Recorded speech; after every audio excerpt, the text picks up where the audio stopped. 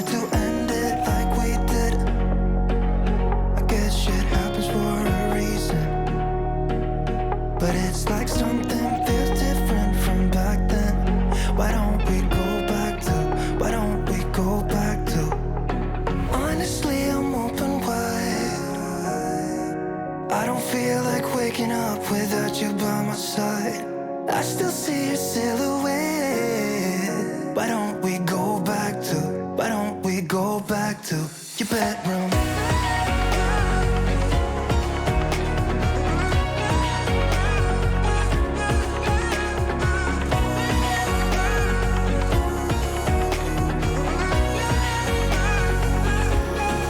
I had a feeling you'd come back and save me from all my slip-ups and mistakes. And I'm just pointless without you. Why don't we go back to, why don't we go back to? Never wanted to end things like we did. I'm sorry for all those promises I made you that I couldn't keep. But it's like something feels different from back then. Why don't we go back to, why don't we go back to? Honestly, I'm open wide. I don't feel like waking up without you by my side. I still see your silhouette. Why don't we go back to, why don't we go back to your bedroom?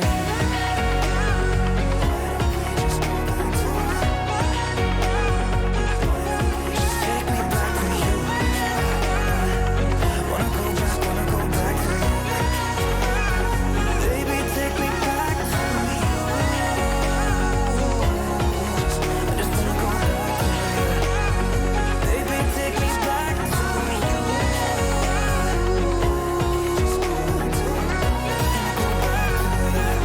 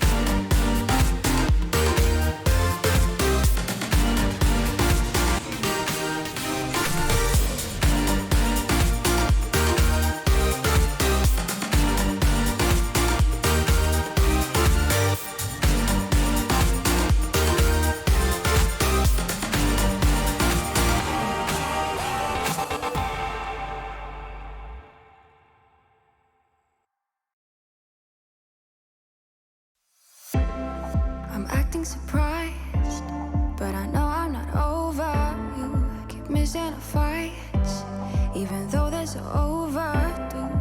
We had a fire, now we're watching it burn low. Isn't it time we go our separate ways? Not enough time, not enough time. I'm falling behind, I hate to separate my body and mind, my body and mind. You feel like demons in my mind, demons in my mind. You taste like demons in my mind, demons pushing all my triggers. Losing my pride, but I guess that's what love do to people like us, struggling to come through. We had a fire that we watched it burn out.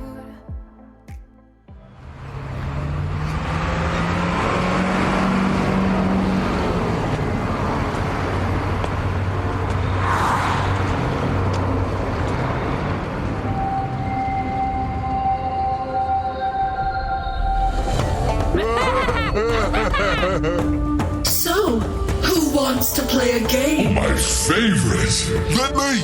No, me! Try me now.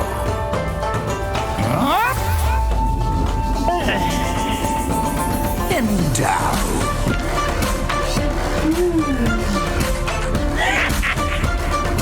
No, this. Ooh.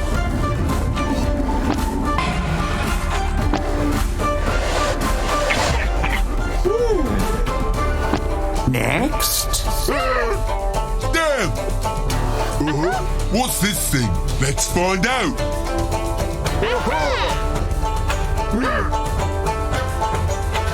How much is in there?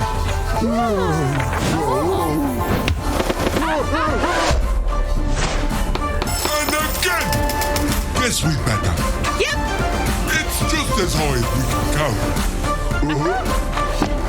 Expertise!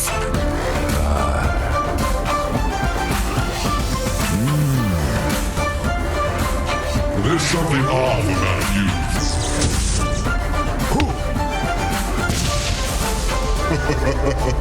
It's in the bag. Watch me now. Yoo-hoo! I always get what I want. In the bag. Nice! Such talent. Sorceress. You're doing good! You too! Where are you? You want me? Come get me. Hello and welcome to the China DPC, where we are here for another day of Dota 2 action. That's right, we've got 2 divisions, we've got 3 series, and we've got 3 beautiful casters. That's right, my name's Nomad, and joining me we've got BCOP and Dragon Drop as we get into our first Division 2 series of the day. But first, gentlemen, how are we doing? Starting with you, Dragon Drop. Well, I'm doing great. Just had my coffee. I still have a little bit of a sip left that I can enjoy as the draft goes on. But I'm excited for another day of Dota. I'm excited to watch these teams go at it, and probably excited to see Dandelion win if we're going to go straight into it and be honest. Okay, Here. you've got no chill this morning. Nice to see you woke up the bed and chose violence. Excellent. I like the speed lines around your webcam as well. It just looks like you're permanently going really fast. Hell yeah, yeah. That's very, very extreme. I love it. BCOP, how you doing, my dude? I'm doing all right. I got to roam around the world of Dota yesterday and watch completely different metas of what we're seeing here, and heroes that Lone Druid. That's not a China hero. We don't ever see that. No, that was picked never. up, and Underlord was picked up. We barely, if at all, see that here. I'm hoping, China maybe they stay up a little bit and they watch the other DPC regions, and they're like, I want to do that. That looks cool. So Instead of the same thing. you're the nomad today is basically what you're saying. Yes, if we could switch names, that would be appropriate. Alrighty, everybody. My name's Beacon. No, I'm sorry. That's That is how I sound like. I knew it. I was very confused for a second. Wait a sec. 2 B cops? What? Two B cups? What's One happening? is I already didn't see enough. that on the schedule. Yeah. Alrighty, here we have the schedule. Of course, we've got YBB versus Dandelion to start things off. That'll be your Division 2 matchup. Dandelion looking very, very good, and YBB needing a win. Then we move into LGD versus LBZS. It is the top versus the bottom. LBZS have been struggling a little bit, but this team has been known to pull off an upset here and there, so do not count them out. And then finally, we move into Ehome versus Extreme Gaming. Ehome have been this team which has been constantly improving, but Extreme Gaming has been a team which has been a hot streak for a rather long time. Who will take the victory? Well, you have to wait and find out, but let's get into the first series of the day. As mentioned, it's Dandelion, it's YBB, and I want to start the conversation off by talking about Dandelion, because a lot of people might not know how dominant this team has been so far, but why don't you guys talk us through this team? Yeah, Dandelion has just kind of come in and taken names through the open qualifiers. I don't know if many people expected the domination that they were bringing, especially because this is the old Magma roster, basically. And I don't know if you remember this, but they were not good. They were they were bad. Like we were laughing. There were times where we were laughing, and I usually try to hold back laughing at what teams do, but when you've got Shylock going into shapeshift and running around the fight and never really getting involved for 35 minutes straight, there was no other emotion I could feel other than a little bit of laughter that was coming in. And this Magma lineup then turned into Dandelion. They've also been joined here by Tian Ming, who I think is a phenomenal floor.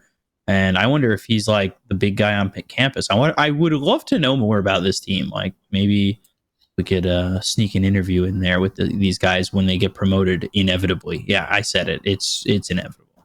These guys are going to Division 1. Well, I mean, let's hope the 2-week break didn't somehow destroy this team. I mean, if there was ever a team which would be smacked in the face by such a break, then it would kind of be the team which is coming in and upsetting everything and everyone. So hopefully that's not the case. You know, I'm just saying that that's got to be a risk, right, Dragon Drop? Just a little bit, but it would be very surprising, like judging by how they ended up playing in their first 3 series. Like they're undefeated, the only team in Division 2 that's undefeated, 3-0, not even dropping a single map. I mean, first they went up against Asta Aries 2-0. It's fine, yeah. All right, good benchmark. Then Phoenix Gaming, one of the perhaps weaker teams here in this bracket. All right, but then they also 2-0'd IG. The first game, 1 hour, 13 minutes. That was quite something. But they had the upper hand throughout most of it. And then the second game was also a little bit along the side, I guess, 40 minutes. But it was also 2-0 against a team that no one really expected to be in the Division 2 in the first place, that everyone expected to go on. So in IG and Dandelion, from what we've seen so far in this bracket, it seems like it would be very hard for any other team to try and push either one of them out of that 1 and 2 slot. Yeah, absolutely. And I have to say, I mean, Summer, who's also known as Shylock, he's been pretty outstanding to me as a carry player in this region. And actually, across all regions, he currently holds the highest GPM record off the DPC ever. Do you guys know that? No. I wouldn't have expected. Yeah, that's why I leave the stats to you, because I always like to be surprised when you bring me one like that. That was a Nomad's nugget right there. It really was. That was a bombshell and a half. Yeah, I mean, this is a little bit of research I did, but yeah, this game, IG versus Dandelion and Shylock, aka Summer. He was playing the Medusa. He got 1,147 GPM. And that is the best we've had in the DPC so far across all regions for this year, for last year. I mean, what a record to hold. Like, Jesus, that is just a sign of how outstanding this team has been this year so far. He also did 69,000 damage that game, which is nice. Nice, very nice. Thank you, thank you, Dragon Drop. Appreciate that. Let's have a look on the other side of the coin, because of course, there's always a winner and there's always a loser, and unfortunately, YBB have been the latter a lot of the time for this Division 2 so far. What do you guys think's gone wrong with this team so far? Everything. No, it's just a little bit of losing Lou coming into a season with also, I believe they lost Rain. You're losing two guys who are now seemingly showing that they're pretty important to the roster. Lou obviously going to Extreme Gaming, where he has been succeeding. Not that I think that he's been the strongest part of that roster on Extreme Gaming, which it's hard to stand out on a team like that, especially coming in as the fresh blood. But it definitely shows how much and how important he was to YBB, at being this mainstay for them. And I guess he wasn't a mainstay because he left. And now he's with Extreme. Although they're both the same org. I don't know what's going on. It's like that SAG, RNG kind of combo that's going through. Or back in the day, the Ehome and the Ehome Luminous and Keen rosters were just swapping players. Why not? Yeah, given the elder, this guy looks good. Let's get him to the main squad. Sorry, secondary squad who are doing really well with him. You're just the chickens being raised for the slaughter, unfortunately. But I don't know. Extreme, is there hope for them, Dragon Drop?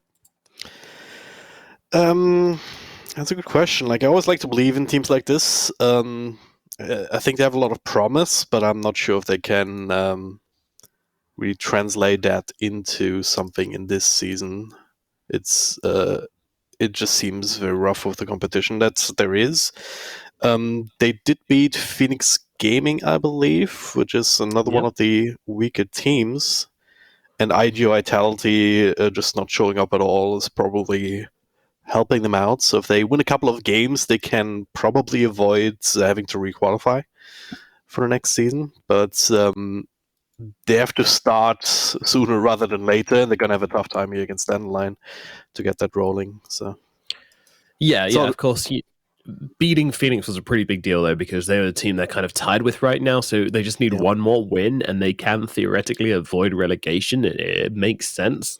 And, that was also a pretty interesting game, because they played like a ton of kind of bursty, fighty heroes, which honestly they weren't picking against other teams, and it wasn't really working the same way against other teams. But against Phoenix, they did manage to pull out that kind of chaotic energy, and that seemed to help them out a lot, and that led them to the victory. So I'd like to see some more of that. I'd like to see some more chaos. I'd like to see some more fighting. I'd like to see them kind of just, break it down.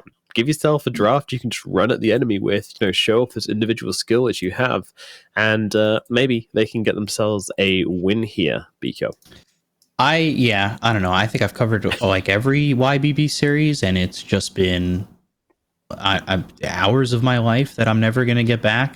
They've had long games. They average such long games, and it feels like there are times where they've had major leads and they don't know what to do with it. They seem so lost. Like their finishing abilities are just almost non-existent. It's kind of very scary. Like this team seems like they're very out of sync, and hopefully these 2 weeks have kind of helped them maybe get that back a little bit, maybe play the game a little faster. I'm just suggesting. I don't know. Feels like the patch is still kind of fast at times, but people prefer 35-minute games over 60-minute games. I'm just saying. Who would ever want that? At the same time, it's like you're also going up against a very tough team. So it feels like you have to have this starting mentality to even get out of the gates against Dandelion. Like, this is going to be a tough series, and I don't know if they'll ever have the lead against Dandelion with how well they're playing.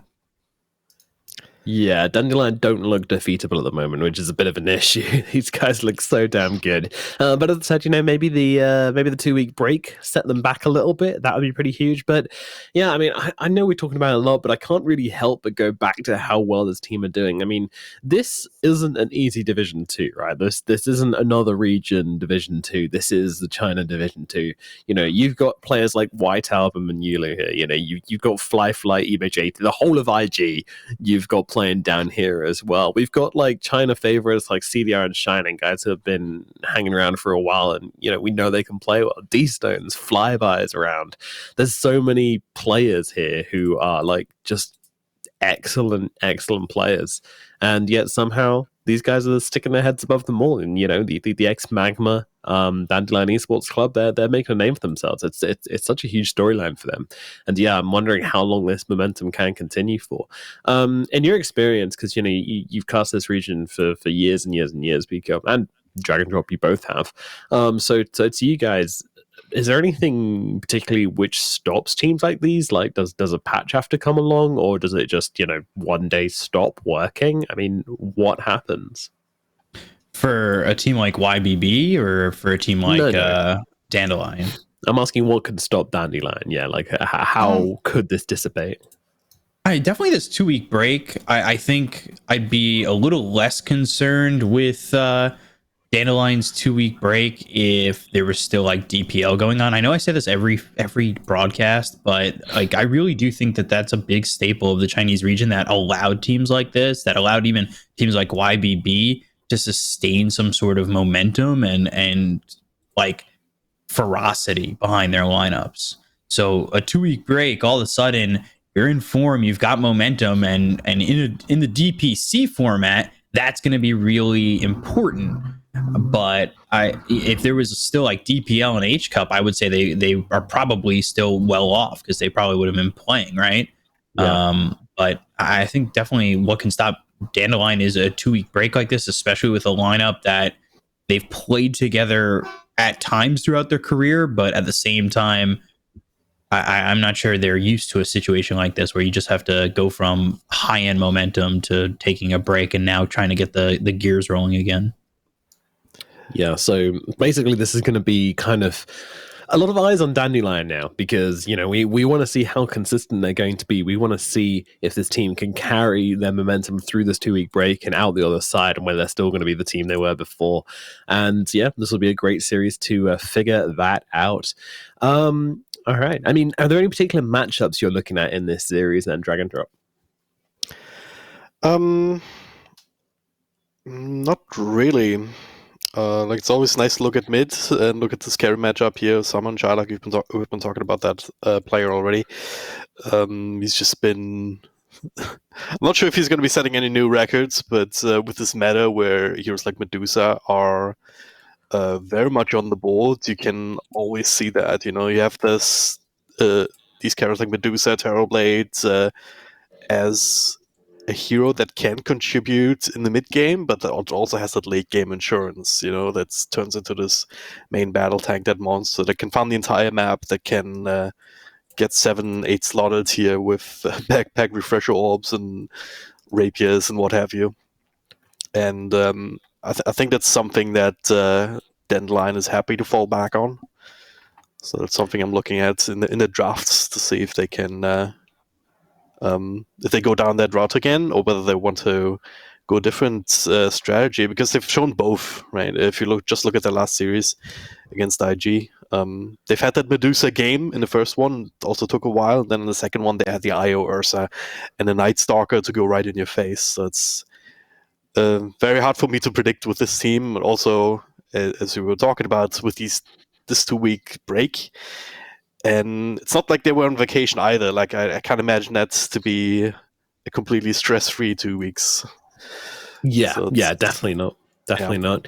I mean, you could tell from the series we watched yesterday that these teams have been scrimming each other, of course. There was some curveballs coming out, which people just, they picked the last Alchemist, and then the enemy team just kind of ignored them.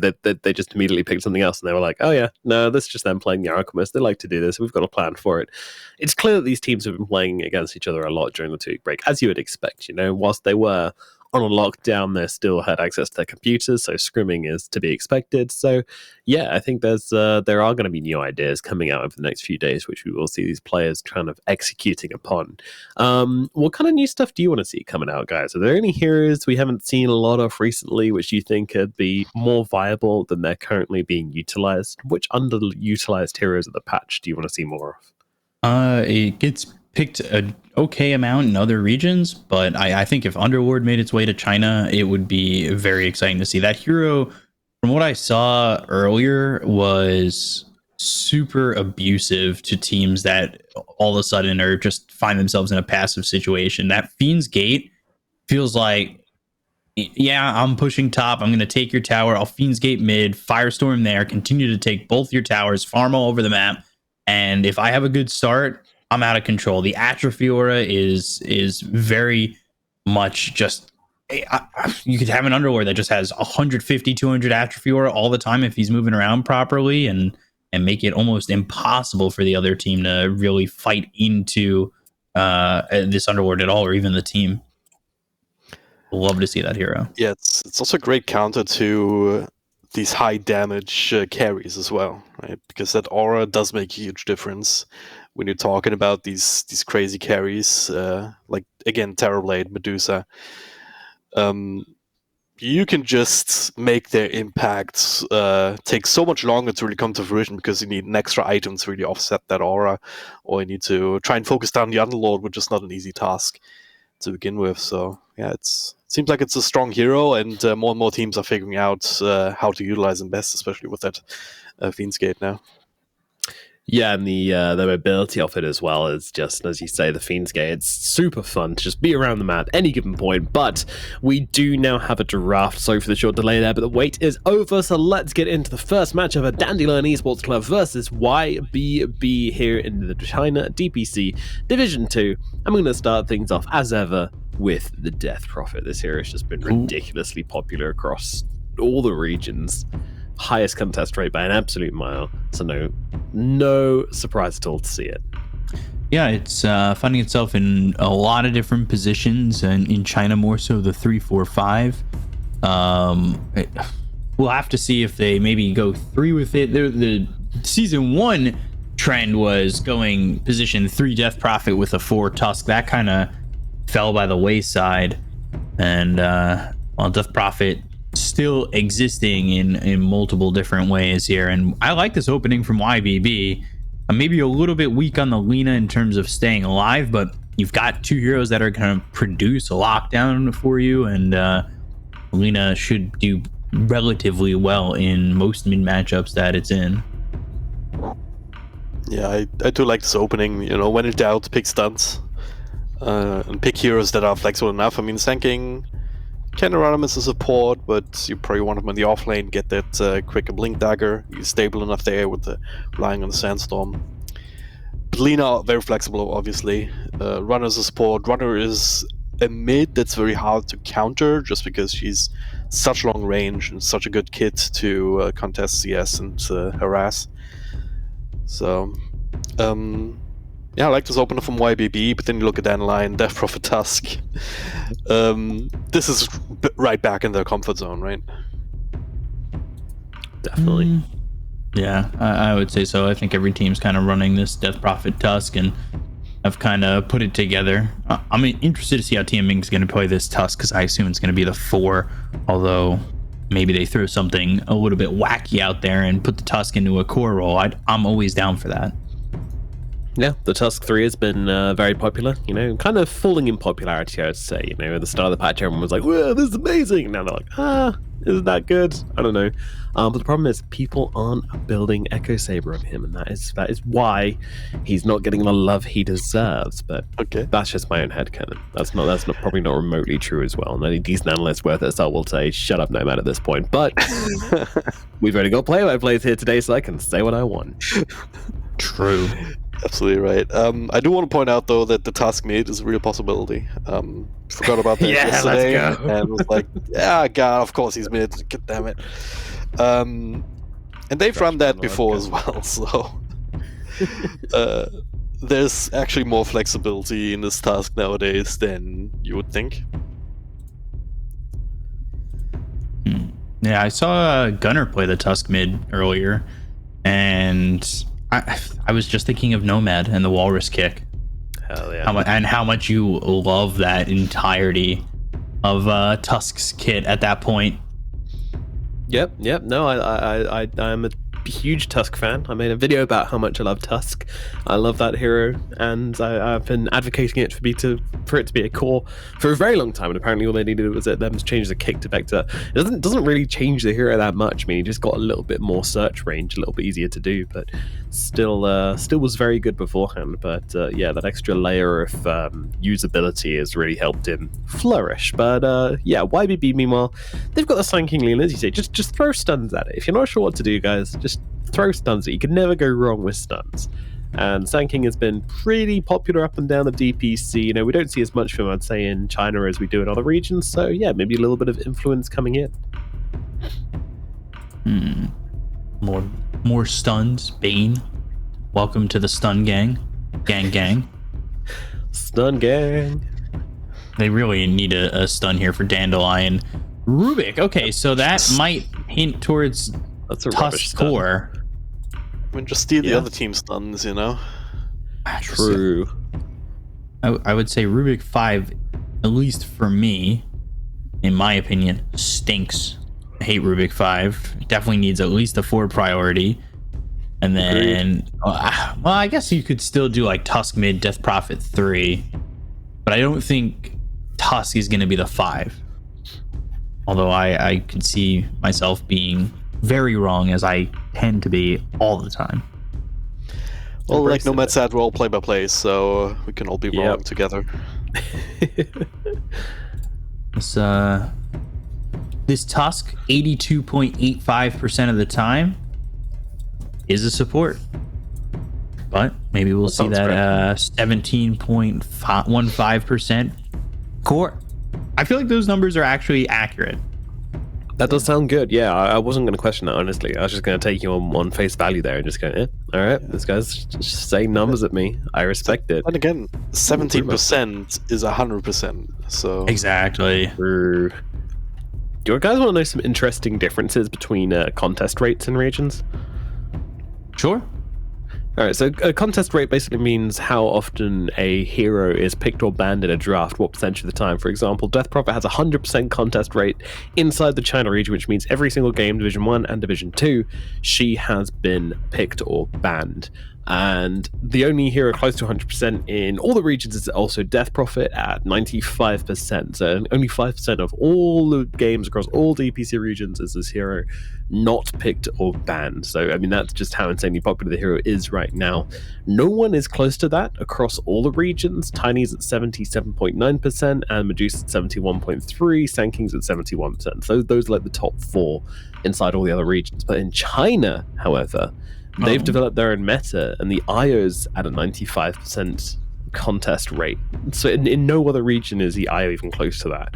But here in China, they just value it so much. And Pangaloo as well, also insanely popular in the China region. So we have like 2 heroes here, 2 extra heroes, which are up in that like S tier pick club, at least how they perceive it in this region. So I find that very, very interesting, how they value these 2 heroes so highly compared to other regions.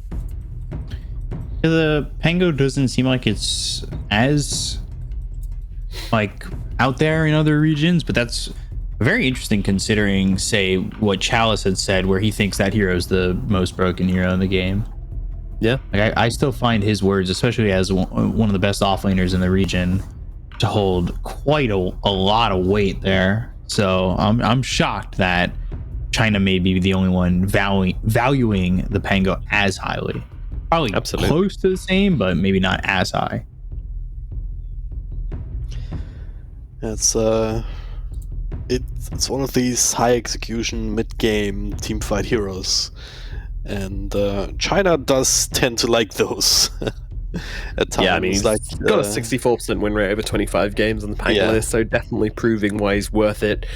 6 games from the IO, and he's won 5 of those games, so also proving why he's pretty stupid. DP though, she's only been picked 13 times, and out of those 13 times, she's only won like I think 7 of her games, so not as impressive as the other guys, but you know, it's positive. We'll let it slide. I mean, if everyone's picking or banning it, you know, then it stands to reason that it would be close to 50% win rate. maybe a bit better as the Drow Ranger rounds out Dandelion's lineup here. Yeah, I mean, we could still see shenanigans here with, again, like normally you would say, oh yeah, Brewmaster offlane, Death Prophet mid, Tusk Rubik supporting, I guess, but we've seen Brewmaster 5, we've seen Tusk mid, Death Prophet 3 position together with the Rubik, so that's on the 4, so that might actually be the way that they're running it, even though you have to think, do you really want to have that matchup against what looks like Lina right now in mid? With the Juggernaut being picked, so it's going to be rough for anyone, but someone like Death Prophet or even Drow Ranger, if you want to make that adjustment, would just be able to contest and not take that harassment at least as readily as a Tusk would, but it is ZC picking them up, so yeah. Oof. So mid Tusk, I believe I saw this matchup today. My brain's a mush, and it was Tusk Lina, where it was actually Tusk Viper, but similar, where it feels like Tusk is still going to have a little bit of trouble CSing in that lane. It might just get zoned out, but with one good rotation, you can equalize that, and they've got supports that can get that done in a Rubik as well as a Brewmaster. Those are two heroes that I think come over mid and can get you a kill. Telekinesis into the shards as well as a snowball. Lina's not that tanky. I expect these supports to move around a lot for Dandelion and play pretty aggressively. Definitely. Yeah, it definitely feels like this Ags on the Tusk as well is going to be absolutely huge. The ability to reposition this Lina is absolutely massive. I mean, this hero wants to be in the backline, so if you can find her, get her out of there, and give her problems, and then that's massive. And, Drow as well, obviously, another one you can really mess up. Yeah, I like what they're putting down here. I think there's a lot of potential here for them to kind of kick off in this game. I'm excited to see it. I don't know. Where are you going with this one, Dragon Drop? Going with Dandelion, it seems like their draft. YBB though, like it's not like their draft is bad, right? They have solid stun, solid heroes. They've got the white bread of carries and the Juggernaut. If teams were more equal from what they've been showing so far in this bracket, I would be a little bit more ambivalent. Yeah, absolutely. Yeah. Beaker, which way are you going for this one? I think I agree. If I closed my eyes, didn't know who was drafting what, I'd probably go with YBB. But with the way Dandelion are playing, I think I have to go that direction. I like their draft on YBB. They have the Bane as well as the Hoodwink. That control is certainly there for them. I'm a little worried about this Jug. I haven't seen much Jug success recently. Nope. And Dandelion too, as the mid game kind of comes on, they'll have the pushing pressure from the Death Prophet, the team fight pressure from the Brewmaster, and pickoff potential from the rest of the team. It feels like they've kind of checked a lot of boxes.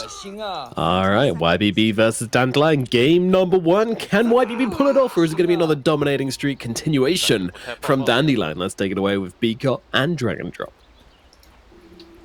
We'll see how Dandelion end up doing here. I think that if Dragon Drop, if Dandelion had the other 5 heroes, would you still go for them?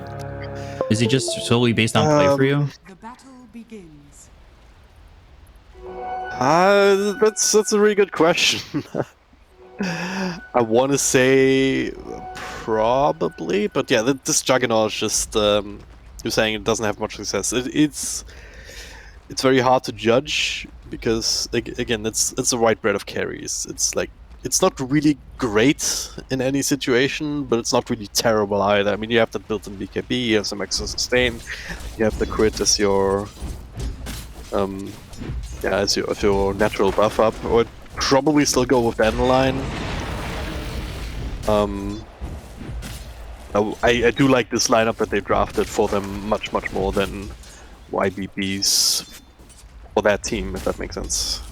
Yeah, I see what you're saying there. And the one thing that kind of actually makes me a little bit nervous about this Jug is this Tusk. If Tusk gets enough time to find, say, Blink Dagger as well as the Ags, we've also seen the Shard for a little bit of enhanced farming capabilities. Like, Jug's going to go into this fight, get kicked away from the engagement, and maybe Dandelion can play off that, where Jug doesn't feel as comfortable in these fights trying to potentially survive. Like this punch and kick are going to be hard to deal with. They go through spell immunity, so you're not exactly super safe all the time. Yeah, one playstyle that you sometimes want to fall back on as a Juggernaut is just taking this very aggressive farm, just split pushing the side of the map, and then spin TPing out. This is not going to be a thing in this game here because of that BKB piercing stun is, ooh, Bane almost dropping down bottom. Pause on that one. Yeah, Bane. This is well. I'm saying short pause. I've got my a lot of writing after that. I don't know. Okay. Sure. I'll guess a short pause. I'm always. I was bad cop earlier today. I'm gonna try and be good cop today. I'll say short pause. But this lane, you see Rubik a lot in the past. Not really so much anymore, where it does make a good kind of combination with heroes like Centaur and maybe even this Death Prophet. I'm not really too sold on it just yet, but like Telekinesis, Fade Bolt with like a Spirit Siphon onto the Bane, these early levels make things pretty difficult for the Bane to have survivability, which means he's not harassing. And MS, I don't even know if he's going to be able to stick in this lane and feel comfortable. He's probably staying here, but it doesn't mean it's going to be fun. Yeah. I mean, they have the healing ward to fall back on. Together with the brain stab might be enough to sustain the both of them. But the more these levels come out, the more points in Crypt Swarm to combo up with the Fate Bolt nukes. Like, it's just a lot, as long as that Lion can sustain their mana, they can probably keep the pressure up. Even up top, also getting a bit rough here. if you got caught out on the Hoodwing. We've seen 928 already take a lot of damage from just a couple of spells and right clicks. Yeah, the early lockdown is okay here for YBB. I think it's towards the mid game where you're kind of having everything go with one another, and the Blink Dagger on Aenid feel much more of a peak for them. But early on, as you can see by the CS, like even this Tusk up against the Lina, which should be a matchup where Lina can kind of hit away at ZC, he's right there with it with the CS. I think he needs to be shut down a bit more to make sure that this Tusk doesn't become a problem, because once he gets that level 6, when you're getting that quicker 6 and that quicker damage coming out from a Tusk, some of these heroes don't exactly know how to handle it all too well. Yep. I'll see Lina actually not skilling LSA until just now. So we'll see if that'll make it a little bit easier. Just opted for the extra points in Dragon Slave and Fiery Salt, get the right clicks out. Trying to harass ZC out of lane, but at least his bottle's empty now, and there's no bounty rune for him, so might be a bit rough for him to sustain for the next little bit. Yeah, kind of wanting these bottles to be filled if they can. They got 30 seconds till they've got water runes. ZC. Oh, bottom. Ooh, bottom lane MS. He's the one who draws first blood. I'm a little bit surprised with how that lane was going, that he comes in and finds that kill, but you've got the Nightmare to work with, and then you've got the Blade Fury afterwards. Jug having a good lane, at least at the moment. I'm surprised Dandelion maybe not playing it as aggressive as I thought. See them go that deep as well and still get that kill. Be the same here for the Lina. Although they find the two-man bushwhack, they've got SJ coming over. Telekinesis slams him down on 928. This Lina taking a lot of damage, and here comes the snowball with the Cinder Brew igniting. It's an easy kill onto the Lina and helps elevate ZC's game that much more, and he is getting closer to that level 6. Only a fourth of the way there, though, for the moment.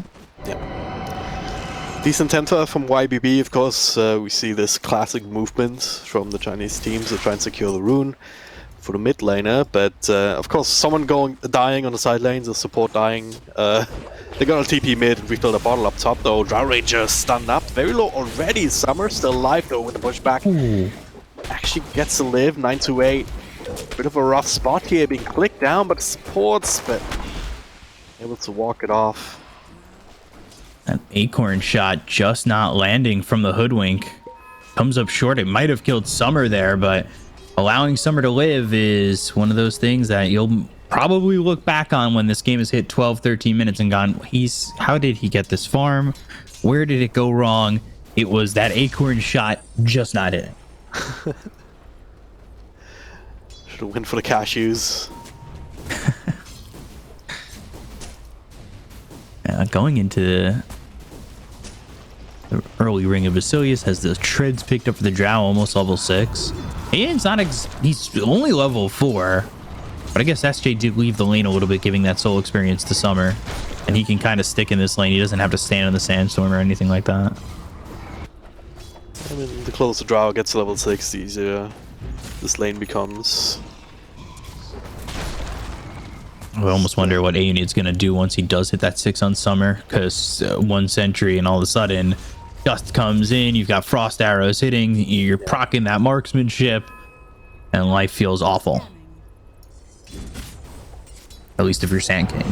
For the Drow, maybe not so much.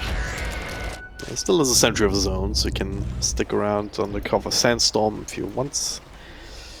I have to find the one that's already down inside the trees though, so...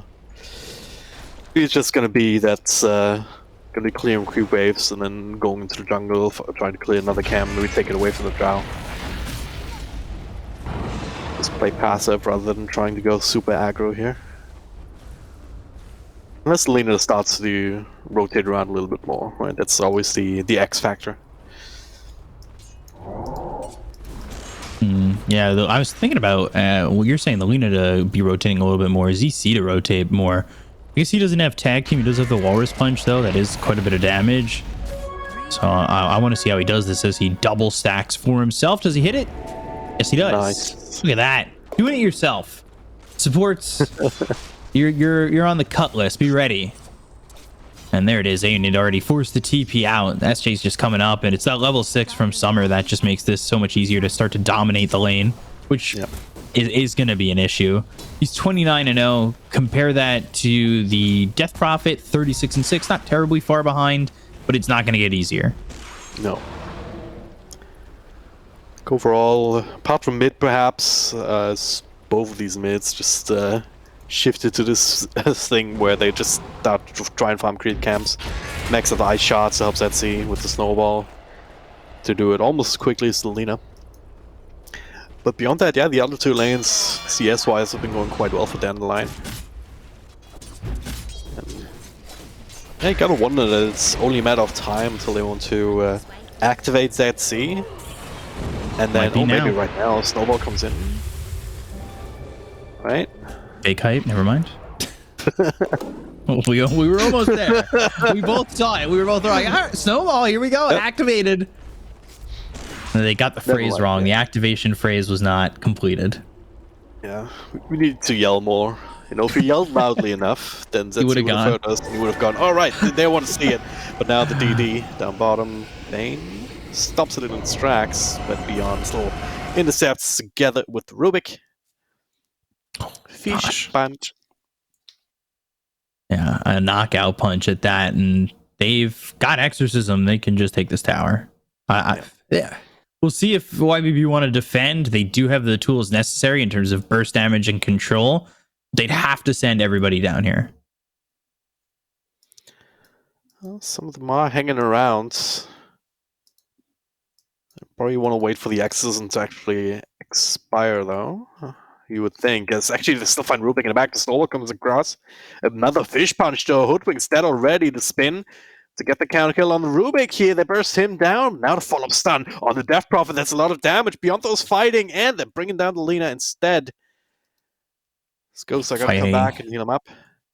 Yeah, fighting into the Exorcism, the Spirit Siphon's definitely not the best play here. Another Walrus Punch, because the cooldown is so low, normally a support, but when you've got yourself your ulti on a 20-second cooldown, you're going to be spamming it a couple times in these more drawn-out fights. And they did what I thought they needed to do on YBB, and that's bring everybody bottom, but they just didn't execute well with the move. And, oh God, Summer just getting out. I was never worried for his life, honestly. And the 2 times, neither is he. He's taking the opportunity to do more damage in the mid tower than they managed to actually do in his bottom one.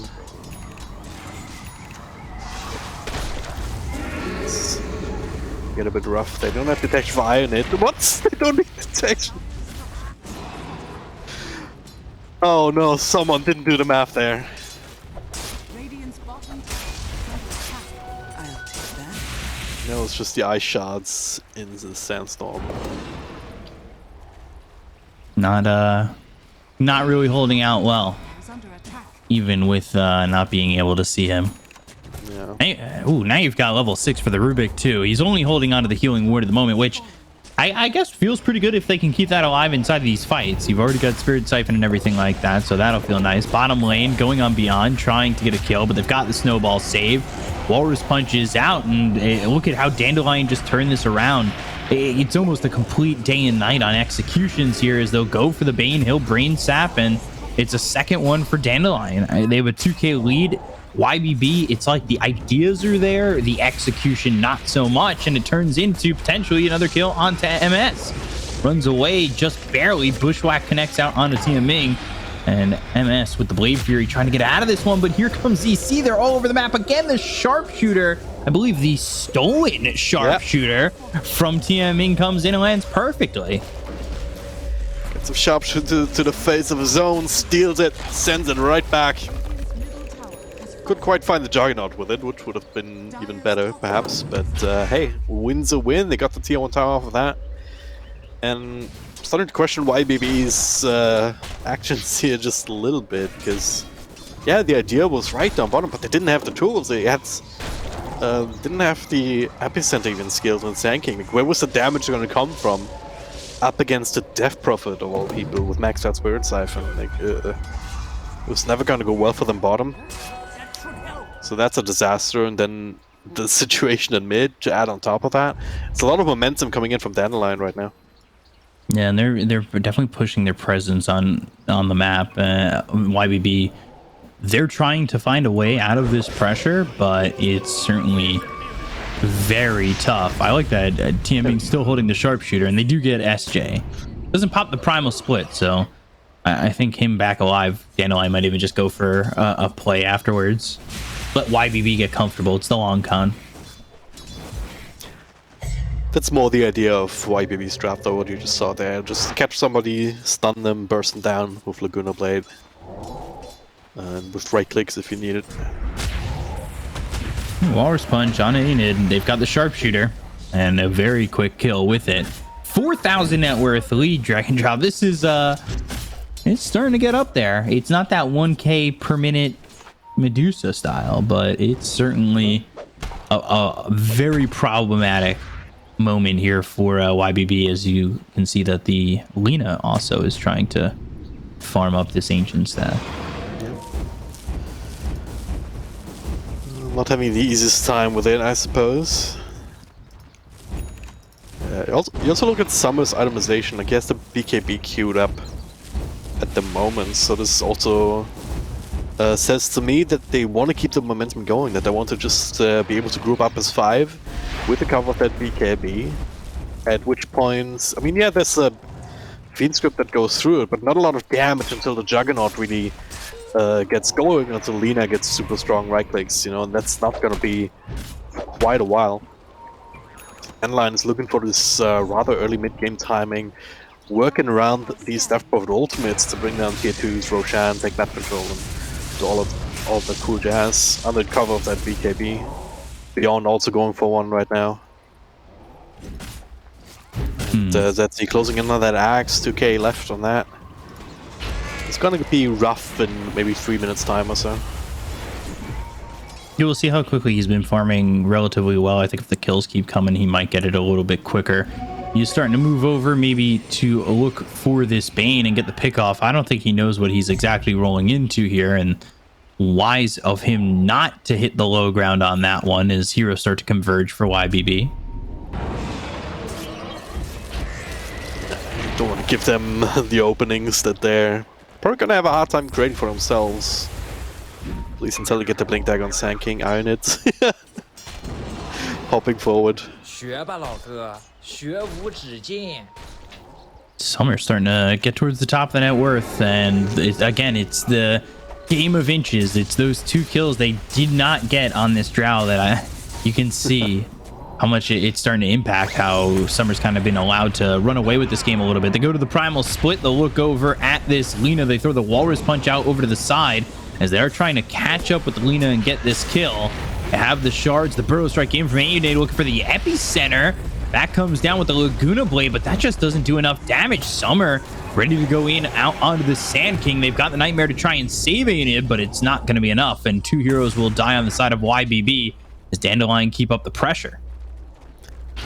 It's a very quick collapse here, very deep on the Radiant side of the map, and YBB, I'm not sure if they realized that this was the entire lineup coming. By the way, they did not respond in force, so they lose a couple of important heroes. I mean, 2 cores going down. The tower will join them soon with the 5-man lineup down here. Open up outpost. Yeah. This is not looking grim just yet for YBB. We're yet to see the big potential come out from, say, the Jug, who's also looking for this Manta. But Dandelion at the moment aren't exactly looking like they're going to be stopping anytime soon. I mean, if they find opportunities like that, that's just an invitation to use Exorcism to get an objective. Oh, how are you giving that up as Sand King this far away from the fight? That cannot happen. Well, it's time for Rubik to do. Become Darude. Yeah.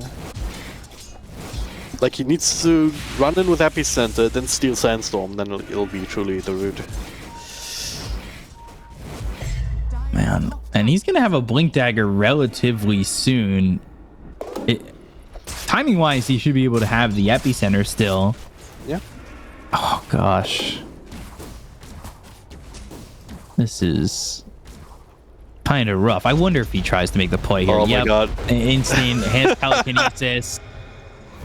And the Sandstorm. Oh no! Can he get this kill on Aided? I think so. If he just finds the right. Okay. He's gonna die for it, but he buys the Blink Dagger. It doesn't matter. Oh my god. Completely forgot he didn't need to even cast that. It's just boom, ready, go. What a baller, man. He's just all alone on the other side of the map. He's like, yeah, I can get this kill. TMing, man. No. Oh no. Bane in a lot of trouble. Silence, the Siphon, the Death Beyond is on a mega kill streak. And there's the kick. There's the Ags, putting him right into this enemy lineup. There still are 3 heroes here. The Shard's not well placed, or not well enough placed by ZC.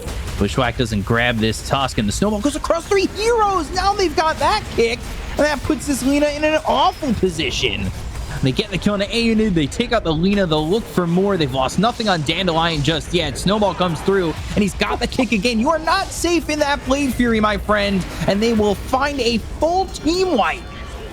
Dandelion just a little bit of a Southeast Asia in their veins as they come in and just all-out aggression.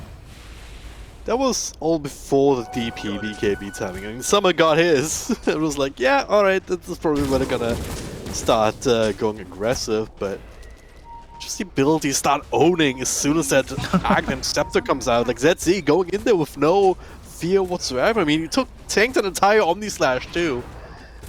Just knowing full well that that was gonna come out. There's no creeps, nothing to share it with. But it doesn't matter, he has plenty of health points, and now going straight in again, the Snowball up on top of the Bane, controlled up, kicked back on the Lina actually. What a guy! Oh my god. How is he doing this? I don't even know at this point, but he is on 2 different targets at the same time. Wow. Oh my god. Yeah, this is getting out of control fast. Very, very impressive from ZC. Looking like completely different player from when we last saw him in the Division 1 a year back. Ooh, Epicenter Burrow Strike, and gets the kill and the Aegis. Very impressive from Aided. Not sure how much Dandelion care, because I feel like they also have the tools to kill them through the Aegis and do whatever they want anyway. That being said, they are going to lose 2 heroes and pop the Aegis on this Sand King. Yeah, I would have liked to have the Aegis in the Summer's pocket for sure. Oh, 100%. But if not, why not? Just make them pay for it. That is, Yeah, I can't believe they let that go.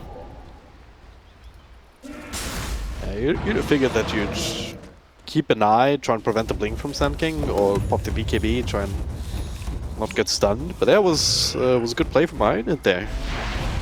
It's probably keeping his team in the game for quite a little bit longer, just denying that Aegis.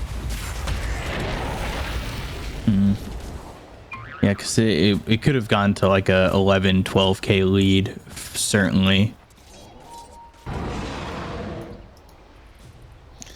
Whereas all of a sudden, well, it hasn't. Yeah. It's kind of held the way on it a little happens bit more. sometimes, yeah. That was at 9k, now it's down to 7k, so it's quite a bit of momentum regained, or stopped, I guess, from that line. But how long will that actually last here? Rubik's right back at it again. Feeble Bane's gonna be dead.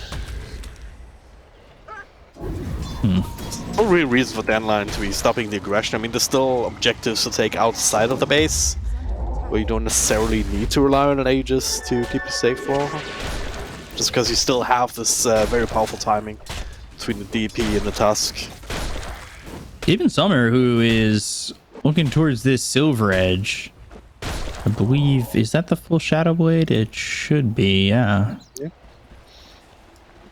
That's going to be a bit of an issue. They've had troubles keeping on this Drow already. DC with another double damage. Expecting the smoke.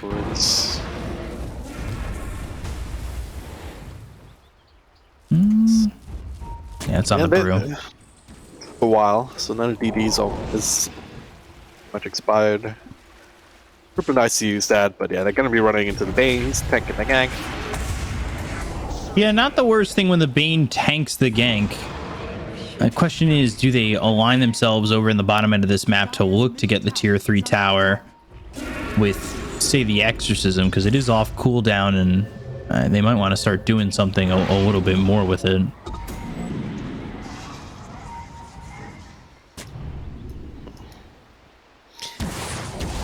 Definitely expect them to try and do this. Oh, there we go. Gosh, and getting caught by Summer with the help of this Rubik and his own Sandstorm. Meanwhile, they are looking towards top to maybe go after MS. Blink, kick while he's in the Blade Fury. They've got the Bushwhack, but the BKB is Poplo going to the Exorcism. They'll look for MS, knowing realistically he's not safe to TP out here. Omni Slash comes in. They've got the Walrus Punch. They'll have the kill on MS. Now they'll look for the Hoodwink. 928 on the run. But there's the Cinder Brew igniting on him. The right clicks are in. That kick maybe not efficient because it kicked him away from the entire part of the team, but it still ended up that they were able to get the kill. Yeah, it was great play from Dandelion, kind of juggling the Omni Slash as much as they can, like with a bit of a snowball dodge with the Yules. Kind of, I mean, because this Omni Slash is doing some damage at this point as down bottom. Okay, that's. How's that C here already? I mean, of course, the outpost steeping in, Ironin. Gonna try and get some revenge here on the Rubik with the Fiend Script to secure it. But what gosh, Bane's gonna be dead again any moment. Just kick his dead body around. That's so rude, honestly. Yeah, well, they started it. They used 2 ults on a Rubik. Yeah. They got him. So there's that. CC 9-0-16. And with no eyes on slowing down, that's for sure. Yeah. I mean, you can't, you know, you're playing Tusk. You're on a bit of a timing on that here. I mean, this utility is always going to be useful, with the new kick being so comparatively easy to use. But his damage is perhaps falling off until he gets to a point where he maybe gets an extra crit and starts just punching people randomly. I'm about to get to that level 20. Might end up taking the plus 75% Walrus Punch crit. Yep.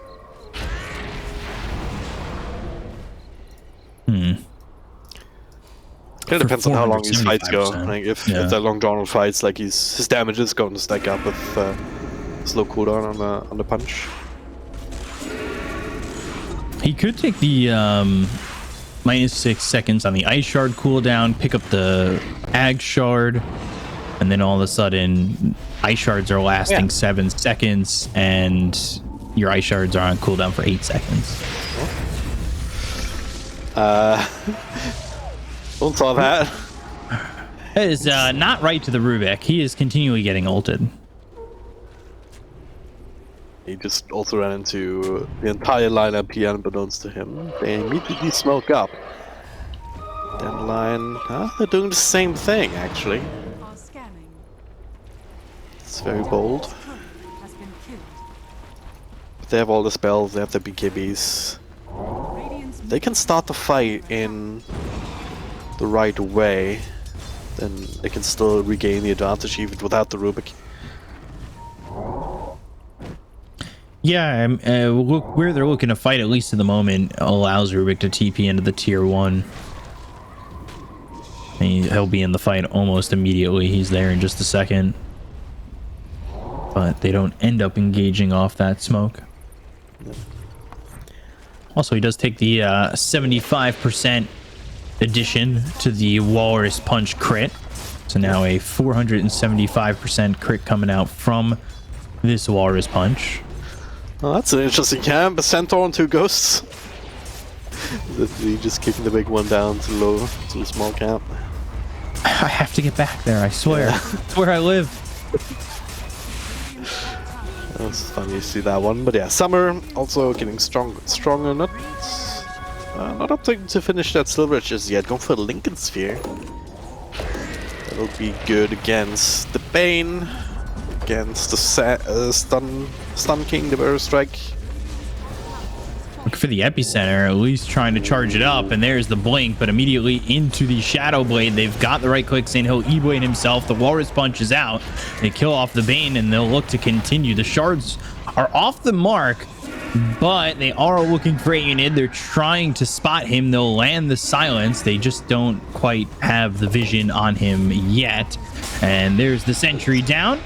Force him to Burrow Strike out of the Sandstorm at least, and well, maybe TMing going in a little bit too far. They've got this telekinesis into the kick, and I guess not, because 928 is now dead thanks to the help of this Rubik to help ZC get the vision to blink in and go for that kick as well as the punch. Yeah, I'm not quite sure what 928 was doing there, to be honest. He was trying to help his Sand King, his everybody syndrome, but then caught out in the wrong place at the wrong time.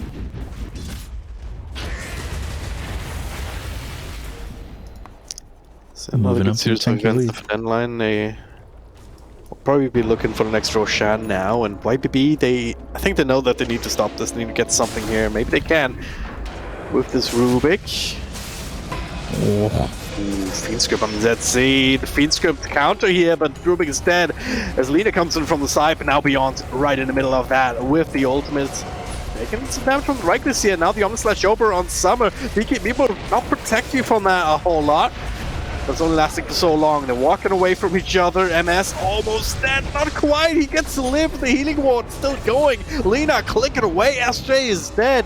Dandelion down to 2 heroes all of a sudden. What was that fight? Lina actually gets to play the hero completely unbothered by anything here. Yeah, it felt like a fight that for a second was going to go Dandelion's way, as Rubik had, at least in my eyes, done enough. Stealing the Burrow Strike, getting out of that one, stealing the Fiend's Grip, throwing it over for at least a moment. And yeah, kicked away from his ally. Bane not long for this world, but the shards again coming up short on this Lina. Burrow Strike is out though from Aenid. They've got the E-Blade out onto the Rubik, so TMing can't survive. Epicenter used again. The LSA lands out onto Beyond, and he needs to run it back and get towards his team. SJ is here with the Primal Split available too, so they're going to blink in looking for something, but it's not the right jug.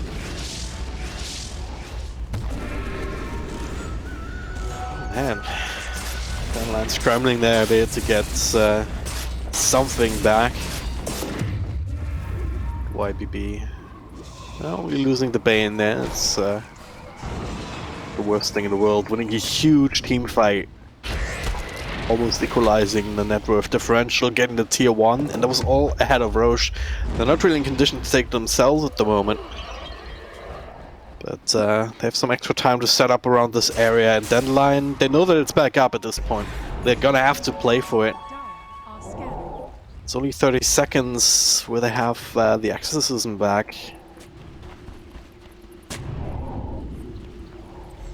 There's kind of a couple moments that you look back on for both these teams, and what have kind of hit them the hardest. It was the lack of getting those early kills on Summer, and at least for Dandelion, it's not getting that Aegis and not being able to use that first Aegis to get more out of the map and potentially suffocating YBB in this game number 1. Yeah, that bought YBB enough time for the Juggernaut to become a bit of a threat. MSC was doing what he was supposed to, what he needed to in that fight. Like, he was making beeline straight for a Drow Ranger after surviving the Staff Prophet, just running away from her, knowing that, alright, you can't kill Beyond, but I can bother Drow Ranger, I can make sure that Summer doesn't stand on the high ground and click us all to death. Everybody set up here for YBB. 5-man smoke. And it looks like they want to wrap, but they're going to potentially find themselves right in the hands of Dandelion. Depends how this goes, as SJ is in a good spot, breaks the smoke of Aenid, and that might be enough to scare off YBB from continuing any further. Yeah. Brumas is not a target that you can go on with that Aeon disc, so he can be the scout. Both teams desperately wanting Roche. We go for next on Drow Ranger here. I feel like you start to need to invest into some damage items. It's been very defensive so far. I mean, BKB, Lincoln's, Hurricane Pike, Shadowblade. So all mobility and defense utility items.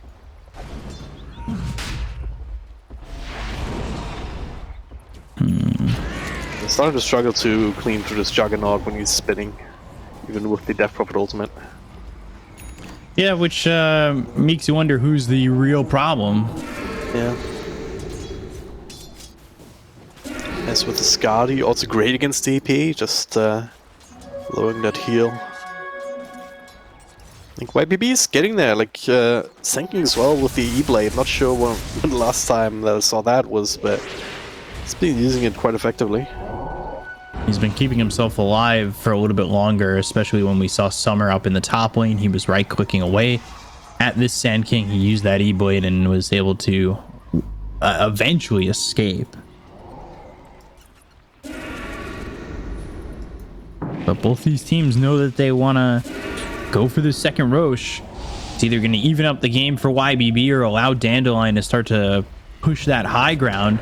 And these heroes come over.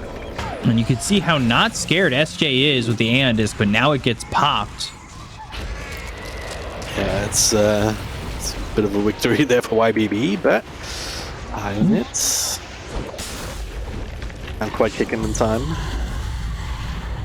Can't find anything in time at the moment. They went for anything they could grasp their hands on and couldn't find anything with it. YBB are able to elude all of that aggression, and MS is just farming the whole time. But you look over, they've got the telekinesis, now the gust. They're trying to get the kill at least onto the Sand King. The Burrow Strike coming in for TMing on 3. He's gonna end up dead, but they already got 2 down. They'll buy back on 928, and they're gonna look for more. There's the kick inside the snowball. Yes, that's legal. That's not a bug. It's not broken. But now with the gust and with the BKB still on, Lina is able to TP out. They'll get the kill onto the Bane. They've taken out 3. They've got Exorcism still rolling. If they want to make their way into the pit, they'll buy back on the Bane, but still no Sand King and no Epicenter. That fight was insane. First, of course, the kick back on the Sand King, being able to bring him down quickly. And a 3-man burst strike. They were kind of hindered themselves a little bit, ZZ, with the ice shot. Kind of pausing the fight for a moment as keeps going on. Yeah, and S, what is he doing? He's trying to create chaos. Trying to waste time. Roshan is not quite dead yet. Trying to poke and prod here, prevent them from getting that Aegis. This time there's no Sanking to steal it from them, but there is. Okay, he's not getting it. The shots will get the shot. There we go. Meanwhile, Brewmaster did end up going down. Summer, bit of a rough spot perhaps. He is Beyond and ZC tanking you on the snatch, transferring over. Beyond almost dead, needs to heal up.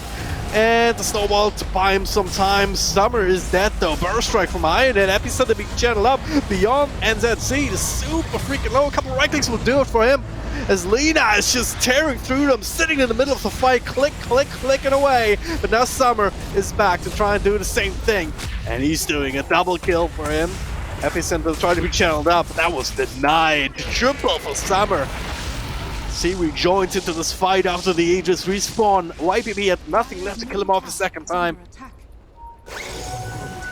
And that was close. I was worried about Summer there because for a second it looked like he was bailing, like he was gone. Yeah. He had those spider legs. He headed toward the cliff. He looked like he was just going to go to the high ground and get out of that one, and they were going to pull the ejection cord on that. But he sticks his ground, and that is the ability to hold down that fight, because that was starting to favor YBB quite a bit. Yeah. Had to use a couple of buybacks as well on ZC and SJ. It was well worth it. Aegis again though being used means you can't really rely on that for the high ground push. So YBB is not making this game easy for them, that's for sure. Still though taking the tower, and that is the last outer tower. Who swiped the shard on that? I believe, yeah, Drow did. Okay, so he's got that frost arrow upgrade with hypothermia. It's quite nice. Yeah. Using regen as well, so it's... Remember that you are playing against a healing ward.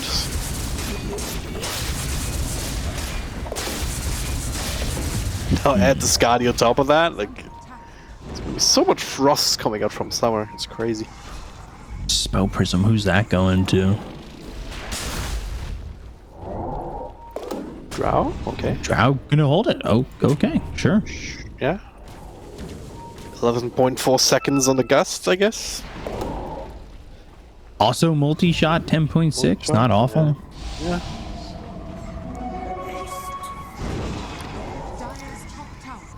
And they know that Anid's near.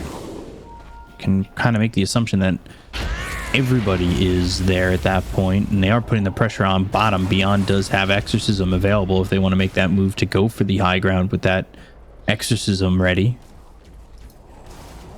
Yeah. They're still proving on YBB that they have the damage to fight this and make it close despite the net worth deficit. Yeah, Jug and Lina both, both of them have been doing a good job just keeping up in terms of net worth. Sitting at a very similar number. So both of them are a threat in the right click department. You know, Lina having the Daedalus on top of the BKB and the Shivas for defense. And then obviously the Juggernaut with the Blink Dagger now, so you can try and get into the backlines, get on top of the Drow Ranger and Omni Slash her down. She's I guess that's what the Shadow Blade is for, just try and walk away from this as okay. Over on Sand King, trying to burst him down. He is still alive, but kick back, silenced up. Meanwhile, there it is, the obsession Summer. He's gonna be dead to it. But MS now stolen Fiend's Grip actually. Where's the damage can come from here? The sleep nightmare there from Bane, cancelling the Fiend's Grip. Out into the side, killing off Rubik. Meanwhile, in the back, they're controlling up the Bane. 2 for 1 so far. It's actually Rubik actually gets to live. Another blink back in. More control as Lina though pops speaking. He starts racking away Beyond. In a lot of trouble here. No, not enough heals in the world for him. They do bring down the hook link in the back. ZC though super low. Snowball will delay this somewhat. Can he blink him out of there? No, he cannot inside Sandstorm. Will be the task. Eventually dropping here. That all starts with Summer getting caught, and that was without the Fiend's Grip. The Fiend's Grip was immediately stopped thanks to this Death Prophet. Gets the silence out there. But then the Fiend's Grip going the other way onto MS. You've still got the Bane alive. He throws the Nightmare onto the Rubik, which completely changes the outlook of this fight. The fact that the fight was so close without Drow being involved at all, doing 0 damage that entire time, is pretty impressive as well. And it's showing that they definitely need that leg up on YBB, despite the fact that the game is close. If Summer's able to hit away, then, well, Dandelion, they have quite the advantage in these fights, which, well, there at least YBB didn't allow. Yeah, good on them to actually get that situation the way that they needed it to. That is, in late game Dota, that's gonna net them this set of racks. Drow, no buyback. They also know that ZZ was not gonna be able to rejoin. He bought back a little bit earlier. So making a beeline straight down the mid. And Dandelion, like Summer, despite all of his defense, he has no answer to this Omni Slash on his face. So it's bringing him from 100 to 0. Now they've got a Spell Prism on the side of YBB. Level 25s are starting to come out. They've got the extra attack range for the Lina, making Lina that much stronger in these engagements where you don't have to put yourself close to these fights. And that's where Dandelion are kind of struggling, is to find the openings to get on top of someone like this Lina in these engagements. Rubik with the defensive telekinesis, still holding onto the Burrow Strike. So He's going E-Blade. I want to say I wouldn't have minded him having Ags in this game. Yeah. Maybe next Roche. Spell Steal, yeah.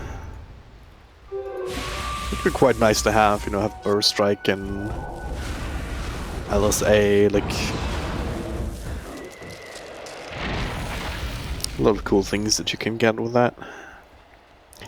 But Dandelion, they're gonna be very careful now. Like they're up, they have twice as many kills, but the net worth is dead even. They don't have the buybacks. Lina and Jug both have buyback. Beyond's got his, but other than that, everybody is without it. And Summer needs the gold to get there. Still looking for that Silver Edge. They would love to get the next Roche, but that is up in 37 seconds and not really in a position to go for that Roche just yet. As they do ping it out, I think they want to set up putting themselves there, but it's very obvious if you're going to allow this creep wave to come in. And I guess, yeah, you'll show the Drow and kind of maybe not give off the idea that, hey, we're setting up towards Roche. We want to get this third Aegis cheese, and whatever comes is the third item.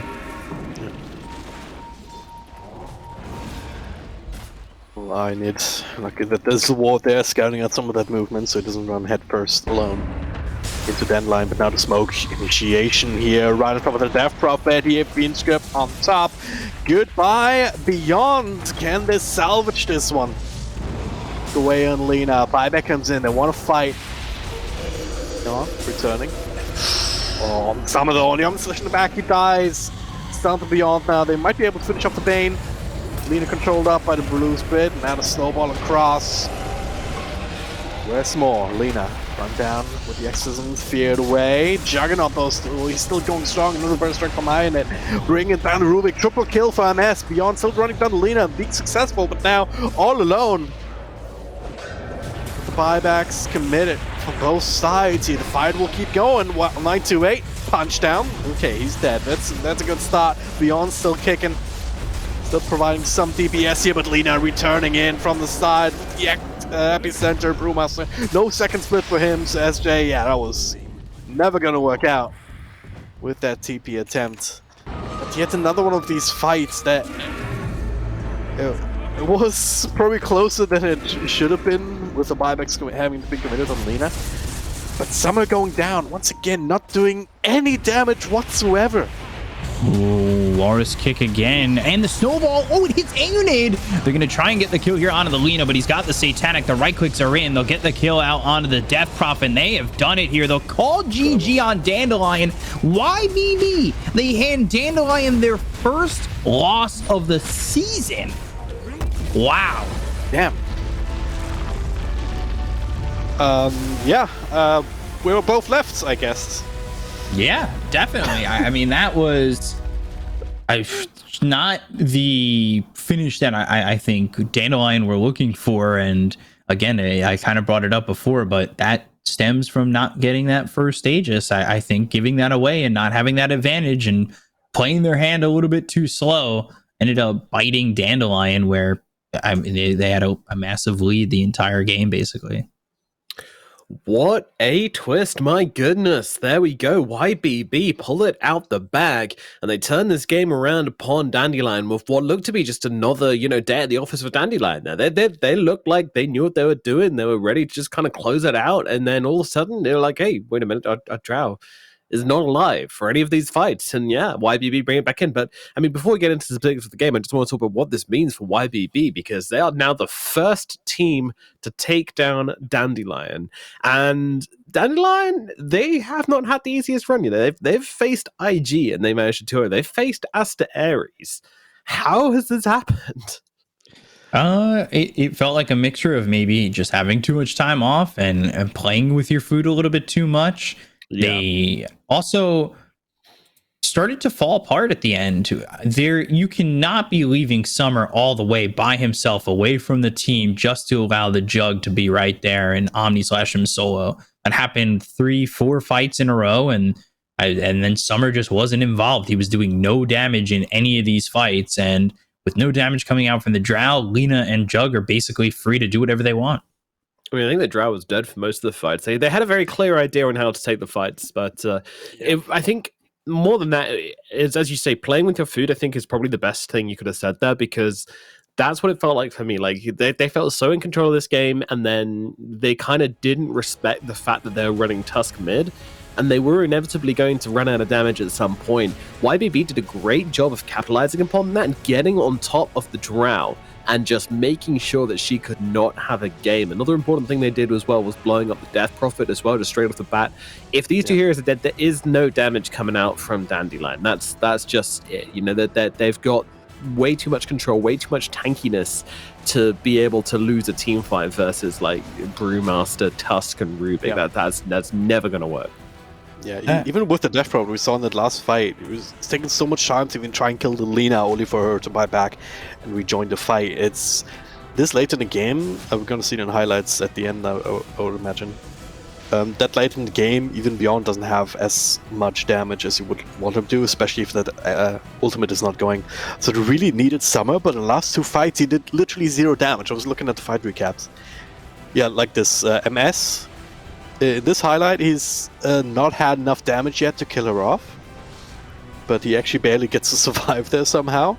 Summer still ends up dying here with the follow-up, and that's just getting worse. Dandelion did not have the right solution for it. It's like they were a little bit lost. Yeah, watch Summer in this fight. He second guesses himself. He hesitates. There's a point where he's going to try and back off and maybe leave this engagement. And it makes it very troublesome for this team. I think they lost more numbers than they needed to. And I think it's like right around here, he's like, all right, I'm out. Yeah, and it's just getting some distance, right? This is the way it's supposed to be. You're sitting on the side, and then you start. If someone gets to start right-clicking, they win every single team fight. I think if he starts right-clicking a little bit earlier and he's more confident, he just picked up that shard, that hypothermia. Like, just right-clicking away might have allowed him to just blow up the entirety of YBB in that situation. And I think the kick almost made these fights a little bit too scattered. Like, he's force-staffing himself away from the team, but he's still getting solo Omni/slash. Like, he was making it so he would be the only target to get Omni'd. It wasn't going to bounce to anybody else once you forced yourself away from the entirety of your team. Yep. I think it's just a really, really hard Drow game. Like, when you've got 3 heroes basically just trying to stay on top of you the entire time, especially when one of them's a Jug. Like, Jug does not care about Drow. Like, it's a hero which just kind of, as long as he's on top of her, he is very, very happy, and there's very few ways. He's also very fast as well, so it's not like a lot of heroes which can blink on top of the Drow. Drow just uses the Hurricane Pike and she's safe.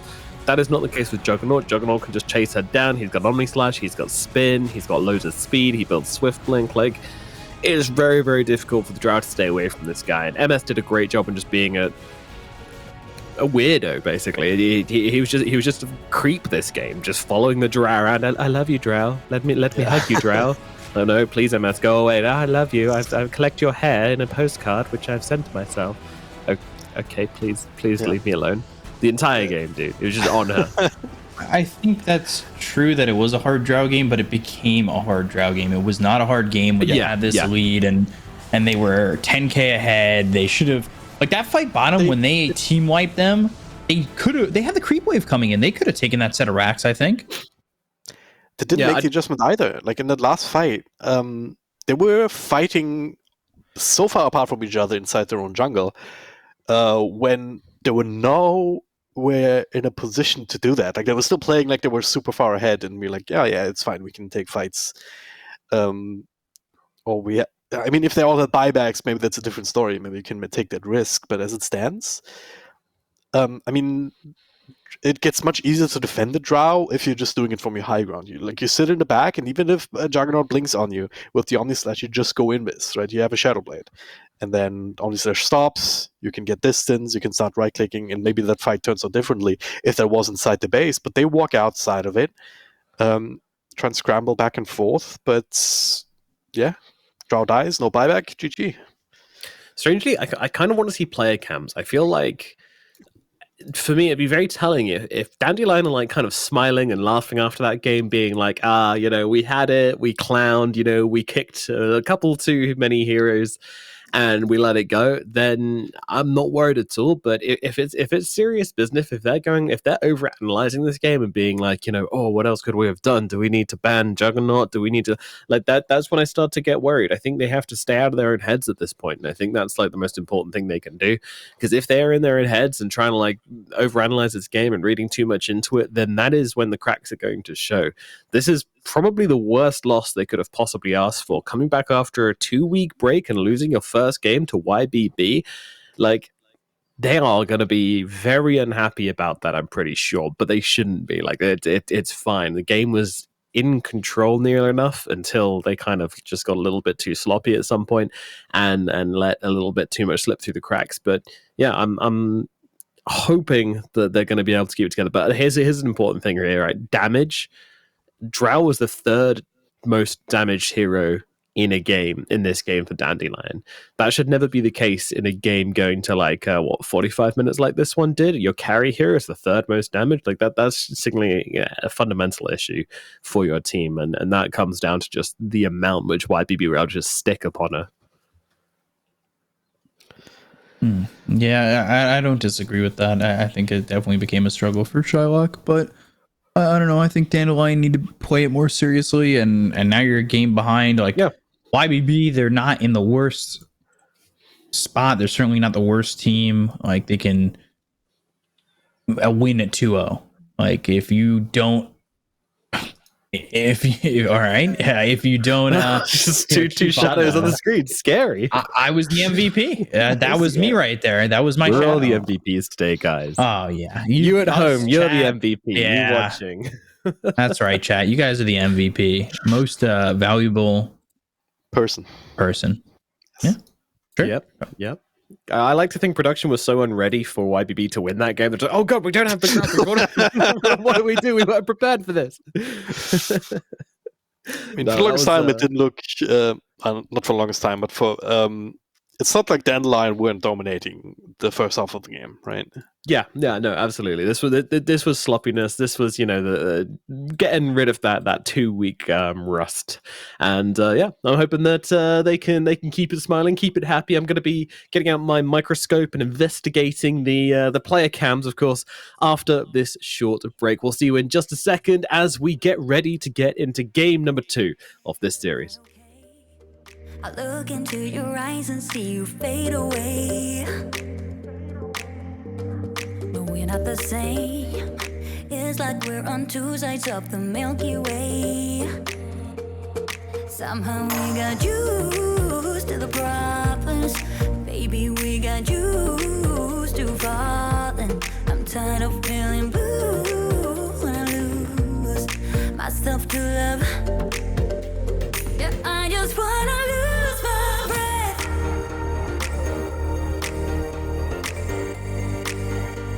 Yeah, I just wanna lose my breath.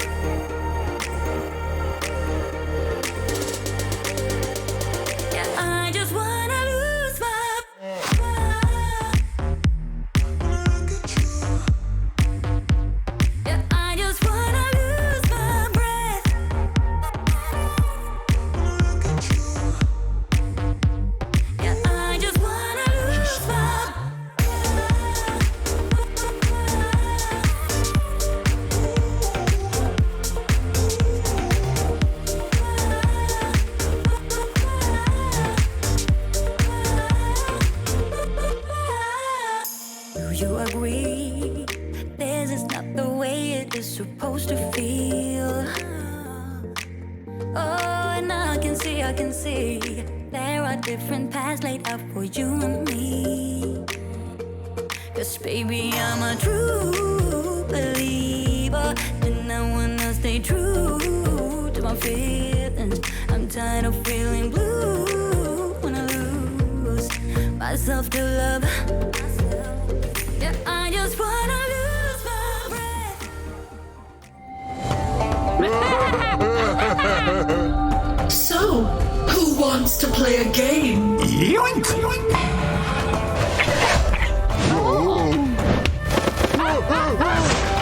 And again!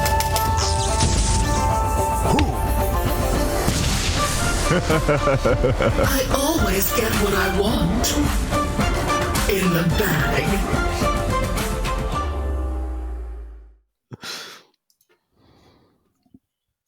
Welcome. We're back. Nomad, it's your job. Welcome back to the China DPC, where we are getting back into the series. It is Dandelion versus YBB. And yes, indeed, game number 2. Guys, how are we doing for game number 2? I'm great. I'm great. I was reading some stats. I was looking at some information. I wanted to pull out some big ones for that one, okay? I mean, there's a lot of thinking to do after that first game. I think we broke it down quite a bit, though. Like, we've identified that Dandelion, they were kind of dominating, and then they forgot to transition into late game. They realized too late that Juggernaut was a problem, that Lina was a problem, and that YBB knew exactly what they needed to do. Like, Juggernaut, MS, he was making the beeline straight for Drow every single time, and they had no solution to it here. They took fights in the wrong areas. Oh my god, And, we got so far into this draft. My goodness. All right, let's get into it. Thank you for the summary, drag and drop, as we get into this one. So we've got Sand King and Bane picked up from YBB.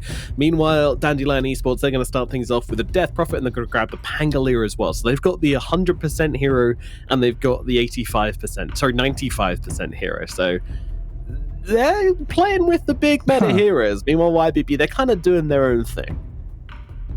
Well, they were playing with the big meta heroes, and then they went Brewmaster Rubik again.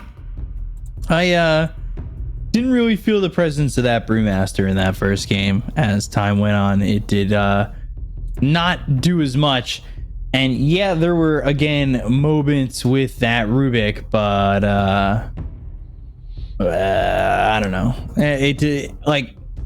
Yeah, we see why this hero is just not picked a lot. Yeah, for sure. It's got its strength, it's got its weaknesses, you know, there's things that we like, things we don't like, but yeah, it's overall, sometimes the weaknesses in games where you're losing just kind of makes themselves feel more apparent, but I don't think it was too bad. Sure. Yeah. I mean, they certainly don't think that the draft was a problem. Like, they go for virtually the same one, except the Pangolier made it through. The Man of Lina instead. So they snap up the Pango themselves. Yeah, I think we won't see Drow. That's my hot take. Yeah. I don't think we're going to see Drow. I'm with you there. What else would you like to see, though? Against the same kind of draft so far. Yeah, they've gotten rid of the Medusa already on YBB. I mean, we've still got a pick to go, and then we've got 2 bans, but at the moment, you know, Morphling kind of comes to mind. We see the Storm now, which kind of makes me think that they might be lacking a little bit of lockdown, so maybe give me something with a stun. What's the Dandelion like playing? Wraith King, CK. Bring out the Lycan, just for old time's sake. Yeah, I think CK is actually a pretty good call here. That could definitely do work for them. Although they have got a lot of wave clear, they've got a lot of AoE control, so maybe not. At least in Europe, it was CK off lane more so than it was CK safe lane. So I don't know if... Yeah. Morphling could be an option as well, but probably going to get banned out, I would imagine. We'll just see what way they go. But yeah, Storm Spirit, I think it's a really good Storm game. You don't really have the lockdown to deal with him. Pangolier is kind of like, yeah, he's good at chasing the Storm, but you need the initial lockdown. Rubik Lift is good, but is it enough? I don't think so. Storm's likely just going to go for this, power treads into 3 nulls into BKB build, and then he's just a pain in the ass to deal with anyway, so... Why only 3 nulls? Why not build 5 or 6? Oh my god. BZM 6-0 talismans helped him the whole game. He was even backpacking his refresher shard. Or not refresher shard, refresher orb. Yeah. It was backpacking that. It's like, no. I've done the math. The extra null is better. It's like, okay, sure, yeah. I'm just sitting there like, carry the 1... multiply by 5, 6. I'm lost. That's like the education system has failed me. I don't even know what the math is on this one. It interests me that they ban out Faceless Void on Dandelion, because I feel like that would have been probably the best pick for them possible, but maybe not. You're playing against a Bane. Maybe not. Maybe not. It gets a bit rough. Not exactly much follow up into the Chronosphere as well. Yeah, you just get the Death Prophet in there. Just blink her in with the spirits going easy peasy.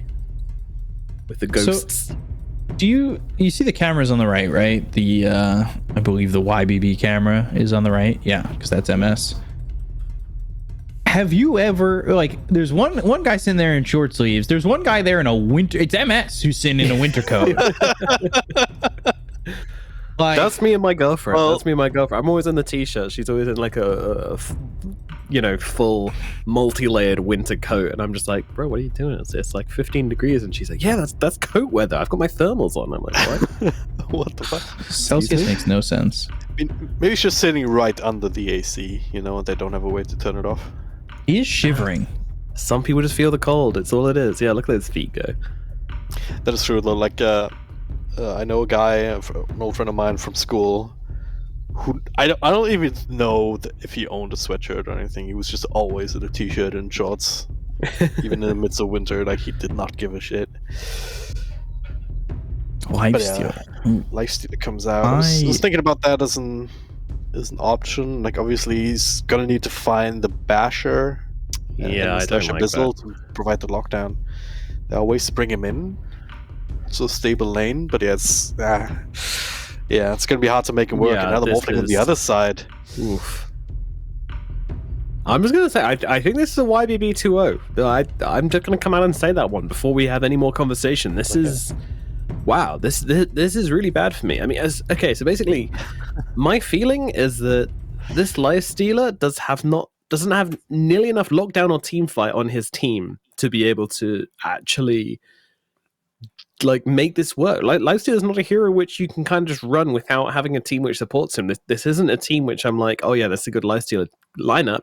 And hear me, team, let's go through their escapes, shall we? We've got Waveform on the Morphling, we've got Ball Lightning on the Storm Spirit, we've got Scurry on the Hoodwink, and then we've got Burrow Strike on the Sand King. And if that's not enough, you've also got Nightmare and Fiend's Grip on the Bane as well.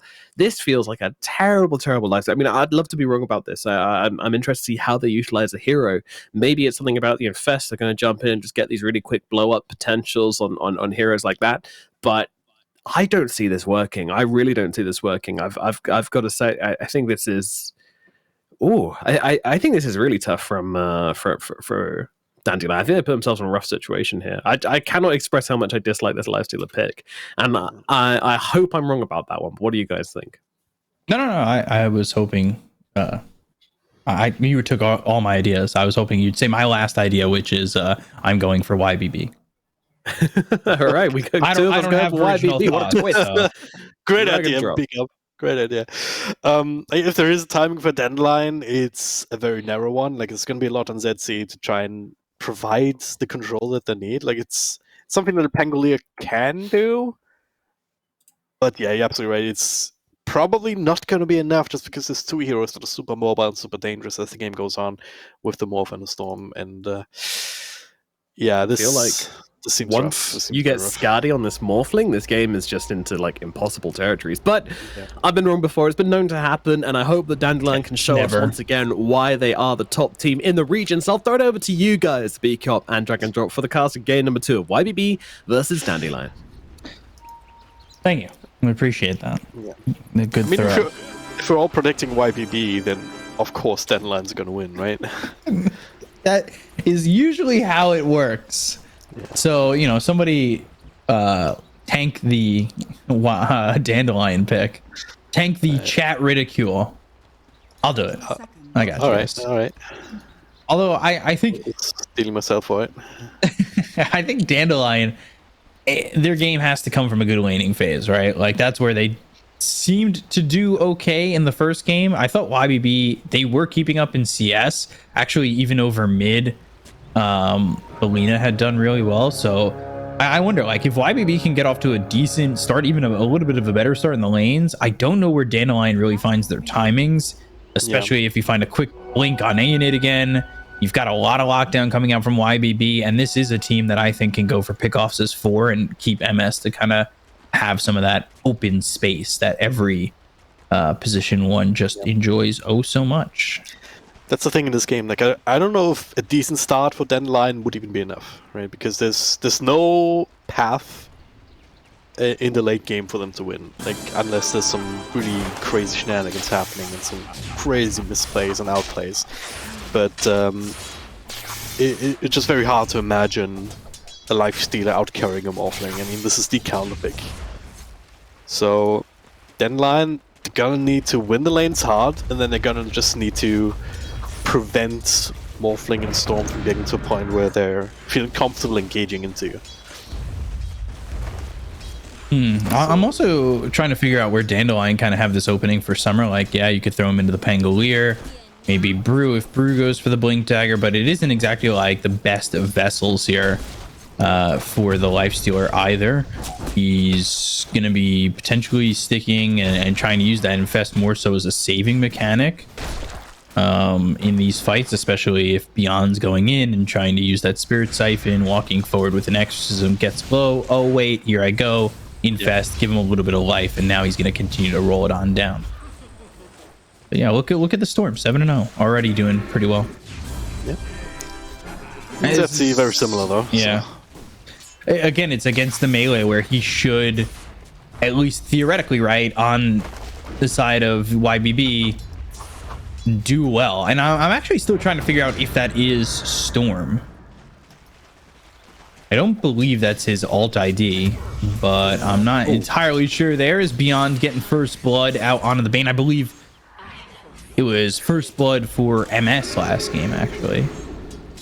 Yeah, I believe he got the one with the spin on the Rubik. Yeah, this is not Storm, by the way. Yeah. So it is a different mid for them. So I think Storm was also named Storm in game, right? Yeah. Yeah. So sorry for the confusion. Yeah. As I am probably. Yeah, I mean, confused. he is Storm, but it's not Storm, you know. He's from LT Gaming. He was a mid player for LT Gaming, which was like a small team in the tier 3-4-ish for China. Okay. Alright. So I haven't talked about top lane yet. I mean, Senking and Willow, same off lane as last game.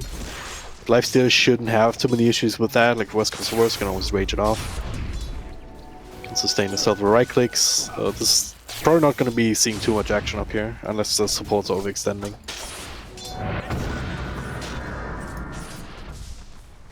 I'm wondering where the big moves are going to be coming from. We talked about it last game, how you wanted to go with the Tusk and have that extra bit of control over mid to try and get the kill out onto the Storm. And they do still have that with the Rubik and the Brew, as it's the same supports, but Storm's, once he gets 6, is certainly not as easy to catch. Yeah.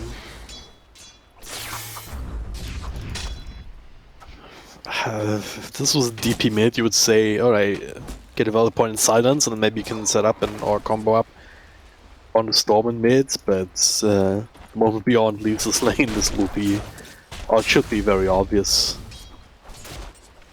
Putting point in silence early on is not something that that procs like to do under normal circumstances. Yeah, just trying to use that Spirit Siphon, the Crypt Swarm, be as aggressive as maybe you can. lock down the CS, and right away you do see that it is 25-5 for Beyond, and MS not exactly having the best time over bottom, but he's certainly not struggling sitting at 20-1 at the moment. So he's just trying to find himself as much CS as he can while keeping himself as safe as he can. You want to play more like an emo Morphling and not a fly Morphling, and I will make that joke every time. Okay. Don't go too crazy.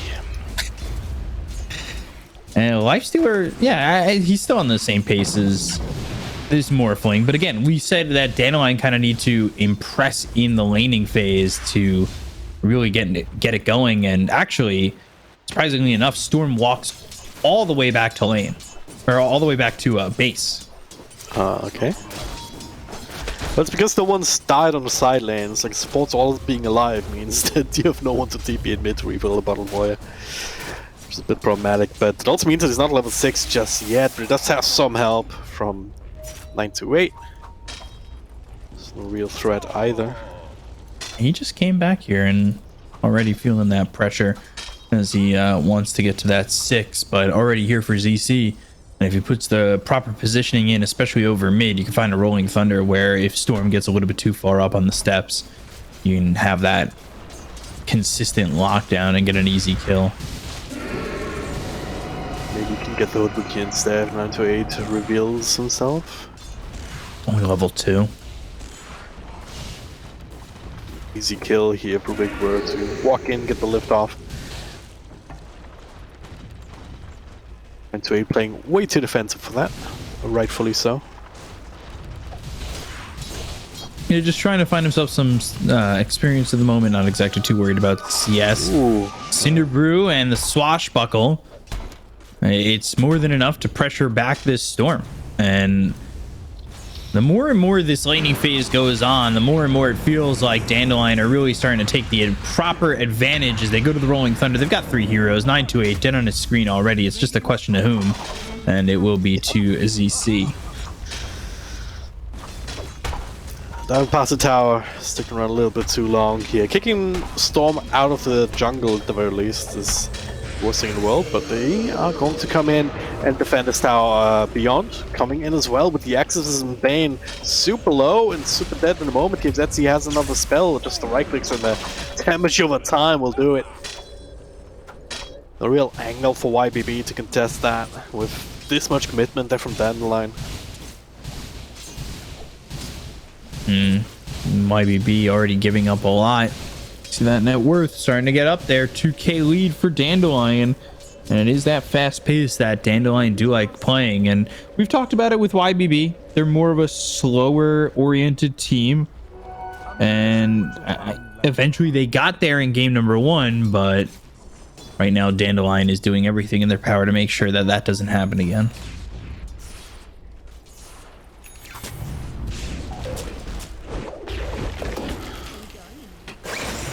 Angle here on SJ in mid and level 3 on this Brewmaster support. So let's see, rejoining in, and not quite enough damage from the Storm. Had to use lots of his mana to leave. It's either committing to that kill or committing to getting killed, and it's just rough. Storm doesn't quite have it.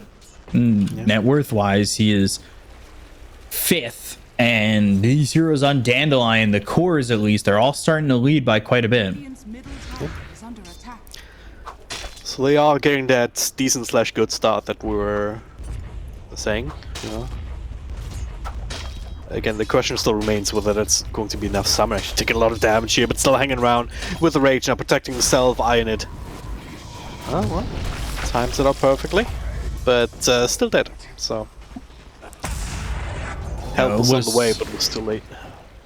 And it was looking like maybe he'd find at least SJ, but you've got the Infest, Summer doing what he needs to be doing, not using that Infest to start fights, more so just to save his allies, and that's exactly what he does there. And it's now 4-0 in favor of Dandelion, and it's been a pretty one-sided affair overall for MS, especially on this Morphling. Like, you need a bit of time to feel comfortable going into these fights, and I don't think it's going to be until he's got that Manta when he wants to go. MS, he's sitting at super low health. Since he's in this. Just look him. He's all agi too.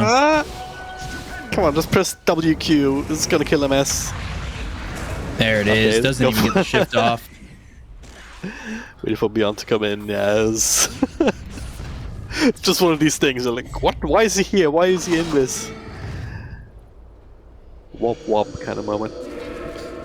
Yeah, can't really expect what you can't see in that situation, and still YBB looking for their first kill. A Sand King, especially, you know, he's gonna want to, I would say, get into this Blink Dagger at some point, as that's gonna not be their main form of initiation, as you do have this Storm to Ball Lightning in and Vortex, but I don't know if you really want Storm to make himself so vulnerable moving forward like that, whereas maybe he can come in and be the second assault after a Blink Burrow Strike. Yeah. Like, until you get a bunch of extra items and some defense, probably want to be the one to just come in and snipe when there's a free kill to be had. Rather than just being the main focus. You know, like a Spectre, you know, early on in the Spectre, if you skill that ult early, you want to use it to just sweep in when the fight's basically already being won, and then you just snipe a couple of kills. And Spain gets caught in mid. Another kill here for Dandelion, making it now 6-0 for them. To your point about the Spectre, it used to be, at least for Ehome, he would use that early Ags and use those early haunts to get as aggressive as he can. Rubicon attribute shifts. Shift all agi, do it. Never go full agility, dude. Not shifting anything just yet, like, you think he'd be going into strength a little bit more at least? There we go, there, now he's doing it. Oh yeah. Oh, 1700 health Rubik at 12 minutes. 3 armor, 1700 health. It's more health than Lifestealer or Death Prophet. It's, oh god, why have you be losing Bane again? Yeah, this is really not looking fun. And so okay, so he's shifted Stolen the Nightmare and goodbye Agi. So he's just gonna sit here with 1500 health. Yep. Very strong Rubik now. Feels great for him. Certainly does. Alright.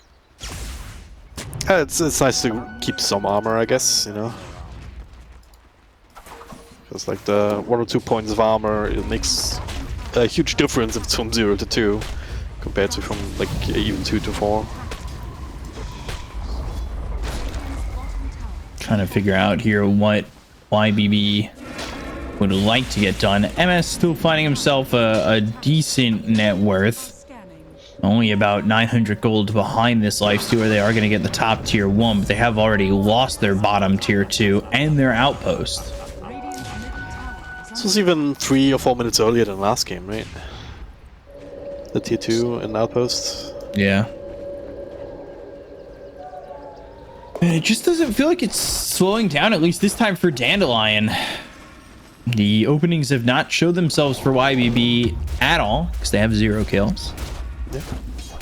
Blink Dagger for ZC a little bit earlier than Aenids. Yeah, I'm not sure YBB is too worried just yet. Because, like, getting these outer tier towers, getting a couple of pickoffs is one thing. But then, eventually they're gonna have to break high ground. And by that time, there's gonna be a blink on Sand King, there's gonna be an extra item on Storm Spirit, like he's going for the BKB now to enable him to fight at that time. And Morphling, it's not like he hasn't been farming, like he's sitting on top of his team's net worth chart, not too far away from his opponents, and actually smoked up, seeing what they can find. That might be Rubik only up top, if they swing that way. They come back mid, maybe they find ZC.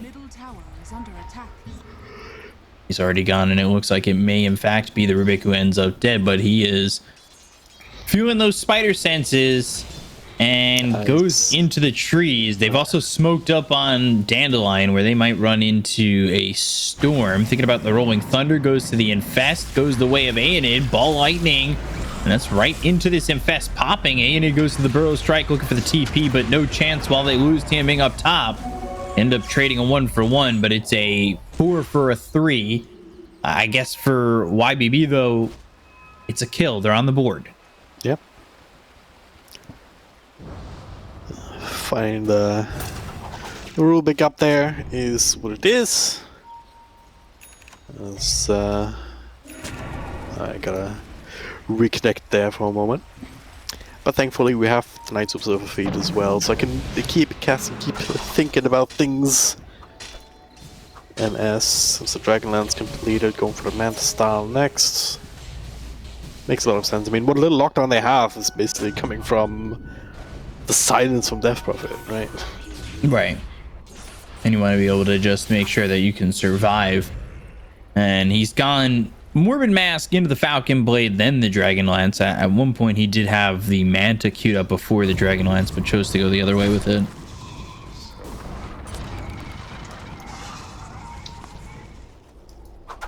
Drawing out on the map, circling over towards mid once again. They are nearby this storm as well as Morphling.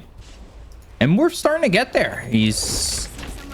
Was about 900 gold away from where Summer was at in terms of net worth. Now sitting at just 500, so slowly but surely creeping up on this one. Maybe looking for a Fiend's Grip to help out. And Brew's gone from this situation, so Summer went over and actually just spots the Bane. Fiend's Group's out. It took a lot more damage than maybe he would have needed necessary to go for this one. Adaptive Strike, and well, there's the Infest, and thinking about going in out onto the Bane as the turnaround is there. The right clicks are in. They've got the Brew back into the fight. Infest ends up getting popped, and here comes Beyond. Silence doesn't land. Ball Lightning in. They've got the Vortex that lands onto the Death Prophet. The Sharpshooter to follow it up. They've got the break with the Adaptive Strike coming in from MS. They'll get the kill. The Nightmare is out, and that is out on SJ. Royal Strike from Aeonid. That will be some lockdown to follow it up potentially to get this kill, and will be with the waveform forward from MS. So finally YBB finding their moment and potentially a +1, but the swashbuckle into the Roche Pit. ZC, he gets this Bane, which was that initial target for Dandelion. Well, that was quite something. YBB putting some more points on the board, and the DP kill there. Pretty good. I mean, Stonesword having just enough burst to bring it down. We're starting to see things shift just a little bit. You know, we see how the Morphling is feeling perfectly comfortable to just start fighting into this Lifestealer. There's not a thing that Lifestealer can do about it. You know, you can't man fight him off unless just some serious help. Yeah, they just needed a little bit more in terms of like shutting him down completely. Like, yeah, the Fiend's Grip and the right click damage coming in from the Morphling, it felt good. If they had the +1 there, probably get that kill. Bottom. CC. Ooh. Still one Sharpshooter. Not going to be enough. Blinked in initially, but no shard, no Yules for the Pangolier means you can't really reliably maintain that lockdown as Rubik gets caught by Nightmare. Lifestealer TPing in though. Oh gosh. Yeah. Okay, he ups down though. He's a player. Oh. No way. He's got Fiend's Grip. He's just hanging around there. The smoke going elsewhere there. They have Sharpshooter in just a second. Now we're starting to converge over towards mid. I would have assumed that they were this way. Silence not going to land out of the storm. And they do actually get out of this one. Meanwhile, again, MS just continuing to farm. You've got Aeonid, who has got this Blink Dagger. He's going into the Kaya. Like, they're starting to find some time. The question is, can they make up the ground on the net worth? You could see a bit of a big split between the mid and off lane. Yep. Yeah, Storm not finding as much as he maybe like at this point, but once he has his BKB, he's gonna feel a lot more comfortable going in further as Summer. Look how much damage he's just been taking after one pushback. It's great. But yeah, they defend the tower. That's also where the Sand King comes in clutch. You can just sit there with Sandstorm, make things awkward. And yeah, Dandelions progress slow to a crawl. Network slowly but steadily, like, it's not declining that much, at least stagnating. And the longer this game goes, the easier this will be for YBB. I've got Manta now, getting finished once this morph gets over to the secret shop. Yeah, there it is. Manta style is out. And now, with that, BKB is also, I believe, finished for the storm. Did he commit to that? Yeah, okay. Oh no. Lifestealer caught by the Fiend's grip. I need to get this kill pretty quickly, though. Burst strike with it, they'll get it! Oh man, Beyond looking to try and trade this though is Hoodwink. Almost dead here, 9 to 8 will pick out. As ZC, well, with the extra bit of control, the extra bit of damage here between all their lockdown. All their team fight. They'll be able to find another one ironed also, not long for the world either. So even with that lifestealer, the rest of the team, as long as they have, as long as they can use the spells, they can still do things. Yeah, MS not really involved in that fight, on top of which that probably could have been a quicker kill onto the Lifestealer. Yeah. It's also the continuous threat is not there if MS is not involved. Right. Like Storm Spirit is basically, if he's out of mana, then he's not really much of a threat. Epicenter being committed means that there's not a ton of damage coming in afterwards from Iron It.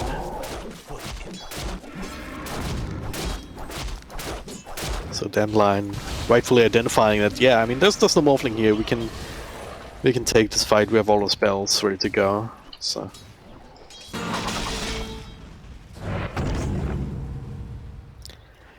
Not getting anything else done with that though. Like, there's no easy tier 1 to take. Tier 1 top still standing, but it's all the way on the other side of the map. Not all that easy to get to after a fight like this in mid.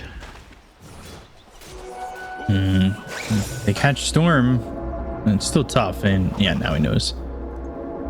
Taking their outpost. He'll push away. Morph going into the BKB next. You've got Kaya Sanj for the Storm Spirit. Double Silence lands up with the Sand King as well as the Storm. Aenid walking away, and Lee. Yep, that is, hey, I'm Rubik, I'm initiating. You're oh wait, you're silenced, but you're still walking away. That's not allowed. I guess I can't stop you, so please. Stealing Sandstorm, not a Burrow Strike, not that second follow-up stun. 5-man smoke now, and looking to go towards MS. But he's already away from this.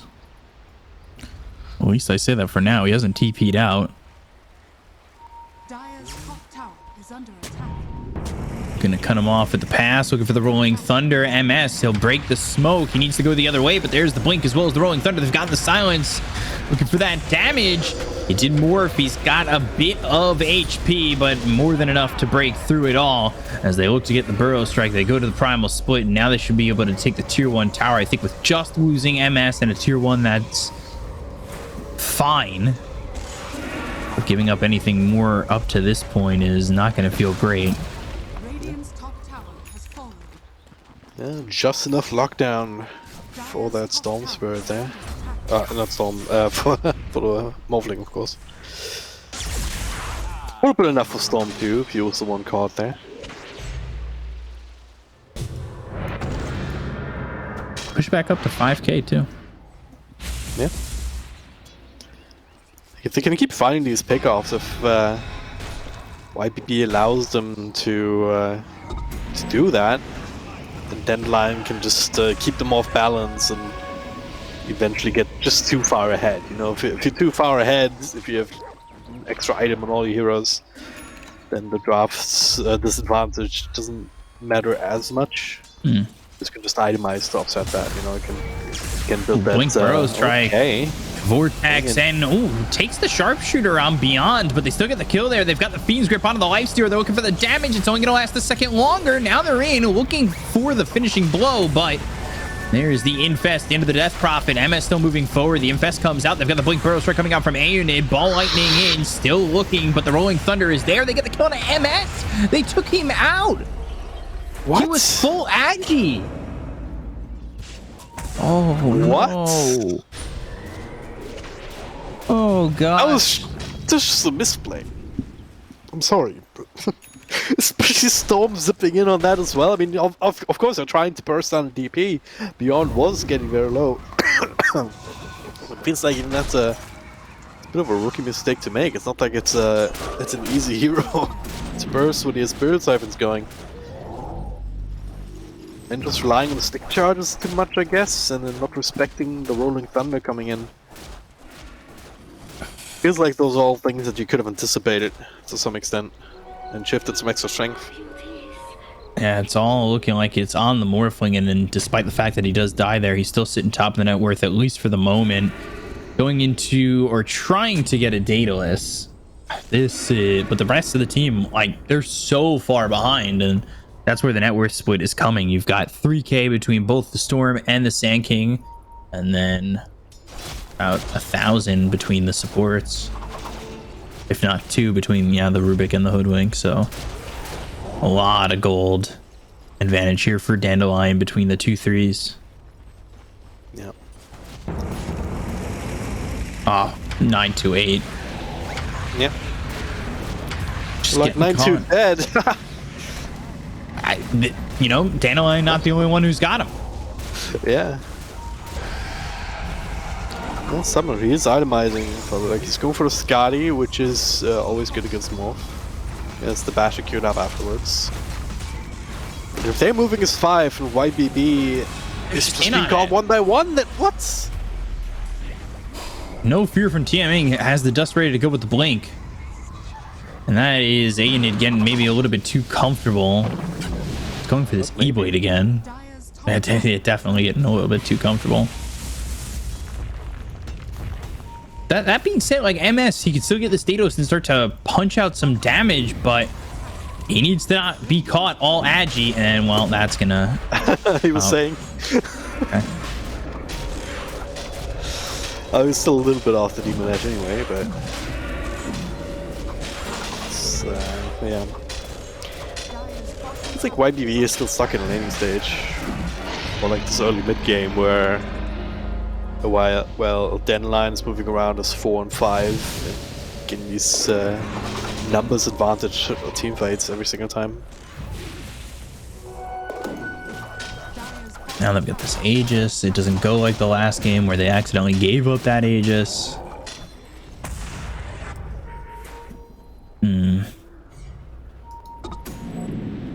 MS is going to have at least 2 minutes until he's got this Daedalus, if he does get the gold for the Demon Edge, because he's got to get that courier back with the recipe.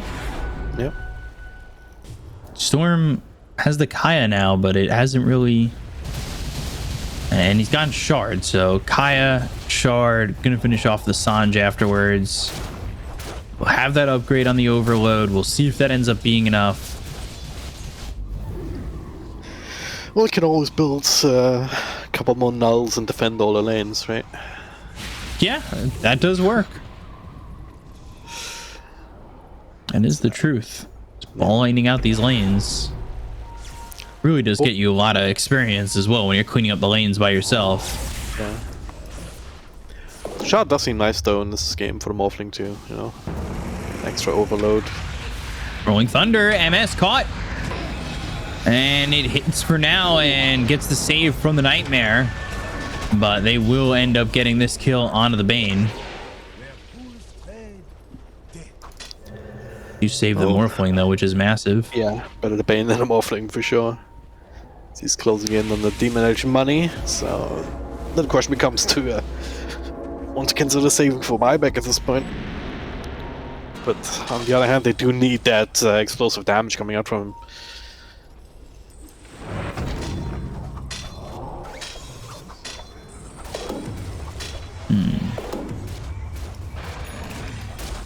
So MS has the gold for the Demon Edge, but he doesn't have the Courier. And his path to this secret shop is not fun. No. Guess once the courier comes back, he might be sending it to the other secret shop. Might end up being faster. We can just walk there and then TP back, farm some camps on the way, because they're not going to fight for this tier 2 top. We should be able to make it in time for the tier 3 if he doesn't want to save for buyback, but yeah. Let's see. Yeah, he's starting to head that way. Coming. Yeah. Radiant's top tower has fallen.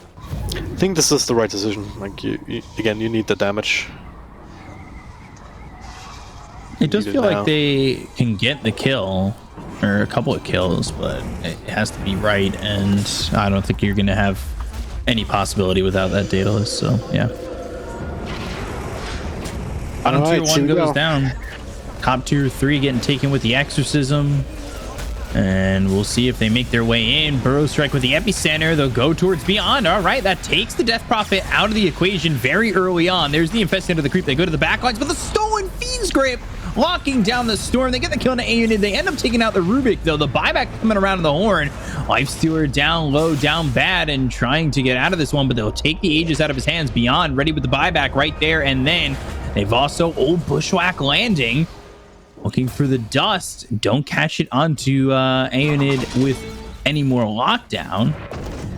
And that works out pretty well. An Aegis, 2 buybacks forced out of Dandelion. Yeah, it was so well executed. Focusing on the more important target, the more mobile target first in the Death Prophet. Beyond, unable to get anything out there. No Yules, no Blacking Bar. Just burst down immediately. And then you can start kiting and playing around with the life stealers and feed scripts being exchanged, I guess. It's very hard to prevent Rubik from stealing that, I suppose.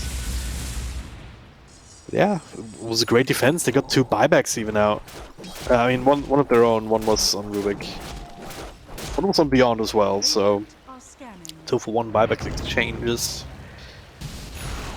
All they had to give up was that tier 3 tower. I think they're going to be happy with that. The buybacks do offer them an opening as well. They kill off Beyond again, who seems to be very much a thorn in their side. And they can start to turn this game around like the last one. And line, they're feeling the pressure now. We see him smoke up as 5. Not going to catch anybody, though. No one on that side of the map. Ooh, Courier. Not exactly the target that you're looking for. Supports of the rear guard here is 98 and Bane. One of them will fall, the other one will try and scurry away. Also has Force Staff and Spider Legs. Oh, you gotta go to the high ground on that one. Unfortunate. And now again, Aeonid, he's in trouble. Here comes Summer. Aeon just pop. Beyond coming in. Burrow Strike away.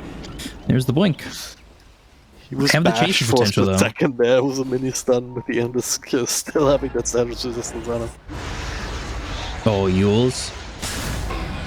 Burrow Strike again. Silence afterwards. Burrow Strike followed up. Coming out from TMing. They've got themselves the telekinesis with the Spirit Siphon. Goes into the Sandstorm. The dust on Aeonid. Meanwhile, this whole time, MS just trying to farm. He wants to get into the Scotty as quickly as he can. They are still looking. They're moving around this map. They've got TMing going over towards the top tier 2. MS, well, he'll be spotted by Beyond and needs to get out of dodge. Ooh, this is not easy, though. Burrow Strike misses, but it keeps him in check by going and getting the telekinesis. They've got the silence, and Manta was on cooldown, so he's just dead.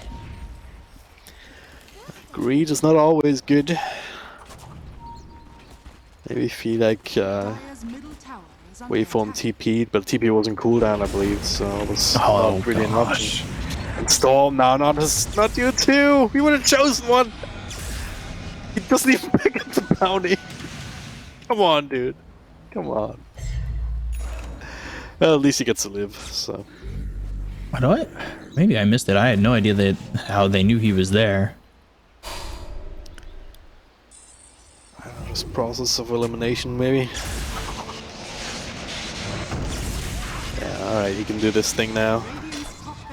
Just a little bit. They might want to give up this top racks though, like if they have to. Like you don't want to buy back on Morphling at this point. Only 20 seconds left, but the glyph will deter them long enough. Actually, don't even lose the racks at all. And this might give time for Storm to get into this Ags, which could be massive. You know, multiple hero vortexes into a multiple hero burrow strikes. Yeah. Especially near the Roche pit, which is coming up in just a second. Potentially. Could be their way back. BKB on Wolf as well, like shifting to that rather than the Skadi. Probably the right choice, yeah. Oh, Ags for the Rubik this time around. Ooh. A ball lightning stolen. Rubik's been doing some work with the stolen burst strikes and whatnot, so if you can hold on to that a little bit longer, get an extra spell on top of that. He's gonna buy out on this Ags. Look, action here, it'll break. It's Fiend Script perhaps coming in here. Pangolier controlled up, the ball lightning to burst down. Let's see. Summer though, he's going ham. Ionid is dead already. MS bashed up, but he's shifting. He has away from another couple of seconds. Can he survive long enough? No, he can't. He gets burst down. How? This is not supposed to happen. Almost with the zip, no cancel for him, so he gets to live. But what? No survivability at the moment, not shifting all the way, and even with the BKB, it's just not enough. It's the Skadi coming in heavy there. From a lifestealer, just preventing him from getting enough healing, enough health points back. Yeah, Wolfing was waveforming right in on top of Summer without being able to really fight him. They were focused on the Dead Seas. Summer had all the time with the wall to actually click. Don't need to chase the enemy if they're coming right at you. Looks like Storm's gonna commit and buy out on the Ags. They've got top pushing in. They took the top set of racks. They don't get mid with the double catapult. So at least there's that, but they are going into Roche. There just isn't enough time. There's not 25. This isn't gonna take 25 seconds. No. And they've scanned it, so I mean, maybe they want to make a play. Ball lightning, vortex, steal it. The timing's just got to be perfect, and making a play like that though is pretty much all or nothing. Yeah, I don't think he's close enough to it. Would have to be now. Yeah. It's too much of a risk at this point. I guess the only real risk is if you had ball lightninged in there, BKB and first hit bash, but yeah. I mean, if you ball lightning in from too far away, you're not gonna have mana to get back out again, though. Unless you actually steal. Okay. The Aegis says. There's the kill out onto the Rubik. Rolling Thunder again, though, and MS is just dead. Throw streak from 8 unit on the high ground. He's been feared up. Swashbuckle hits both these heroes, landing and killing off the Bane. And then they'll go for the Sand King. And Sand King and MS don't have buyback. MS hasn't done much in these last 3 fights. So confused. MS was doing so well last game. Like, he knew exactly what he needed to do, and he was doing it. And this game is just a little bit too slow with the BKB and the shifts and whatnot. And he's all edgy right now. Like, how do you defend this? You don't. GG. I'm not mad, but I'm disappointed. I'm not gonna lie. It's just, yeah, 3 fights in a row. You kind of get caught not shifting well enough and not, I guess, knowing the limits of your hero and putting yourself into a bad position where you don't really do much, and those 3 fights don't go your way, and ultimately you end up losing the game. And what was a big opportunity of taking a 2-0 over Dandelion, now you've thrown the momentum back in their end of the court. Yep, that was a bit of a rough one, unfortunately, from YBB. They had all the puzzle pieces, but unfortunately, when it came to putting them all together, they just got frustrated, flipped the table over, and went and made a coffee instead. That is not, unfortunately, how you do it, friends. I mean, Yeah, I think you guys are summing up pretty well. Every single fight we saw this Morphling in, he kind of just either got caught, Morphinagi, stunned up, and taken down. But I do want to point out how well this Rubik played, though, right? Like, Dragon Drop did mention it, that they've got a lot of stuns to steal this game. But man, I mean, Rubik worked them hard. Like, Chan Ming was an absolute player this game. That was a great performance from the Rubik, really making up for the lack of stuns on this team and giving them the control they needed within the team fights. That was really good stuff. I'd like to see the stun duration. It wouldn't be. I mean, ZC was also doing work with his Rolling Thunder, but wouldn't be too surprised to see it being close to the same number there. With how well Rubik's been playing.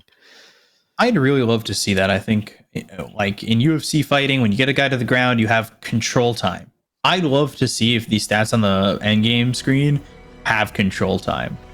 Because I feel like that stat is very important, right? Like, you want to know what your supports are doing. You want to know how much lockdown each person who has lockdown to give is giving. Like, there's definitely more advanced statistics, or in the baseball sense, sabermetrics you could put out there that would definitely give a bit more of an insight into, what each hero is really accomplishing throughout the game. Yeah, I think that would be very interesting. Damage as well as like on the left hand of the screen, like it really annoys me that we don't have a damage or stun time chart. But thank goodness we can see like fancy points and other stuff. Most way more important, obviously. 100%. Well, the stat is there. Like the stat sites do end up showing it, but I think it's probably only a matter of time until it gets added to Dota Plus. How much time? Dragon Drop. How about a small indie company? I've given up hope, dude. Like it's past time. They're small indie company. They can't be expected to get that done quickly. Now this fight here, MS, he's fighting, turning it to lifesteal, and then he realizes, oh wait, I can't actually do this. My team is dying.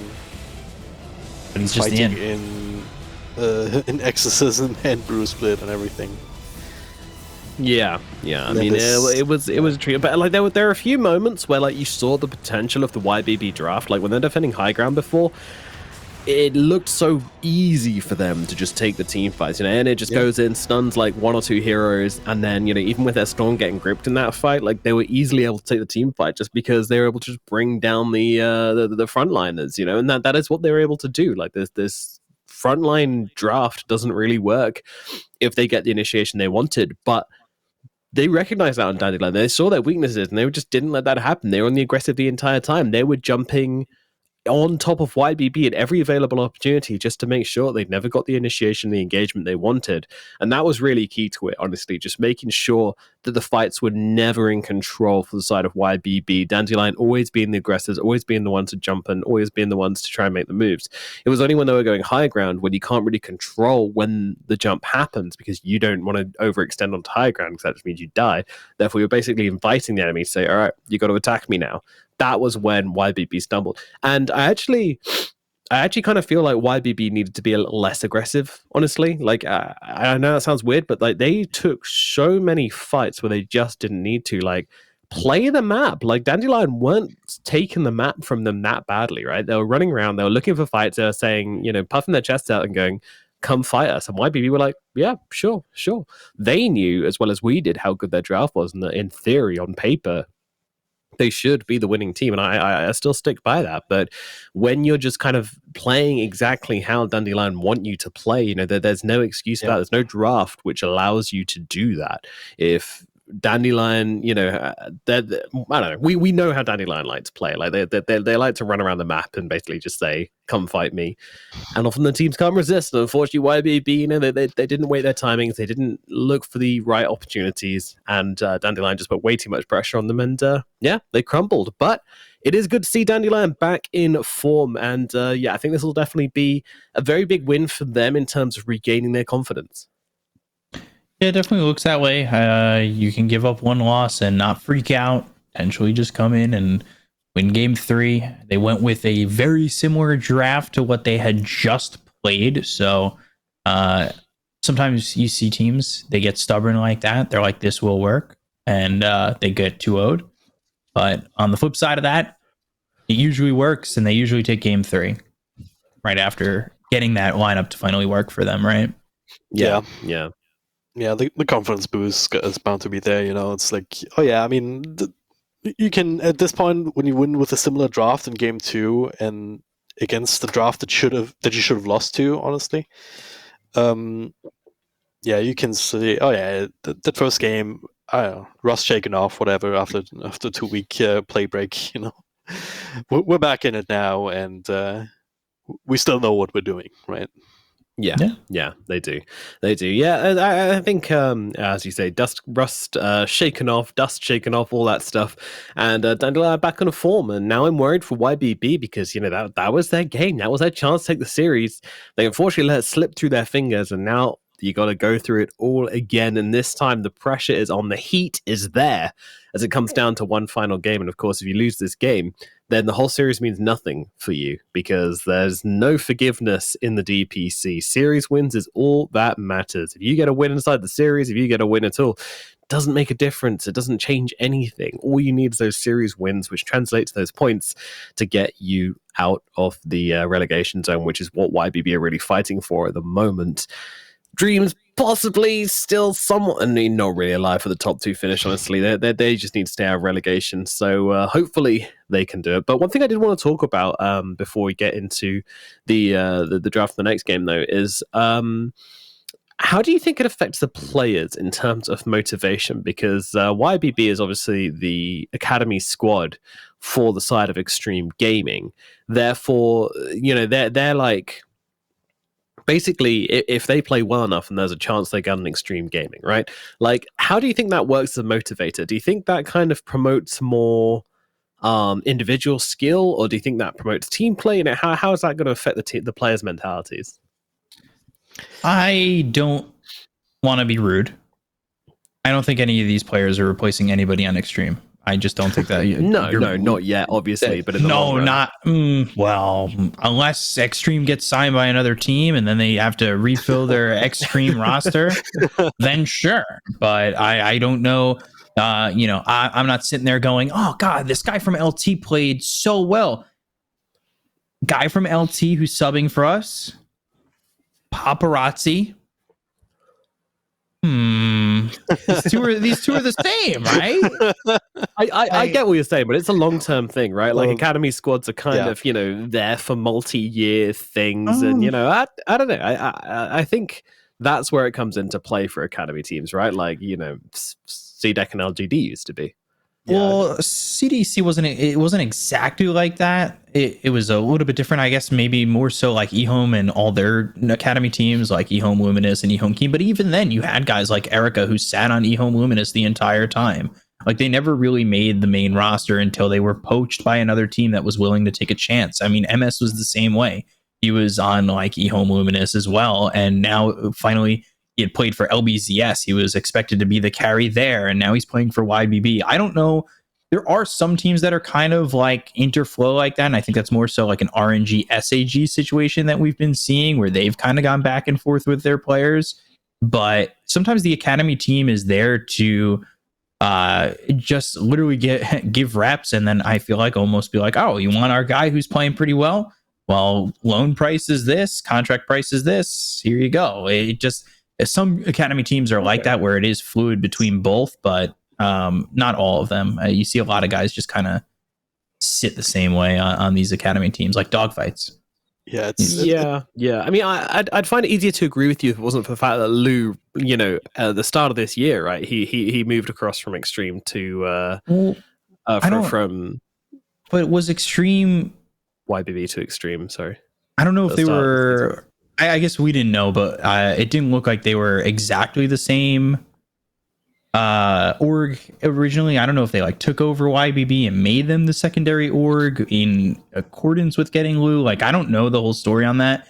And you are right. Like, they did bring Lou up, but it is maybe that one player that's going to come up. I don't know about the rest of YBB. I don't know if there's anybody on that Extreme Gaming roster that's exactly going to be replaced at the moment. You've got Paparazzi, Old 11, and two amazing supports in DY and I can't remember the four at the moment. It's killing me.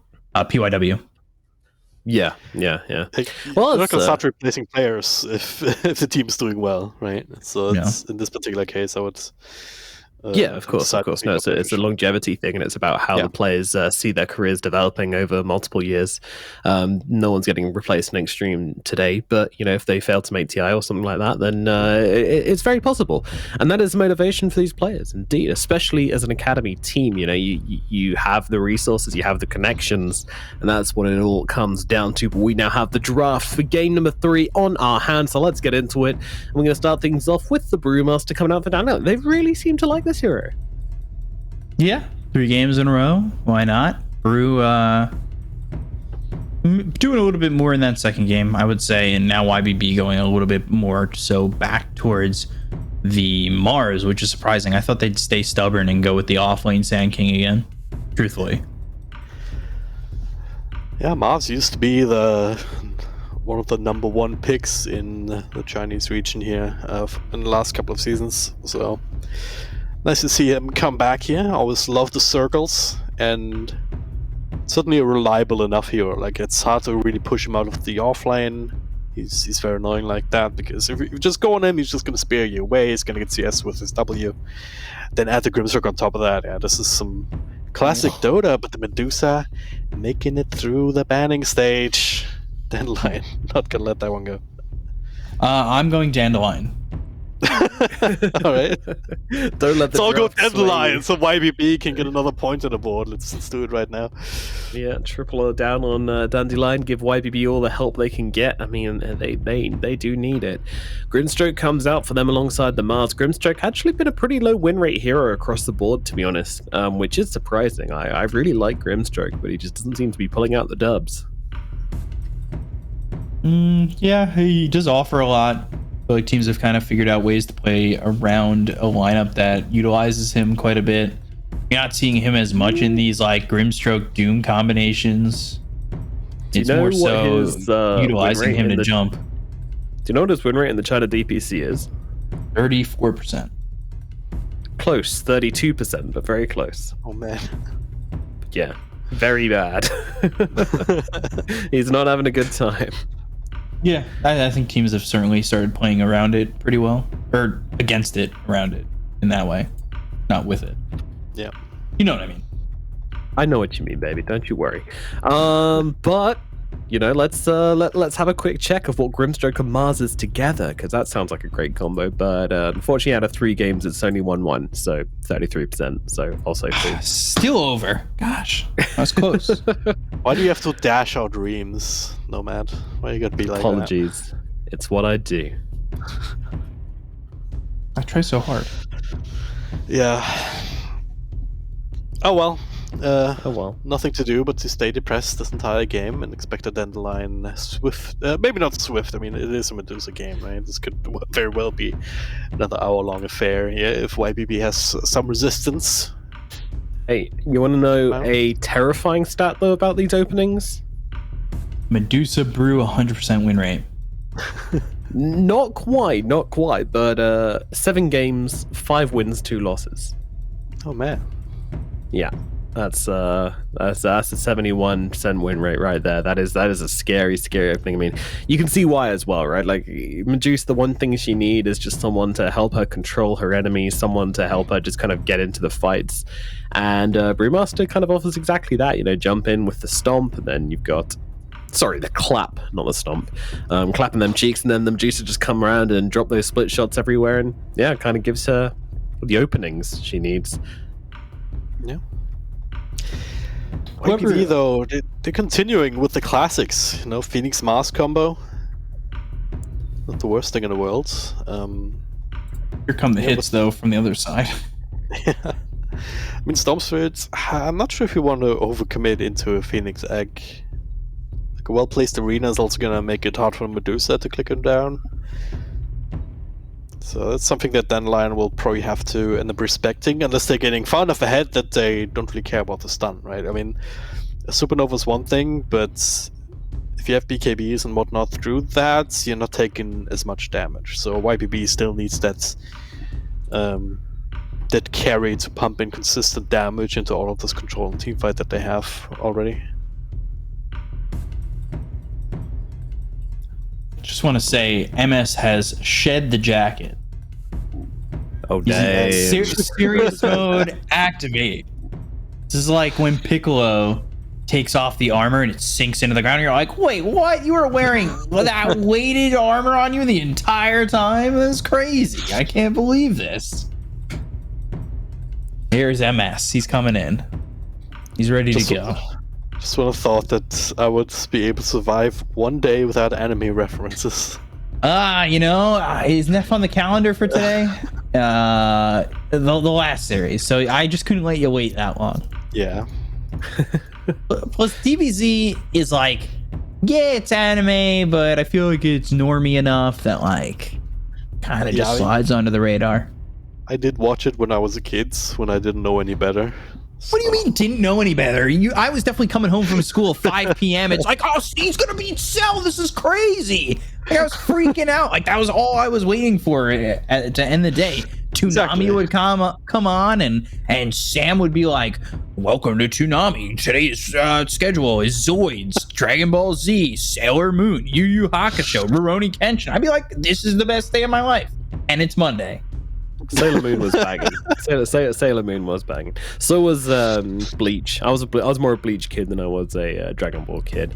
But you know what, kid? I'm not a Batrider kid, because that hero is it's very, very annoying, but also very, very good. I think this looks like.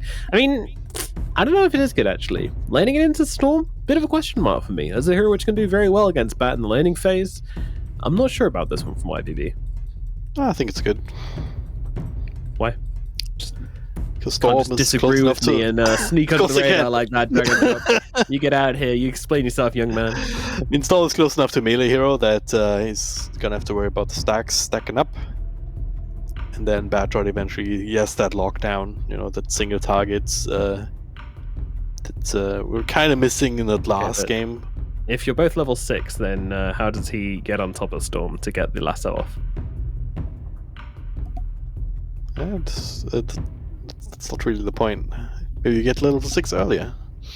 Oh, okay. Or maybe you just, before level 6, if there's one too many stacks of napalm, you just flame break it back into Firefly and then you just run him down.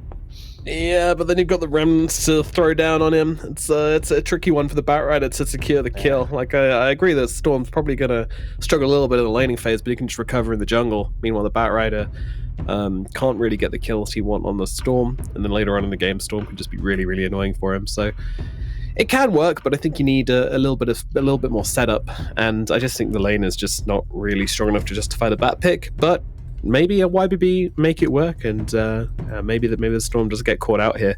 But I would be surprised. But final pick is going to be an Oracle from the side of Dandelion. Not a hero we've seen a lot of. What do you guys think this is about? And I think I know. Well, it's for the lasso, but I'm hoping it's just offlane Oracle. Just keep the Brute 5. Come on, let's just get some offlane Oracle. Let's get a little bit cheeky out here. By the way, I have to correct myself. I said it was Sam from Toonami. It's Tom from Toonami. How dumb can I be? But yeah, Toonami not on point. It's a 5 Oracle. We almost had it, guys. For a moment, I thought it was gonna be the 3. I was really excited, but back to the jug. And speaking of the Lincolns, by the way, you could go at least from what we saw from BZM. He went null, treads, Lincolns, I believe, in that order, and he was still super strong because null talismans are broken. They are, and they're especially when you like start to feel a little bit weaker. I'm like the 23 minutes mark, and everyone's rocking out with bigger items. You're like, man, maybe I made a mistake. It's 25 minutes, and you're just like, let's go, baby. You just get this like massive burst in power. It's ridiculous. Thank you. I'll keep my nulls on my fairy trinket the entire game. yeah, thank you. I need someone, if they can, if you're a jeweler out there, if you can make me 6 null talismans I can wear around my neck like the Olympic gold medals and just be like, yeah, that's right, I got 6 nulls. Show up to like an event like that, cosplaying 6 null talismans around your neck, just weighing you down. That's all I need in my life. All right, guys. I'm not sure I need to ask, but I will ask anyway. What team are you going for, and under what conditions do you think the YBB can take this one? You can answer that. I've got none. Okay. I mean, They Go need for to it. play a bit of a different game. Like they need to play to their strengths. Like I think you identified it very well in the last game that Dandelion were making YBB play their game, and this cannot happen here. If YBB is to win, then they need to leverage the power of the combo with the mouse and the Phoenix. They need to have the Bat Rider be focused on the Storm, like locking him down with the lasso and try and burst him down. And then they also need to have MS to have a pretty good game like he had in game 1. Like I can see them winning this one, but they need to be active. Like they can't just let Dandelion dictate the pace again, because then it'll just be, oh yeah, we're gonna take skirmishes here and there, then Medusa's gonna be farmed, and then it's GG, you know? Alright, let's get into it. Game number 3, the deciding match between YBB and Dandelion, kicking off right in here, right now at the China DPC with Beaker and Dragon Drop. Take it away. Thank you very much. Game number 3. Feeling like more so do or die time here for YBB than it is Dandelion, but with the win here, Dandelion could certainly secure themselves a high percentage, probably high 80s, that they're going to move on to the upper division. They have to face Shenzhen next, who are 2-2, and then IGV, who are in last, and then SAG, who are middle of the pack. I think winning this and then winning against IGV would be 5 wins and probably enough to at least get second. So they probably set themselves up really well with a win here, whereas YBB, they would become 1-4 if they lost, and probably relegated. YBB, they've had to play against IG Vitality though, and they have not been looking too great. And with their win against Phoenix, and if they win against IG Vitality, then they might yet avoid it, just depending on how well Phoenix ends up doing. Right, it could end up being a tiebreaker too, because IGV YBB is the last series of both their runs here. It's certainly something to keep an eye on going forward. Beyond taking a lot of damage, bottom, Blade Fury, and Beyond low, but will end up surviving. Early on, Blade Fury outputting a lot of damage. It's not always that you see that work out at level 1, level 2. It's where it gets, it feels like it's a lot more. The only downside is that it's a long cooldown, but there's no real easy way for Deadline to abuse that fact here in this lane, I don't think. As I think it was Nomad who put me onto this, but it may have been somebody else. Do you notice the tail on the Mirana just ragdolling and just looking like a spaghetti strand? I have not noticed that. You'll never not see it anymore. Right, yeah. Oh. Was hoping for it, and probably would have been first blood there for TMing, and we've seen him play pretty aggressive throughout this series, so missing that arrow there, but still we see the same gameplay coming from him. I'll spend the entire game looking at Mirana's mount's tail. Thank you very much. Yep, but once you see it, you can't unsee it, and well, it'll forever be like that. Enjoy. Oh man, why'd you gotta do this to me? I never asked for this. I hold so much power in my hand. Oh gosh, it feels great. Yeah. Well, Storm looking good in mid, but Bad Rider also catching up a little bit with some creeps. Both of them utilizing jungle stacks. Yeah, both of them utilizing it, but Storm a little bit further ahead for the moment in terms of CS, and experience is pretty much even.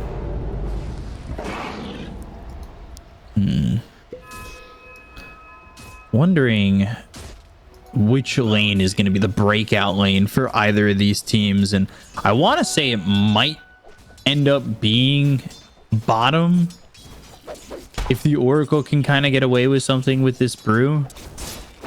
Yeah, that's a possibility. But they're not really doing that great at the moment. We'll see top perhaps if Master resses down Summer a little bit too much, and then he gets a spear, and Phoenix is there for some extra damage. Once 9 to 8 hits level 3 at the very least, so the Fire Spirits start doing things.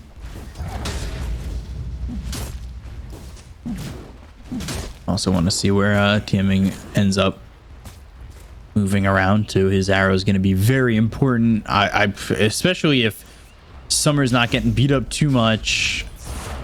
They could just leave him alone and have this Mirana going wherever he wants, and ZC burning away, but will TP to the tier 2 tower to try and keep himself close enough to stay within the lane. Not enough damage just yet coming out. Things staying awfully quiet around the map. Nice catch on the op sword there though for 928. Some extra free money. And just keeping himself between lanes here, not willing to take any experience here, but look at this ZC. Takes so much damage from the flame break. You know, TPing over the Oracle, or at least thinking about doing it, stops it for the moment. 5 stacks of the sticky napalm, the fire spirits being thrown over on his ZC. But again, yeah, he's taking this damage. He's not getting killed off though, so it like the second game, is that going to hurt them later on? Those little things that are not getting those kills. Yeah, we'll see. Or at least he has to walk back, which is almost as good as a kill. If it sets up right, there. That's for sure, because he might now go from back at base to TPing to wherever the Mirana is going to be, or look to get a kill in a side lane. That's true. He is going top, and that's exactly the plan, going on top, vying it. It's the first blood going towards the storm, so... Yep. Certainly a way to shore up your game. Bottom lane, Blade Fury on SJ. They've got the Ink Spell to stun him up, but he will use that Fairy Fire and that stick to survive. So again, a kill coming up short here for the side of YBB. You can see the damage coming up from the Blade Fury at level 3. But Oracle shoring himself up with that Fairy Fire, and for now, at least, Dandelion still maintaining their pace and keeping up this lead. Yep. Not to imagine it would be hard to kill an Oracle with Blade Fury though, because you can just dodge a lot of damage from Fate's Edict. Yeah. We'll see, YBB, if they have to put themselves on the board. It's a bit rough here without Blink Tag, without movement speed here to actually get that lasso on top of the Storm Spirit for the moment. Invisibility now looking to maybe go up top once again. This time though, and it does have this arena. But getting this kill may not be as easy as the last time. Ball lightning in. They're already going to show this Bat Rider. There's the arena. Stops him on the ball lightning, but still able to escape it. That was very close. That spear, he's dead for sure, but it does get that jump out after all. Oh, Summer though, he's sticking around. Lasso, spear, and because of the lasso, he stays with it even though he's stunned, and Summer will die. It's a really weird interaction. They want to go though. I mean, it's below that sees right back into him with just enough mana to get the counter kill. I don't understand that Starstorm. I don't know why it just throws arrows everywhere. It makes it so much more confusing.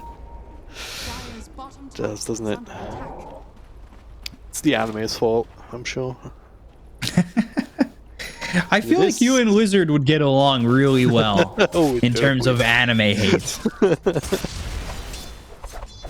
Someone's got to be the counterpoint, you know? Yeah, of course. There was that famous show, Point Counterpoint. Yeah. And that's how I get content. What kind of content would it be if everyone loved anime? Definitely anti-anime. If everybody loved anime, nobody would love anime. Exactly. It would just be a talk show. It's like, oh, there's massive stacks, by the way, from Medusa. Massive gains going to be happening. But yeah, it would have just been a talk show. It's like, hey, do you love anime? Yeah, I also love anime. This last episode of anime was great, right? Yes, it was. I'm so glad we agree, and this would not be interesting for anyone. Yeah, and all the people who loved anime in high school who were made fun of, like myself, you know, you wouldn't have that chip on your shoulder. But to talk about anime all the time when you're in your 30s. Yeah. What happens, kids? You become 30 and nostalgia up against anime. This is so much gold. I got till November. Holding on for dear life here. I think we can together, and well, speaking of together, we'll see if any of these heroes start to get together. And it looks like they might overbot him, but Beyond, you gotta remember, he does have that primal split, not while he's hit with the Phantom's Embrace, but the stun from the Ink Swell, and now finally gets it off. They land the stun, and they'll continue forward as they've got the help from the Fortune's End. They are trying to get this kill onto the Jug, but the Healing Ward sent over to the side. Icarus dive all the way across, and I believe this will turn out to just stymie each other, and neither team will get a kill. It was pretty good. I mean, the defense was raised, reaching just in time, and then the follow-up stun from the Inkswell. Just not quite enough damage despite that control to get the kill before the ultimate can come out. It's up top this time, the spear lands, so let's see, we'll not be able to mess with Iron it. Not this time anyway. Stacks being made all over the place, and ZC just made another stack. Medusa got the Dragonlance out of that, and now going for the Yasha. Okay. Yeah. Standard. Pretty good pace. And it again. Top lane getting set up on, and they've got the Moonlight Shadow. They'll have the Ball Lightning. They'll line this up with the arrow, but the arrow's not in time. The spear already landed. And he's got the arena available in just a second, but he'll choose to try and TP out. And I mean, the greatest plans are always just well laid out with, okay, just TP. Yeah, it's the boxy school of escaping team fights. Great flame break to get the lasso. No ult this time to keep him safe. So. Kill doesn't succeed in top, but it does for YBB down bottom. Medusa sitting top of the net worth, but you can see Storm kind of falling away from his lane partner of the Bat Rider at the moment.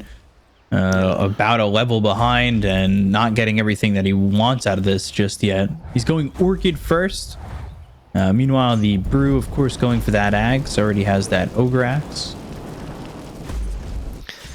That's potentially an opening there for YBB. The problem is that Lassos is super long cooldown these days. So it's hard to play super tempo if you don't have that available, but Storm not doing as well means that there's perhaps an opening for YBB to start putting on more pressure, because this network for Medusa is not going to come into play until later. You know?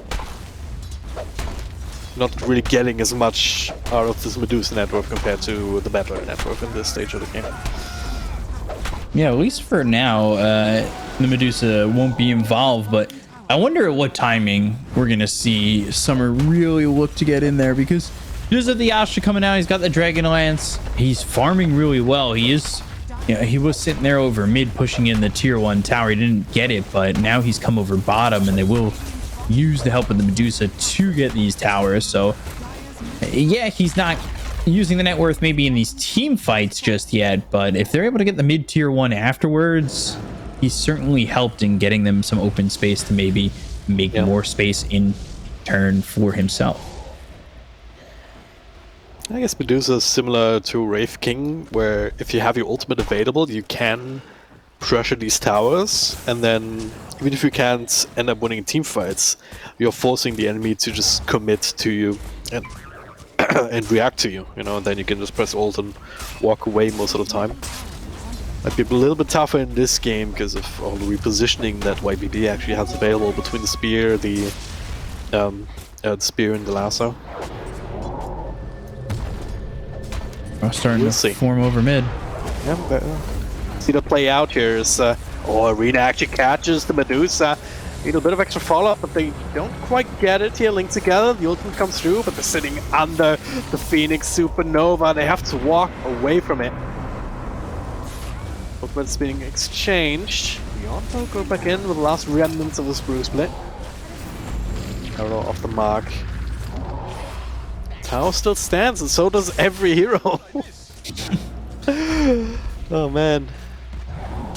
Has gone back and forth, and yet neither team losing anybody the whole time too. They were holding that false promise, making sure that if the Medusa does in fact get low, they will be able to do something about it. Arrow comes in, they've got the Vortex landing onto the Phoenix, so ZC puts himself on a killing spree, but there is the lasso and it's out onto SJ, so that false promise out of the mix. But now looking for the Inkswell, A&A going with the Bulwark, trying to back away from this one. The stun lands out onto the Storm. They've got the Stroke of Fate coming through from the Grimstroke.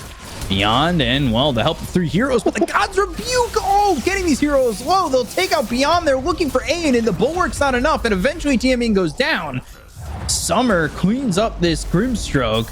There's the Flame Break, 5 stacks of the Sticky Napalm out on the Summer, but he'll be the lone survivor on this one, at least standing his ground.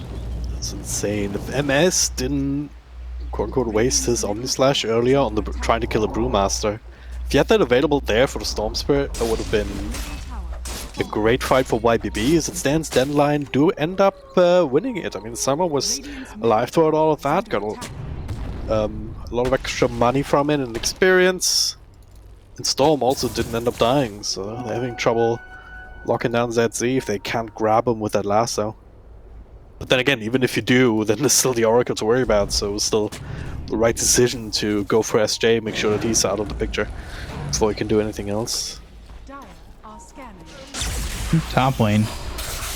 Jughead with the Orchid, Vortex back, and cleans him up. Wow, ZC. Damn. All by himself. And not in the... Oi. That's a voice line. I have no idea what that says, but I'm sure it was appropriate. Something along the lines of you missed. I'm sure. Yeah, this is oh god, they're doing the same thing again. Gosh. Well, I don't know if you've noticed, Dragon Drop. Deadline isn't even believing it. It's almost like, alright, let's get this kill very quickly and let's just use my ult, because surely the rest of the team's about to come in. No, they were nowhere near. Deadline doesn't even believe it. Like, what? Why are you alone? How? Just doing it again, just being called out one by one. Oh boy. Oh, MS. Oh gosh. On top. Ooh, yeah, top lane. Leaf Blink. Not the reveal, but a Blink play from Iron. Might need a bottom though, as let's see. Simus. It's just standing Phoenix, there. who hasn't Hano Midas. Okay. Oh, still alive though. Supernova can come out. There's a lasso. Follow-up stuns, but Storm's been kept alive by SJ. Right place, right time. He's being punished for it. Inside the arena, no way out. That took a lot to kill the Oracle. Yeah. Felt like he was pretty tanky at least, or was healing enough where basically all their attention did have to go out onto that Oracle. Keeping ZC alive though is very important. 5-0-1, don't want to give up that gold. And he'll try to get into this Kaya. The entire time though, I guess Oracle could just be like, I'm making space. Yeah. You've played Portal, I'll assume. Just space. Or in the game. Space. I'm in space. I'm in space. Yeah, exactly. Yes. Making space. Space. Space. I love that core. That would, you know, it's both Valve products, voice line, I'm making space. Yeah. Bottom lane, Ball Lightning, Vortex, Arrow, all connecting, gets the Bulwark off. And he is in some trouble. Summer getting the kill. The Sunray burning a couple of these heroes, but it won't do enough on its own. Radiant's middle tower is It's hard to survive a 5-second stun with the entire team wailing away at ya. Dandelion really just hitting their stride again. Knowing their timings pretty well. Now they've got the Ags on Beyond. They'll have both primal splits. Sometimes you see it where it's like, oh, it's on cooldown. You pick up the Ags, you've only got one, but he's picked it up at a proper timing to the point where now, yeah, he's got both primal splits available. That's going to make these fights very difficult for the side of YBB as they slowly siege that tier 2 bottom. Like, that was slow.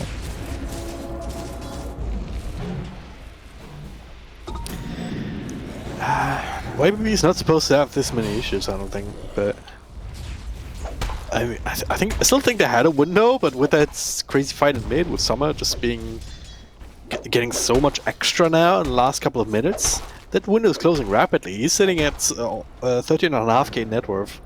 Almost has its Scouty completed on top of the Manta style.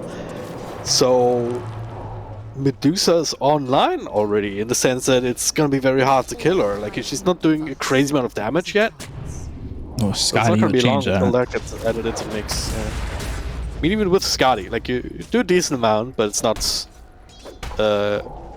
crazy. You know, that's what the Deadless is for afterwards, right? Over towards the Phoenix, and they can feel pretty free to use that primal split, as they do have that Ag, so he still is working with another charge. And there's the Cyclone out onto the Jug, but the rest of the team is nowhere to be found. Just to be annoying. Lifted up into the air for God knows how long. Yes, alright, Oracle.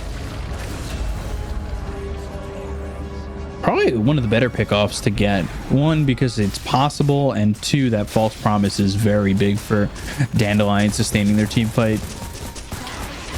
This kill is necessary, but not sufficient, I think, is a good way to put it. Like, you can always keep killing Oracle, it's not going to win you the game, but if you don't kill Oracle, you're definitely not going to win the team fight, right? Yeah. It's whoever else you go on is just going to false promise them. Agree. MS farming up the Manta style to have the defense against the Orchid. BKB in the works from Mars for the same reasons. BKB already online on Batrider. Yeah, he's got that BKB, but at some point, like, especially when Oracle's up, how much is he really offering into these exchanges? And on top of that, Storm, he's looking for his own BKB. Ball Lightning looking for the Vortex. Now the Inkswell, they've got the Silence with the Phantom's Embrace. The Soulbind comes out. The Omni Slash bouncing around, and it really doesn't do anything. That's pretty unfortunate there. Just can't kill Medusa easily anymore. Oh, gosh, and Beyond just takes out the Grimstroke. It can't kill anybody easily. I mean, that Omni Slash didn't do anything. No. It bounced immediately on the Medusa. Like, if there was another hero, if there was just a Storm, that might have looked different. It looked like Storm was overextending there. Like, he got silenced up. He was gonna get stunned by the Inkswell and whatnot, but his team just being there, that's the main difference. Like, you can imagine that some of these pickups that Dandelion got could have been punished if YBB was ready for them a little bit more often. Yeah.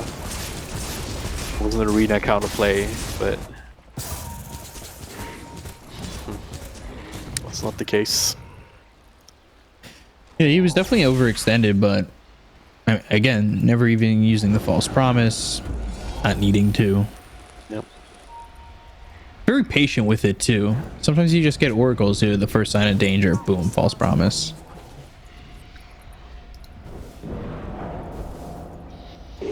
Got this Lotus Orb that's coming out from Tiaming on the Mirana, who's got a lot of gold, more than a Midas Phoenix. Man. Like, that is quite a bit of farming, and eventually we'll go for the Helm of the Dominator, I assume, to do that amazing thing where you pick up a Harpy Scout and just have a ridiculous vision, because, you know, balance. Yeah, it's of course very balanced. What? Supernova? What? Oh. There was, yeah, on cooldown. Okay, that's gonna lead to a lot of aggression out of Dandelion. I don't know what that Supernova was from, but I heard it. And I thought he was pretty much all by himself when using it. Yeah, I mean, I don't think I have to mention that that's not great. Like, they need every bit of team play. Top lane. They need to not be killed off on one. MS, super vulnerable. He's already used the man style. And there's just no save there. There's no way to get him out of that one. He's dead for 50. I'm maybe a bit surprised that they're not going to go towards Roche, but they do have a top tier 1 to push into. They could take the tower and then back their way towards Roche if they really wanted to. Top tower is under attack. Radiant structures are fortified. Mirana just standing still, AFK. Trying to figure out what YPB is thinking here. Right out of a movie. Arena used mid. Mirana leaps out. Action squad. Wasn't it supposed to be able to? Wasn't it supposed to be changed that you couldn't escape from the Z-axis anymore of the arena? Or was it leap out before it fully formed? I think it was like right on the cusp. Now they'll go for Roche. Okay, makes sense. 7.31 can no longer be escaped vertically, so it must have been just the leap just before it was fully formed, I guess. Well, just adding insult to injury there. No arena. Supernova coming cooldown at least, but we don't want to show there. The map is not safe when Stonespirit is on your half of it. I know that feeling. When you're a support and you're just like, that your team is just like, you gotta clean up this vision, or go over there, just do it. Yeah. Okay. Normally you would think, yeah, I mean, you can do that, the rest of us are smoked behind, and then Zetzi, because he's crazy, he's just gonna run at you, and then we're gonna be ready for it. And maybe get that kill, even. YPB there, feels like they're out of ideas. Yeah, certainly feels that way. You've got Mars up top, who stopped his TP to try and maybe go for this brew, but that's just never gonna happen. They've got this Aegis, like, there's nothing for Dandelion to really be scared about. No. Game's completely in the hands right now, and it's. I think it's much harder to make the same kind of mistakes on Medusa than they did in Game 1 with the Drow. As speaking of mistakes. Yeah, it's not really that much of a mistake. More so, they just have Vortex into the arrow, and then they'll look for more inks. Well, all right, Arena, Spear. This isn't the guy who's got the Aegis, so they need to find a way to get the save here onto the Storm, and they won't. There we go. So, that's more a big kill. A lot of gold for Aenid as well. But by the way, Summer's just pushing mid. Ended up top still having issues, just getting away from these two supports. Beyond it's not a support, I guess, in this anymore, as he gets another ultimate here to stun the cancel TP. It's taken forever, but they're killing out in it while they're also taking care of the tower. So that play with the arena, exactly what I was asking for just a moment ago, but it's too late. Like, this happens 10 minutes ago. If you punish the initial aggressions from Dandelion, if you can keep the Storm down, then you might have an easier time dealing with Medusa, even if she would end up with a similar farm level. But it seems like YBB, they're not quite ready to perform at the level that they would need to in a game like this. Certainly not now when Medusa is fully online. Yeah, it's kind of tough when Medusa is doubling the net worth of your cores and doing it very simply. There's nothing really standing in the way of Summer getting this farm and getting anything done at the moment. And I think that's come from YBB. Maybe something that Nomad talked about, forcing aggression that ends up going the wrong way for them. And it felt like they've kind of done that a couple times here. And then, of course, not being aggressive enough on someone like Summer, who is just farming all over the map. Yep. Oh, here we go. Blink Lasso in the back. Arena burst down SJ. Good stop, but the ultimate still coming through from Medusa. It's gonna make it a bit tough here. Must tanking up a lot of it. The Supernova in the back. Skipped alive. Stunned up on the Medusa. No ult. As the game starts to lag, the Prospero comes out, eyeing it. He's gonna fall in turn. Medusa still very much alive, and now YBB, they shot the shots. They've got nothing left, and they have to run away. Beyond's gonna try and keep that from happening. As buybacks after buybacks come out to try and salvage this fight, but Medusa still in front, still with that Aegis in hand. Even going past the tier 2s and making sure that YBB get nothing out of this one. MS maybe moving in a little bit too far. God's Rebuke comes out on a Summer. You got teaming over to the side as MS goes into the Blade Fury. Was looking for something, anything to give them a chance, but nothing yet. And the tier 2 denied. Okay, cool. Still a tower gone, and still Summer working with this Aegis for another 45 seconds. If he gets that, honestly, if the Aegis times out, that's not even the worst thing for him. He'll just regen all the way back up. Yeah. All they got was SJ with the entire Tifa combo. Again, just goes to show that it's a bit too late. Even if they ended up killing Medusa there, she was gonna come right back.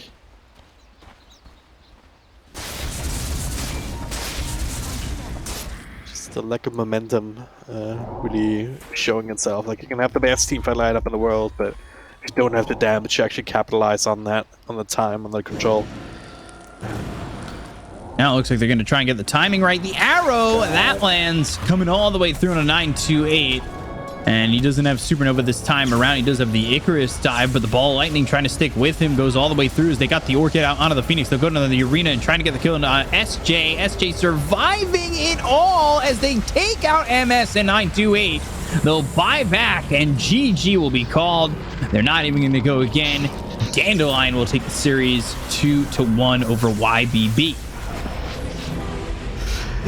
Yeah, those kind of fights happened 10-15 minutes ago. That would have been a path for YBB to just getting an advantage, start winning this game. But taking these fights, only started to take these fights 30 minutes in when Medusa's already the main battle tank that she wants to be. It's just not nearly enough. Like, they couldn't even kill SJ at the very end there. So yeah, very rough for YBB. Ran out of steam. Rough indeed. Yeah, Dandelion, they pull it back to basics. They go to what they know. The Shylock Medusa does not disappoint. Every single time they just know how to make this hero shine. And, you know, it's a group effort as well, making those stacks, protecting the Medusa, not putting too much emphasis on the lane, but knowing that she's got something to fall back on and will always be like 1,000, 2,000, 3,000 gold above the opposing carry. And honestly, that's what it came down to. Like, you can have all the team fight in the world, but if there's this big fat Medusa in the middle of the fight, like, she's just not going to care. She's going to kill your egg. She's going to survive the arena, and you still got the rest of the team to deal with as well. And they are just playing around this Medusa so damn well. So, yep, in the end, YBB unfortunately weren't able to pull it out of the bag and blow up their opponents here. Guys, I mean, if you were to make one improvement for YBB for the next game, you know, what would you whisper into their ears? Get confidence. Yeah. Or better communication. It feels like their communication's off. Heroes kind of doing whatever they want, not really working as one fluid unit. Kind of the checkmark things of struggle, basically, when you're not working as one. Gotta look at more of the games to see if this is a fundamental issue or whether this was just the day form not really coming into play, or maybe the second game rattling them more than... Oh no, it's been pretty constant for them, unfortunately. Yeah. This has been I mean, the thing is, they do take fights and they do make plays, but often for me, it's just not with the same crispness, you know, not with the same kind of, as you say, like dedicating to an idea B Cup is what I think it really comes down to. You know, like you want to be killing this Medusa early on, and they did try to kind of mess with the stacks. Like the Grimstroke kind of walks into the triangle, sees all these stacks, and goes, "Oh yeah, I'll throw in a stroke of fate, get a couple of these hard camp creeps." Like, is that really enough? No. Like, I want to see him just bring 5 heroes into the triangle. Like, if you know that Dandelion have this thing where they just make loads of stacks, and you know they're making stacks. Like, if you're in that bottom lane, you're like, where's this Miranda going every 5 seconds? I wonder. You know what's going on there, right? Like these guys are excellent players. You know, all of them are extremely home in mind. You know, they're going to know that these big stacks are being made in the triangle. So I just want to see them like committing to the idea of like, all right, let's just 5-man rotate. Don't be afraid to overreact to what because that's what Dandelion do. If they see something which they need to take care of, they just take a sledgehammer to it and they just run 5 heroes into the area of the map they need to be in, and they will take that area of the map. And I think that's the part of their success, just commitment to every idea they have, trusting each other and knowing what to do. And I think YBB can learn so much from that. So I hope they continue to improve, but unfortunately today just wasn't their day, gents. Yeah, for the most part, I would say Dandelion are a lot more calculated in their aggression as well. They know how far they can extend. They've certainly done well. They've only lost in one game where it was kind of like a different draft-ish and a couple of different things. But overall, I do think that this team is very calculated, and they are 4-0. I'm going to already say they're going up to the upper division. It's what I guessed and told Snare at the beginning of the year, and I'm going to stick with it. And I think this is a team that I hope can compete if they go to the top division, but it is a bloodbath up there. So I'll wait and see. I'm not going to be optimistic enough to say I hope they can compete, but I hope they can learn. I think it's going to be an amazing learning experience for them to be up in the Division 1. They've done it before. Magma, most of these players are from Team Magma, and they learned so much. They came out a stronger team, as we can see. And hopefully we'll see plenty more of them. And of course, still the rest of the season to go. See if they can keep up their perfect record. It would be fantastic for them to do so. But here for Division 2, we are all done. We have got LGD versus LBZS coming up next, so don't go anywhere as the Titans, the Davids, take on the Goliaths in this very exciting series. It could go either way. It's probably going to go one way, more likely than the other, but we always do like an underdog story. So we're going to throw it over to a break, then we'll be back with LGD versus LBZS here at the DPC China.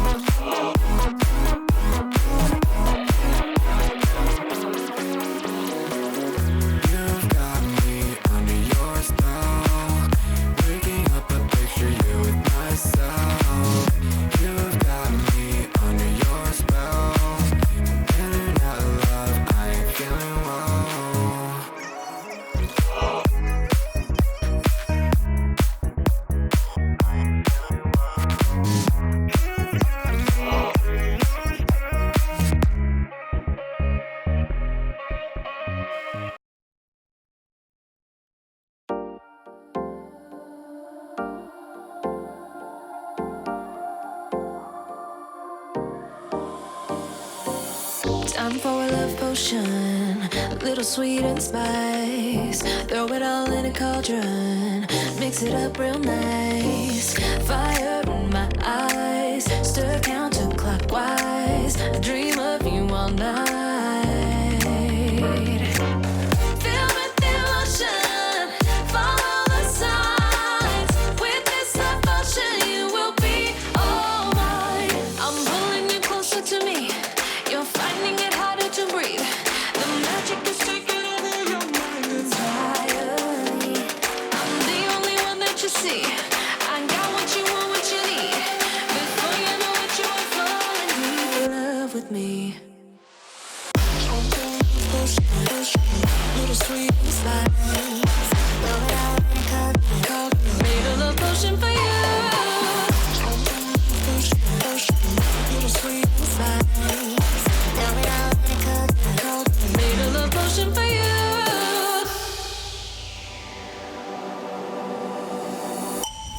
This is the moment, no turning back. One drop on your lips and the spell will take effect. Under the moonlight, stay close to my side. We're burning so bright. Oh, oh, oh. Filled with emotion, follow the signs. With this love potion, you will be all mine. I'm pulling you closer to me. You're finding it harder to breathe. The magic is taking over your mind entirely. I'm the only one that you see.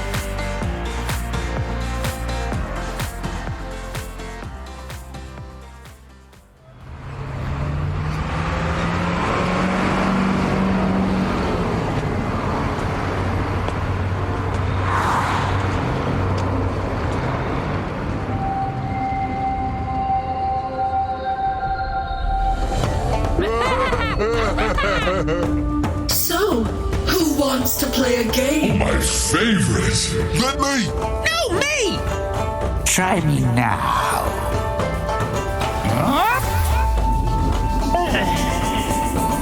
And down.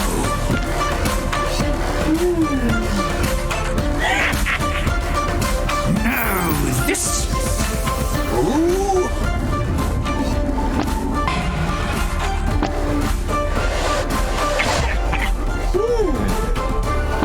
Next. Damn. What's this thing? Let's find out.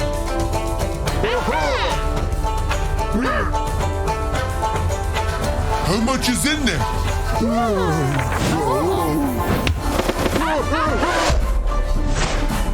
And again! Guess we better. Yep. It's just as high as we can go. Expertise!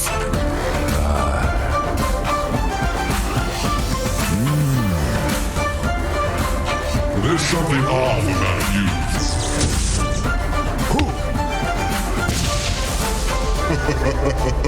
It's in the bag.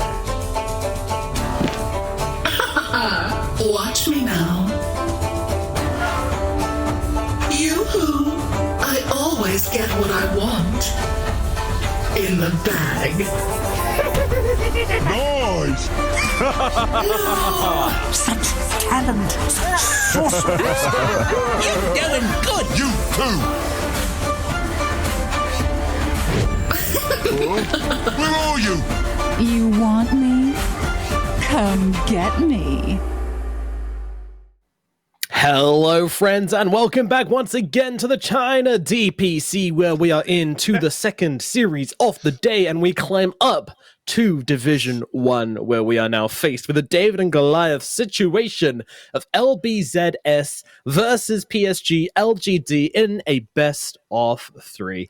And to join me to break down this series, we've got the lovely Black and the beautiful Cryptic to break this one down. Guys, how are we doing and what are our expectations of this series? I'm doing great. I will say, though, one thing I do want to point out. I was laughing because I remember you in the breaks, you're like, man, I forgot how tight this shirt was. And I was like, what the heck is he talking about? But I see it. You got the LBZS shirt on. And I had to say, I started laughing immediately because I remember when you got that. Yes, very, very funny. And, but next time, upsize by 1. What size was it? What is that? Medium? Large? Yeah, this is a medium. It's quite nice because it's stretchy, but yeah, awfully tight. I mean, maybe like next time you just go like a little bit. Oh yeah, okay, now it feels better. Okay, pull this, pull that, and then you wash it once, and it gets really tight again. Do the Black approach and just like roll up the arms, you know, be like the fool. But no, anyway. We don't want to go there yet. It's not yet. It's too early in the series for this kind of malarkey. What are your expectations of this series? Do you think LBZS stand a chance? No. Oh, okay. I mean, I would say yes if LGD wasn't so serious all the time, but we know how serious they are, like literally all the time. They don't care. They're already top 1 guaranteed. Oh, it's pick Brute Mother first phase. Woo! Very fun. But yeah, they don't care about anything other than winning and dominating. So I don't see how LBZS can really stand up to them. Maybe if everything goes their way, they take 1 game, but I can't see them take this serious. Exactly. Yeah, it's kind of my thought process too, right? Like that's what we've seen out of LGD. Like every opportunity they get, they put everything on the line. They do not, mess around. And we've seen them drop a couple games here and there, between last season and this season, but still yet to drop a full series. And I think still very highly considered to be the favorites of the CNDPC, despite the fact that RNG is 4-0. But Extreme is 3-0 too. Yeah, I was gonna say with the 3 teams that are there, I don't know if PSG LGD is as favored against those 2 teams as maybe they were last season. Honestly, I don't think we've had a good power reading on PSG LGD yet. I mean this seriously. Like I don't know if this is the same PSG LGD as we saw last season. Like yes, they've destroyed every series they've come against, but you look at the match history. It's Ehome, it's Vici Gaming, and it's Team Magma, right? Like, these aren't difficult series for this team. The 3 are probably the easiest. Now they go against LBZS as well. LBZS, yeah. Yeah, exactly. Like, it's 4-0, baby. 4-0, woo! Heck of a start, yeah. I mean, this last Exactly. week is going to be brutal for them. Like they got a lot of big games, and I think it was Black and I actually that cast the very first PSG LGD game against Vici Gaming, where they looked really shaky, right? Like they had the perfect draft from Vici Gaming, and it ended up allowing them to take the game number 2 off of PSG LGD. But you know, it's just like if a team like Vici can do that, you know, teams like RNG or like Aster or even Extreme, you know, you have to be a lot more worried about them. Yeah, but that's the thing though. Like individual skill in China is so high that if you slip up once or twice, like even a team like LBZS, they will punish you. They will take a game of you. Like it's not like in other regions where it's like, yeah, probably against this team we can get away with a bunch of nonsense. Nah, none of that here. No, it is a punishing region, that is for sure. And also, you know, we saw Team Aster slip up yesterday. They lost their series versus Vici Gaming, which is a huge upset. Vici looking like they are actually back on track now. They've got Yang back in the driving seat. So I'm very, you know, you can't slip up. You have to take every game seriously. And LGD know that. They've been doing that since the very beginning. Like, if you're ever expecting to see an LGD where they kind of like clown around, you know, game doesn't matter, you know, all this spots for pride only. If it's DPC, LGD are taking it 100% seriously, and this is going to be a very important game for them to smash out and win on.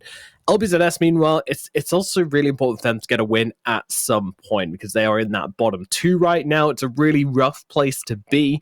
They've already lost versus Aster versus RNG, and we have the scoreline from Vici Aster from yesterday. That's very helpful. Yeah, as you can see, Vici Gaming taking the win against Team Aster there in a huge upset, I would say. It's really important, right? Like overall for the standings, because previously I think if Vici lost that game with like just 4-3 scoreline, you were pretty much guaranteed a major. But now Vici can actually get to how many wins themselves? They still can get to 4-3 themselves, so it's a tiebreaker situation now, whereas before it would have been guaranteed pretty much. Yeah. And their next 2 teams are definitely doable for them, right? It's Ehome as well as Magma. So it's pretty likely that Vici Gaming is going to be in that like scenario to be in that tiebreaker for the major. Yeah, it almost guarantees tiebreakers for sure, I would say. It just depends who that's with, and Aster, you know, that's not a situation they wanted to be in. They wanted to be in that top 4, and I think all of us probably had the same top 4, I'm guessing, whenever we came into this. RNG, LGD, Extreme, and Aster as a top 4. I mean, unless Ricky's Ehome bias shone through, no? No, I put Ehome in 5th. Good man. But the thing that's so weird about Aster is like they only got to play 1 series so far in the DPC before yesterday. So it's like this is a team that basically got put on ice for a long time. And I'm wondering if that might have something to do with like their loss yesterday, and maybe they were just a little shaky. Maybe they can bounce back, or maybe it was just Vici, like you said, hitting, you know, their stride again. So it's hard to say. Yeah, it's a real question mark, and that's the thing. There's a region full of question marks at the moment. Like we're watching the other regions going like, oh yeah, we know it's going to get relegated, we know it's going to get promoted, we know it's going to the major, etc., and over here we're just like, well, we got a 2-week break, we still don't know anything can happen, and the power readings are most certainly not out there yet. But for LBZS, you know, when they have won games in the past, you know, it's kind of been down to like kind of aggression and very strong drafts. But I think this season, Black, their drafts have been particularly weak, which is a surprise. How can that happen? I'm really not sure. I had much higher expectations for them. Like I didn't even put them in my bottom 2. But the way they're drafting and playing right now, they definitely seem like they will be bottom 2 by the end of the season if they don't change anything drastically. Because as you said, like one of their strongest points turned into like a weak point just over the course of like a month. I'm sure the new patch came, but it didn't like fundamentally change the game so much that like this should happen, right? Like the playstyle is still the same, everybody still plays the same, just different heroes here and there. But it shouldn't impact your draft that much. So I'm not entirely sure what happened. I just hope they can bounce back because that's not the LBZS that we know from last season at least. And love, we do love, or at least I love LBZS. You know, very close to my heart. They were fun. They were a fun team. And very humble too. And their interviews and stuff, I liked them a lot.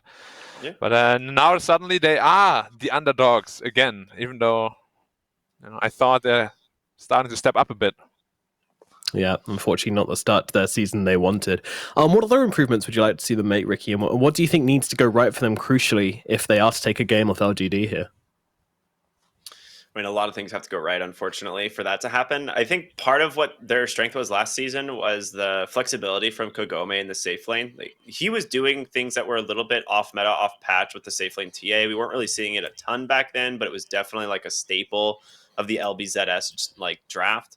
And I think this season we're just not seeing that as much. Like they picked the TA, but it's actually gone mid lane a couple times, I think, and then like the rest of their draft kind of seemed a little bit like incohesive. So I'm wondering, if they're just maybe not as confident with like some of their safe lane picks as they were in the previous season.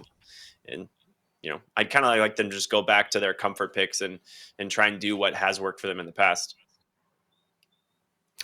Yeah, I mean, comfort picks such as what specifically? What would you like to see them come out in this draft with? So, in my opinion, I do think it's like prioritizing Kagome's hero. So whether or not that's the TA, or if they can get something like the Tiny, then obviously the Tiny. But I think I would just like to see Kagome back on the TA in the safe lane, pick themselves strong lanes, and really go from there.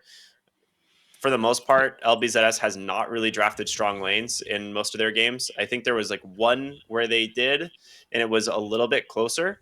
But for the most part, they're losing their lanes pretty early. I think it was the RNG series. We saw them pick up some really strong lane heroes. It's been the identity, right? What you just said. Like winning lanes and then snowballing to a strong mid game has been the identity. And they somewhat lost that, which is also on the back of that weaker drafts that we spoke about previously. Mm-hmm. Yeah, absolutely. It's time to step up, switch things up, and change things around. And again, there's always these heroes as well, like the Death Prophet. Do you think LGD might let that one through as they've done in the past, and kind of give LBZS enough rope to hang themselves with, Black?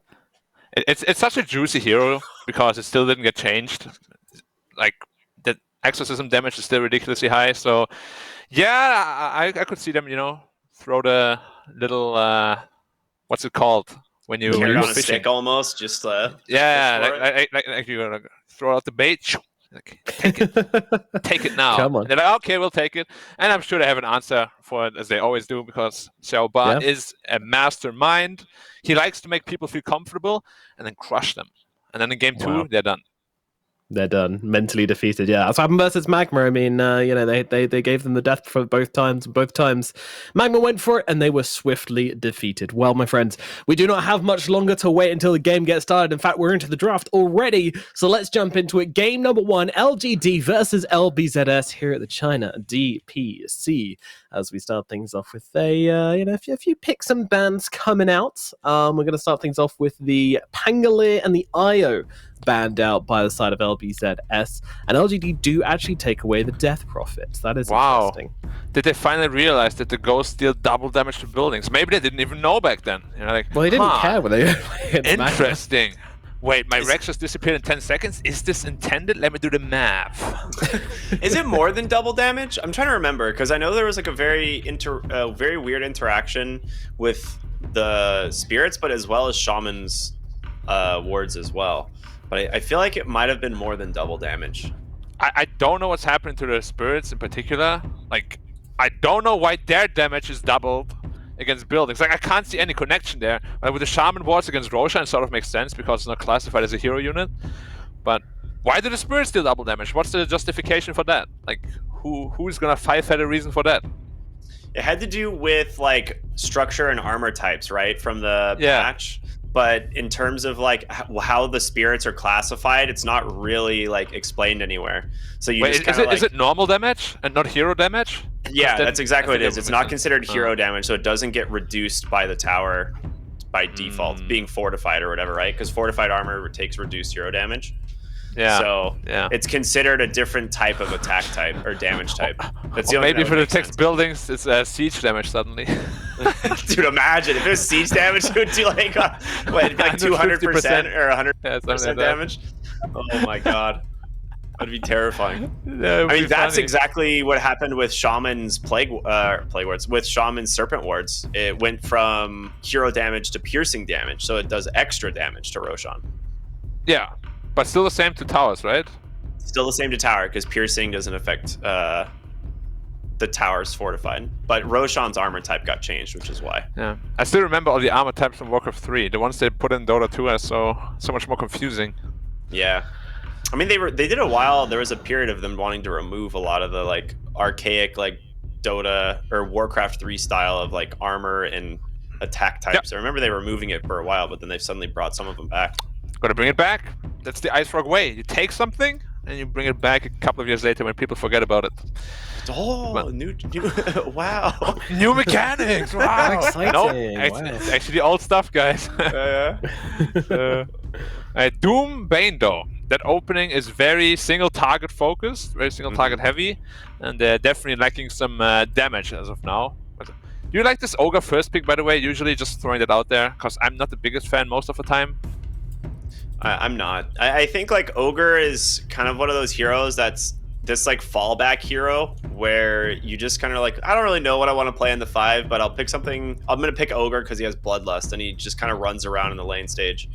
But I think there's just plenty of fort position and offlane heroes that punish this pick, which is why it seems like it's not as strong as it used to be. Yeah, I agree. Like Doom has basically this is just as tanky as Ogre is, but does way more damage. Yeah, and scales way better, and doesn't really care too much about Ogre. I mean, I guess you have a good Bloodlust here now, at least in Wraith King. Yeah. But yeah, I'm not the biggest Ogre fan, as I said. It's like, would you rather have an Ogre or Bane? You know, like the answer is pretty obvious.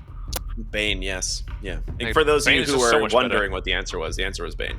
Yeah, if you thought Ogre, you gotta go back to the drawing board, unfortunately. You can take one of my coaching sessions. Yeah. Never missing an opportunity. I respect the hustle, Black. Get that bag, King. Alright. Damage coming. Yeah, that's not bad. Like, I really like this. I always say this again. Like, when you have a Bane, having a killer support combo is super important, and a Bane grip plus a Sunray kills almost any hero in the game. Like, there's no surviving that. Dude, like Sunray.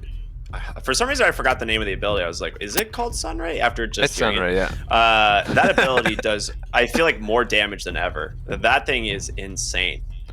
It is, and it never stops scaling, right? Because it's percentage based. In fact, you get a damage talent at some point. Is it 25 or 20? 20. I don't think it's 25. I think it's 20. Yeah. Yeah, you get plus 1.5% additional, which brings it up to how much? Oh, 7.75% per second. No problem. That's way more than I thought it was going to be.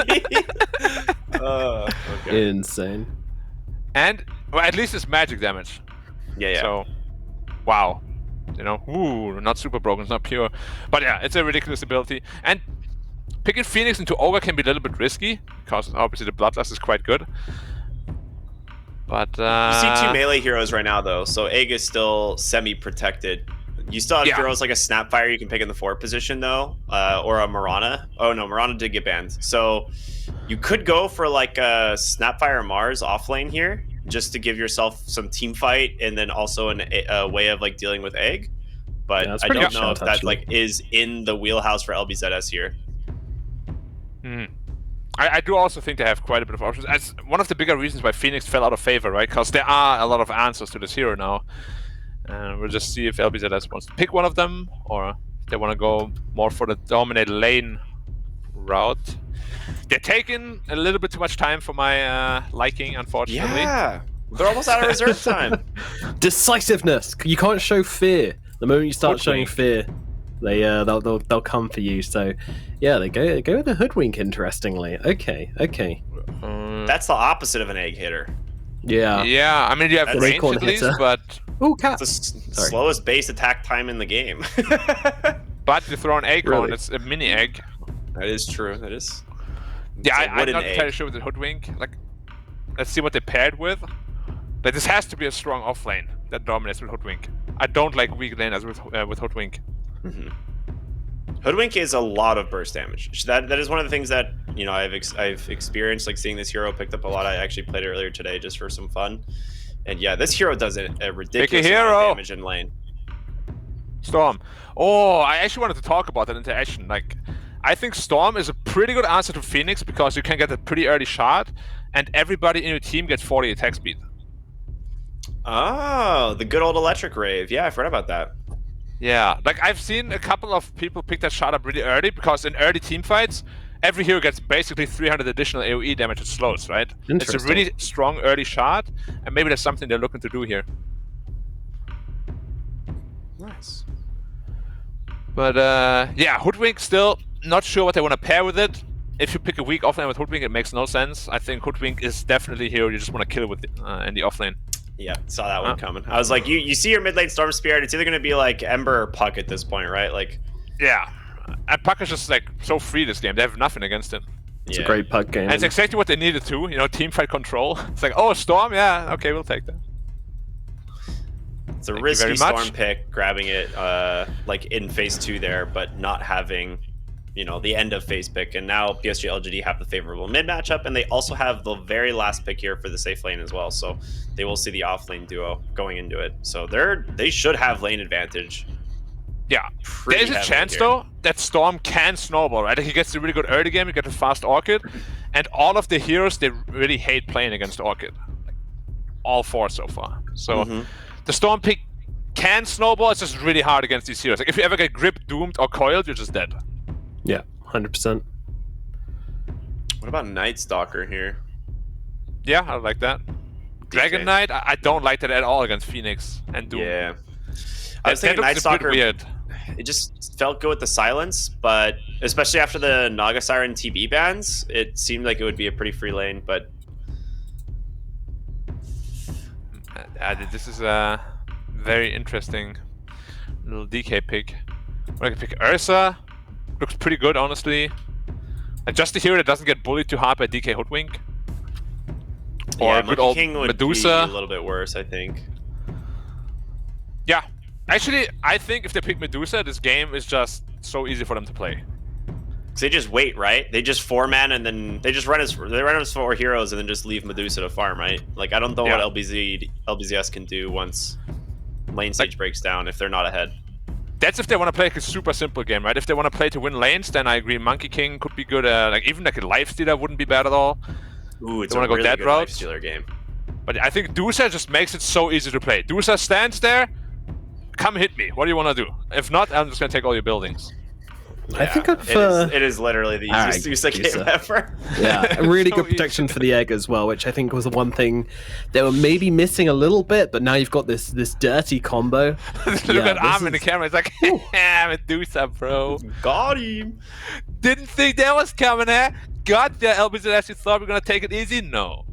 So, Bob with the headset, here, bro, you take over. There we go. A really good point, Nomad. I like what you're saying at the Stone Gaze, protecting the egg here as well, because now there really isn't a hero on LBZS who can deal with the Phoenix Egg. So that is like a complete fight reset, you know, for PSG LGD if something's going bad for them. They have everything. Team fight, Puck Coil, Stone Gaze, Phoenix Egg. They have single target Grip Doom. Like, what more do you want? This lineup is so complete. They lack a little bit of building damage early on, but as soon as Dusa has 2 items, they don't care. They don't even need to push as a thing. They don't need to. They don't need to push. They don't need to do anything, it feels like. I mean, it's a very hard job for LBZS. Again, I completely agree. I think Hoodwink isn't the hero you can pick when it's not a great Hoodwink game, when you don't really need the break, and like when you don't have a very solid idea of what you want to do with it. And I'm not super impressed with it, I'll be honest. Hoodwink and DK has seen plenty of games together in the DPC. They've had 20 games together, and that's a solid 50% win rate. So 10 wins, 10 losses. It's not notable, really. So, yeah, I just don't really feel like this Hoodwink hero has really been utilized. I feel like they could have gone for something else, which gives them more playability. But unfortunately, that is what they decided to go with. So, this is looking like it's going to be a rough one. I mean, what are the conditions for LBZS? Do they just need to crush this laning phase? I mean, theoretically, yeah, but they don't have favorable lane matchups. That's the part that's like pretty rough. Like, none of their lane matchups, in my opinion, are actually going to go very well for them. So I think barring some like real misplays from PSG LGD, it should just be a pretty straightforward game for them. Yeah. Alrighty. I think it's really just all about putting the Storm to use, right? Like maybe even kind of just let the DK solo his lane, and Hoodwink just tries to kill middle a lot. Which is not even easy because it's a Puck. But like, I don't see any other way. Like the Storm needs to snowball really hard. PP has his work cut out of him, that is for sure. Can they pull it out? David versus Goliath here. LBZS versus PSG LGD. Kicking off right now, game number 1 here at the China DPC.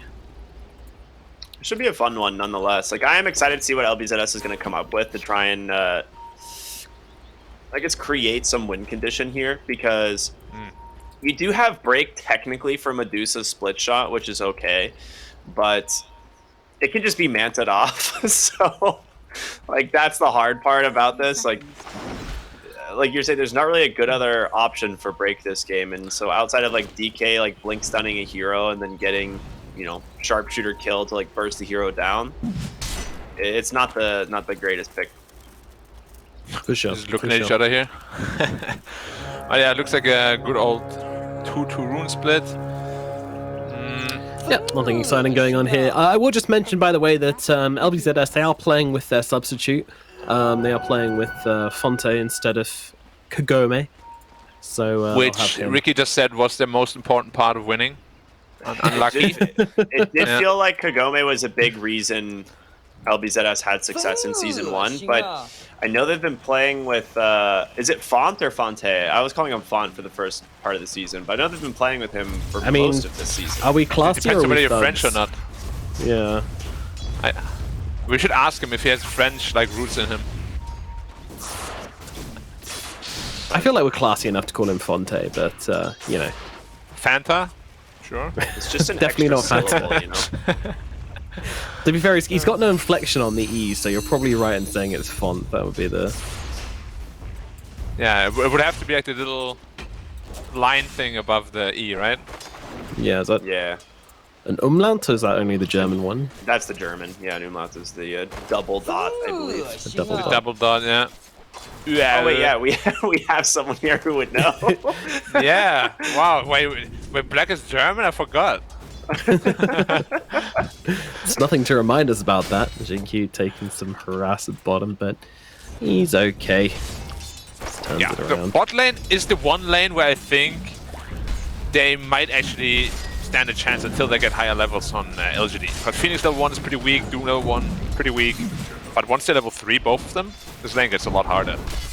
Doom has a lot of armor, though, is the thing. Like, he does. used to be a 0 armor hero, and now with like the changes to Devour as well, which I can't believe the tooltip for this still hasn't been updated despite the spring cleaning we just had. But Doom's Devour does provide armor, despite not saying it does. Yeah, so it's literally 1 armor at level 1, then scaling 3, 5, 7. So it is very strong. Yeah, he's just I like not how they easily keep bullied giving out. more reasons, like to max Devour, you know? Be greedy! This gives this now as well. Yeah. I mean, Before remember was it used to be health the HP regen, yeah. Oh, he goes Infernal Blade, actually, just to put the Harris on Font. Yeah, I mean, why not, right? Yeah, I like it.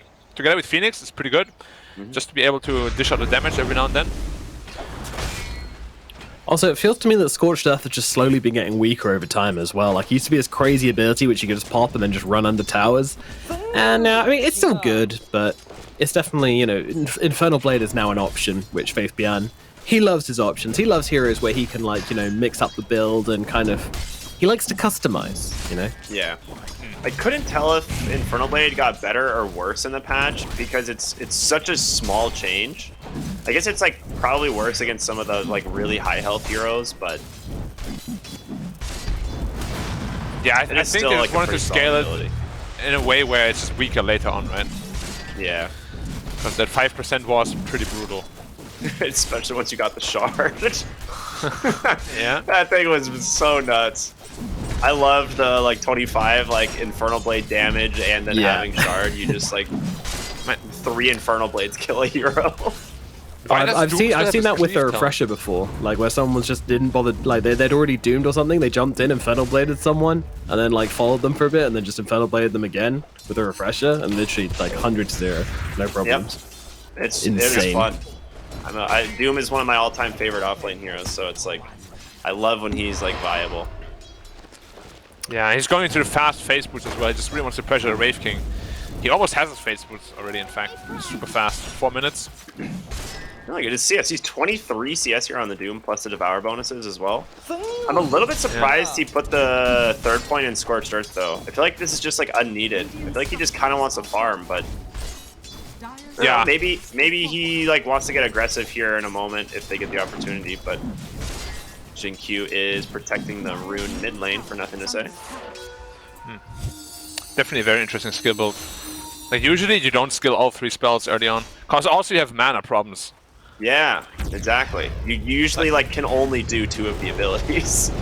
I'm just gonna find detachment here, and yeah, this does is bad. have the hurl boulder in a moment if he can use it, and we'll use it to stun him up for the moment. And burning down detachment. It's gonna be first blood going the way of Faith Beyond. So even better start for the Doom than originally anticipated.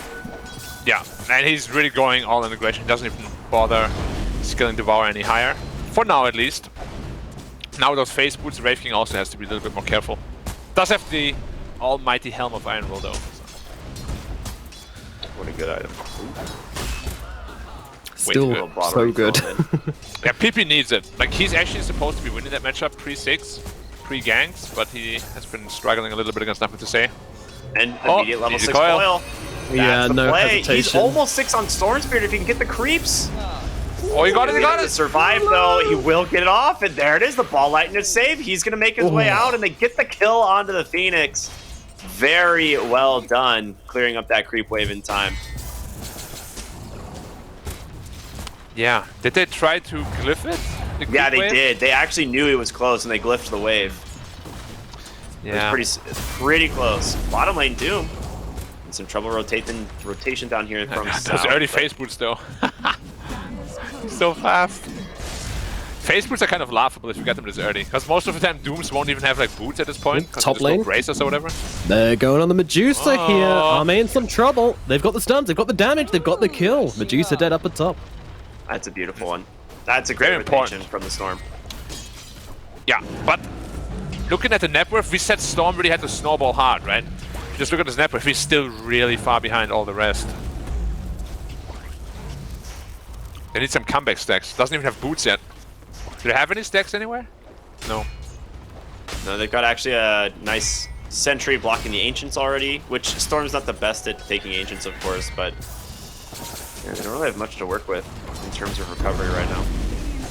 Oh, nothing to say, she went in there. I mean, fine though. Yeah, Puck's gonna make it out. Okay. Yeah, that was close.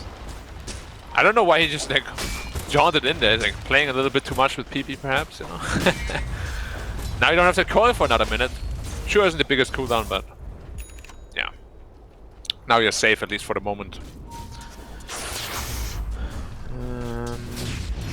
Dusa is still happy, Doom is very happy, Puck is very happy. Like, as we said earlier, they have to do absolutely nothing. If they just keep responding, oh, PP again. Big rotation mid, yeah. They're gonna be able to find the Puck, doesn't have the orb away, and they get themselves a kill. Man, he's really overplaying his hand with his orbs. Just orbing on the enemy high ground like that, like, sure you are Puck and you have a decent game, but you're not that tanky. Oh, nice rotations also from LBZS. And another punish. They're playing good, they're playing well. But they always do, is the thing. It's usually just their drafts and their mid game that holds them back right now. Their laning phase usually is very good.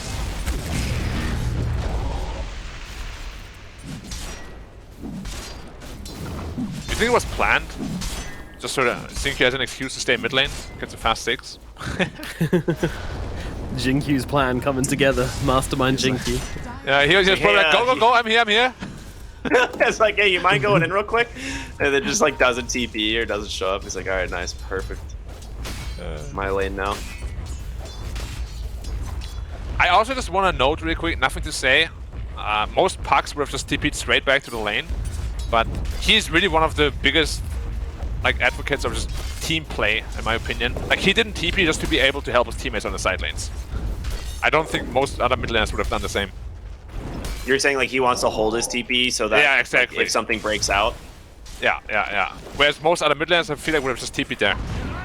He's so selfless when he plays. Yeah. It's like a feels good lane playing Doom now because you're against a Wraith King, so like actually leveling Doom is just a wasted point. So he just gets to go 3 points Devour now at level 7. Yeah, he always has his Midas. He's completely free farming. So is Wraith King, of course, but he's always going to get more, right? I just wanted to touch on what Black said. Actually, it's interesting you said that nothing to say. You know, him holding TPs to react to things is like super selfless, because it's definitely selfless. You're playing for other people and sacrificing your lane, but also most of the time, whenever you do that, you end up getting a bunch of cleanup kills in the process. Like it's very beneficial for you as well. I agree. Like, a lot of people just seem to underestimate it. It's like, oh, one creep wave in the tower. I better bully my support out. Oh, this ward, super value.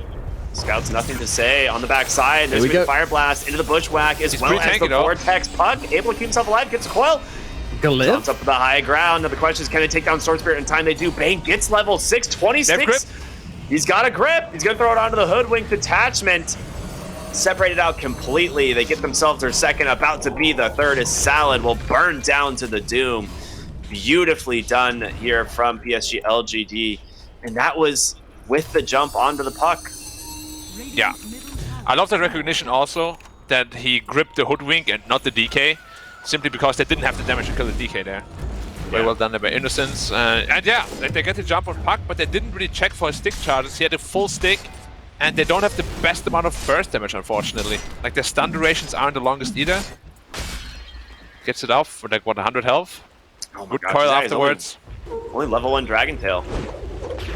I would do... Lane? Speaking of Level 3 Brain Step, though. Yeah. He's got a Nightmare to work with as well, so he's just going to walk away. Any TPs? Any TPs? No? Later. Screw you. Innocence doesn't need help. Yeah. He is the help. Feels so good when you're a support and you're able to get away like that. It happens so seldom. Yeah, and next fight, Puck is gonna have a good old Arcane Rune, of course. Good luck. Good luck. If you don't burst this Puck, he's gonna win this team fight for his team. Yeah, I mean, we saw what Coil did in the last fight, right? Completely shut down Storm Spirit. He just had nothing that he could do. Yeah, can we just talk about his Sync again? He's level 8, same level as PP. How does he always find that much? I think he just got Tome, because he was only level 6. Like, okay, yeah, so he was only like level 6 or something a moment ago, so that makes sense. Compared up with the other supports, like Sal is 6, the Ogre's not even 6 yet, he's just level 8 balling. And I love the Vessel first. This is going to be a really sick Vessel game once he gets it. Yeah. They have so much dot damage as well. It's a perfect item against DK. Who just picked up his Blink, and now they're looking for the Medusa in the triangle. Will Armor sniff it out? It's not the easiest gang to read. No, it's a very early rotation from LBZS, but it seems like... they're just going bottom? Oh, they could have caught the Medusa. That's unlucky. Looks like going to collide head-to-head here. Nothing to say on the Puck. We actually don't see him, but it's going to be the Blink Dragon Tail that does end up flying to the Medusa. There's a big egg dropped right in the center. The coil comes through as well. Yes, you got some damage onto the Medusa, but it's going to cost you your Storm Spirit thanks to the Fiend's Grip. Ogre Magi will burn down as well. 2 kills once again going the way of PSG LGD, despite, like, they try for these initiations, but ends up backfiring. Looks like maybe Faith Beyond staying around a little bit too long, but they got the Sunray behind him, keeping him nice and healthy. He's got the Doom to work with, but doesn't want to drop it on the Wraith King, so they just back on out. Yeah, and this is what we spoke about in the draft. Like, it's so easy for LGD to react every time. They went on the Medusa, he had 20 sticks saved up already from the previous engagement. Super easy to just survive. Stone Gaze, Egg, Coil, it's all you need. It's so simple. It is really so simple. Such an aggressive egg, too. And that's...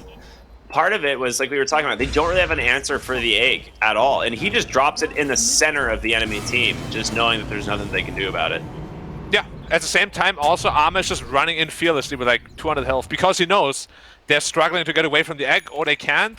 So he's just kind of wiggling around in that space where Stone Gaze still protects the egg. Like, it's just LGDs. I mean, obviously, they're a really good team. So don't really need to praise them too much for it, you know, but it's really good playing coming out from them, as we expect. Looks like Doom is role-playing Wraith King right now with the Raised Dead. It's pretty funny. He's stronger than the others, even. Yeah. When you get like 6 of them out, they do a lot of damage. Does it still buff creep waves too? It buffs all allied units. So yeah, creep waves. Yeah. hero. I love doing that with Chen. Yeah. You get like 2 or 3 of them, 9 at a time. I'm a big fan of like watching Husky because he's like a big Chen player, and he, you know, occasionally will get like the 4 troll priests and run them down and have like the AoE 70 bonus damage for his team. Yeah, and he just like hides them in the trees while like the creep wave just mows down the tower. It's very funny. It's very frustrating when you play against it, though. Yeah, I mean, look at the damage to this bottom tower. It's a lot. It is. All from these tiny little skeletons. They're smashing. Look at them all buffing each other up. This is what it means to be a true gang. Get them, kings. A trooper. Hell yeah. But yeah, like LGD is playing in their own little area right now. They don't really have to do anything other than defend the mid tower. So every time there's any sort of pressure to the mid tower, DPC will just stand there and present herself. And then obviously LBZS doesn't want to go on that. So the timer is ticking, and it honestly is ticking quite fast because LBZS is not scaling nearly as much. Look at the Storm's net worth. Yeah, I was gonna say, look at the net worth graph. It has been a pretty hefty decline post like 10 minutes. How is Font looking? Pretty far away from his Deso still as well, which would be like their Roshan threat potentially, but yeah, still like a good 1.6k gold away from that. Doom has his BKB already, so he's happy to fight. Like all the pieces are coming together for the wrong team, unfortunately. Well, if you're an LBZS fan. In Molasses, he ended up going for the Ogre Axe first instead of going for his Shard, so they don't even have like fantastic wave clear right now as well. Yeah, I think he recognizes that they need to be the aggressors this game, so he just wants to be able to get a fast BKB, I guess, but the Shard is so valuable. Blimey. So that, I mean, that is a kill into nothing to say up on the top lane. Looks like that was the that was not even the Orchid reveal. They just catch him out. Wow. Yeah, mid lane, they gotta go. Now. Oh, quick Manta out from Ehome. That's gonna be able to turn it around to Molasses. Molasses just getting melted right now. They won't be able to respond to the side of LBZS to that, unfortunately. Too quick on the Medusa. Yeah, beautifully done. And Manta style is honestly, like it's an AT item on Dusa generally, but if you're really good with using it, like dodging spells and whatnot, it easily becomes S tier. That was insane. You can't even dodge Dragon Tail, but Ehome manages to do it. He dodges the undodgeable. Do just want to point out here as well that the average timing for a BKB on Doom is about 18 minutes and 45 seconds. And he picked his up at about 50 minutes and 30 seconds. That's including the Midas as well. So very, very impressive for Faith Beyond here. Well above his timing where they should be. Smoke too. He doesn't care. He's got BKB. Yeah, Cell's burning. Whoa, whoa, whoa. Alright, I'm out, boys. out. It's long zip, long zip. Oh, they do manage to catch Phoenix. Alright, very close. Almost managed to get away with that TP, but TP will catch him at the last moment. It's a good kill, but only worth 400 gold, while all the cores are still just farming away.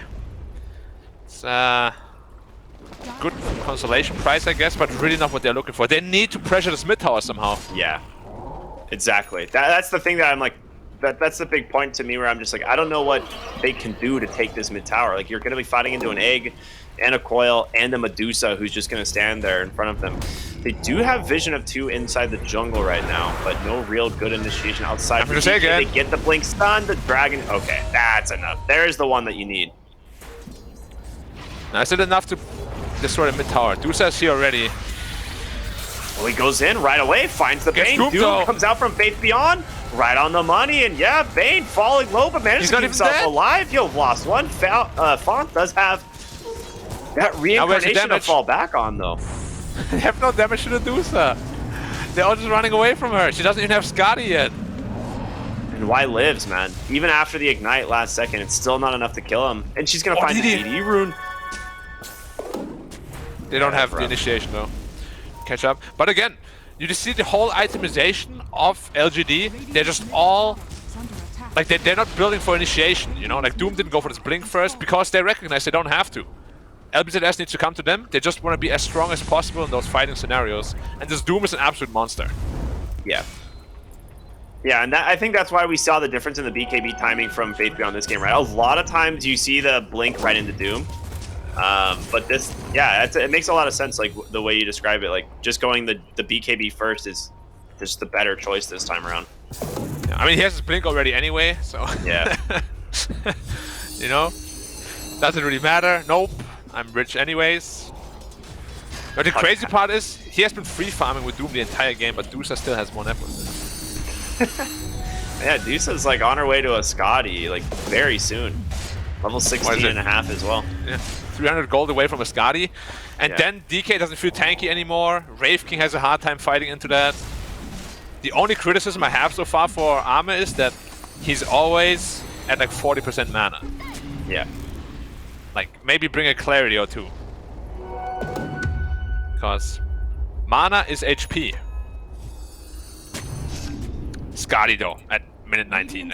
This is brutal. Manta Scotty. And we spoke about it, like we have 2 items on the Dusa, and now it's go time. They can do whatever they want now. And the average time for Manta Scadi is 23 minutes, by the way. So, yeah, that's almost 3 minutes faster. Insanely fast. Or no, you said 23? 23 almost minutes 4 is minutes the average faster. for Manta Scadi. Oh, that could be good call in the Wraith King. Oh, he's getting Scottied up.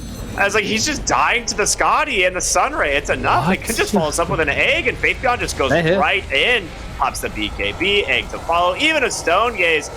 Your Wraith King is dead.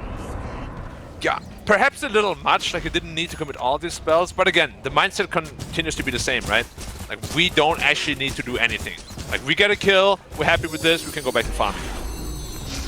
I mean, they can go Roche, like, whenever they get these spells back off cooldown, right? Like, they still have Coil. They have Doom. He's just short on mana. Oh, that's how you get back all your mana. Ehome was 5-hitting it. Regen rune. Oh, God. Doubting Ehome and his ability to summon regen runes. I'm sorry, Ehome. Please don't kick me from the fan club. I mean, what is your answer to this Medusa, this game? Like, or is there even one? There's none. Because usually the answer is burst damage, right? Or a solid way to burn the mana. They have need of that. They have no burst damage from anyone, and they have no way of burning through that mana pool. That was why the only reason why I was like a little bit scared is because he had so little mana pool all the time. But look at this now. Probably effective, like what, 7k HP or something crazy like that. Also, just want to point out, I think that's the first DK I've seen which isn't building Shard. Very interesting. Yeah, I'm not a huge fan of that, personally. Like, especially when you're played behind, a lot of right? DK on this patch, and the Shard is your primary farming ability. It really he doesn't have ult. A little slow from LGD, honestly. I feel like they could have got that there, but... Oh, they saw him for sure. They could have gotten him. Interesting. Let's get going for Egg the slow wasn't off push here. cooldown yet. Like, I think if Egg was off cooldown, they would have done it. But they didn't want to force like a full team fight without their abilities, I don't think. 5 here smoke into a wraparound? I mean, they know where they're going to be, right? They're pushing this top lane. The question is, like, can you actually jump the back line of PSG LGD? Faith Beyond with the BKB in the trees, Zenq doing the same. Oh, Faith Beyond's positioning is so good, dude. It really is. They're going to be able to find him, but he gets the BKB off. And now the fight that much more difficult. PP catches the Doom, the egg perfectly placed, and they are crumbling one by one. Reincarnation does come through. Nice bushwhack from Salad Font, trying to do what he can here on the Wraith King, but he's just burning to this Doom's damage. And finally, the Medusa coming over, offering some assistance. A D-ward for fun as well. I mean, this is about as good as it gets. Outmaneuvered, outplayed, outperformed. Yeah, I love this positioning from Faith Beyond. He knows they can't come from the front because Dusa is there, so he's just positioning himself in the most vulnerable position where supports could be attacked from, and he was spot on. They were all coming from there, quick on his BKB finger. Like, it's just impossible for LBZS to do anything if they play like this on LGD. They're not giving them any openings. Yeah, not at all. 15k gold lead, and it's just getting worse by the moment. Ooh, Molasses? I don't quite understand this. He goes for the initiation here. Will be able to help find the kill onto the Bane, but yeah, PP's completely out of mana.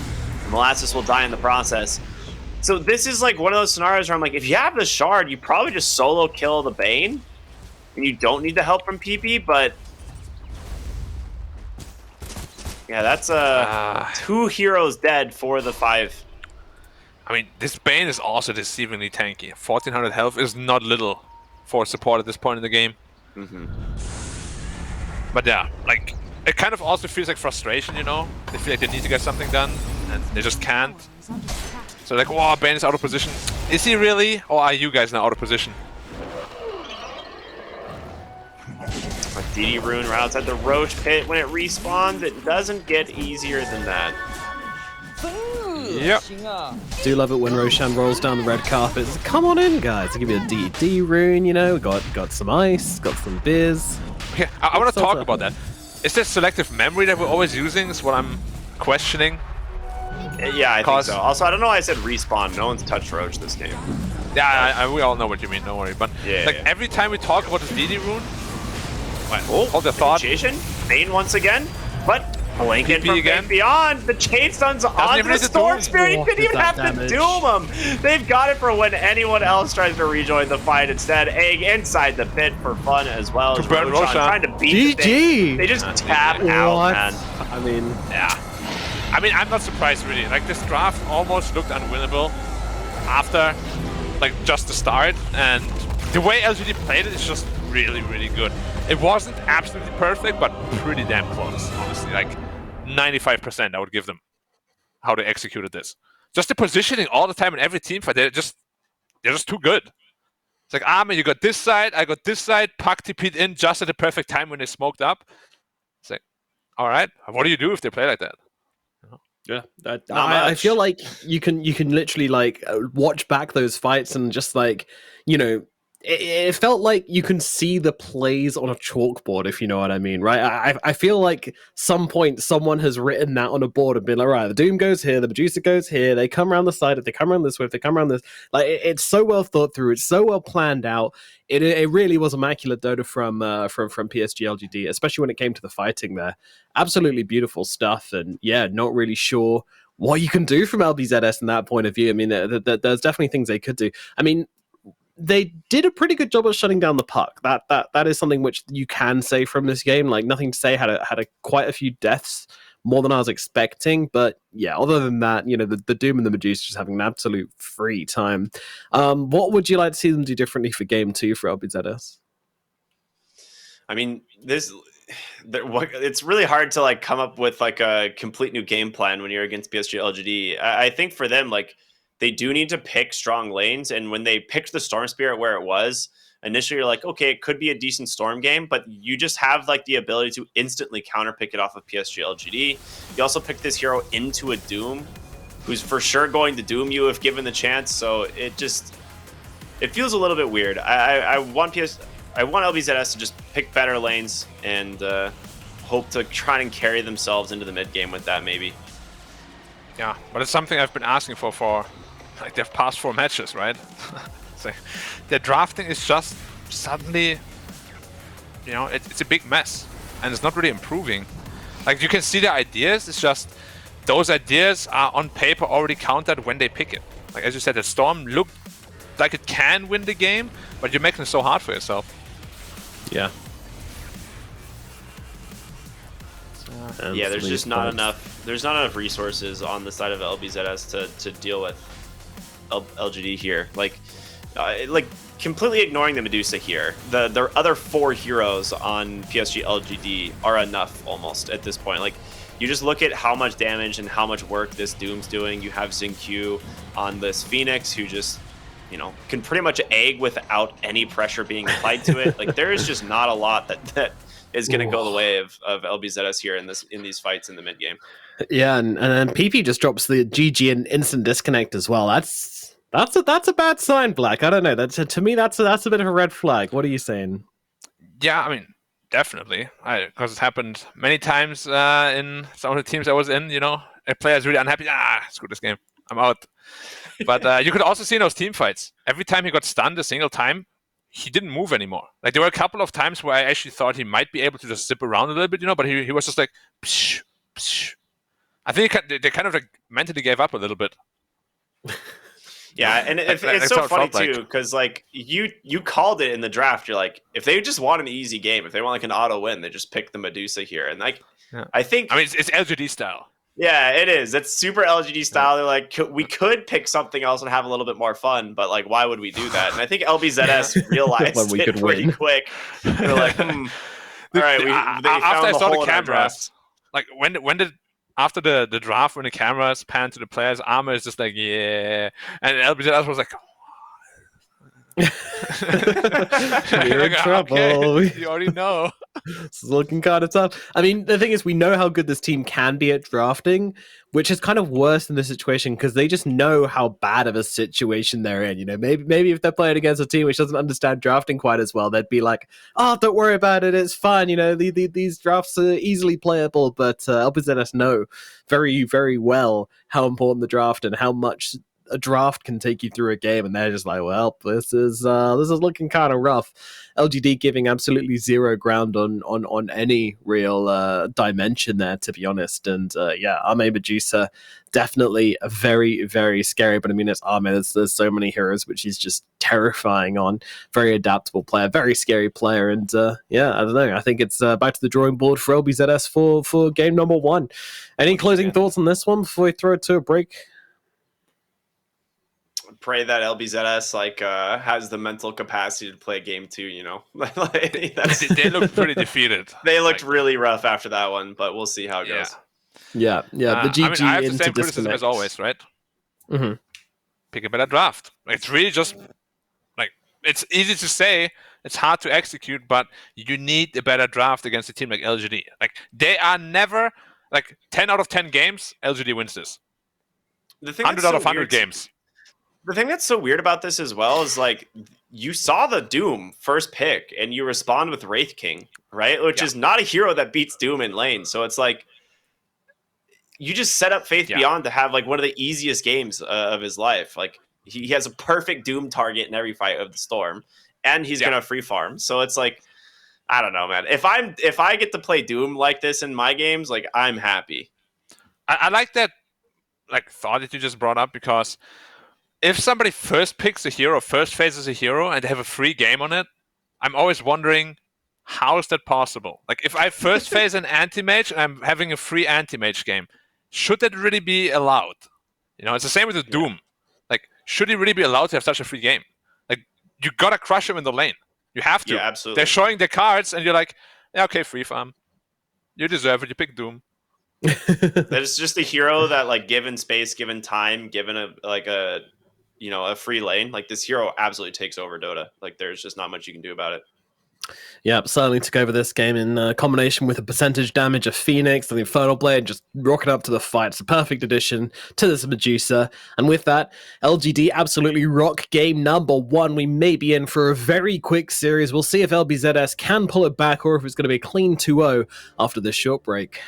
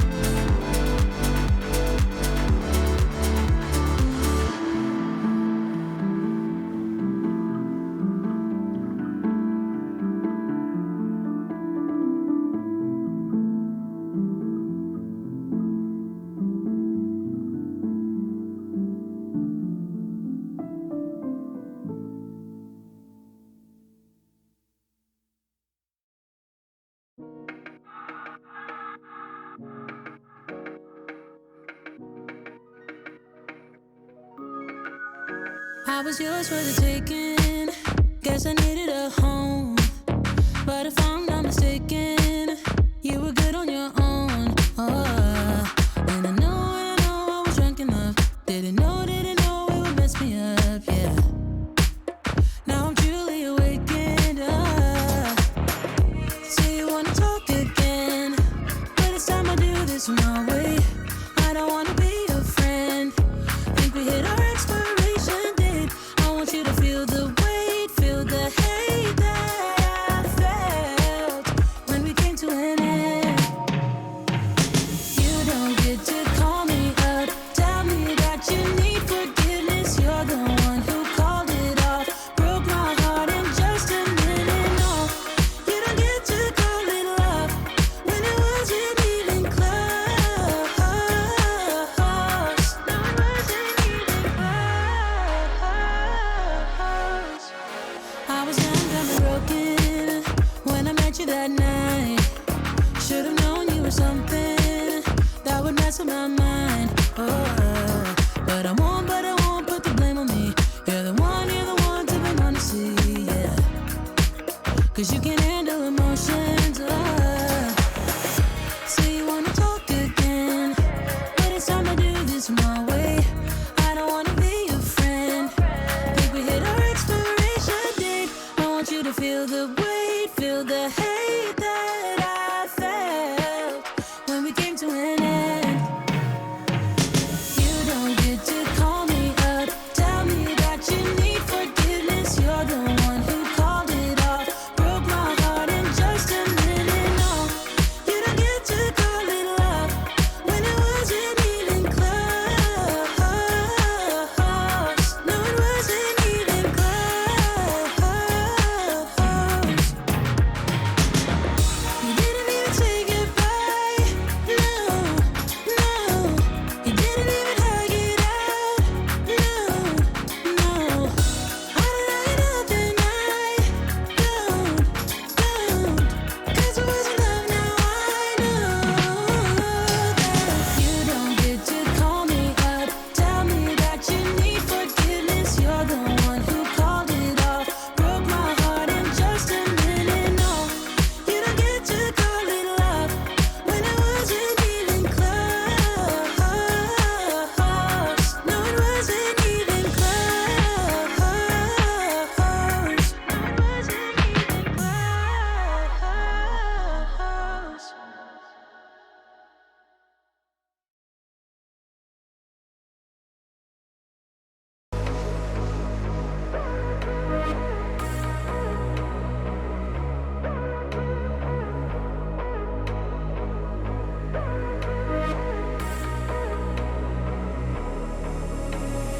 Maybe you're not different. Maybe you're not different. Maybe you're not different. Maybe you're not different.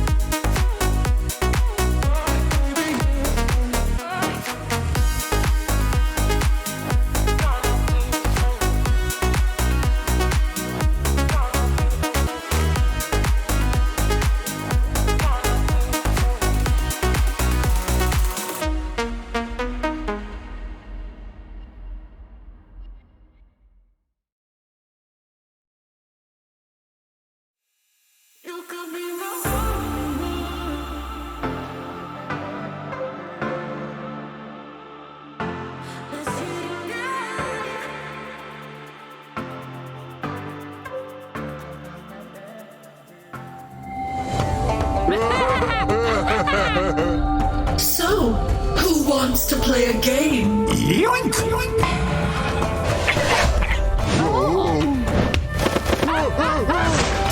And again!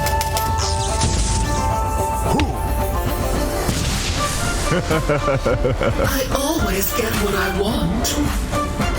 In the bag. Hello and welcome back to the China DPC, where we had an unfortunately long wait. The LGD needed to go and do some COVID tests, as they have to do regularly these days since they're in a bubble, something like that. But none of that matters now, as we are now live. Your patience will be rewarded with some glorious Dota 2 and some very decent casters as well. My name is Nomad. Join me. We have got Black and we have got Cryptic. Guys, game number 2, did you have a good break? What'd you guys get up to? We just talked about Dota the whole time. We really talked did. about the patch, some heroes. It was nice. Yeah. Sand King. Free coaching for Ricky. Managed to get immortal, so round of applause, everybody. Claps in the chat, please, for Ricky now being immortal. Thanks, good job. And we are into the draft. I do want to point out that I did say I was gonna bring this up. So this is a good opening draft, I think, from LBZS, because this is in fact the only hero that they have had success on so far in the DPC. Look at that face on the left. Look at that, someone who's just picked Necro. He's like, oh, He's like, I'm gonna death pulse you, bro. Or Ghost Row. What do you want to do? yeah. What I was gonna say is Salad. It plays an amazing Earth Spirit. In the one game they've won so far this season was against RNG, so not an easy team, right? But it was entirely on the back of his Earth Spirit. He, without a doubt, single-handedly demolished RNG. So I'm curious if they're going to be able to have that success with it as well this time. The next 2 games, it was first phase banned, respect banned. So RNG did not want to risk it after that. So I'm curious, if they can bring that, kind of momentum, that power back from the Earth Spirit, but we'll see. Was it the same opening too? The first 2 Earth Spirit Necro and ended up putting the Necro mid lane? Yep. I mean, it's flexible, of course, but yeah, maybe it's just like the pressure lane, because like Necro likes to really push the lane into the tower. He gives them more survivability to dives, and yeah, maybe that's like the go-to plan. They want to just dominate from that mid lane. I like the plan, especially when PP was the guy to kind of rage quit last game. We can say it, can't we? We can say it. Yeah. They put him on a Necro, really cool hero, like calm hero, I guess, and he just pressed Q, or they're going on me, W. Yep, and then you have the Earth Spirit just gliding in any time he needs. Always available on demand. Just make sure, keep him happy. Keep him happy. I once Let's had talk about LGD's side though. Like LGD, they have a severe lack of stuns. Both supports will not be able to stun unless it's an offlane awareness, which I wouldn't put past them. Like a bad and offlane with a coddle, they can put a lot of pressure on some carries. So Or that's a possibility. Or mid coddle. I don't know if it's really like the style of Nothing to Say or LGD as a whole, but because like, mid coddle is really greedy, right? Like you're taking half the map, basically. Yeah, it's definitely Nothing to Say looks not impressed. Yeah, so it's not his hero because he doesn't look impressed. He looks like he's about to play another puck game, man.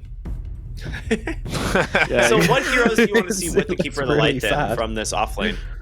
Because like Tango's the big one, but it's already banned, of course. Yeah, I mean, honestly, this new coddle, there's like a lot of things you can do. First of all, what he allows you to do is always the push and pull that we just spoke about. Corabat. Shaman. Corabat or Core Coddle. One of them is the core. It is so flexible. It could be Core Shaman. It's so flexible. Anyway, we said they lack stuns, and Sauber obviously always listening to the stream about what I have to say. Okay, let's pick one of the best stunners in the game. Yep. That's called covering your weaknesses, people. And we should all be doing it in our drafts, in our pubs, in our lives, but first you have to admit your weaknesses to then work on them. True. You cannot avoid them or hide them forever. Yeah. That's true. Face them, friends. Rubbish legs. I'm wearing trousers all the time, and then I was like, hey, I need to improve my legs, so just hitting the gym, doing squats, kicking things. Yeah. Everything I see, just kick it. Kick my it, legs are so strong now. There's What's the thing called? The hydrant? I imagine you just walking down the street and like there's just like someone walking like their dog, and you're like, you know what? And gotta work out. You just kick the owner in the shin, and then you kick a dog. You go to the owner like, looking good. It's for my training. I'm sorry. Sorry, guys. Kicking over. And he's like, yeah, it's fine, man. I've been there. Fight cliff. Obviously, big dog though, so not injured. Of course, you would never injure a dog. Never. Of course never. not. It would enjoy it. No. It'd be like it's playtime. Ooh. It's time for anti-mage. You reckon? I bring an end to magic, is what Ahme is saying right now in Chinese. And Xiaoba is not impressed by that joke. I'm a little bit confused by the Pugnuk paired with the Necrophos, but yeah, you're 100% right. Anti-Mage is gotta be like the answer here. Like, what do you do to the Anti-Mage game? I don't know why LBZS always drafts in a way where suddenly this one hero just stands out to me. That's not a good thing, by the way. Especially like at the end of phase 2, right? Like you pick like this almost end-all be-all like matchup at end phase 2. We saw that last game with the Puck, right? Yeah, and the thing is, a bad anti-mage, like you can almost not pressure this anti-mage no matter what you do with an Earth Spirit out of all things. He's gonna have a pretty good time, gonna get fast ring of health, maybe even treads if he gets a super free lane. It's gonna be tough to control this anti-mage. And it's just my question, is it gonna be a core cuddle or shaman? I love core shaman, I'm a big fan of it. You get a fast shaman BKB. mid? Nah, offlane. I like offlane shaman. Offlane? Okay. I was curious. But I don't know. But shaman cuddle sounds terrible. Yeah, what do you do with that lane? You just Aether Shock until everything dies? It is probably a mid cuddle. Let's be honest, it's a mid cuddle probably. But against Kunkka, that's terrible. Hardest counter matchup in the game. And with an anti-mage, right? Like like pairing the mid cuddle with the anti-mage is rough because cuddle is going to be the one taking stacks and like farming the jungle and stuff. I'm going offlane at Baden. That's what I'm saying. I hate this cuddle pick either way though, because then it's a 5 shaman, which is really weak. Offlane a Baden mid shaman. I'm on board for that. I am. And then I pick like an undying 5. The brain is getting too big here, I fear. But I mean, that could be what Xiaoba is planning. We just don't know. If we did Same know, situation as last game though, where you have the ultimate last pick. So LGD with these 3 opening heroes can really put them anywhere. CK in the offlane. Good anti-match matchup. Wait, no. CK safe lane. Sorry. Yeah, CK safe lane. Probably. They could switch between Kunkka and Necro offlane, depending on what heroes they have on LGD. If it's a cuddle middle, it's definitely Kunkka middle. But I see what LGD has. Sand King banned. I was like, is Sand King banned? Because if this hero is not banned, no, Sand King is banned. So, in terms of heroes into the Chaos Knight, I mean, there's still quite a bit. Is Timbersaw available? This is a pretty good Timber game, I think. It's just like I'm really afraid if you pick Timber that you're super reliant on Shaman only for stuns. Doesn't Pugna deal with Timber quite well? Yeah, like I mean, if you get all the tools together, like you can lock him down for a long time, you deal a lot of magic damage. It can be an answer. You need something that kills the CK illusions, is the thing. Yeah, 100%. And like a single whirling death kills all the illusions, so it's like you pretty much Primal Beast, baby. Yeah, if only he was in the game. Tag me in, Chief. I'm ready. Legion Magnus, could be a real option. Yeah, Legion is alright. Oh yeah, it's just Legion's CK beats these like melee heroes pretty hard. So, I mean, knowing LGD, they might just go like back into a Magnus and then just pure farm armor up and just sit back and chill with Coddle, Magnus spamming out. Yeah, challenge LBZS. You know, we know you won't be able to take enough of an advantage to challenge us. Brewmaster. That was the other one. Oh, that's an illusion clear right there, and a good space maker. So it's a 5 Pugna. Yeah, the Brewmaster is really good at just like cycloning a hero off the fights, but the Dispel Magic, it doesn't pop CK's illusions anymore, does it? It does damage. It does. It does kill them. I mean, I tested this the other day. I remember, right? Yeah. I think we figured out it did like. It did like 3k damage or something. Wait, what's the percentage? Oh my gosh, is it actually that much? Okay. I was like, I knew it did damage because like they weren't considered like the illusions where that instantly kills them, but if it does enough damage, I guess it doesn't really matter. So the math is it deals 1,000 damage, amplified by 325%, and then it was about 2.5, 2.4k if I remember right. Okay, so basically one shots them until he has until armlet late game. Yeah. It's very good clear. It gives them what they need. This Brewmaster was a fantastic final pick for LGD, and I'm genuinely surprised it got through the draft actually, because Brewmaster has been very popular in this region, and that does actually mean it's going to be nothing to say playing on the Keeper of the Light. So we're going to get some NTS Kotl mid, which is very exciting. So. What do you guys think about this one? I mean, what hope is there for the side of LBZS in this game? Dude, this Brewmaster pick's actually just so good. Like, the Dispel Magic isn't just good against Chaos Knight, it absolutely destroys Necro and Pugna. Like, the save potential that you come from the Pugna is just gone. Necro, like, having Ghost Shroud and stuff is just, like, no longer a threat. So, like, the anti-mage's game is just that much easier when Brewmaster has split up. Yeah.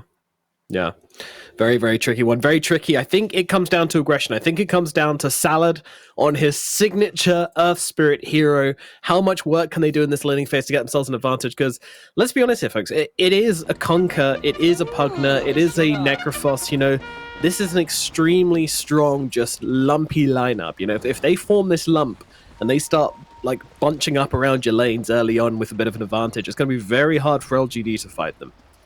What? It is, but they got really good answers to that, right? They have the Kotl spam, and they have the anti-mage, who's going to be putting on a lot of split push pressure. Yeah, I think LGD just wants to avoid... Oh, CQ in trouble! He's pretty slow. LGD Oh, the blaster! They're scared, man. Rightfully so. Looks for a D-ward, instead gets the Sentry D-ward on the easy camp, so actually probably just as good.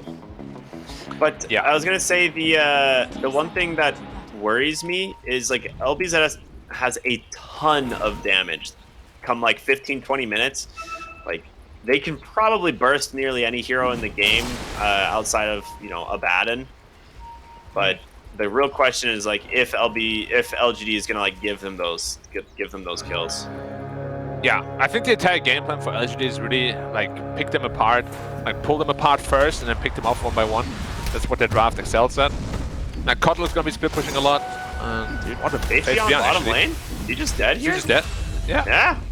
Bye. Ooh, unlucky that the first blood goes to the CQ is like, but I'm getting the rune. He might die for it too. He's not gonna get really paying off. Bolt. Yeah, he's fast. He went boots first. But Pugna is just as fast without boots. That's balance right there. Dota, baby. Woo! Yeah, that's one of the most fun things about playing Pugna. Is just he's such a quick little lad. It doesn't look that quick, especially with that stupid hat he has on. Look at that, it's massive. I love that hat. It is so fun. Should be pretty heavy, no? Yeah. It's just I would say he's been doing strength training, but he's really just bones, so I don't know how that works. No stats up for him. But does he still have this 5 int gain? He does. Yeah. Highest int gain in the game, right? Big 5 hit. Yeah. Isn't it the highest? Second is Invoker. Yeah. It's the highest stat gain of any hero, isn't it? Like, individually. It is. Yeah. Insane. Because the heroes that used to compete with it were Centaur way back in the day. I think he had 5 strength gain, but that was reduced. Hey, Ame. Out of mana, though, on pretty much both heroes here for LBZS, and Y is just going to town. Yeah. Now, name of the game is, as soon as Molasses hits level 2, they need to hit all the denies. Because that's the way for Necro to get back into this lane. Yeah. Which is now. Now, that's 1 already. I will say I'm noticing they're going for just an early Orb of Corrosion here on the Anti-Mage, so they just want to fight. But Molasses... Dude, he needs like a salve and fast.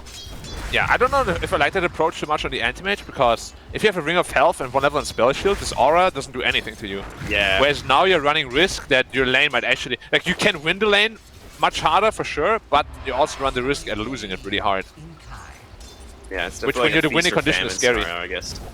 Yeah, exactly. Which when you're playing anti-mage, you're really just playing for that Battle Fury timing, right? Do you ever want to risk being able to lose the lane? Ehome has done this in the past, where he just goes up corrosion and then like 0-3 after, and you're like, was it really worth it? I was looking at all these heroes and I did not see anyone dying, but there it is. Dies to the tower. Classic Abaddon play. Yeah. That being said though, Blightstone is not terrible on anti-mage, right? Helps you last it, helps you deny, and mana break obviously is physical damage, so it's gonna amp that up a bit too. But yeah, it's not something you usually see. It puts even more pressure on White to buy more healing salves.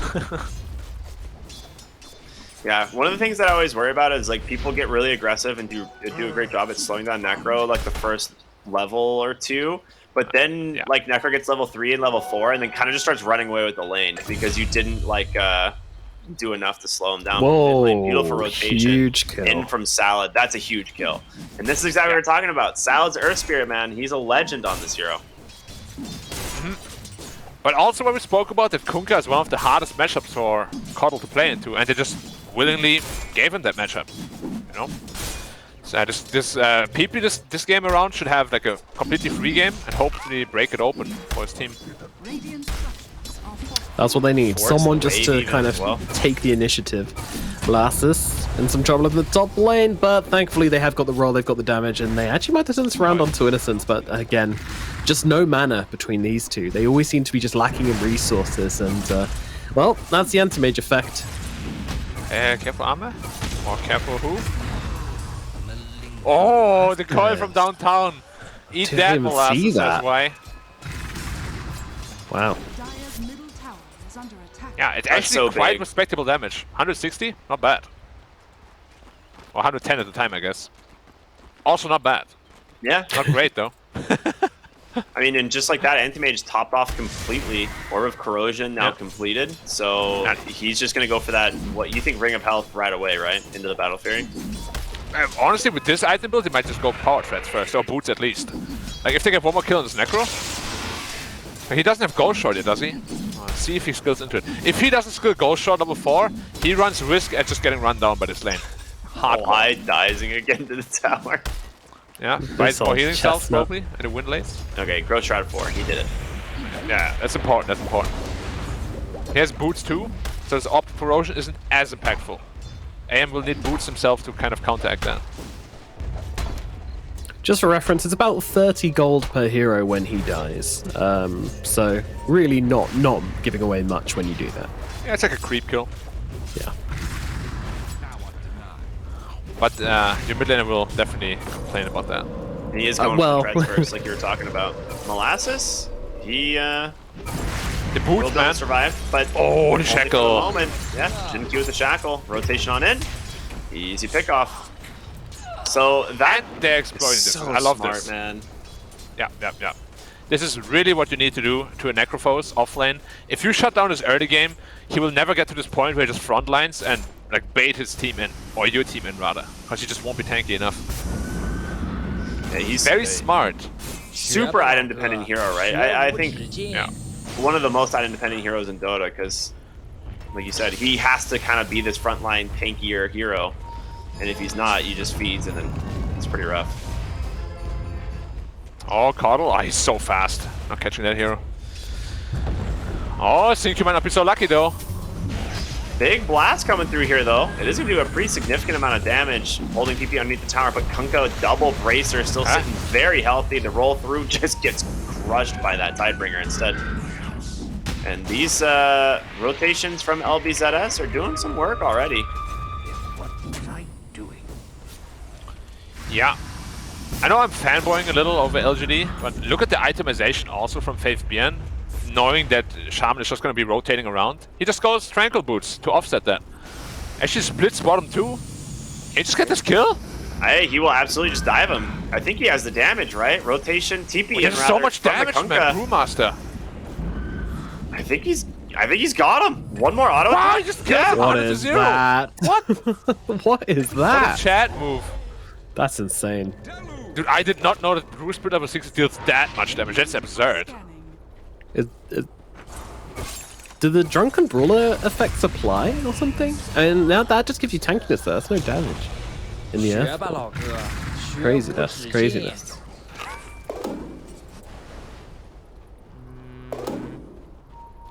We're shocked, dear viewers. No, We're they don't apply until 25.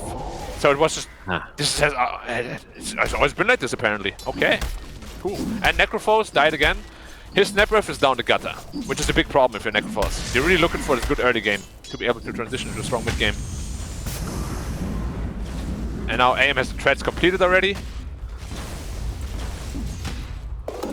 Dude, how do you slow down this anti-mage's farm at this point? Like, who can you even rotate to slow him down? It's gotta be the Kunkka with the X mark. The only one that can do it at this point. Dude, and Jinkyu's looking for this kill again. Like, he wants to kill Molasses another time here. They're even rotating up Y. They're not protecting him at all. Yeah, there he's it is. shackled. Got the Hex as well. Mana went up in 4. You don't even have to use it. He's just gonna get the extra slow and the extra kill. 4 points in mana break, by the way. I've never seen this. It's gotten more common now that it got changed with the like 40% slow it gives, just to be able to play really aggressively with the Op Corrosion. Usually we see it on offline anti-mages more than on carry anti-mages. Yeah. Who like to prioritize Blink and Counterspell a bit more. But you can see it, like once you're at the 0 threshold, you don't move. Yeah, it's really brutal don't. slow. It's insane, especially when you have Scatty as well, and you're just like, well, guess I'm sitting still. And slow duration is 0.75. Got Font pulling back. again. Do they have the damage? They're gonna go for it. Not in time. Goodness Why actually gracious. went for that Aphotic Shield instead of the Miscoil? That might have been enough to actually get the kill, but Jinkyu will find Pugna, however, in detachment. He is somewhat quick. Able to make it underneath the tower, though. Yeah, this is the problem when Shaman is the only lockdown, right? Yeah. It's what we alluded to, but still. Up to 1k gold did already, and it's not looking like super terribly for LBZS or anything, but they gotta get stuff done again soonish. Alright, they're gonna try and make a kill here onto the anti-mage. Nice silence from They got Salad. Mark. That does catch him. The boat to follow through, stunning him up in time. Reaper Scythe from downtown, but he's not back enough. alive. Thanks for alive. Just 10 HP. Oh, despair. Oh, and Faith Bruce Beyond with the split. He's got his What are they eyes looking set for? on these heroes. The question is, who does he go for? It looks like it's going to be the Necrophos. Drops him right down in to a giant blast there from Nothing to Say, and a Cool. mana void for the kill. So Ehome getting the last laugh.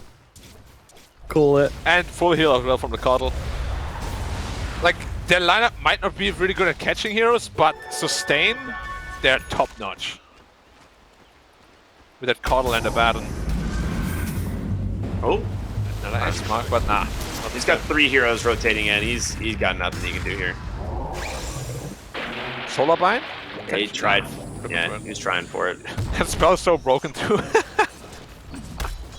Solar Bind is like one of the most ridiculous spells in Dota. Oh, I'm sorry, you want to run away? Let me increase the slow and the magic resistance reduction. Dude, I was a Clinked, max movement speed, and I went down to 100. Yep. Oh. Cool. Rotation He's looking for a bottom. ward trap. Yeah. And he gets They've the ward got- trap if he wants yeah. to. Shaman just hiding in the trees, biding his time. Salad will rotate on in, get a nice stun onto the Shaman here, but Font already lost most of his health. Ends up dropping the wards at the end of it, and Salad trying to roll away. Did catch him with the urn. Not So enough. he will be able to survive. The He's fast though, detachment- 500 MS. Yeah. Detachment not as lucky here. Yeah, he's getting detached from life. I love making that joke. I love it. Dude, this vessel is going to be huge when it comes out from the Coddle. Yeah, how much is it? Just 200 gold away. Yeah, 230, yeah. Yep, and Ehome is still farming away. He's not gonna have the like craziest Battle Fury timing ever, because he went into the corrosion, but still good enough to put LBZS on a timer, especially with them killing the CK twice.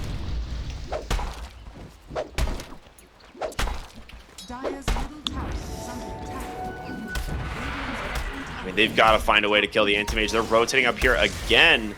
So you But do that it. Baron's already there. Salads Yeah, Sal doesn't have a lot of HP, so he's got to wait for these Tranquils to heal him back up. But you're right, Abaddon's already here. Why trying to just scout it out? And he's 6 already as well. So he has an Abaddon ult if need be. The game is looking a lot like game 1. Not nearly as one-sided, of course, because the draft isn't as one-sided, but the same pattern is kind of emerging already. They just want to getting out efficiency. Yeah.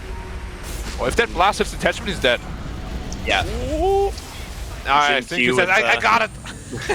A little assist at the end there.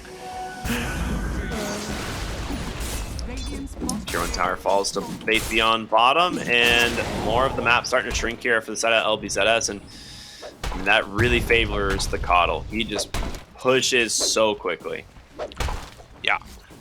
I just want to emphasize again, look at Nothing to Say's item build. Like most mid-Coddles, they go for like a Dagon super fast, something crazy like that. He just goes Vessel into BKB. So even though the hero isn't super Nothing to Say like, his itemization completely is. And they got Serpent Wards in 3 seconds, so we're gonna see the amount of damage that these do to the Roshan here in just a moment. Yeah, 300 per barrage. Wait a minute, he tumbled into his wards. Xingqiu. I got him, I shackled him, guys. They got shield. They can keep him alive. I should die there. Uh-oh. Yeah. Save him. This is rather funny, actually. Just like an RPG, man. Save him. Oh, I'm shackled to cancel the stomp. Yeah, it's like an RPG. Cancel him, stomp in 2. I got him, I canceled him. The biggest Heal. threat to LGD so far has been Roshan. Yeah, Faith Beyond very close to his Aghanims as well. Opting to not go for the Midas this game, because of course they have anti-match Coddle already. It's pretty greedy. And Armor, again, just didn't get touched this entire time. 2-0 on 3. Borderline free game for him. Nothing to say, just ready to bait out the anti-mage top, and I think LGD wanting to take another fight. Font rotating on in, will walk into Y, but Xingqiu is here as well. It gets the shackle. Font? Solid rotation in on the backside. Big magnetize plus the slows. Detachment's just dying from the Pugna, but yeah, it's not enough. He gets the borrowed time off on that Abaddon. X into the boat will find the anti-mage. He needs help and fast. Rolling from Sal, the chain stun's there, but he gets the blink anyway. Reaper Scythe will finish off the Abaddon. So far, a 1-for-1 trade. Xingqiu trying to hold these heroes down longer, but Faith Beyond with the split and help from Nothing to Say will get themselves in a kill, and now the damage is going to start adding up as the Spirit Vessel is here holding them down, and he's just BKB one there. No TP he does have BKB, yeah, you are right, but you're just going to have to pump that and run. I don't know if he actually gets out of this. Xingqiu is ready and waiting. And he's going to get solar bound soon. Oh, the cleave! He catches Xingqiu on the side. He was trying so hard to play safe. Or Xingqiu?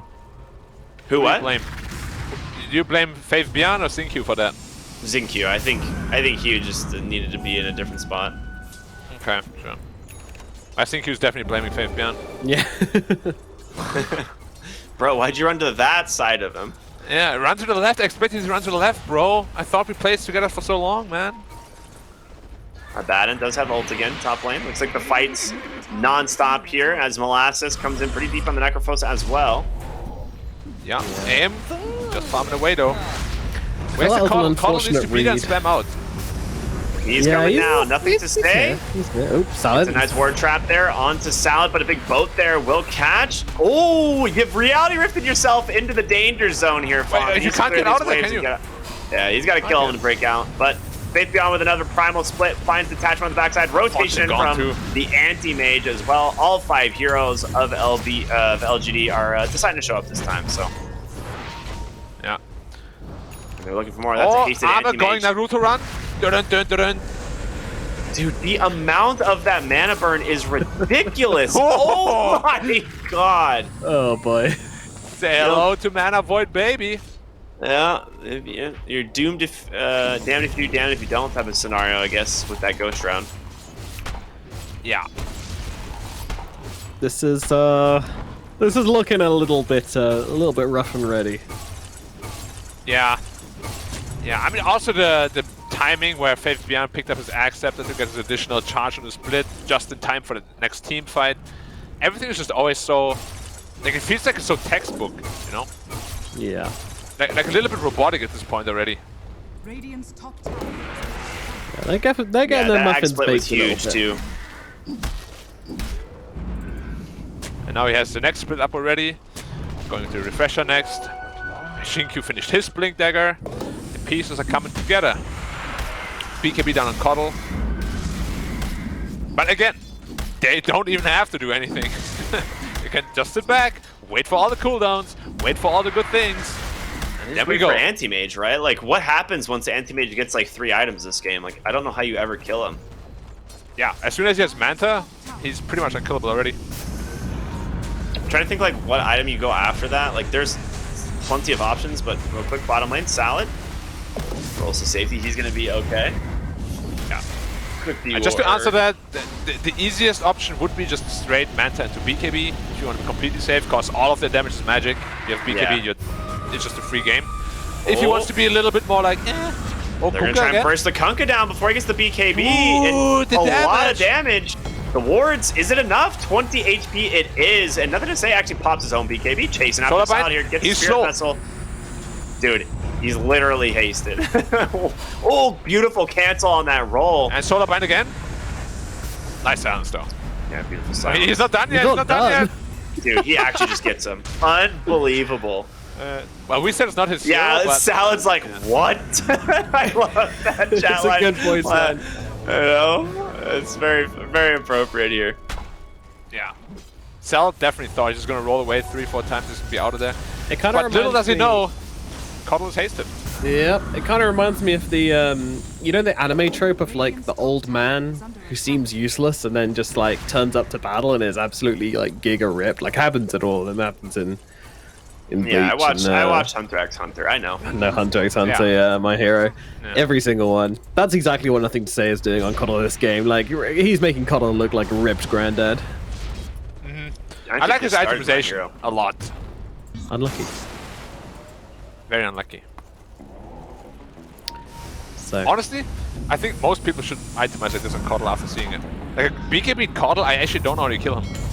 Well, they're gonna try. Find out if they can. Power split number 1 does come through. They're gonna throw the Kunkka into the air. Just ignore him while they just focus down that Earth Spirit. And second roll will be successful. BP forces a BKB here. In comes Font as well. Nothing to say. In some trouble with the X. Does get the blinding light though, and he just zooms away on his steed. They managed to just solo the Keeper of the Light in the backside, and I don't know if he knows, he's gonna get another kill. This one onto the attachment, and oh my goodness. Big initiation from Salad, nicely done, but it's just not enough, man. Dude, Faith Beyond just went 3v1 in this fight and won.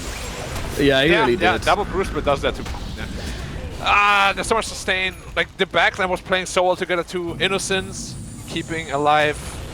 Nothing to say the entire time. Then the Coddle Blast coming through, healing everybody, keeping the Abaddon alive in turn. Meanwhile, everyone on the Symphony side of of skill. LBZS is just getting Spirit Vesseled up, so can't even be healed by their Necro or by their Pugna. Oh, I don't know, man. It's getting sweaty in the LBZS. It's just pure booth. outclass. Pure outclass.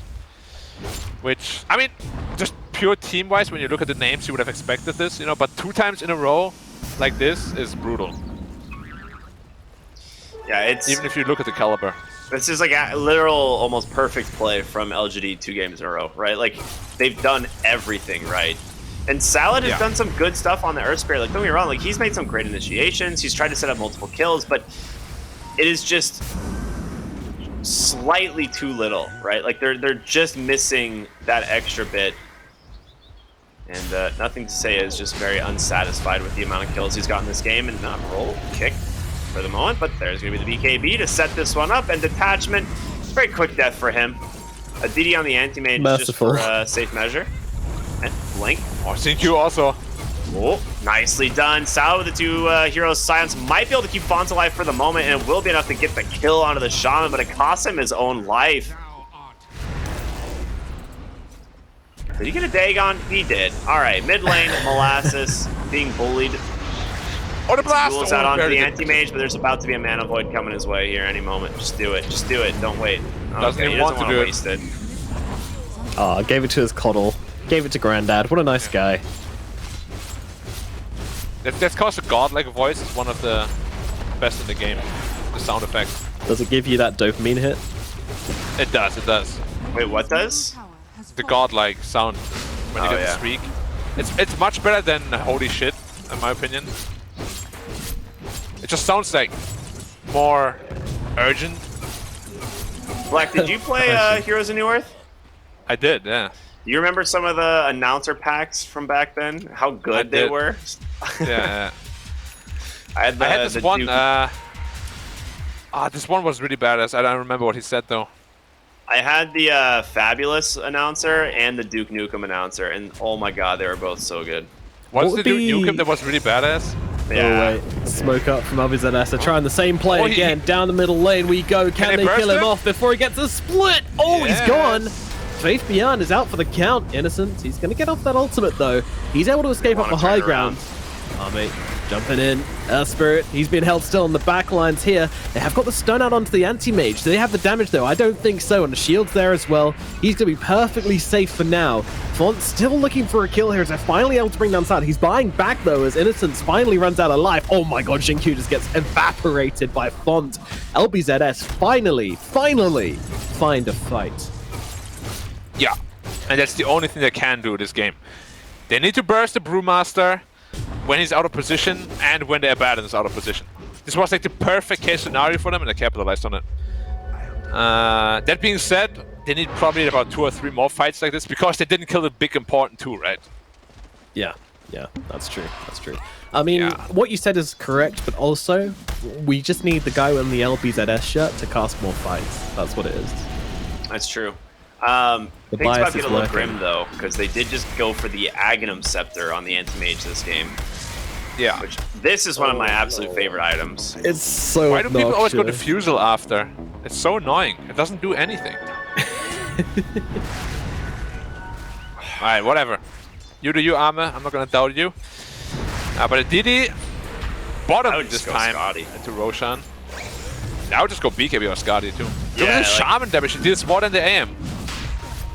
I think I think Shaman's just like soloing the Roche here, to be honest. Or shot on the AM too. I love that AM shot. Minus 30% spell damage reduction. Ooh, Font. Goodbye illusions.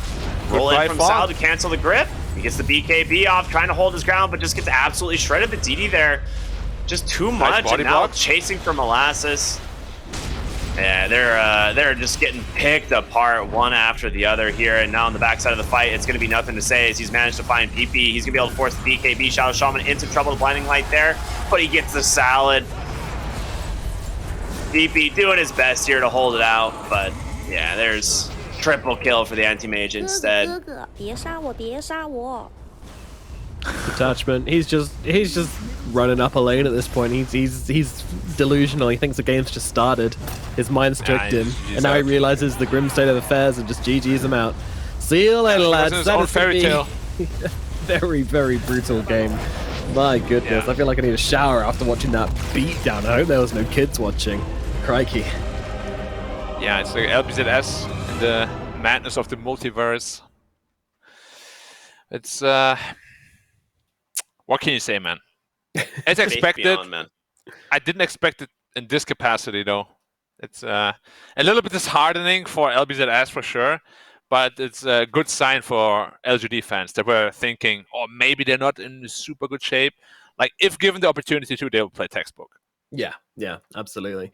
No, I mean, we know they don't mess around, and it's good to see them back on such a strong opening after the 2-week break. And yeah, you know, those questions of are they going to hold their own versus the top 4 teams who they haven't really played yet, they still remain. But I think after this victory, you know, we got to be thinking like, yeah, they're going to be okay. I'm pretty sure they're still going to be pulling out some wins against the top 4. I don't know. This was such a beatdown. This was such a convincing performance. It's really hard to doubt LGD after watching them play like this. Dude, yeah, there was just no mistakes really being made by them. Like the one fight that LBZS like took that was pretty good for them when they managed to get the kill on the Faith Beyond.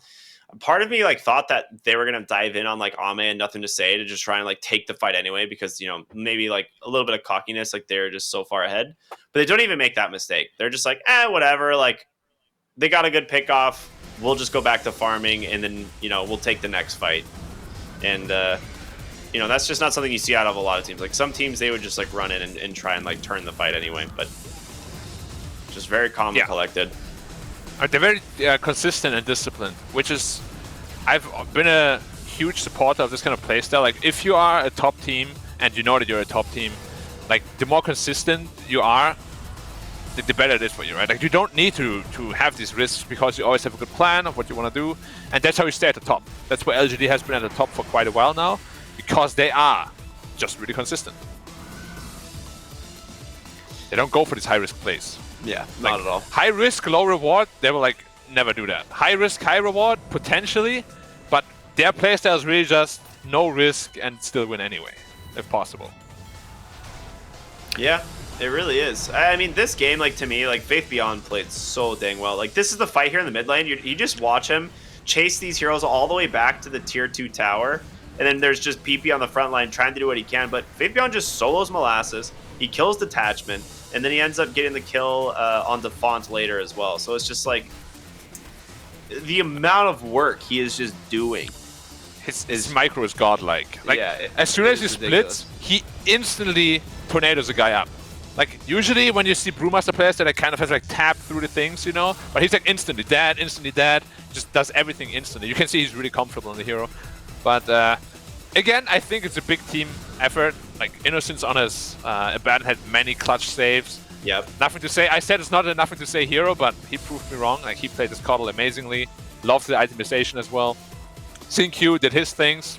Nice pickoffs. Like, he was always in very good positions. I don't know. Armor is armor, Like, what can you say? The team is just really good. Yeah. Oh, surprise. And Q like put himself in harm's way all the time, but it was always like, it always was worth it. Like, he got something out of it every time he like ran in there and died for some reason. He was always like baiting other heroes and setting up kills for like nothing to say or Ehome. So yeah, he has. You look at your support score, he's like 2 and 8, but at the end of the day, like all of those 8 deaths like got so much return value. Yeah, every time he put himself in danger, it was for a reason. When he did it in Roche Pit, it was for our entertainment, and we appreciate that as well. That was very, very funny. Enjoyed that moment of gameplay a lot. That was quite funny. It was indeed. Black, how much stock do you put in this win then? Because do you think that, it was an absolute stomp? Do you think that this means that LGD coming into their series against the likes of Extreme Gaming, against Asta, against RNG, are you now thinking like, these guys are fine, or are you kind of just writing this off as like, LBZS are a free win almost?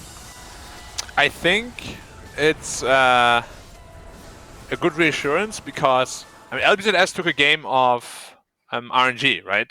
Who I think when they play like their top level are probably almost on par with LGD. But the reason why I have LGD above them, or Extreme for that matter, they are doing it consistently. Like, they stomped them twice in a row, whereas RNG, that one game, they looked completely lost. And against a team like LGD, you can't have that. Like, if you show any sort of weakness against LGD, they will use that, and they will make you look silly. Just like they did with LBZS. Yeah, I mean, I think that's just perfectly said. It really is. Like, consistency is key when it comes to LGD. Like, Season 1, absolutely undefeated. Season 2, trying to repeat that. What more can you really say about this team, man? Like, they just play such clean Dota. Yeah, I haven't seen such a consistent team in a very long time. It'd be like I'm looking throughout all the regions. It'd be like, what, Secret's run when they won, like, literally every event for, like, a year and a half or something? Outside of TI, of course. That was like the only other team, last year right? TI, right? I mean, sorry, last year's Secret. They won like, what, 4, 5, 6 tournaments in a row? Yeah. Pretty much like that. Yeah. I could see that. That's the only other one that makes that, like, you can bring the comparison to. Except when LGD plays non-DPC, they don't look nearly as scary. That is true, yeah. As soon as they get, like, out onto LAN or something, they look good, but then somehow it falls apart a little bit here and there. Yeah, maybe the urgency isn't like quite as high, so like, we'll take a little bit more, like a relaxed approach. But yeah, we already know this. Like DPC comes, they're not joking around ever. Whatever they pick, they're very well practiced with. So I feel kind of like an idiot, honestly, for doubting that they picked a Coddle. Like they probably scrimmed it like 50 times before they used it. Yeah, these guys, they do be scrimming a lot, and insane amount of damage on this Coddle as well. 31.5k, I wanted to mention that as well. Double the amount of anyone on the side of LBZS, like just blasting out damage with those Coddle. And he didn't even go for the Dagon build either, guys. He went for Spirit Vessel into BKB. That's what he went for. My team goodness. Well, I love it. I liked it as well. Looked very, very damn good, especially a Spirit Vessel against all these Healy heroes. And now the table looks a little something like this. We got PSG LGD on the top with 4-0, RNG right behind them, 4-0 as well, despite a slightly rockier path to get there. Extreme Gaming also yet to drop a game. Vici Gaming, surprisingly, the ones next behind them, but they have 3 losses to their name. Meanwhile, Team Aster have not played a lot yet, but they did drop a game to Vici Gaming, putting them in 5th and 1-1 right now, but still plenty of games to go for them. Ehome down at 1-2, so still plenty of time to prove themselves here. And then poor old Team Magma and LBZS at 0-4 and 0-5 respectively, yet to find a win at this event. Their hope's still alive, but it's a long journey ahead of them, and a very, very difficult one at that. Just real quick around the table, what is your top 4 with the current standings? Like in order. I'm so tempted to move Vici, and I mean, Vici just looks so good with Yang. Like, they dealt with Aster pretty damn well. I think I'm tempted to put Vici in there over Aster at the moment, but I think definitely, yeah, as fourth. LGD LGD first, Extreme Gaming second, RNG third, and then Vici fourth would be me. What about you, Ricky? I am going to do the exact same, but I will swap Aster and Vici. I think Aster, they showed some weakness, but I think ultimately I feel like they are the better team. Once they get, into the rest of their games this season, I think they'll probably win the majority of them, if not all of their remaining games, except for the LGD one. So both of you think that Extreme has the edge over RNG, yeah? I think so, but that's because I've been a little bit unsure of RNG lately. Like a lot of their series have been pretty good, but some of them were a little shaky. How did they look with the new player? Better than before or worse? Like with Flyby? With Flyby, yeah. I mean, they looked pretty good with Flyby yesterday. Because that's the first series they played with Flyby, right? Yeah. Because I feel like it should, in theory, bring more consistency to the team, which is something they've been severely lacking. Yeah. Because God King was a great player, don't get me wrong, but the inconsistency was something that plagued him and the team as a whole. So I'm wondering if it's like just a massive upgrade or not. Because I also had Extreme over RNG, but now I don't know. Yeah, like yesterday when we watched them against Magma, they just picked much safer heroes in the safe lane that just like win lanes and turn into like mid-game fighting, and then it's a lot more on meta with what we've seen, whereas like some of the picks for God King have been a lot greedier or a little bit more out of the box. So I think it just makes RNG's game easier with like how they're picking around Flyby. Yeah, it definitely saves the madness and like the kind of, I don't know, it always felt to me after the interviews and after the conversations we had and from the gameplay as well that there was a little bit of a disconnect between Ehome and God King. So I think Ehome just wants someone he can boss around, who's willing to be like, yes, I'll do what you want. Sorry, not Ehome, Somnus. I think he just Somnus just wants someone he can boss around, who will be who Somnus wants him to be. And we all know God King, he is. I mean, his name's God King for Christ's sake. Like he's clearly going to be a very wants to play his game. So he's an excellent player, but maybe his place isn't RNG. Maybe it's somewhere else. I do hope we see him picked up somewhere along the DPC. But it is going to be Flyby, and definitely seems to be the consistency that team needs. But it's going to be really interesting to see if they'll edge it out in the end. And I think this top 4 is by no means guaranteed for anyone compared to what we thought at the start of the season as well. It's going to be very exciting. Yeah. But, LBZS is also not completely out of it. I think 6 losses means you're guaranteed going to lower, but 5 you can still get into a tiebreaker. So if they manage to win their last series, which one of them is against Magma, and the other is against Ehome? I'm not entirely sure on that one. Yeah, Ehome, correct. Yeah, so they do still have a chance at at least tiebreakers. So it's not all over for them. But today you could see they were not in the right space mentally also. No. Like the way they GG'd out is not normal.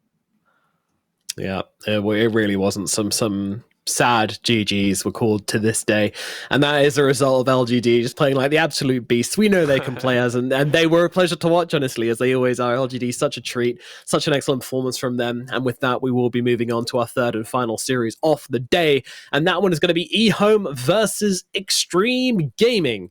Guys, what are our quick predictions to that one before we throw it over to a break? I mean, I feel like most people would probably favor Extreme going into this one. You know me, I really do like Ehome as a team. Like, I want to see this team succeed. So I'm really hoping it's a close series, but I've got to give the edge to Extreme here. You think it's just quick 2-0? Not quick, but it will be 2-0. Extreme, I think, have the same problem as RNG. Previously, at least. They're pretty inconsistent. They're really good when they play their best, but they're not quite there consistency-wise. So maybe Ehome even takes a game, you know. I'll give you that, Ricky. I'll give you that. Will they take this serious? Nah. No, I don't think come on, guys. Nah. I'll give Extreme a 2-1, but yeah, Extreme are just they've still got that spark as well, which you like to see, where they're still improving every time you see them, bringing in new ideas, finding new ways, experimenting with each other. Lou, the new guy, looking really good every time as well, finding his place. It's a beautiful journey Extreme are on, and unfortunately can't quite match that at the moment. So that's going to be a great game. That'll be up soon. Of course, a little bit of a break due to this being a 2-0, but yeah, shan't be long at all. But we're all done. So we'll throw you into the more than capable hands of Snare and Neff, and Ricky will be staying with you guys. But for me and Black, it's going to be a goodbye. Thanks Tom for watching, and stay around for the final series of the day, Ehome vs Extreme Gaming, coming up soon. Goodbye, Ricky. I had a feeling you'd come back and save me from all those lonely nights and heartbreaks. And I feel misplaced without you.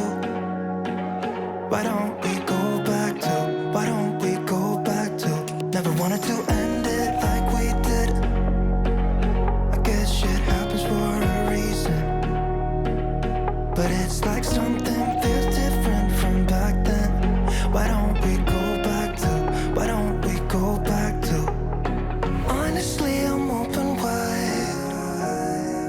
I don't feel like waking up without you by my side. I still see your silhouette. Why don't we go back to?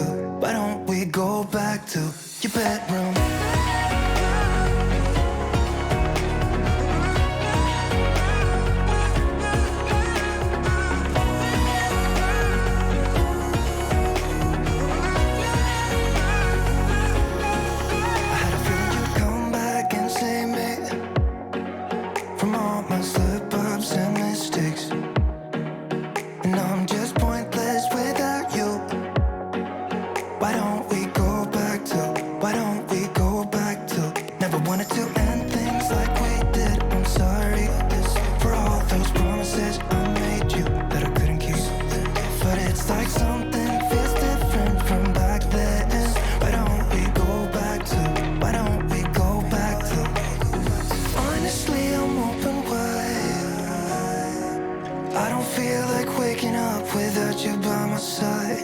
I still see your silhouette. Why don't we go back to? Why don't we go back to your bedroom?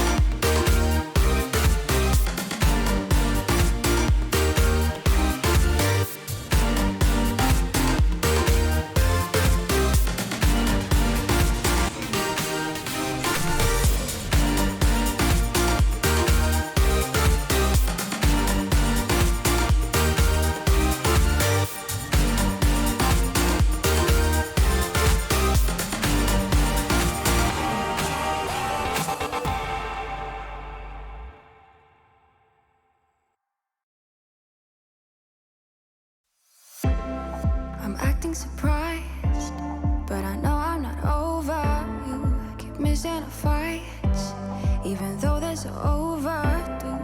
We had a fire, now we're watching it burn low. Isn't it time we go our separate ways? Not enough time, not enough time. I'm falling behind, I hate to separate my body and mind. My body and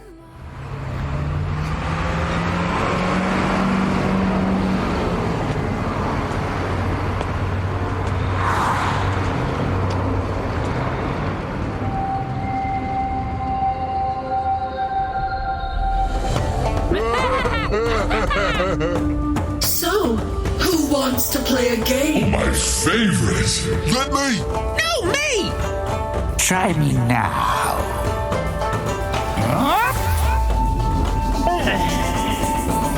And down.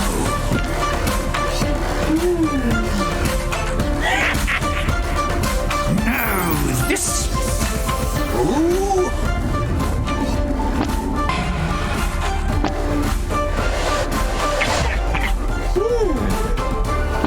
Next.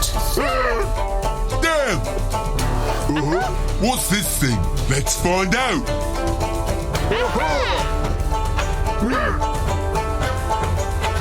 How much is in there?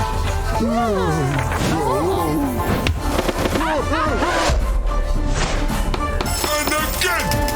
Guess we better. Yep. It's just as high as we can go. Expertise!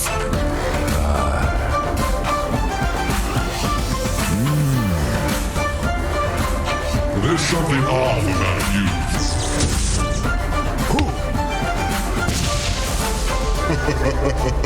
It's in the bag. Watch me now. Yoo-hoo! I always get what I want. In the bag. Nice! Such talent, such sorceress. You're doing good! You too! Where are you? You want me? Come get me.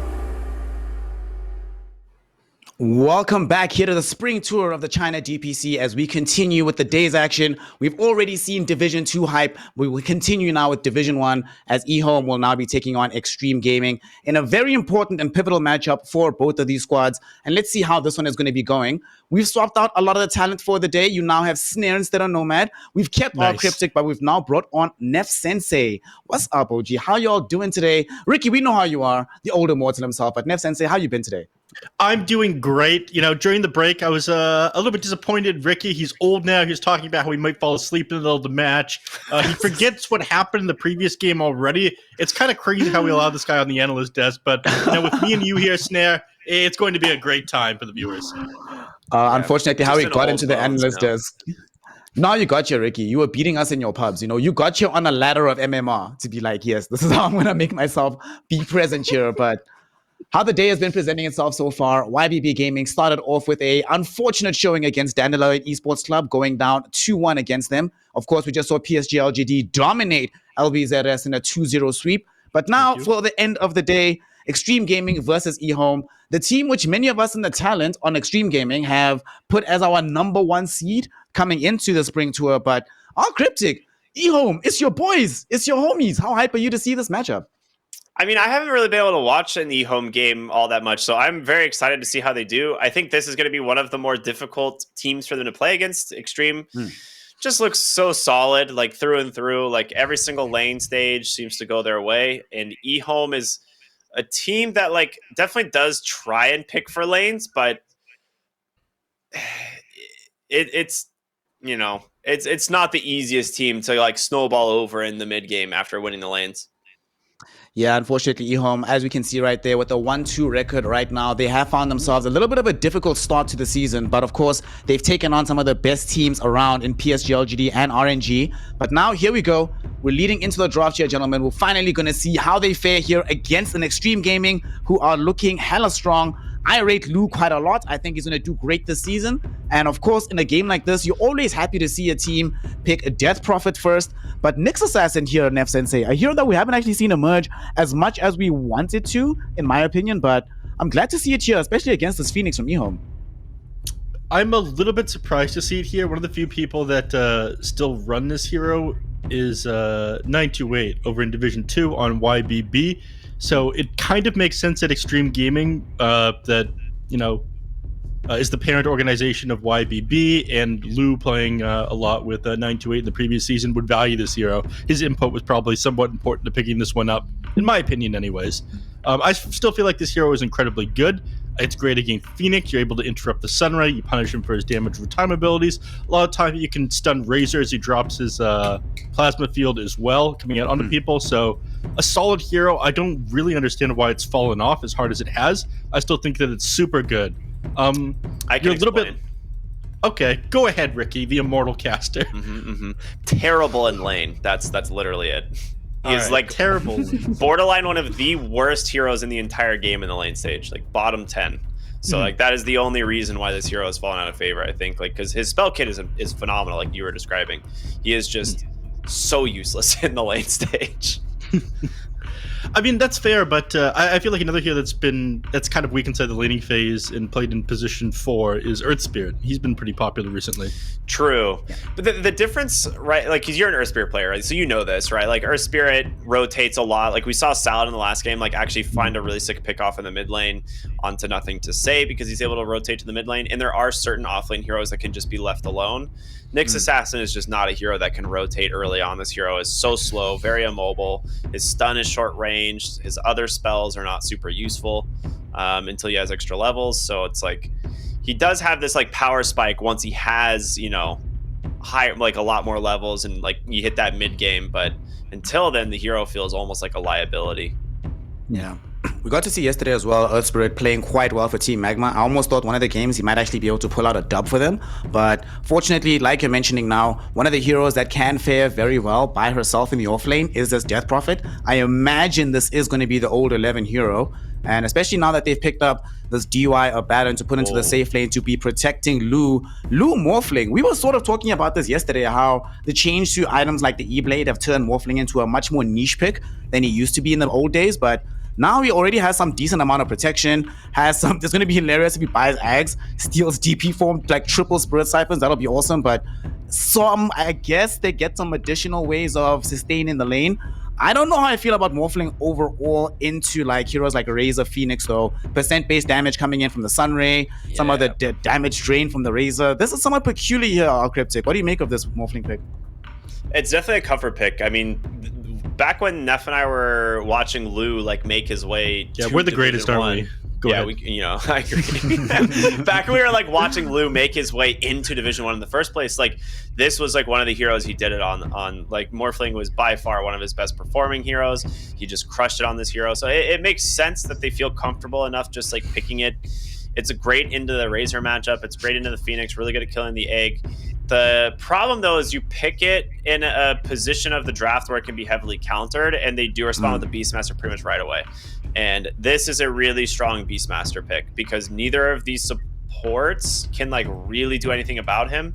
Like the Abaddon, yes, has a Photic Shield to remove Roar in the late game, but you have a lot of vision now that this hero is going to be able to provide.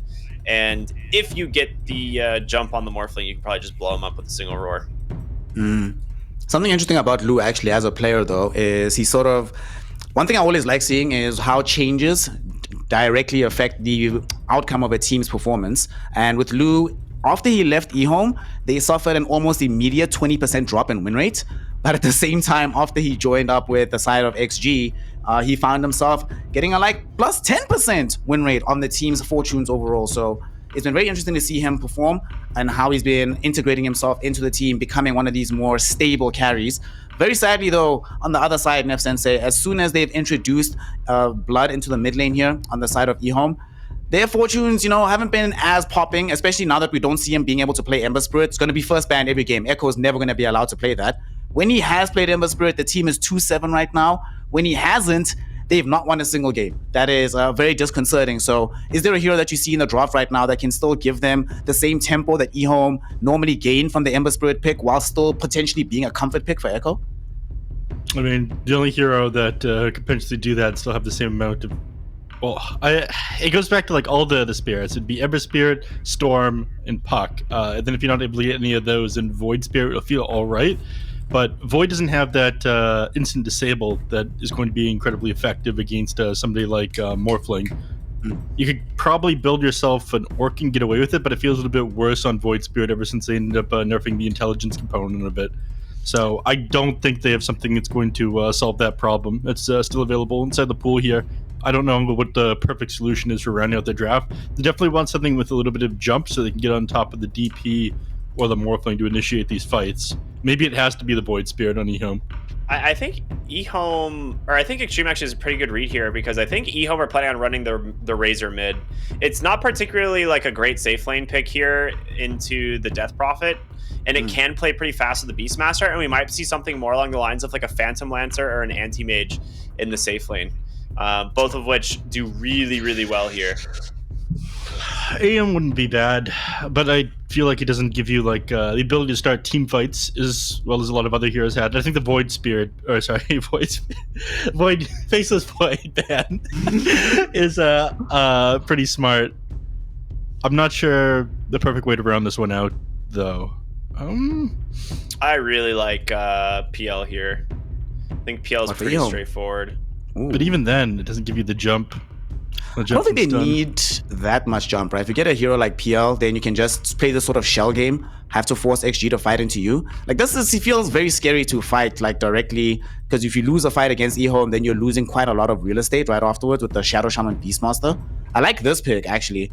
Getting in the Centaur, a way to be able to initiate, but less than just initiation, it's a way to also just, like, you just hold your ground, force them to fight. It's like, okay, cool, none of us are going to be initiating into Ehome. Okay, how on earth do you initiate into us? We have DP, we have Centaur. It's going to be mid DP as well right now. So it's either going to match up decently against the Razor or whatever other hero they were going to put in that role, and putting Razor in the safe lane. DP will be fine. This one's actually just like a classic inside the region. The Centaur is a counter to the Phoenix because it always allows you to either get away from the Supernova or get on top of it. Yeah, so the Centaur pick actually does change the safe lane pick quite a bit here. You can still just... the idea is you still want it like a diffusal builder here, and I think Ursa just being a much better matchup into the Centaur, and then you still having the diffusal option now as this goes on. So I like this pick a lot. I think Medusa was another one I was thinking about, but it's not a diffusal builder. Wasn't it? No, I think it was banned. One of the bans, yeah. Okay. So no Medusa to come out. Ursa, I mean, this is one of the classic lane counters that we've seen going up into the Centaur in the past times, but things are a little bit different nowadays. I suppose just how the lane itself is going to play out. You have the Phoenix in that particular role, so that can have a pretty decent impact against Centaur. But the question is, though, with this last pick, Ursa, clearly the side of Ehome is trying to push this tempo here, Nev Sensei. Is this the hero that can do it? They probably know they cannot beat the Lu XG player in the late game. Can they do it in the 35-minute mark, perhaps? I don't know. They've got a solid lineup for it, but I feel like they're never actually going to be able to take these team fights because the Centaur. If Shiro ends up winning his lane super hard, they will win this game, but I don't think Old 11 is a player that's going to make it that easy for you. So I think they'll get to the point of like, I don't know, the 10-15 minute mark where you want to feel super strong on Ehome, but they're not going to have a big enough advantage. And then eventually they'll just get run over by XG. So I'm with XG this game. XG, our Cryptic, your boys, Ehome, they're in a little bit of a corner right now. They kind of need this win to keep themselves in contention for potential major qualification. Do they have what it takes here? Is there enough push potential between Beastmaster, Shadow Shaman, or is it just overwhelming team fight from the side of XG going to take advantage of them in the end? I think Ehome actually has a better draft here. So I'm pretty confident that, as long as they do well in their lanes, that Ehome should be able to run away with this game. So I'm going to go Ehome. All right, Ehome. I will go XG because I can never not back my boy Lou. I was impressed since the day I saw him in the qualifiers for Division 2 last season. So let's see how he fares in this all-important game. If XG win, they will be joining the sides of PSG, LGD, and RNG at that 4-0 mark, closer and closer to taking the top seed here in the Division 1 of the China DPC. Let's find out what's going to happen in Game 1 of XG versus Ehome. As we get into the game itself, we've got Nef Sensei, we've got our Cryptic, and because the way the day has been panning out, apparently we're all three going to be on the mic. So we're going to rock it. Let's go.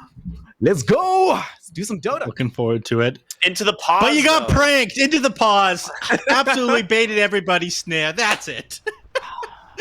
All right, Beastmaster's back in the game. It looks like we're ready to go. We didn't get baited for that long. I'm excited for this one, though. I don't think it's going to go extremely well for Ehome, but the Ursa ends up stopping us in the lane. And he, again, I feel like Ursa should just own this lane. Yeah, against the Centaur. Totally. He should. He should, but I feel like Old 11 is somehow going to not lose it that badly. So the way I look at it is like, who's the lane partner, right, with the Centaur? Because that's a big deal, and it's a Nyx assassin. So unless like this Ursa makes like a big mistake and gets like hoof stomped into an impale, and then just like also manages to just stand there and take like 2 double edges to the face, like this lane is so easy for Shiro to play. Well, it's not even going to be that. It doesn't come down to Old 11 getting a kill. That's not going to happen. That's absolutely insane. It comes down to Old 11 not dying. That's the win condition for this lane. Yeah, exactly. Like it is just try not to die, right? But you have so much damage from the Ursa. The Phoenix, obviously, as well, is just really strong in dealing with these high HP heroes like Centaur. So, like, there's just not a lot of options here for this like off lane duo on the side of Extreme Gaming here. Yeah, just don't lose. It's that easy. Just don't lose. Just don't lose. Simple. Something I just noticed as well here, gentlemen, is that in the event that no matter how badly the Centaur's lanes go, one thing I'm a bit worried about from Ehome, and why I was worried that they don't have a spirit in the mid lane, is generally speaking, one of the big things that I've been quite happy to see from Echo is that he rotates very, very early, as soon as it's possible, not necessarily just waiting for an opportunity to make that happen. Razor, not necessarily one of the heroes that you imagine and envision being able to do so pre-level 7 maybe, and at that point the team itself doesn't have that much stun. They probably have to bring in Beastmaster and or Shadow Shaman, and if there's a Centaur 6 at that time, suddenly that initiation is just ruined immediately, and it feels like it's going to be an ongoing issue for Ehome. Like, they have to be crisp with their execution to try and evade the Centaur Stampede as well as this Aphotic Shield from taking away their few stuns. Yeah, extra crispy. And did you know, Snare, I quoted this one with Nomad yesterday and he ended up getting angry at me, but as of the 9th, Abaddon had a 70% win rate in the DPC and only like a 20-something% contest rate. What? Yeah. What? Okay. That's pretty cool. Yeah. That's nice. Yeah, Nomad was angry for me bringing up that stat there because that's his thing. He's like, why are you bringing up stats? That's on me. I'm supposed to do it. Gotta watch my neck. An interesting stat that you all might not know about, actually, and it also came up yesterday, as I don't think we're going to have that much action in this early laning phase, so we have a little bit of time to talk about it. B-Corp was bringing up how this season feels a little bit slower than last season in terms of the Dota that's being played. Interestingly enough, right, that is actually true, that it is a little bit slower, slightly slower than last season in the average game time. However, take a guess which region has been the biggest beneficiary of this season. Who's playing the fastest all across the world in the DPC right now? Oh god, that's a rough one. I guess we're doing the Chinese DPC. Can I guess China based on that?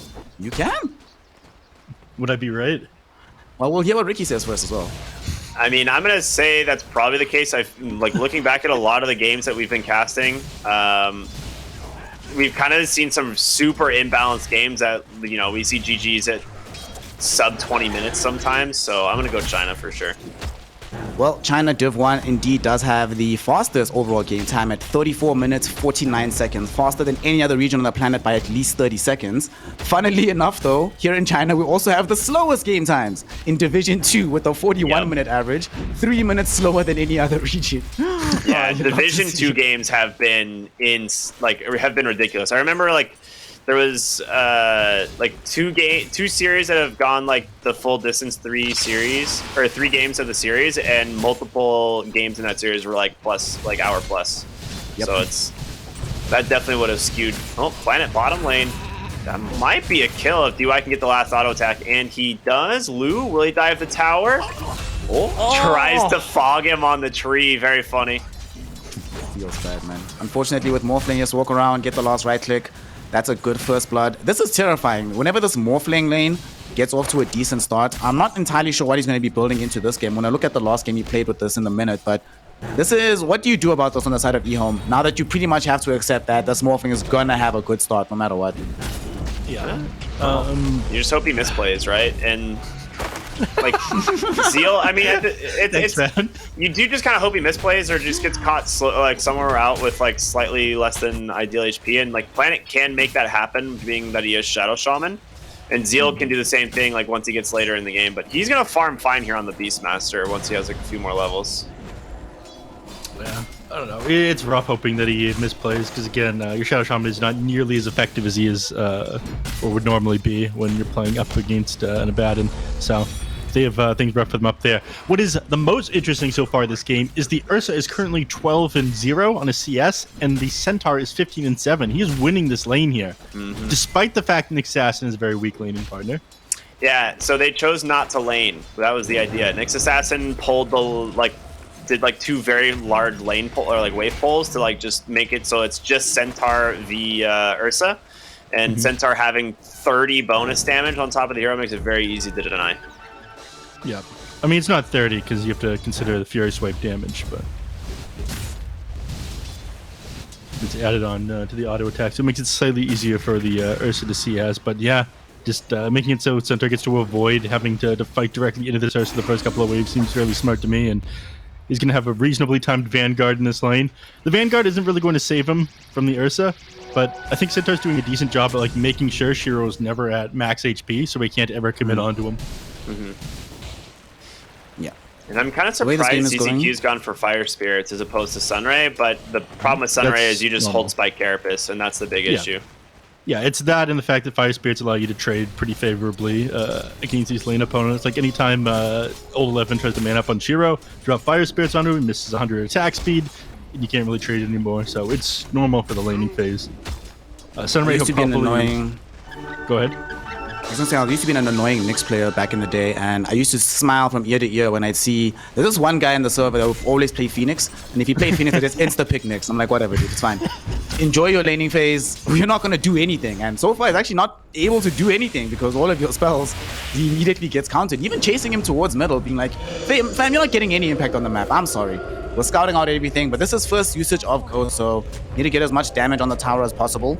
And speaking of this mid lane, it's been very even, but unfortunately, even lanes against DP are technically losing lanes because she hits 6, does this, and there's not much you can do about it. Oh, well, they're doing a little bit about it now. Paparazzi they end up putting to pretty low HP. He's got 3 points in this plasma field. DY's going to try to heal him up, but ends up just committing as much as he can to try and clear out this creep wave. I'm a fan. Paparazzi's actually dead here. It's going to be close. Exorcism is a lot of damage. He gets him. All right. I am corrected instantly there. I'm surprised he just didn't... Like, the thing is like, there was like 5 to 10 seconds left on that Exo. You just deny the DD rune and then just go back to winning the lane. Like, that's the one thing you can't do against the Death Prophet is, like, let her get anything out of the first Exo like that. They brought both supports to the mid lane, and then you just, like, give them a free kill as well. Okay, hear me out, Ricky. If he gets the DD first, right?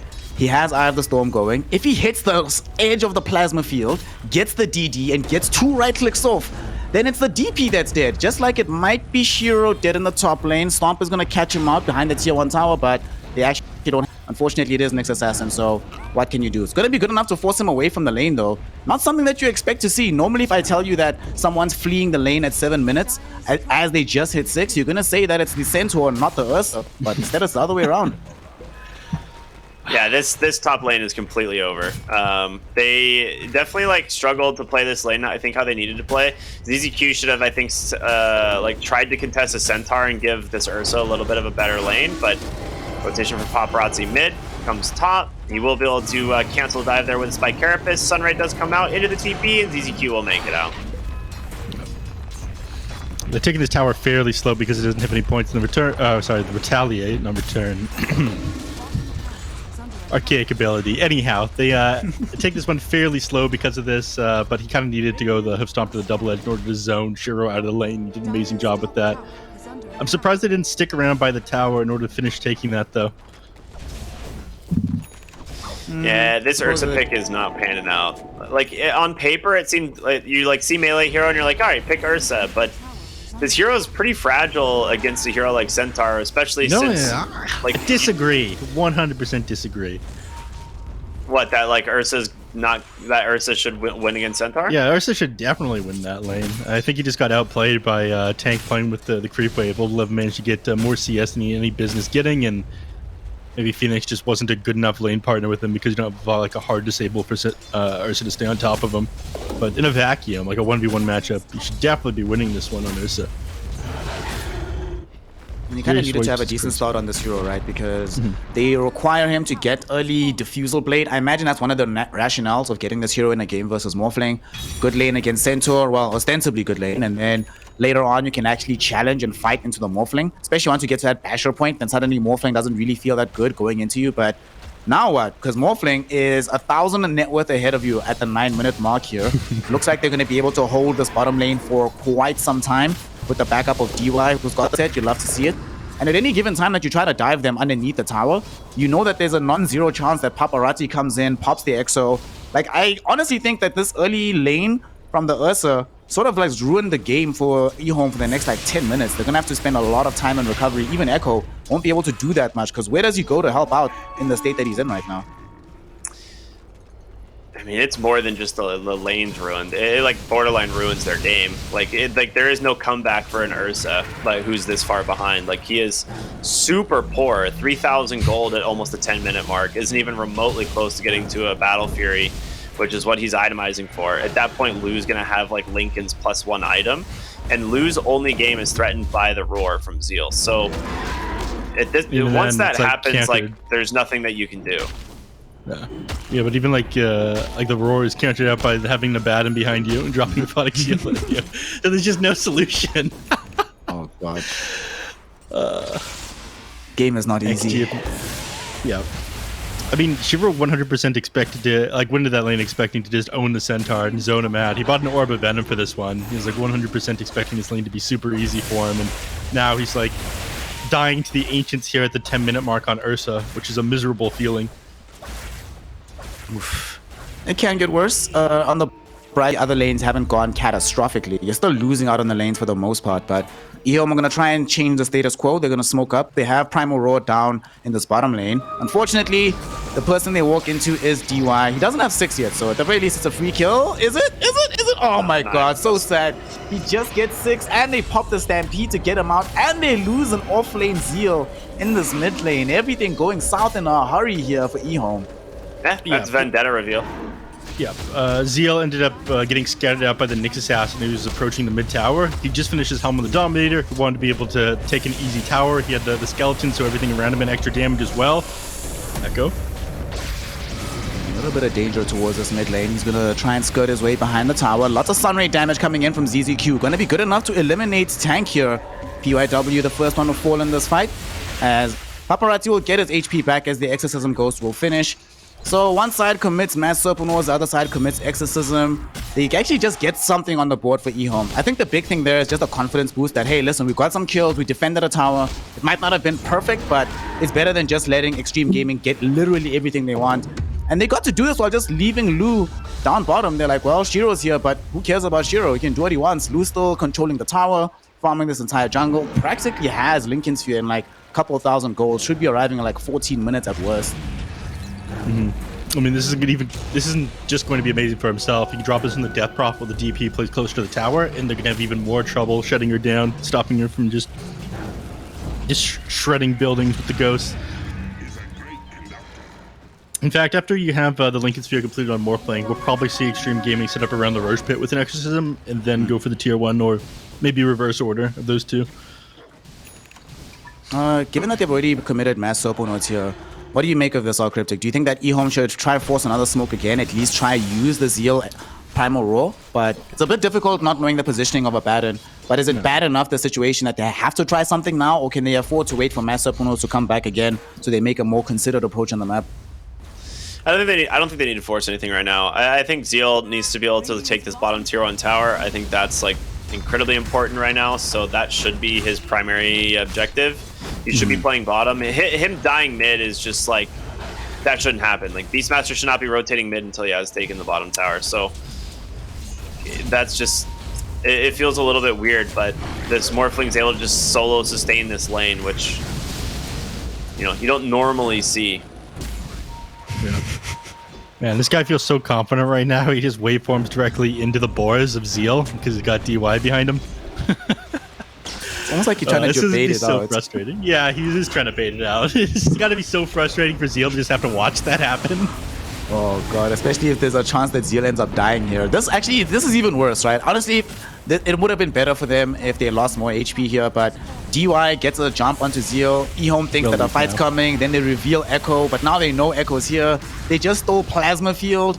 Oh god, this push cannot happen, so Blue's actually diving in. Okay, this is they saw Paparazzi come in. Oh, nice. Serpent Wards and the egg. But the question is it enough? And there's this immediate stampede to get them back. Paparazzi still has that exorcism to work with, and Old 11's making his rotation in.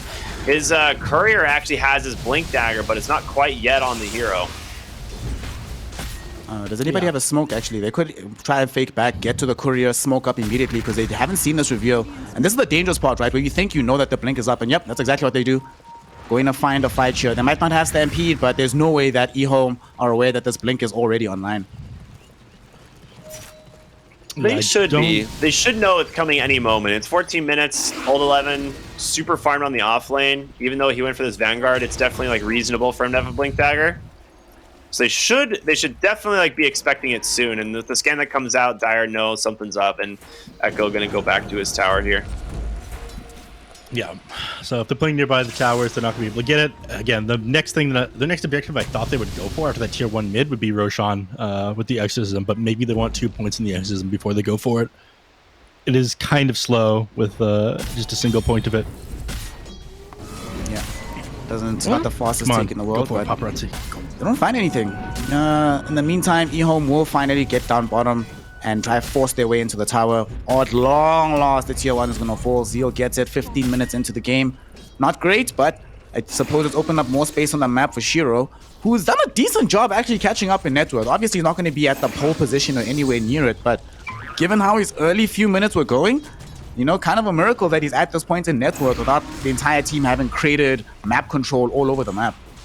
Yeah, it does help a little bit that they just made a failed rotation with like 5 heroes on Extreme Gaming over the mid lane, not connecting with anything. I do think they probably should have gone for Roshan that time. They would have taken it pretty slowly, but they would have been able to take it, in my opinion. One of the things to consider is Ehome actually has a very, very, very strong Roche lineup. Not only from the Ursa, but also from the Shadow Shaman, whose wards are going to be coming off cooldown a little bit. So Planet, I mean, he can walk over and solo Roshan by himself, just kiting it in and out of the pit.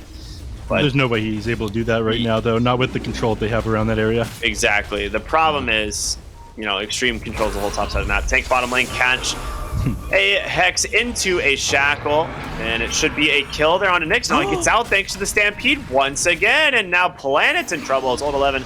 LGD the chase there. Yules will stop the TP out from Zeal and end up being 2 heroes falling here in the bottom lane as they commit both big ultimates and get nothing out of it. Even if they had gotten something out of it, it would only have been this Nyx assassin, you know, decent enough. Maybe you get some pressure onto the tower, but not enough to justify that kind of commitment, especially like after what you just said. Not only do they have the capability to take Roche, but they kind of need to also invest a lot in some observer wards and sentries. It's very, very hard to sneak into the Roshan pit playing against a team that has this much map control and that has Nyx Assassin. So I'm just worried about how Ehome makes any of these moves. It feels like every time they move around the map, that's probably going to happen. Nyx comes out, they're like, okay, boys, let's try kill Nyx. Oh, Nyx survived the full salvo. Damn it, what do we do? Oh no, we're actually all going to die because they have Stampede and they're on us in just a second. Yeah. Radiant actually scanned out the Roche pit because they assume that they're walking into it, and they... What? Ooh, scan didn't hit. That was illegal! You see, he walked into the scan, and it didn't end up popping. just barely. DY is going to walk in and be like, hello, sir. Force that borrow time pretty much right away. And now that they know that this is happening, Shiro, you can't do this, man. You can't do it. He's going to try. He's got to hit it Roshan again in the next couple of seconds. Come on. Please don't let do it, Shiro. Okay, he got to keep the stacks just barely. And now Egg on the backside. All right. They don't have Stampede. They can't fight into this right now. They have Supernova, so you can protect yourself. So it actually worked out. But they're coming in here still, Neff. They have the Blink Dagger available on the Centaur. And you might have wanted to make a jump, but okay. They instead just decided to get the D ward. Honestly, if there's not a ward down there and DY doesn't find anything and he's like, I don't think they can see us, they might go for like a blind jump, but XG doing the smart thing, letting cooler heads prevail, letting it go. Honestly, I really thought that Ehome would have been able to at least get a kill out of that, but you're just happy to get the Roshan. It's always the most miserable experience playing Ursa, but the first Roshan goes to the other team. Yeah.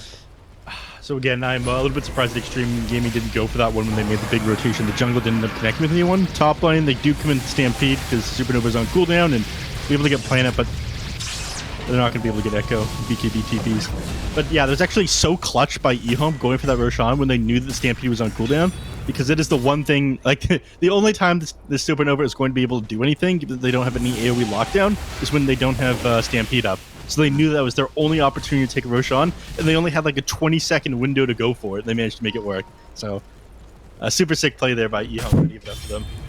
It was very hyped to watch. It's that hot stuff that you get from Division 1 DPC action. As speaking of hot stuff, the cold one of the Smurfling, building into this Manta, then we get into the BKB. What's the big damage item these days? Like Daedalus, I've seen quite a few of. Obviously, we don't really see the E-Blade build coming in anymore. So much more, doesn't feel like a Morphling build-up, right? Much more standard. Every other carry can find themselves in this position as a ranged Agi carry. In this game, it's very scary, especially after it gets BKB, because until they have Basher on the Ursa, they literally do no damage to this Morphling at that point. Yeah, I think because of that, his damage item is probably just Daedalus, like you mentioned. He wants to go for survivability more than anything else. He's got Manta Style and BKB queued up, but after that, we'll very likely see a Daedalus, as long as they aren't building like Heaven's Halberds. That's the case, then they'll want Evasion Pierce with MTB. They're smoked up here on Extreme, and the smoke pops exactly on the other side. They do see Tank thanks to that ward in the mid lane. They're going to put a Hawk behind the tower to try and scout this out as much as possible, but it's not easy to get the jump. You don't quite have like a blink on a Beastmaster. He's still working on his Helm of the Overlord. Shiro can maybe go in, but Old 11 get the stomp on the backside, but goodbye, Nyx. Assassin absolutely melted. Stampede is there, trying to get the egg off in time, but it's not going to happen. Melted down by Lu. There's going to be the roar. Turns right onto the Death Prophecy. Has Yules for the moment, but can they actually kill her when she comes back down? Stuns are there, able to be kept alive, and Shiro turns his attention over to the Morphling, trying to get the kill. Still does not have the damage. More drop behind the tower. It's going to be Planet doing what he can. Big plasma field slowing down for. They finally take down another. It's going to be a Abaddon. Now Centaur held in place. Hexta beat down by the Ursa and friends. And finally a good fight going the way of Ehome as they turned it into a tier 1 tower as well.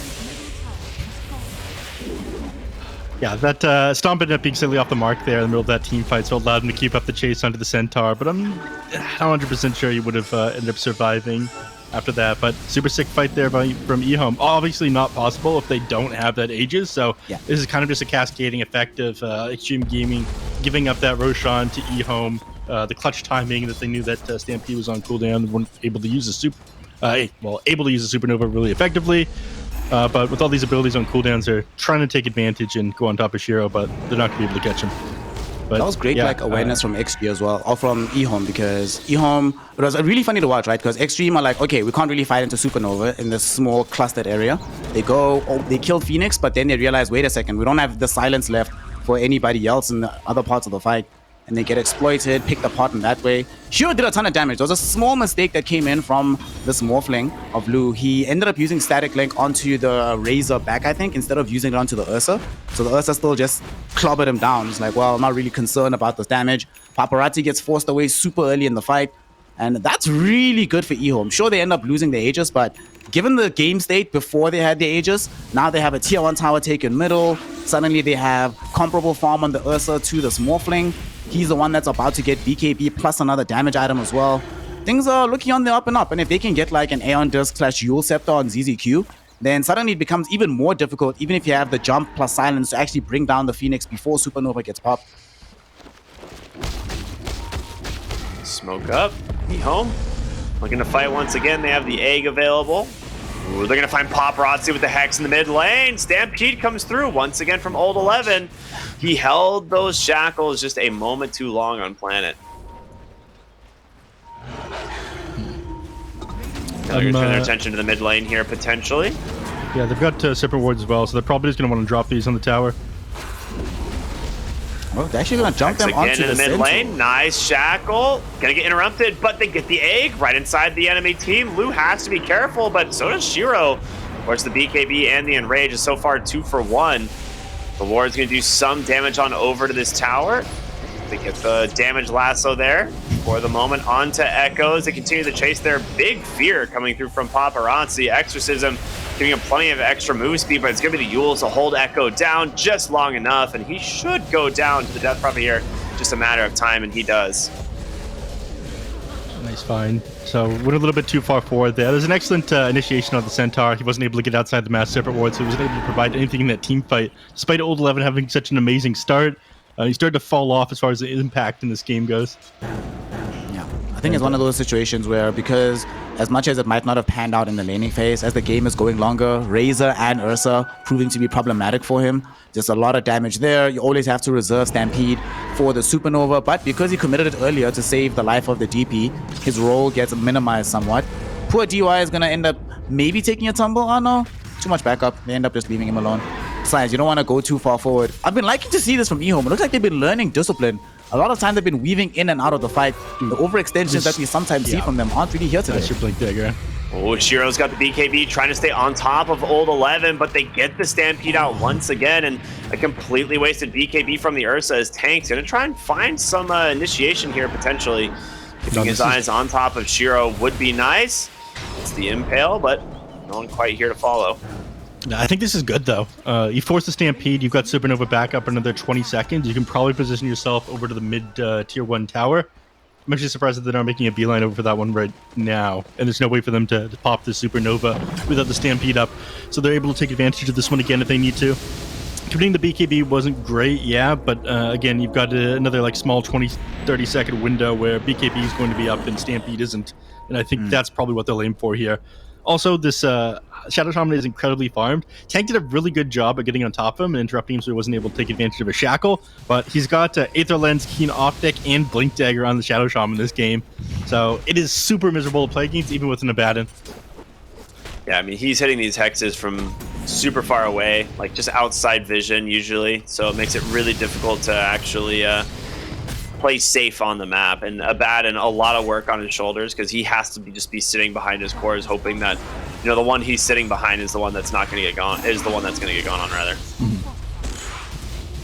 The entire team of Extreme Gaming have been playing together for these last few minutes. Since they know they don't have that big Stampede y'all are talking about, they're just going to congregate, take the tower, probably start preparing for the upcoming fight. Ehome have now positioned themselves middle with this small army coming in from Zeal and a Siege Wagon. And be good enough to get the tier 2. And this is really dangerous because now Roshan will be up shortly. And Ehome, sure, it's one thing for Extreme Gaming to have Stampede away from the Supernova, but even if you do have the Stampede at this point, I think that you can position Supernova well enough that it basically becomes impossible for Extreme to fight into. I don't think they have Aghanim Scepter just yet, so there's no damage reduction. If they don't find a clean jump and manage to force Ehome away from this area, don't allow them to take control of the zone around the Roshan pit, becomes super dangerous down the line. And did that scan connect? I didn't see, but it does seem to have some degree of awareness. Okay. It was another illegal scan. So here's the thing, like Ehome, they do actually have some big items that are going to be coming out soon. The Refresher is probably the biggest one for Echo. I mean, he's not that far away. Zeal does have like the Blink Helm of the Overlord. He does have money for his Shard. I'm curious as to if you should kind of just buy that or hold maybe buyback for the moment, since Roshan will be respawning soon, and having buyback for that fight is very important. I think nothing matters for them right now more so than this Roshan pit. They scouted out that he has respawned, the big man is up. Extreme Gaming will also make a similar scout, you know, one team sends a creep, the other team sends a baton. Things of similar value practically. That's rough, man. Oh, hey, did he go stats on a baton? Yeah, he has 1 extra point in stats. Makes sense, like Y level Curse of Avernus. It's rough out here, man. But Ricky, what if you get lucky and you manage to silence the Phoenix before he gets on super slow? Up to 60%, that is incredible. What if you're hitting a tower? Yeah, it's true. What if? The DD rune that Morphling had bottled, going to be popped there to try and work on the Roche pit, and... Okay. Question is, can they actually get the jump on someone? Tank comes in, gets caught by the Hex, instantly deleted by Shiro. He's going to buy back into the game, but Zeal, he's got that roar option. They've got to get into the pit and fast, but I don't know if it's going to be in time. There's going to be the drop of the wards. Lou gets the Aegis. He gets the shard. They get a little bit of damage out with this Sunray. Lou stunned up for the moment, but Shiro, you got no BKB left to boot, and he's going to try and pull this up onto the high ground. Paparazzi, this is way too deep. Just gets destroyed. Razor doing some work as well. Zeal, pretty happy they'll make that trade, I think. Yeah, they get Aegis, they lose Paparazzi, but okay, Paparazzi actually didn't have to die, but they in the exchange they got Shiro out of that, and Shiro's going to be one of the bigger threats that you worry about throughout this game, so I suppose that makes sense. But honestly, the big dub here is being able to rob Shiro of being able to get this Aegis at all. That was really ballsy from Extreme Gaming. If Ehome is in that pit first, that move cannot work. It only works if you get there to begin with. I mean, it only works if you have the double damage route. Yeah, that helps a little bit too, you know. There's no way they take Roshan fast enough, and there's no way they force Ehome away from the pit properly without that double damage on the Morphling. He's one of the best heroes. Like you and Tiny, Morph and Tiny, definitely 2 best heroes you can pick up a DD on. So incredibly lucky that Lou managed to find that one, but they took advantage of it and made the play happen because you got the DD rune. So fair enough there. Still, the fact that they managed to turn that one around to take Paparazzi was like decent, but obviously that doesn't happen unless Ursa puts himself incredibly out of position to try and get the kill. At the end, Extreme definitely come out on top, still having the Aegis to work with. They're probably going to want to push the enemy team's high ground with this one in the next 3 minutes here. Yeah, Morphling is just so farmed at this point. And he's going to go for the Ascati, which, I mean, once you have that, this hero is, I don't know how they actually deal with him. He has to just get, like, bashed up or roared and killed by the Ursa without any response, but the Lincolns makes that very difficult. Another big item which just came out right now, Heaven's Halberd from Old 11. I don't think it's probably been seen right now by Ehome, but with these BKB durations also starting to whittle further and further down, this is going to be a huge detriment since pretty much all of their big damage output is going to be coming from Shiro. Like the double Eye of the Storm will be there from Echo at some point, but that's not how they're going to be winning the majority of these fights. So him not being able to actually put this damage out, huge detriment to their overall team fight. And unfortunately, Ehome, they just picked up a Basher as well. You always feel so sad. You get Basher, the enemy team has evasion. You're like, oh, nice, awesome. But they're going to try and fight right now, it seems. They're all stacking. Well, never mind. No. Looks like Shiro still wants to farm, so we have nothing going. And besides, it's kind of a dumb idea to go fight into an Aegis Morphling right now. So rather try and let the Aegis expire. Let them come to you, even if you have to give up a tier 2 tower bottom in the process. Yeah, but again, I wouldn't be surprised if they try to take advantage of this Aegis and go high ground. In fact, that's exactly what they're going to try to do. They'll smoke up and try to find a pick first. And Money's easy Qs, be big. Yeah. Oh, no. And the silence will follow. Easy pick off. So well done by them. He does have the buyback. Question is, can they do anything? Going for Old 11 here would be nice. DY comes in with the save. He's got the refresher popped on Echo, but Shiro's trapped. Completely out of mana. Shiro, yeah, he's got to leap on out of that one. Jump forward in from Lou. Another Hex comes through from Planet. The dive bomb as well, but no real follow-up damage. Old 11 is the one who jumps back in, just gets absolutely destroyed. Tank with a very nice spike. Carapace, though, as it sets up a kill onto the Ursa, and Zeal chase all the way into the base right now, and it's going to be Lou that takes him down, and now it's turn for Paparazzi to chase them, and he's going to find Planet. Triple kill goes the way of Lou. Echo forced to pop his second BKB, trying to make it back to the fountain, and he will just barely. But now pretty far into the base, but oh, creep wave, is it? All right, there it is. Creep wave's far enough forward. Paparazzi, back to the tower. Go. All right, nice. We're good. It's about to expire though, so they're not gonna be able to get too much damage in this with the exorcism. Yeah, and the fortify's there too. But still, Morphling's a hero that tears through building incredibly quickly. So they'll get the tier 3 tower, and they'll probably be able to get the melee racks from this one as well. We'll see what they decide to do, because DJQ does still have Supernova, but yeah, without the Ursa being around, kind of feels like you'd rather give up this lane of racks, let it go. And Lu's gonna take it. First lane of racks gets taken middle. Extreme Gaming, like you were saying, Nef Sensei, utilizes Aegis to push up forward, and they still have access to it for a little bit longer. Yeah. Still only 30 seconds. I mean, they'll just take the triangle farm with this one. Be like, all right, thank you. Free money for me. And hopefully Morphling get out of here before the enemies get on top of him. He's got 20 seconds left on this Aegis. If they play this one just right on Ehome and you stick around on Lu, yeah, okay, he wants to get out. They're chasing him, though. Fine. Yeah. The dive bomb almost got him, but he has Lincoln, so he's fine. All right, so now we get to that uncomfortable point in the game here, gentlemen. What is the plan? You're playing right now as Ehome.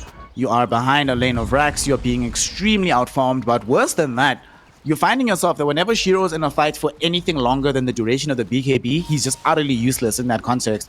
So what do you do to try and help him stay alive, hitting targets a little bit longer? How do you help everybody else just survive so they don't just get blown up if Lu finds them? And in general, what's the comeback strategy here for Ehome? It's an excellent question. I mean, we talked about this at the beginning. Like, it would be amazing to get on top of a hero and blow him up before the team fight really starts. But the fact that they have an Abaddon behind them, who's just able to pop his ultimate, the fact that even if you manage to get an amazing setup with a Supernova, they're able to stampede either away from it or on top of it, you very much have to clutch out Extreme Gaming making mistakes just due to how this draft was. And they did a decent job of it earlier, but Extreme have kind of tightened up and aren't making nearly as many mistakes as they were just a little while ago. So it's hard. I'd say just wait for Extreme to make an execution error is kind of your hope. I mean, they're smoking in, see if they can find something, and unfortunately for them, it's another DD rune bottled up here on Lu. So he says, "Fight me! I dare you." In the moment Shiro commits onto someone, like even if he just uses Enrage and doesn't pop his BKB, like the Battle Fury cleaves the. They found Planet. Perfect hero to start the fight on. Egg ends up getting dropped on the backside of the fight, and Lu just goes in, beats into Echo with the Scotty. He's not going to get the kill, but a lot of damage being dealt by Shiro. Those Fury Swipe stacks definitely do add up. Planet with the buyback gets the Hex on the Morphling, but Odalem just jumps in. A 2-hero impale from Tank as well, and that's going to be your dieback. As Paparazzi continuing to just dive them further and further into the base. No Egg here to protect ZZQ. The G4 tower is a little bit of extra armor. The dive bomb as well. Paparazzi finally going to combine that Aeon disc. Question is, can they do anything to stop this push? And it doesn't look like it, as Lu just continues to focus on the base. Did y'all see how little damage Morphling took once he popped BKB? Like, literally no damage. Like, Shiro's there hitting him, and he's just like, what are you doing, mates? I have business somewhere else. Like, stop tickling me. My God. And it's getting very difficult right now, because who's actually an appealing target on Extreme? Lu can't be killed quickly with this BKB Lincoln Sphere. Paparazzi, if he's standing far forward in the fight with the Spirit Siphons, the Exorcism, there's no way you can fight into him. There's still this old 11 Centaur who's barely been jumped on, but has a Lotus Orb to his name, building hot right now, already has the Heaven's Halberd. It feels like it's the only tank you can really jump, because even DY has borrowed time, but Tank himself is not shown to be a squishy little hero here, so I don't know, All Cryptic, this is your team, fam. You're the Ehome shield. Shield for us. Put us on this hype. How on earth do they come back? I mean, you could definitely find kills onto Paparazzi. Like, Ursa will, kill pretty much any hero he gets his hands on if he's able to just actually auto attack them. The problem is disc now. Yeah, the problem is you have two heroes that you can actually kill have Aeon discs, so both Tank and the Death Prophet. But like Lu isn't, necessarily unkillable. He does have like a BKB, Manta, Lincoln's, but he's still very much reliant on having DY behind him. And if DY is not positioned behind the Morphling, they can absolutely kill Lu. Ursa has no problem with that. All right, let's go down to DY. Let us know in chat. One's in chat if you think that they're gonna kill Lu at least once in this game, and say just Aish. Oh, it goes back to what I was talking about before. It's more on Extreme and DY to make a mistake than it is on Ehome to have a perfect execution. Because, like, I don't know, maybe Planet can throw himself out of position, throws a Hex out off onto the Abaddon, and then and then gets the shackles off one of the Morphling. But even then, your shackles can be interrupted. You can't just throw shackles on the Abaddon. It needs to be a Hex because Hex silences as well as a disable. If you throw shackles on the Abaddon, then he just pops a borrowed time and throws a Photic Shield off onto Morphling anyway. Like, it is so difficult to take these team fights, man. But they take Roche. That's free Roche, yeah. So, Aegis, on one Cheese, and an side- Ags. Ags. Oh god, that kind of sucks that they got Ags because Paparazzi just picked up the refresher. So I was hoping that they would get a shot as well so they could at least fight with double ults, but looks like the Extreme Gaming lineup is going to have the ult advantage. And they have to use all these items right now because the push is coming in through bottom. Yeah, I think Blue realizes that they're not going to be able to stop him from taking racks here. They're going to go for him, but again, the instant dispel. Echo pops his BKB refresher, but not a lot of damage. I don't know if you guys noticed, no one took damage as they didn't actually catch any heroes there. And this is the problem. Like, if you're going to go in, you can't just go on Lou. You've got to find another target. Like, they're still holding Stampede as well. There's going to be the Aeon Disc pop, but Lou on the backside just destroys that Shadow Shaman. The question is, can they finally bring down the Morphling? He's able to pop his BKB and to escape. Meanwhile, inside the base, they did commit the egg as well. So, Exorcism down, refresher available, maybe. Wait 60 seconds, wait 100 seconds, run it back again, and when you've got Exorcism back up, if they want to wait that long. I'm not just going to pop refresher. Don't wait at all. Go for Question, it, gentlemen. If Ehome at that point in that fight, if they had access to mass Serpent Wards, do they actually get a kill or two? Like, they had to drop the wards inside the Roshan pit? They don't really help. They're jumping in again. Disarm onto the Ursa. Doesn't last all that long. But he's feared up. Has to pop that enrage once again. But Shiro? Yeah, he's going to lose his Aegis. Lou's sitting here, very happy. Planet comes in, gets the Hex, but of course instantly dispelled by DY. And this is what we're talking about. The amount of saves that they have just to be able to just kite them around is just too much for the side of Ehome and Echo. He's come too far now. Chased down by Lou. He goes in, doesn't really care. Lou, he pops the Manta style, the disarms, the fears, just way too much damage. And control coming through from Extreme as they will be able to take down both of these cores. Easy Q to follow, and that's got to be it. GG comes through. Ehome fall in game number 1. Oof. Certainly not an easy game number 1 for Ehome, and it went for quite a while, 40 minutes into this, but for very few of these minutes did it really feel like Ehome were in any kind of control in this game. It started out, there was that one fight that ended up happening around the mid lane. We'll probably see it in the highlight reel, where they get the good fight near the tier 1 tower. They transition that into, this was just after they got Roche. They take that fight. They get a lot of damage onto the tier 2 middle. It's starting to look good. What happened, Nif? How did it all turn so harshly? Lou picked up a double damage room beside the Roche pit, and Gaben smiled upon them on this day. I don't think without the AD that is possible. They weren't able to take Roche that fast. I think Ehome is able to fight into them as well. It is just way too crazy on that hero. They got very lucky with that, but they also took full advantage of that situation. And then, of course, Extreme, Ehome was never able to recover after that. And they were doing so well. Like, Ursa got back to the game. Olev was starting to fall off after a miserable start. They punished Stampede being on cooldown, but bad RNG along with Extreme, being able to punish you every inch of the way and take every advantage they have just a little bit further allows them to win this game. Yeah, definitely. Playing a game with Ursa where you don't have the Aegis advantages and you can't actually play aggressively at that point in time, quite difficult to make work in general. On the other side, though, for Extreme Gaming, we saw our Cryptic here, especially the positioning. Like, it obviously is not going to be him that's got the massive damage numbers, but you were talking at the very end of the game about how Lou can still die, and he came very, very close several times to doing so, but for DY. DY says no. DY says nah. And, Nef Sensei brought up the stats, 20% game involvement, 70% win rate. Is it time to start first banning this Abaddon hero? And Abaddon's pretty dang good, this is a very fight-heavy meta, and a lot of times, going late game, you just want to be able to keep your one hero alive that does your damage. And in this game, it's this Morphling. They don't have the damage, the sustained damage in these fights to take down heroes like Paparazzi and like Lou. And so DY, what does he do? He just goes Force Staff. He just has Gem Force Staff. That is his items this game. And all he does is just sits behind the Morphling, waits for them to make a play, and then just instantly a Photic Shield Force Staffs him out of the ward trap. There's just so many ways to kite around the side of Ehome. You have double Lotus Orb. You have a Linken's Manta BKB. Like, there's just so many defensive items picked up here on the side of Extreme. And that's all they really need to do. Just have the fights go the distance, and they win. Yeah, itemization was actually really, really good. I was going to bring that up just now, as pretty much everybody bought the correct item for the role they were in at the time.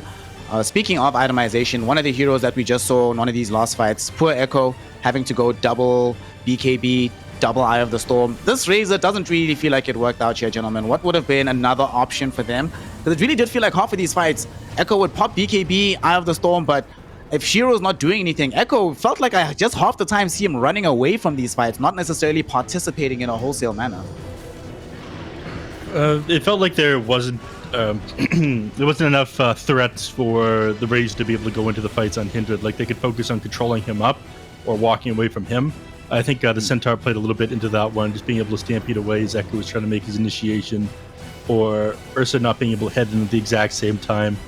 And of course, nobody else on the team really doing that much damage. You couldn't really feel the impact of the Beastmaster this game. His first rotation was kind of butchered by Nick Assassin scouting him out, and he didn't feel super high impact in any of these fights. So the enemies just having him and the Razor to worry about made the Ursa and the Razor's team fights too difficult to execute, in my opinion. I mean, I like kind of part of what you said, though, is like it didn't feel like Shiro was doing anything. And that's, I think, where a lot of this game is lost is on this Ursa pick. There's a lot of heroes that you actually still had available in the pool to like kind of have a solid lane into the Centaur, but just have favorable matchups in the core as well. Like, if you're going to play Ursa into the Morphling, typically it's like the Diffusal build. That is what it is that like helps you win the matchup. But you just lost your lane so hard. And at that point, like, I don't know how you come back into this game to keep up with a Morphling. I mean, he did, though. He came back into the game, but then he lost it again. Yeah, but Ursa's not a hero that, like, you want to be even with the enemy core, right? Like, you're supposed to be an item up on the enemy core. Like, it's typically, like, by the time this, like, Morphling gets, you know, like, this Linken's Manta, you're hoping that you have, like, Blink, Basher, Diffusal, maybe a BKB. So it's like... Yeah. It Did he even get really Diffusal? weak. He didn't, no? Huh? Yeah, he was supposed to go Battle Fury. He couldn't go back for the Diffusal, could he? From the No, I mean, he had such a late Battle Fury this game. The Battle Fury came out at... Let me do the scroll back here. 18 minutes. So you have like Treads, 18. Morbid Mask, Battle Fury. 17 minutes and 4 seconds. What item came out from the Morphling at that exact time? At this exact time, he has Linken's and nearly BKB done. Okay, so we already see it here on the screen between Shiro and Lu, the disparity in their performances. If the one carry who's playing Ursa has Battle Fury to start recovering his game, right? Because Ursa is not one of these heroes that once he gets Battle Fury, he's allowed to participate in the game. He's still on recovery mode. Erstwhile Morphling can start fighting. Yeah, it's very unlikely that you're going to end up in a positive situation after that. So the Ursa pick could certainly have been better. But even with the Ursa pick, it certainly could have been played better. But Extreme Gaming did everything they needed to do in this situation. And as a result here, they are one game away from getting themselves into that top 3 spot with a 4-0 run right now. There's only 4 major slots remaining, so you do not want to be in that tiebreaker contention. You'd rather just get it easily through the 7 games of the normal DPC run. Well, with that, after XG have taken down the Game 1 victory, we're going to be giving Ehome a little bit of a break, send them back to the corner. Coach Ricky, what are you telling them? What's the word on the streets? How are you getting them back into their game for Game 2? I just remind them, you know, like that a lot of the mistakes that they made this game were not from like, I would say like being outplayed. I think a lot of their issues came from draft and like team fight, like coordination potentially. So I don't know. They're a good team, but they just got to like iron out this draft a little bit and, you know, pick stronger lanes. At the end of the day, I think that's if you think like you have a disadvantage to a team, pick a strong lane. That's about it. Well, let's hope they can pick these strong lanes. Let's hope for some miracle that they can find themselves the Ember Spirit for Echo in that mid lane to give him the maximum strength for Ehome. With that, we're going to be taking a short break. When we return, Game 2 of Extreme Gaming versus Ehome here in the China DPC. This is Snare, Nef Sensei, and R Cryptic signing off for now. And see you fade away. No, we're not the same. It's like we're on two sides of the Milky Way.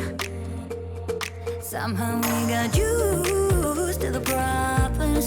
Baby, we got used to falling. I'm tired of feeling blue when I lose myself to love. Yeah, I just wanna lose my breath.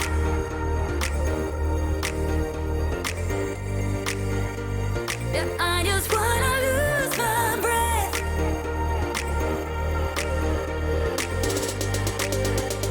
Yeah, I just wanna lose my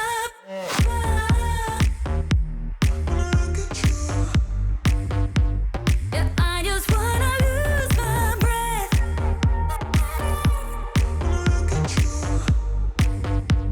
Yeah, I just wanna lose my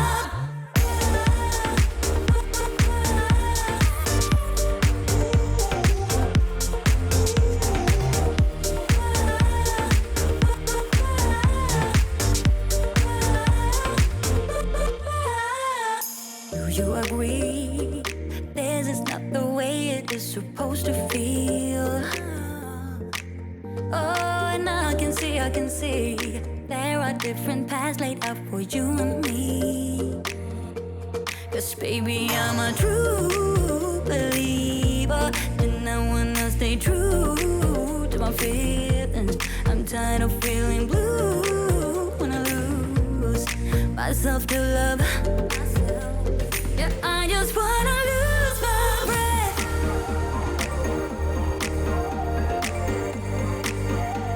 Yeah, I just wanna lose my breath.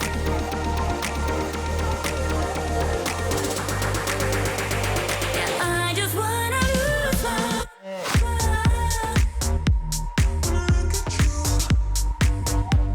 Yeah, I just wanna lose my breath.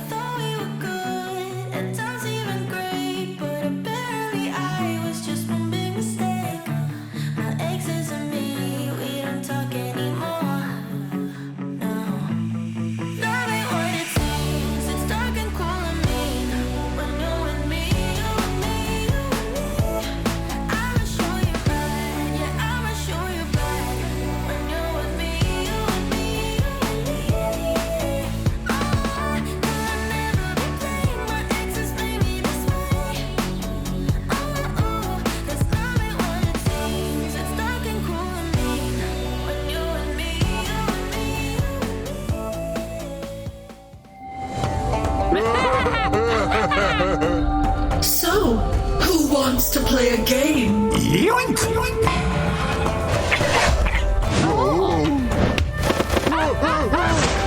And again!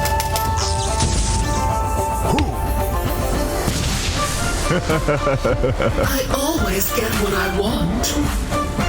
In the bag. Welcome back, one and all, here to the spring tour of the China DPC, where we continue with the day's events, the day series, the day's hype. We have just seen XG do a bit of a number on our Cryptic's favorite team here of Ehome. It was not pretty to watch, let's be honest, but it was very exciting. Our Cryptic's such a poser. fan. He was talking about how much he hated Ehome during the break. I said how much I hated the Ursa pick. My God.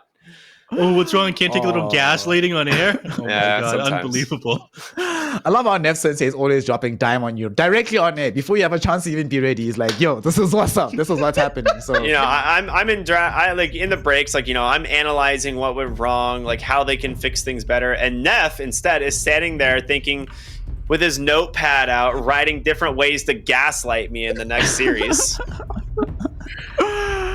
well, this particular game, let's hope there's not going to be gaslighting here. We need everybody on their aces as Ehome. They require this win quite a lot, our Cryptic.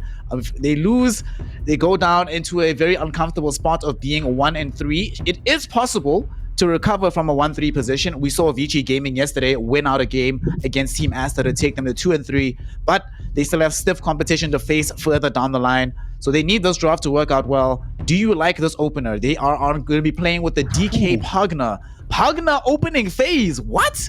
Second time today, actually, that we see this happening. You know, I didn't manage to catch the first Pugna game. I was busy doing some other stuff, but this hero had one of the highest win rates inside the current patch. Picking it up right now when you're not countering anything is a little bit bizarre because the enemies can kind of just... I was going to say pick around it, but that is the opposite of that. They've been taking a Templar Assassin into the Pugna, who I feel like deals with TA reasonably well, man. Yeah, this is a safe pick for the safe lane, is what it is. Like, Dragon Knight is not good in the TA. Like, it's actually, like, one of the worst heroes that you can play against from the safe lane. Or, as like, a safe lane carry. Like, Sideblades just crush you. It is so difficult. Like, typically, Dragon Knight relies on Dragon's Blood to, like, kind of sustain. You just go, like, 2-1-2, max out Breathe Fires, and then... Relies on the anime or the skill? The skill, yeah. Okay. Good correction, though, of course. But... yeah, you just rely on the passive to be able to like sustain you through lanes and use that bonus armor to reduce the damage. But Sideblades, guess what? It's pure, baby. You just don't care. Yep. You don't care about it. So this is arguably one of the worst matchups you could go against. And yeah, I think this is a really smart first phase TA. Hoodwink, just a safe opener in the 4th position. So yeah, did Pugna win the game that was played earlier, Snare? It did not. It did not. It was on the side of LBZS. It got crushed. Actually, it was demolished. It was really bad. It was not pretty. It's a good thing I didn't watch it then. I probably would like to see that. Anyhow, as of the 9th, it ended up actually having a 44% win rate and a 14.5% contest rate. But these stats are a couple days old that I ended up having sent my way. Is this across pubs or across DPC games? DPC games. Okay. In pubs, when Pugna was released in the patch, you ended up having like one of the highest win rates of like nearly 60% inside the Immortal bracket and whatnot. So the hero is pretty strong right now. It's just, I'm not sure it was the solution here.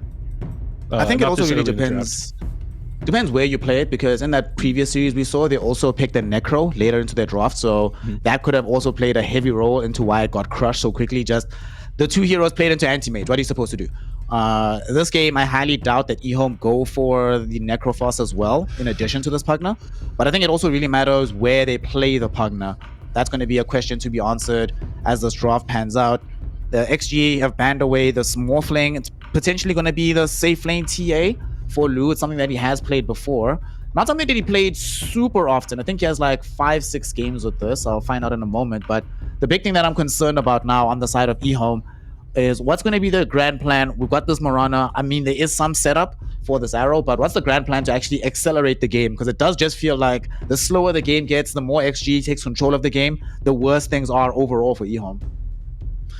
I mean, you do have the Abaddon ban this time, so there's not really like that saving grace for your carry here on the TA, unless you want to opt for something like an Oracle. But the Dragonite Mirana combo is pretty dang strong. You just have to make sure that Dragonite like doesn't lose the lane super hard to side blades. And I think Mirana being able to just dump right clicks into the TA, she has way more attack range, should make it pretty easy. So as long as they play around that well, I think the lane should be okay depending on the 5 that they pick here. Need protection for Lu. If Lu is playing the Templar Assassin, it's most likely because he's currently undefeated on this hero. 8-0 at this point in time. So it's looking quite strong. Set up with Bane as well. Oh man, Bane. Is this it really is a fair hero stat sad to pull, on though? C. Come on, man. Telling him that he's undefeated on the hero, and he's like 4-0, when like overall they're 6-1. Yeah, I mean, they this just like is don't going lose back- games in general, man. Yeah, this is going back to when he joined the team. Since he joined the team, actually, XG have only lost 1 series. It was a grand finals, and they've only lost 7 maps in total. That's it. This is from January when he started at the team. So, yeah, it's very scary. It's very scary, this XG lineup. There's a reason I put them as my prime seed to get up to the top of the group. But the thing I'm curious about, though, gentlemen, why don't we see more Bane? I honestly think this hero is still pretty good, and it used to be a reliable thing that every single game a patch or 2 ago would have this hero involved in it. What happened to explain the drop-off? It's not like he's a bad laner like the Nyx Assassin here, Nev. More 5-man Dota, I think, is the major change. Bane was so good at kitching out enemies when they were like trying to play on the other side of the map by themselves, and then you rotate your team, and once you actually caught them with the Nightmare, then drop the Fiend's Grip onto them. We see people clumped up a lot more in the current patch and take 5v5 engagements, and I think because the meta has shifted a little bit like that, Bane has become a little bit less popular. I mean, I feel like we still see this hero all the time. Like, I think I think it's still like arguably one of the best 5s in the game. Outside of like IO, Death Prophet, who can be flexed to the 5, I'm pretty sure Bane is still the most reliable like 5 position. He is just always going to be good. Nightmare, Fiend's Grip, untouchable abilities in terms of like late game potential. He's just really good base stats for the lane, kind of a bully. So yeah, I think Bane is such a no-brainer pick. If you need a good 5, you should do it. He used to be the most picked as 5 sub-position support across all regions. Now it's only in China that particular stat still holds true. But we see now the Invoker getting involved on top of this. You love to see games where there's already some disable that can help out this Invoker. Doesn't have to worry all the time about landing perfect spells. Good scaling for the late game as well with that amazing Alacrity target in the TA. And the Tornado just seems fairly strong in this game overall. EMP good and decent against the Pugna. Presumably this is mid Pugna, right? Are we expecting something strange like offlane Pugna instead? It's gonna be 5 position Pugna. ZZQ will play it. Yeah. Well, it's a lot less likely to be mid now, I can tell you that much. It's 100%. Yeah, 100% gonna be ZZQ's 5 Pugna. Void Spirit, decent against the Invoker. I actually would like this Invoker to have gone Exort, but I think now he's going to be more likely to go Quaswex. Yeah, Quaswex is probably better in this lane matchup. You're probably going to want to try to keep the Void Spirit's mana burned out during the laning phase, so EMPs coming out onto him are going to be pretty important. I think the overall goal of this Invoker is just going to be stalling out the game as long as possible and allow TA to get as big as she possibly can. Ehome probably try to run this somewhat fast. I'm trying to think about who they round this draft off with. They need a carry still here, right? Or Ehome. Ehome. So Ehome needs a carry, yeah. Extreme needs an offlaner, and this time Ehome's the one with the last pick, so they do have the advantage. However, they didn't ban anything on their last ban. Okay. Oh wait, never mind. Okay, they did. You're crazy. For some reason I had the timers wrong. I was like, what? Maybe this is like, y'all remember when sometimes Mushi used to do this back in the day and be like, I'm trying to leave some heroes in the pool. We'll just like abandon the last 2 bans. Used to be really funny. Doesn't happen as much anymore. People are much less fun now. Dota's so serious. So much money on the line. Everyone's taking it too seriously, man. Dude, Extreme just banned out 5 carries. Yeah, I mean, it makes sense. You just want to protect the TA pick here, and like Phantom Lancer, this is like the freest PL game if you actually got it through. Illusion Heroes. Yeah. CK still in it though. It's not the easiest CK game still, but with the Sand King ban, you're definitely more likely to pick it up. So earlier, gentlemen, we were talking about some of the differences in, pace of games that people play across the world and how China is simultaneously the fastest and the slowest. It's also the only region that has almost zero stock and faith into this Void Spirit hero. It's only the second time he's been picked up in the DPC. What's up with that here in Division 1? Like, what's changed in this mid lane that everyone's just fallen out of love with the Void Spirit? To be fair, it wasn't picked that often in China anyway, but it's definitely way worse now than it used to be. Probably the Orchid change. It's a lot less value on him. You said I'd get on top of people and disable them because your disables come out rather slow otherwise. So I think he's not as good because of how Orchid was changed around. Meanwhile, Storm Spirit, he got his new build of just going like 3 nulls into BKB. Ember Spirit's just as good as he was before. Void was just kind of nerfed due to how items were nerfed. All right, I swear to God, if I see an Ursa here, I'm gonna lose my mind. Come on, do it. Choose violence. Come on, boys. Choose violence. Come on, dude. They're gonna get baited and pick Slark. I guarantee it. There's no way they pick Slark. I really no way hope they don't. Slark, dude. Okay. No Tiny. I didn't realize this hero was not banned. All right. Well, that's a good pick. Okay. Okay. So Tiny, this game, the lane, and obviously you don't really care that much about the Centaur. You can still farm for yourself. Late game, you can scale a bit better. You have some way of being able to also dish out mass amounts of damage. Your team doesn't have that much AoE control, but the few pieces of control that they can find, either between the DK Marana combo and or Void Spirit jump, there's enough time then for Tiny to come in and dish out the huge amount of damage. But I'm still a bit worried here, gentlemen. This Centaur, the Templar Assassin, there's still opportunity for enough itemization to happen from XG that the Tiny, who is not as strong as he used to be, suddenly doesn't find themselves having that major potential that they're expecting from Ehome.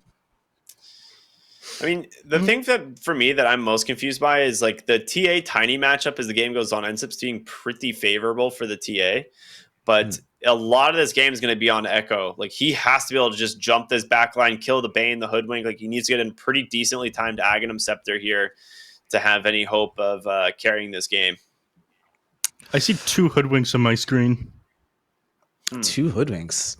Okay, that's probably not supposed to be strange. happening. I mean, I know squirrels multiply fairly quickly, but I dropped a little something in the group chat for you guys, but I'll focus now. Lol. Nev, tell me, all right, with this last pick here that you're seeing on the Centaur on the other side for XG, does it feel as good again in terms of how it allows them to move around the map, its ability to detract from team fights that they get initiated onto? There's still a lack of lockdown overall, not as bad as game 1, but it's still pretty bad from Ehome. Is this last pick Centaur once again going to work magic for the side of XG? I think that this is going to be an incredibly easy game for Ehome. Lou is not going to be able to find the farm that he needs, and they're going to drag this one out to a game 3. Ooh, I like game 3. So let's hope that this happens. Here we go, gentlemen. It's Snare, All Cryptic, and Nev Sensei on the mic. And we're going to I hope we have an early fight here. Oh, come on, boys. Come on. Please? Oh, no, it's not going to happen.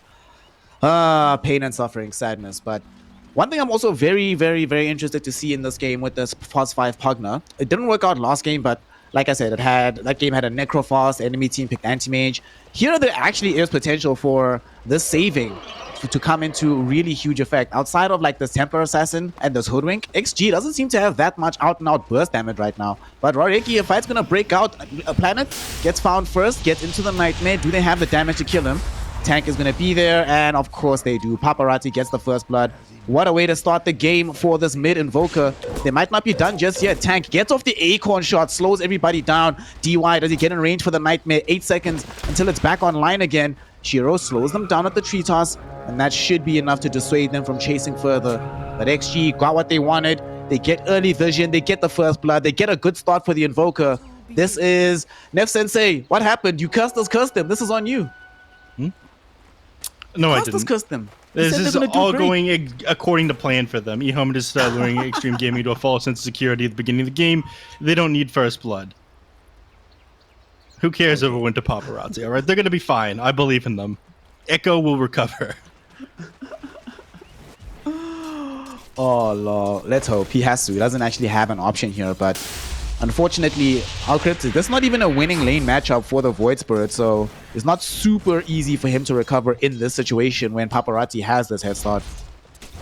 Yeah, normally it's not like the worst matchup ever, but it's definitely not good when the enemy mid laner gets the first blood, no matter the lane matchup. So we'll see. Echo might be able to still secure himself some decent CS. He does have like the superior attack like animation, and spells pretty good at helping farm. Yeah, so like you can still do it. Once Invoker gets like level 4 though, this lane becomes very difficult. Agreed. I think Echo. Oh god. All right, I'm not going to curse him again. Echo, you're going to be just all right, buddy. Just all right. We'll talk about some of these other lanes in the meantime. A lane which has extra importance is, of course, going to be this lane here that involves Lu. Thus far, still undefeated on this TA, especially since joining the team. And that arrow! Did that arrow miss? Nah, I think I hit by creep with the creep, but it didn't matter. But they get the kill. Wait, what? What just happened? He fumbled. He had no. He fumbled that one. He had a fairy fire and a stick with 5 charges, and he didn't end up pressing either. He was 100% a fumble. He was in the middle of leveling an ability, I think is what happened.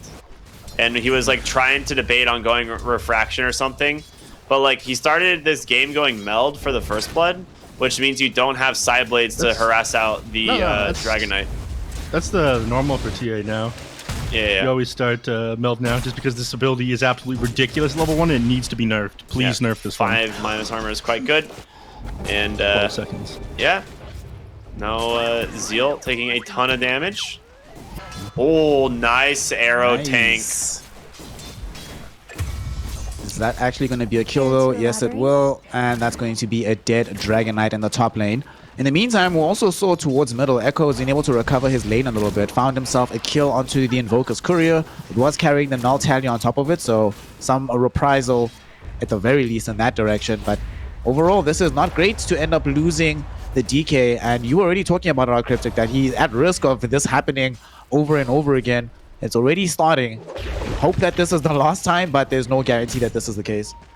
Yeah, I think the kill onto Lu is a little bit of, I don't want to say luck, but more just like a big misplay by Lu there. He definitely had no business dying, but it shouldn't happen again here. Level 1 was definitely their opportunity to do it and it's mostly just the Mirana right-clicking the hero. Yeah. I don't know, they've got decent kill potential here. If the Bane steps too far forward, it gets hit up by a Dragon Tail into an arrow. DUI definitely goes down. There's a lot of interesting stuff happening down in the bottom lane. Old 11 was diving underneath the tower, but he's already got a Ring of Health, so he's not going to go down so easily. He gets to play fairly aggressive in this one. Yeah. One side of the map that we haven't taken a quick gander at just yet, but not expecting too much action to be happening on this side of the map. Shiro, there is potential for like toss backs onto towers, but ZZQ comes back with a decent blast. Nice, fine. 11's fine. He's gonna take a lot of damage, get behind the tower. How close is he to Ring of Health? So probably about to snag it up anyway. He's got it. Yeah, it'll be fine. No problem. It's all good. Yeah. Yeah, Tiny actually didn't end up putting a point into toss, so he was under no threat there on Centaur. And this is kind of common. The Avalanche is a superior disable, hits multiple targets, big stun time, and then you just want to max out tree grabs, so you're able to clear out stacks and whatnot. Now that you play this thing in position 1. People were experimenting with this a little while ago, in fact, on the Tiny, back when the Shard was like 20 minutes, and it was an okay position 1 back then. I remember seeing this one a lot in the DPC. But now that it's at 15, obviously, even better. So, more unfair, you mean? That's something that should also be nerfed. Have y'all become accustomed just yet to 15-minute Aghanim shards? Oh, yeah. Like, I mean, do you prefer this type of meta versus a 20-minute one? Absolutely.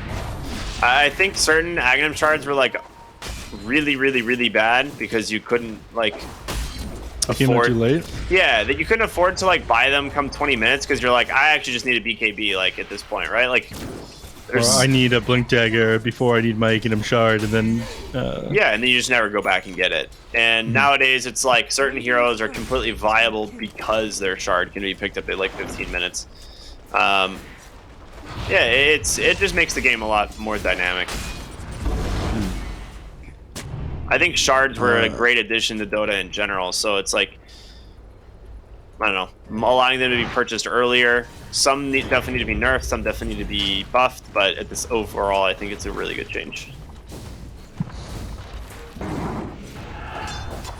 So this game now, Zeal, one of the people that we're expecting to be able to get a shot at some point. It's still going to be a while away. Has just been looking for some stability in that laning phase. Of course, he's going to be outstripped by Lu. DY and Planet, the two of them is going to play around each other. DY is actually in a little bit of danger here, but both of them can outplay each other. Let's see who's got this first. Planet, will not get nightmared. But here we go. Echo came in. This is why you got to get the kill quickly, DY. Otherwise, they just swoop on in with the Spirit Hero from mid.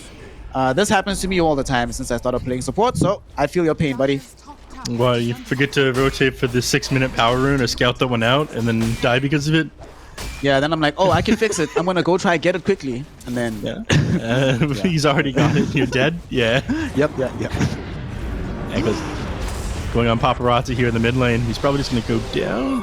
Ooh, manages to get off the Ghost Walk at the very last second, but fortunately Planet did find himself with the reveal necessary. They get the kill. Echo does die for this, but this is an exchange you'll take any day of the week. Paparazzi, the first blood attainer, is the one that goes down right now, and that's the best way for that rotation to pan out. This is phenomenal for Ehome, keeping Invoker in a much more conservative place, giving some time towards Echo to catch up on that net worth. I don't know if it's going to be going for the Hand of Midas for Paparazzi, or if it's going to be a straight-up Spirit Vessel build for him, but either way, it does give Echo a bit of an opportunity to align his own itemization right now.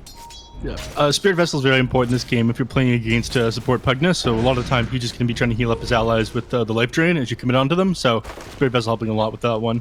Yeah, I was gonna say the same thing. If he doesn't go Spirit Vessel first item in this game, like, is a disaster. Like, it is like the best Spirit Vessel game you could ask for. It absolutely ruins the Dragon Knight. It destroys the Tiny until he has like BKB or something, and like knows playing out the Pugna as well. He has to survive though to get the Spirit Vessel as he gets taken out again in the more or less the same place. There was already a Sentry Ward drop down in advance to cover the area, and they get him. They get the kill. They even utilize the Moonlight Shadow from Planet to ensure that they can get out safely. I mean, it sucks that you don't use this for a much bigger grab elsewhere on the map, but ultimately getting Paparazzi dead in a very short order after you killed him the first time. And they're not done just yet, gentlemen. They're looking for DY as well. Leap forward from Planet with the Starfall here. There's no way that this Bane gets out of this, is there? No, there is not. Planet involved in his third kill in as many minutes, really helping out with these rotations to secure the early game for Ehome. Dude, this ward in the river is owning so hard. It's such an awkward ward. Like, you never see this ward get placed. It's never going to get D-ward. But it has provided vision of 2 different kills now. Yeah, this is just outside the range of like where you're not going to see the D-ward. So you normally see them like, I don't know if you can even see pings on the map anymore. And you can't see drawings. No, you can't. But I know you're like on the high ground. For the on the high ground, triangle. you want it... or beside the high ground, then you place like a courier up there in order to get vision and throw something else out there, or you throw it in the middle of the river between the enemy's high ground and your own high ground, like closer to the towers. That place is just never going to get hit, so, unless they like somehow get out like the exact place that they have vision. You throw a spell out from a very weird angle. Speaking of spells from weird angles, several heroes stacking up here from Ehome in the top lane. They have access to this Elder Dragon form, so would love to use it. Start putting pressure onto the tier 1. Shiro might need to catch the memo that bottom lane is not a safe place to be right now. But a fight looks like it might break out in the top lane first. Hoodwink going top. Zeal cannot find anybody with the Dragon Tail stun just yet, so Planet has no easy arrow target. But they're bringing in Lu as well, wants to participate in this fight. They come across Planet first. The Leap will come out to try and salvage the Mirana's life. Will do so for now. Arrow going back, connecting flush onto the Hoodwink. They'll be able to blast her down with the Pugna. Beautifully done. ZZQ does get caught with the Nightmare afterwards. Will they be able to take him out as well? Indeed they do, but it might cost DY's life, and indeed it does. Granting a double kill to ZZQ from beyond the grave. Suddenly Lu needs to try and run himself away. Planet has arrow in a second. He's going to throw it out. Won't be able to connect. No, it does! It's a big duration as well. Lu's in danger here. They try to get him out with the Stampede, but it's not going to be good enough. Amazing play from Planet. He's been everywhere on this map, and it's been leading to Ehome getting kills, finding themselves in good position to take towers. And now this entire map looks a lot better for them than it did just a few minutes ago. Zeal gets back to put damage onto the tower as well up top. Yeah, off to an amazing start, 8-4. There was a little bit of, I feel like it was a misplay dropping that Nightmare off on the Dragon Knight and the Pugna there, because it felt like it was messing with everything the Templar Assassin wanted to do. Obviously, you have no way to wake people up with just like your entire kit being auto attacked. But the moment you want to go on Dragon Knight, Nightmare came off on the DK. The moment you wanted to switch over to Pugna ended up waking up DK. And yeah, the Bing probably could have waked him there. But I feel like all these small pauses of the Nightmare switching over and then TA changing her mind and the fight being so extended, allowing these abilities to come back off the cooldown, set that up for Ehome. So Ehome taking advantage of the enemy team's Nightmare there for sure was pretty impressive. It's not your bane, it's our bane, bro. Very nice Nightmare here. DY, pretty easy kill on the Pugna as a result. Mm-hmm. I'm not sure if you guys have noticed, but Shiro has a Midas queued up for his Tiny. I mean, we've seen this. What? Oh, dude, Black was losing his mind over this. Well, you were losing your mind as well. I was losing. Yeah, we were like very upset over Midas Tiny the other day. That was a little while ago. It was like 2 weeks back. We ended up seeing Midas Tiny picked up a lot inside this region. I don't think it was effective, man. Yeah, I don't think it won any game. But it's all coming back to me. This is like repressed memories. DY is very dead. Yeah, scouted there by the Moonlight Shadow. Echo doing some work, able to help find that kill. So that's just like we were talking about. Like Echo has to get like a very good item timing here. He's going for the Witchblade. It's not a terrible item. It does give you a lot of like very much needed armor, and that extra damage does add up from your ultimate on that, you know, Astral Step. Zeal is in the mid lane. Spirit Vessel reveal here comes through, and Centaur catches an arrow, so he's unable to get the hoof stomp there onto this Dragon Knight, which will be enough to save him. Yeah, couldn't stampede his allies forward to get on top of the enemies either, so everyone's going to get the disengage because that arrow was eaten by the Centaur. This is such a smart rotation mid, though. If they can actually get this mid tower, it is huge, but nah. For the moment, it looks like they're going to give it up. They're not going to go for the push. Yeah. I mean, in this game, they are benefited by having... It's not like when they were playing with the Ursa over this Tiny. I mean, Tiny's still going for Midas, but at the very least, they're not as uber pressured that, yo, if you don't get a specific item timing here, then you're just completely screwed in the carry-to-carry matchup. It can get disadvantageous, but it's still possible to do, as we see DY getting taken out again by Echo. Echo's just been farming gold off of DY. I'd love to see how many kills he put onto him himself at the end of this game. But I want to quickly go back to this itemization on the Void Spirit. The Witchblade is, of course, the option that he's going for right now, but it's a bit peculiar to me that he didn't go for, like, Yules in a game like this. I really thought that would be an option against the Stampede to ensure that they can get a catch onto a hero being ran away and potentially onto the Templar Assassin as well. A bit peculiar that this is, like, what is the advantage of having Witchblade over, say, an early Shard, an early Aghanim Scepter, an early Yule Scepter instead? I would say the advantage of having the early Witchblade is probably just the stats that it gives you. The extra armor allows you to fight into the Centaur and Templar Assassin a little bit easier. You're going to be like just jumping the front line for the next little bit. Actually, everything Witchblade gives you is amazing. Like, it burns refraction charges on the Templar Assassin. It's one of the better DPS increases on the hero. It gives you a little bit of extra armor as well for fighting into these heroes. I would say it's like a bunch of different reasons. Yeah, the armor is actually very essential. It's one of the things I was pointing out earlier is like Void Spirit, not a super high armor hero, but with that Witchblade, you get 6 extra, and that makes a big difference to a Meld Strike, right? Especially with the Deso, right? It kind of offsets the Deso. Old 11 here in the mid lane. In some trouble. They have damage, finish him off. Goes for Stampede. They get the kill anyway. And Zeal apparently fine charging headlong into the enemy team. Gonna regret that one. Okay. See, they tried to use the Life Drain on him, but he already had the Spirit Vessel, so... the Life Drain probably came a little bit late anyways. It wasn't going to save him, but Spirit Vessel is effective for that. Not going to save him from a Fiend's Grip and a TA beating on him. That's not happening. Yeah. What probably would have saved him is, you know, getting back. I would have been fine, but it's okay. It's a little bit too late. You've already made that advance move. Now that this game is slowing down a little bit somewhat, we haven't seen much contestation from the side of Ehome into any of these farms priority patterns of this Templar Assassin, which is often where we see her truly accelerate in farm. But at the same time, we haven't seen that much happening in the opposite direction either. And Tiny seems like he's been doing a decent job of clearing out those stacks in the triangle, spending a lot of time closer to that side of the map. He is number 2 on net worth, still a quick distance away from the Templar Assassin, but TA might get bigger here. Nightmare up onto ZZQ, but Echo getting himself involved as well. Do they have enough damage to get any of these kills? Nightmare onto Lu. Okay, there's going to be a dodge. Zeal blinking in. They get the Dragon Tail stun out onto the Templar Assassin, draining her away. She's going to end up losing her life. At the same time, Planet went in to bring down DY on the eastern part of the fight. And XG, they made this movement here into the Radiant jungle, but they get slapped in the nose pretty hard for it. End up losing the most important hero on the map right now. Ricky, explain to us why it is the Midas that enabled them to do this.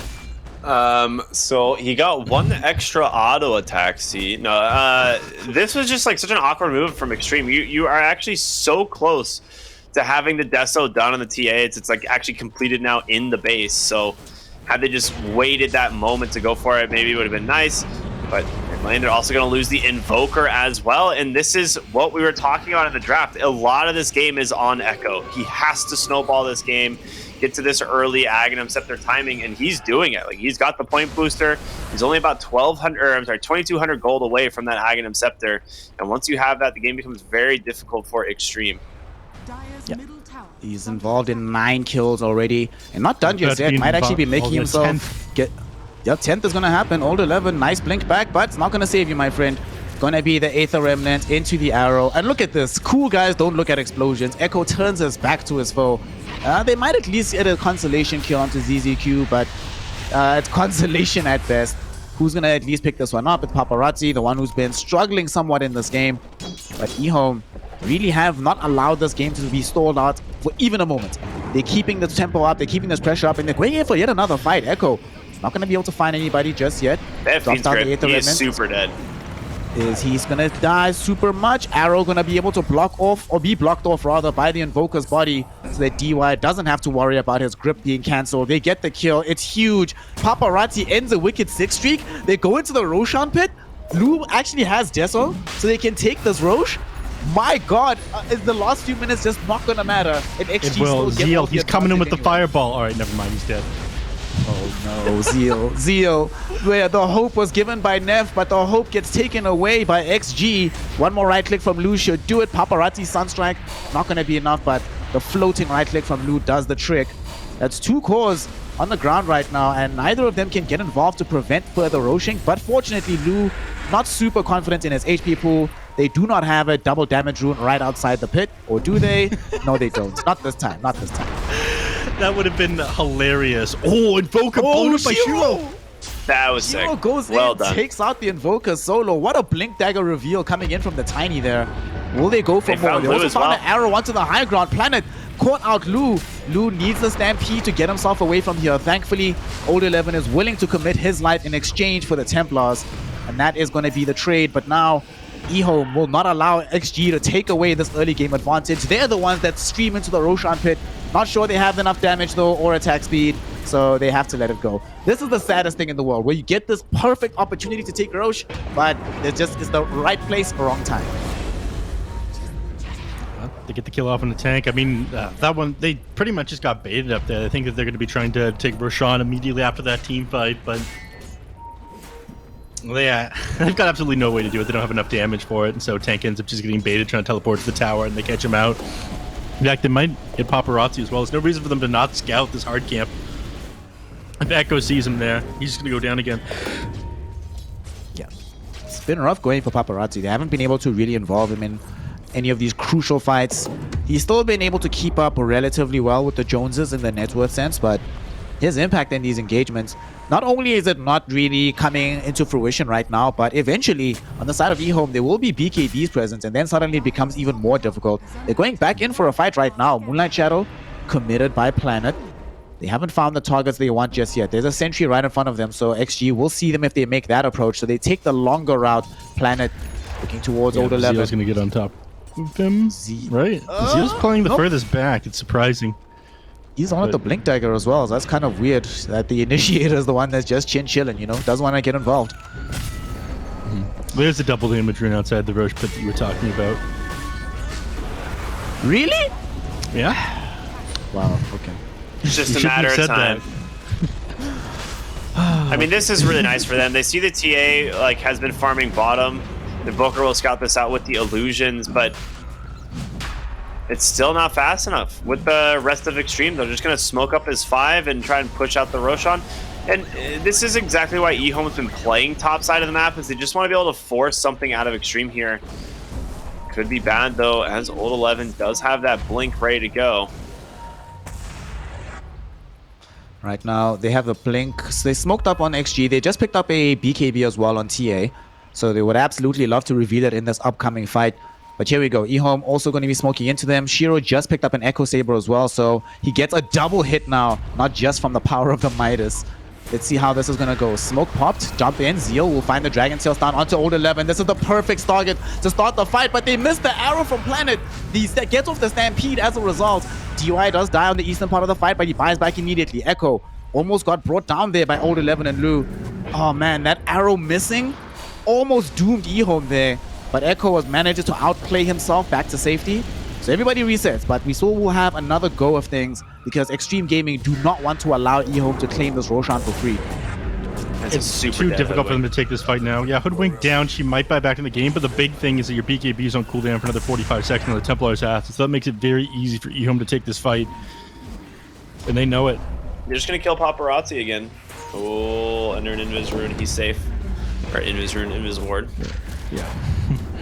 Sentry Ward down to the ground there, so they're going to back off. And again, Ehome doesn't take Roshan fast enough. Instead, they're just trying to set up on more kills and build themselves more of an advantage for Ehome. I mean, they've got great heroes for doing this. They have so much kill potential. They have so much jump. But and they've been picking off the right heroes as well. I mean, you don't have like these deathless games on Paparazzi or Lu that you previously had. They're struggling a lot more than they had before. Plus, they're getting to the late game where this Midas will eventually pay for itself, Ricky. I mean, I guess that does make sense. You're going to make it your mission to make Ricky have to concede that the Midas was a good idea. No, I think it's an awful idea, this Midas. I just like making Ricky miserable. Oh, This is true. This is true.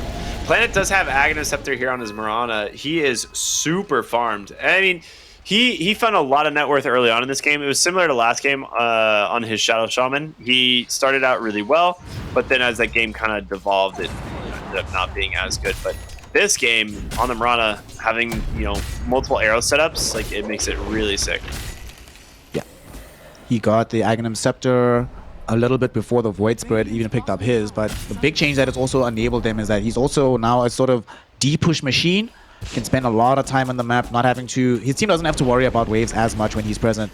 I always love teams that have this kind of flexibility, where it's not just down to Okoro to deal with aggressive movements elsewhere on the map. Can just show up, throw in an arrow, come back, join up with the team.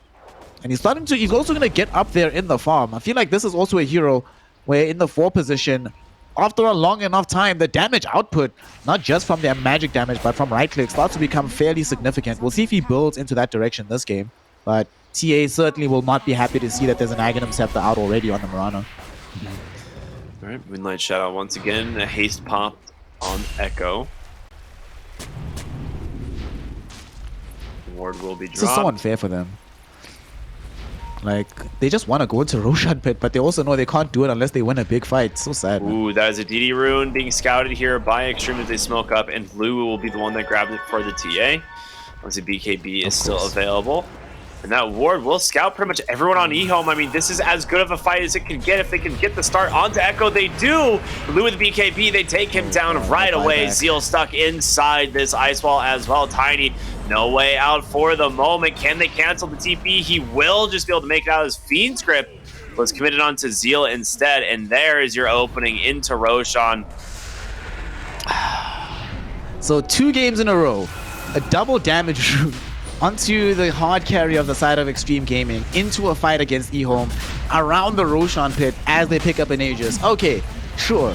Somebody tell me who's been writing this script. I don't really like this story. It's been That me. is... Neff, why you do this? Why you do this? It's very funny. I absolutely love chaos. I mean, at the very least, that one wasn't directly outside the pit. But if it was, I'm pretty sure Ehome would have gotten it instead of Extreme Gaming if the double damage room was just on the other side. But Ehome ended up getting a double damage room outside the pit earlier. So, Gaben giveth, Gaben taketh away, as they say. Oh god, now TA has an Aegis with the BKB as protection. She's going to be getting up there with these damage items. I believe that... How far is Invoker towards getting BKB if he's going in that direction? He is 300 gold off his BKB, so he almost has that when you played it. And honestly, it's like the last item that is incredibly important. The only hero that you can worry about doing damage to at that point is Tiny. That was a nice grab there from Ehome bottom. And Tiny is still a very long way off being able to just like one-shot the entire enemy team. Like he needs a Daedalus and probably one other item at that point. Instead, he opted to just open with like a Midas BKB Blink Dagger. So he's got great initiation potential, but his like actual damage output in these fights isn't that high, other than his initial burst. Yeah, his Echo Saber should be coming out right now, so that'll help out quite a bit. Second Echo Saber, disassembled the BKB into it earlier. Does it even count as the Echo Saber? Echo.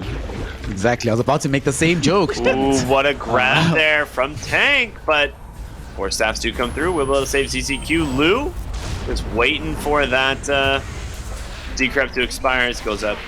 Ends up being a kill for the side of the Invoker.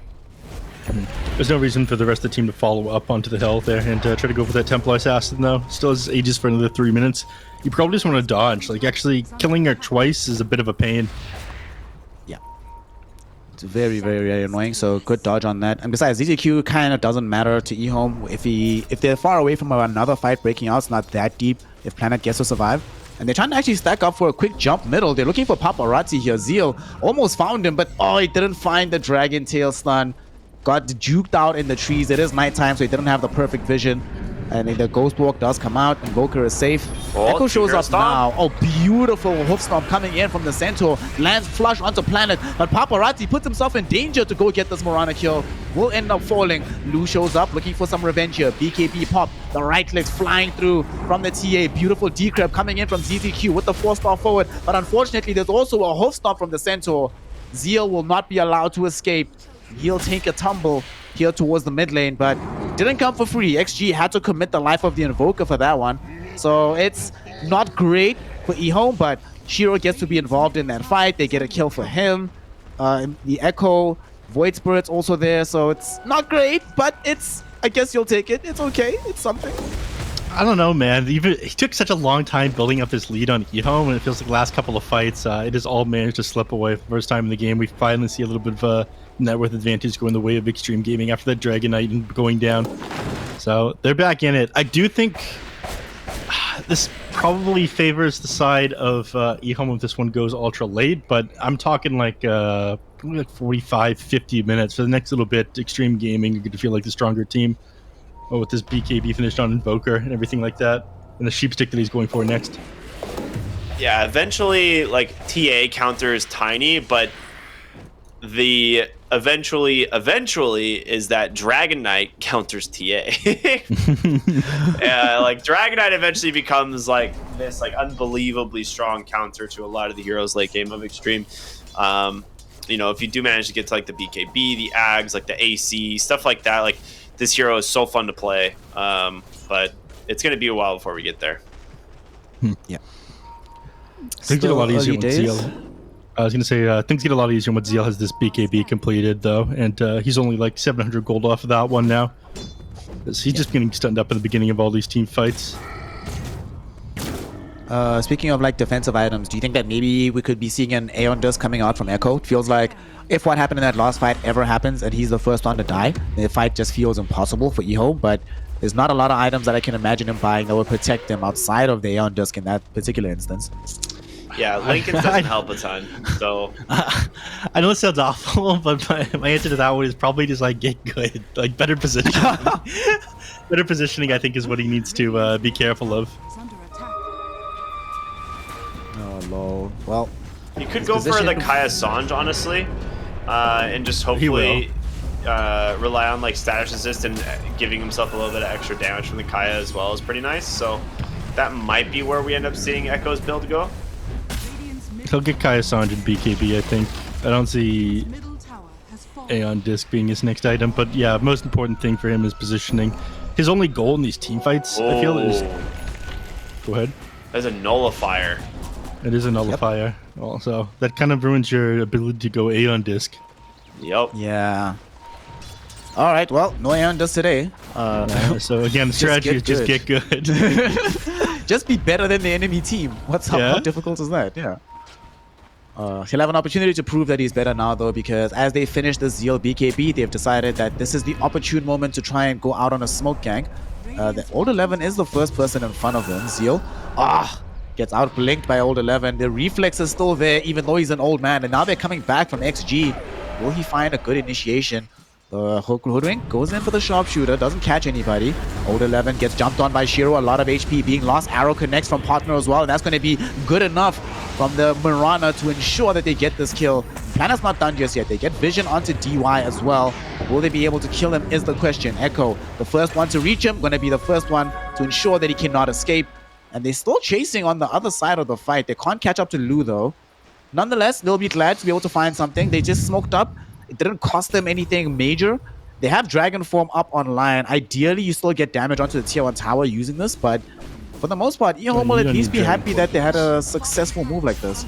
Yeah, you got Tiny, man. No need to commit Dragon Form for this thing. It's got to kill this thing in 6 hits. 1, 2, right, let's see. 3, 4, 5, 6. Hey. Quick maths. Well done, well done. This is a good sequence of events though. It feels like Ehome, although things were starting to slip away from them in these last like 10 minutes, these last few minutes they've done a really good job. They found Paparazzi in the top lane as well, forced him to use the BKB. Will they be able to keep him in position? Don't think so, as Tank and Lu immediately in the vicinity as well. But you've wasted a BKB charge, and every single one that gets used up like that makes the subsequent jump a lot easier to pull off for the side of Ehome. Yeah, 9-second BKB committed there, so they weren't really needing to commit onto that Invoker. Well, nice job getting back into this one slowly. Now the Silver Edge is completed on this Tiny, so his DPS has significantly increased. Yeah. It's starting to turn around here for your boys, Cryptic. It's starting to look pretty good. Yeah, it's getting there. It's getting there for them. I'm skeptical. I'm still a little bit worried, but we'll see. Oh, well, that's a free gem and a squirrel dead. Looking for more as they find Old 11 here. Stampede will come through to get them out. But Roche, what's the respawn? Looks like I'm just over a minute. Okay, it's a decent timing.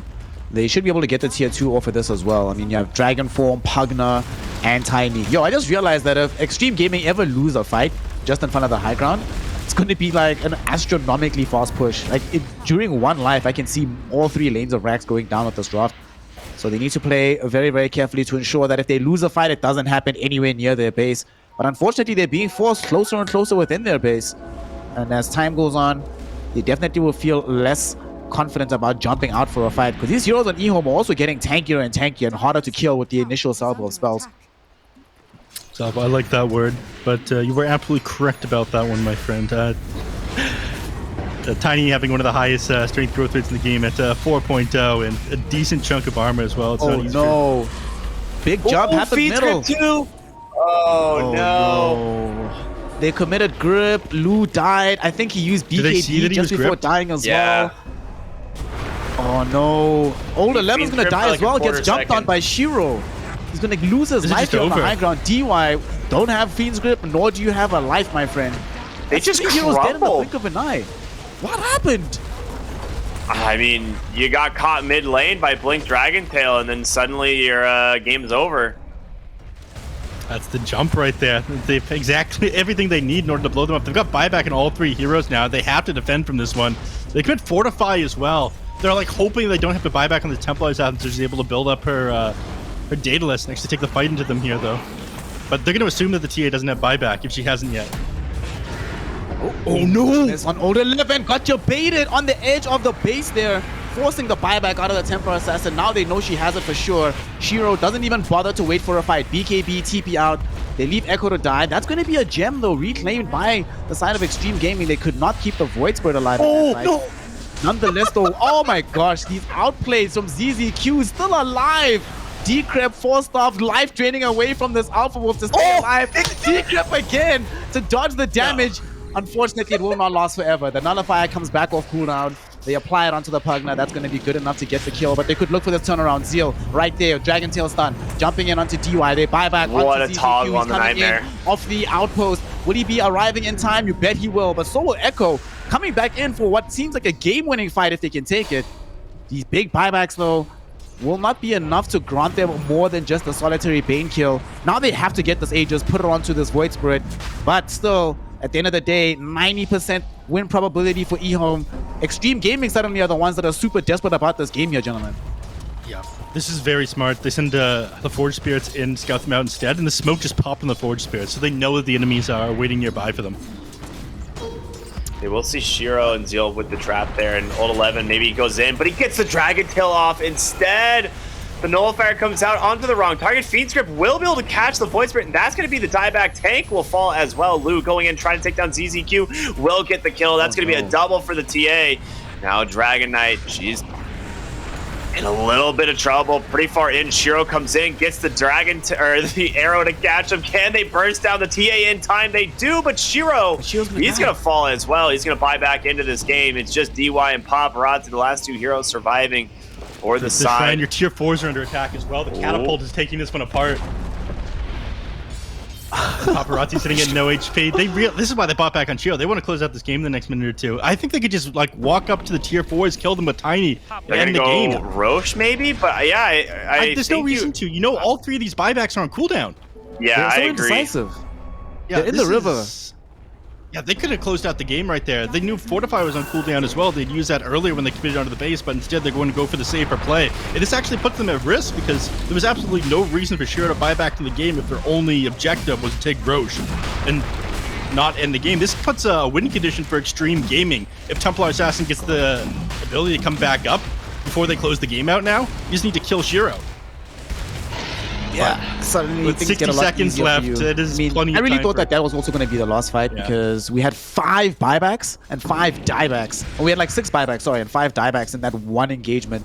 So it's like, okay, if you're not going to be going for the jugular right now, what's happening? Because if they don't manage to take more than 2 lanes, I think, because you can still probably hold, and they can't like take the full megas because there's still a tier 2 down bottom protecting it. So is this really a risk to take for one further lane of racks? And if it all goes south, sure, it's a 5v4 because Echo's about to come back, but they cannot mess up any of this execution. But they're going in for it, boys.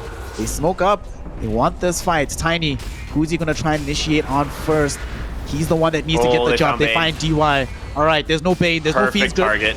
And there's no buyback or Nightmare to come in from him, so that's going to be a Cataclysm? Beautiful stomp onto Zeal, but the Cataclysm, not enough damage to get the kill. Zeal does use the BKB, dies, but he still has Look his at buyback Shiro, remaining. leveler. He's Shiro, just on the throne. Could care less about these heroes. He activates BKB, starts whacking on the tier 4 towers, and will be able to win the game out for Ehome. GG, well played is called.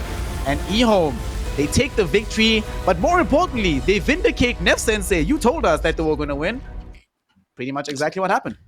Superior draft. That's simply how it's done, you guys. They had the jump, they got on top of them, they blew up the heroes, and they ended up doing much better in the early game than they did previously. And even double damage runs coming out lucky for Extreme Gaming wasn't enough to make up for the superior draft by Ehome this time.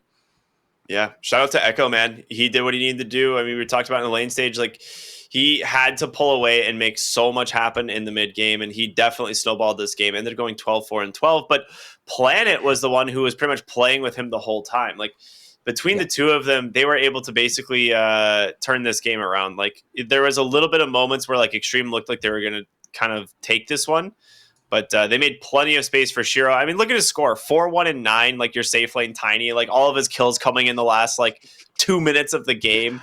So it just shows like he didn't have to actually do anything except farm. And the Midas, you know, we doubted it. The golden hand. Off. Yeah. Golden hands, yo. You gotta hold on to that money. That's what he did. Got a lot out of it. But yo, Planet, real shout out to Planet. As much as Echo did everything you're supposed to do, like you say, it's Planet who did. Won the early game, went above and beyond the Call of Duty. Throwing targets out of nowhere, always being able to land clutch arrows when needed. Good usages of Moonlight Shadow, not just popping them for the sake of popping them, but in good communication with his team when that happened. It was just worked out so well for Ehome, man. I think the big thing for me is that for the first time since last season, they actually looked comfortable on a game where Echo wasn't on Ember Spirit. This is great. This is good times. And this particular fight was so rough to watch because, again, I feel like they played with the Nightmare incredibly well in Ehome, better than Extreme Gaming did, even though the Bane is on their team. But you're absolutely correct, Snare. I was playing it, rotate over the mid. Allowed them to set up kills on Invoker. Won the top line for his team. He was just everywhere he needed to be, making plays happen. Without him doing so well in the early game, there's no way Ehome would have lasted as long as they did. Pretty much stole away this early game from Extreme Gaming, made it quite difficult for them to play. This was one of these fights where Shiro finally did get himself involved with his BKB. I mean, one thing that also explains his score is that this would keep happening in the fights. He'd show up, and if it's not looking great, he's like, all right, boys, I'm out. Good luck. I hope it goes well for you. And Zeal more than likely was the one to tank the gank for them. But here's where it all broke apart. Zeal gets the jump onto Lu, followed up perfectly by the rest of the squad. This is what precipitates the buyback from TA. This loses them a lane of racks up top. And very shortly afterwards, the game itself got lost. It was still a little bit of hurdles and bumps on the road for Ehome. But overall here, Ricky, one thing that I loved seeing from them as well is they did not allow Extreme Gaming to dictate the nature of these fights like we saw in Game 1. They were often the ones to make the primary jump, and even if the fight goes poorly, it's still always better to be initiating than to be waiting reactively for the opponent. Yeah, I mean, this was a big part of that is Echo on this voice spray. Like, he just jumps in and Resonant pulses the backline, and in a lot of these fights, he's getting 2 or 3 hero silences, gives vision for Zeal as well to follow it up, or right now, like, you see a super deep ward literally just outside the fountain sets up a kill for them. So, yeah, it's just they were making all the right plays. They really were. They know if they get the initiation, if they get the jump on the target on any target, it doesn't even have to be like really like, it doesn't really matter. Like, you get pretty much any of these heroes, makes it maybe Hoodwink, but any of the other 4 is a massive kill for Ehome. And yeah, they did what they needed to do, executed really well. Great execution from them to tie out the series. Yeah, you were saying, Neff? Oh, definitely a lot easier than the last game where it felt like it didn't matter who you jumped. There was no correct target. This game, like any target that you managed to get on top of, allows them to close out these team fights. So it probably was a huge relief that they managed to win this game and they played against an easier lineup this game for Ehome. I'm just looking at all these damage numbers right now as Planet did more damage than anybody in the game except for Echo and the Templar Assassin of Lu. So phenomenal performance from him. Great stuff coming in from Shiro, to just do what his team needed. Lu did try his best because unfortunately we got to see once more a situation where Old 11 started falling off as the game progressed, but crucially Paparazzi fell off a cliff. It started to feel like this Invoker wasn't really providing them the value they needed. And this is after he was getting a lot more farm, got the hexes, has these Ags. Even the last Cataclysm barely did anything to this Dragon Knight. So what could they have done differently? As we see, Old 11 gets the MVP vote? Okay. No, I think they're just going stats here. They're just looking at stats. Okay. Yeah, but this is not an MVP. I was going to say, what? I'm so confused. Yeah.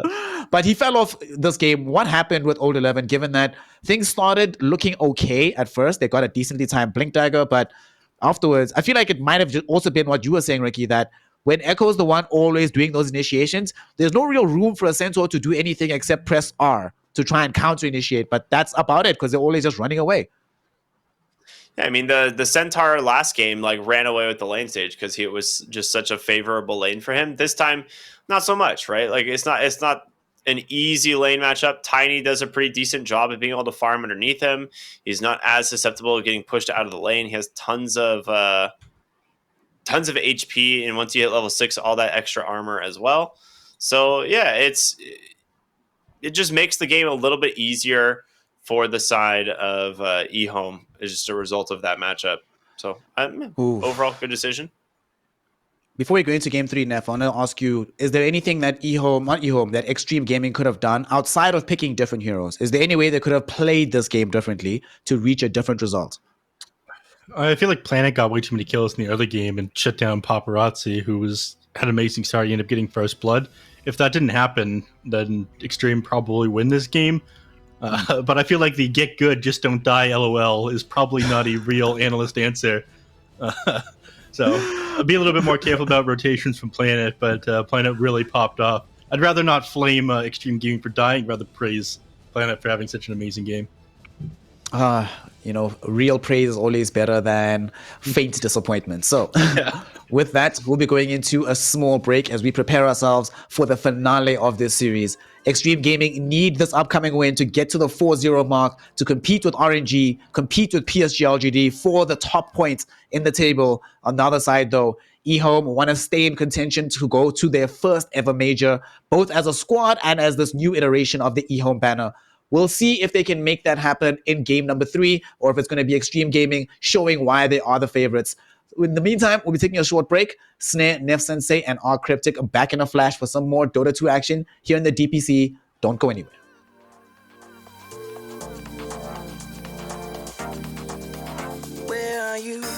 what's up? What's going on? Simple truth, I'm low, let's get it on. Touching the stars, touching the stars. Dancing, dancing, dancing, feel like dancing in the moonlight. Dancing, dancing, dancing, feel like dancing in the spotlight.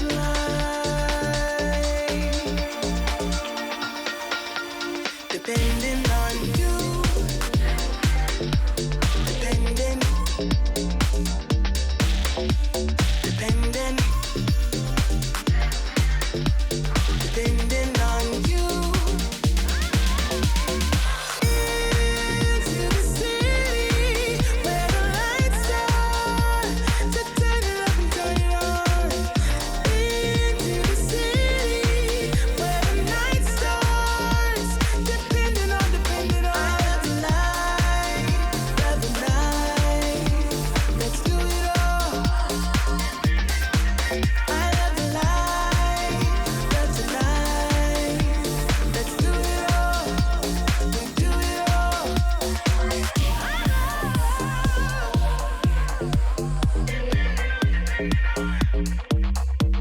Where are you? What's up? What's going on? Simple truth, I'm low, let's get it on. Touching the stars, touching the stars. Dancing, dancing, dancing, feel like dancing till the daylight. Dancing, dancing, dancing, feel like dancing in the spotlight.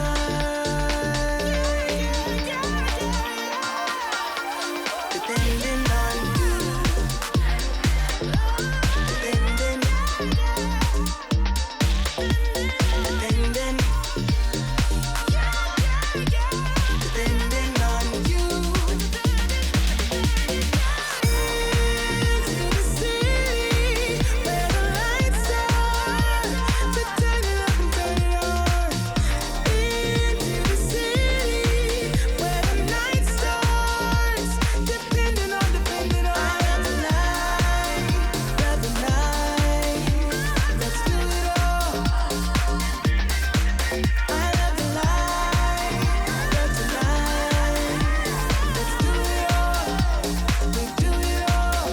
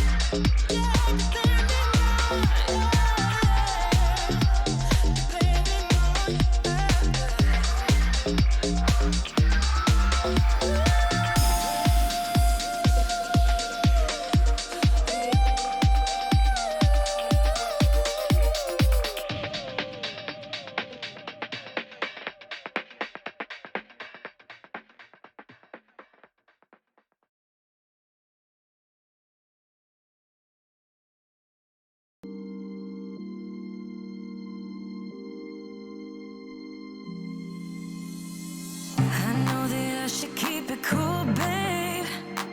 Not lose my swag and play the fool, babe. Just play the game and hold on, maybe. But I'm done with the waiting, done with the waiting. I'm done with playing nice. Now look me in the eyes. Tell me, tell me, tell me what you see inside. Not gonna ask you twice. Not looking for your lies. Tell me, do you wanna go? Oh, oh, oh, oh, oh, oh.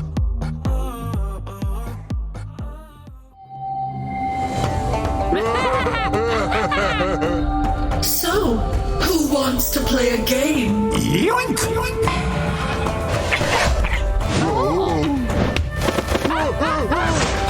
And again!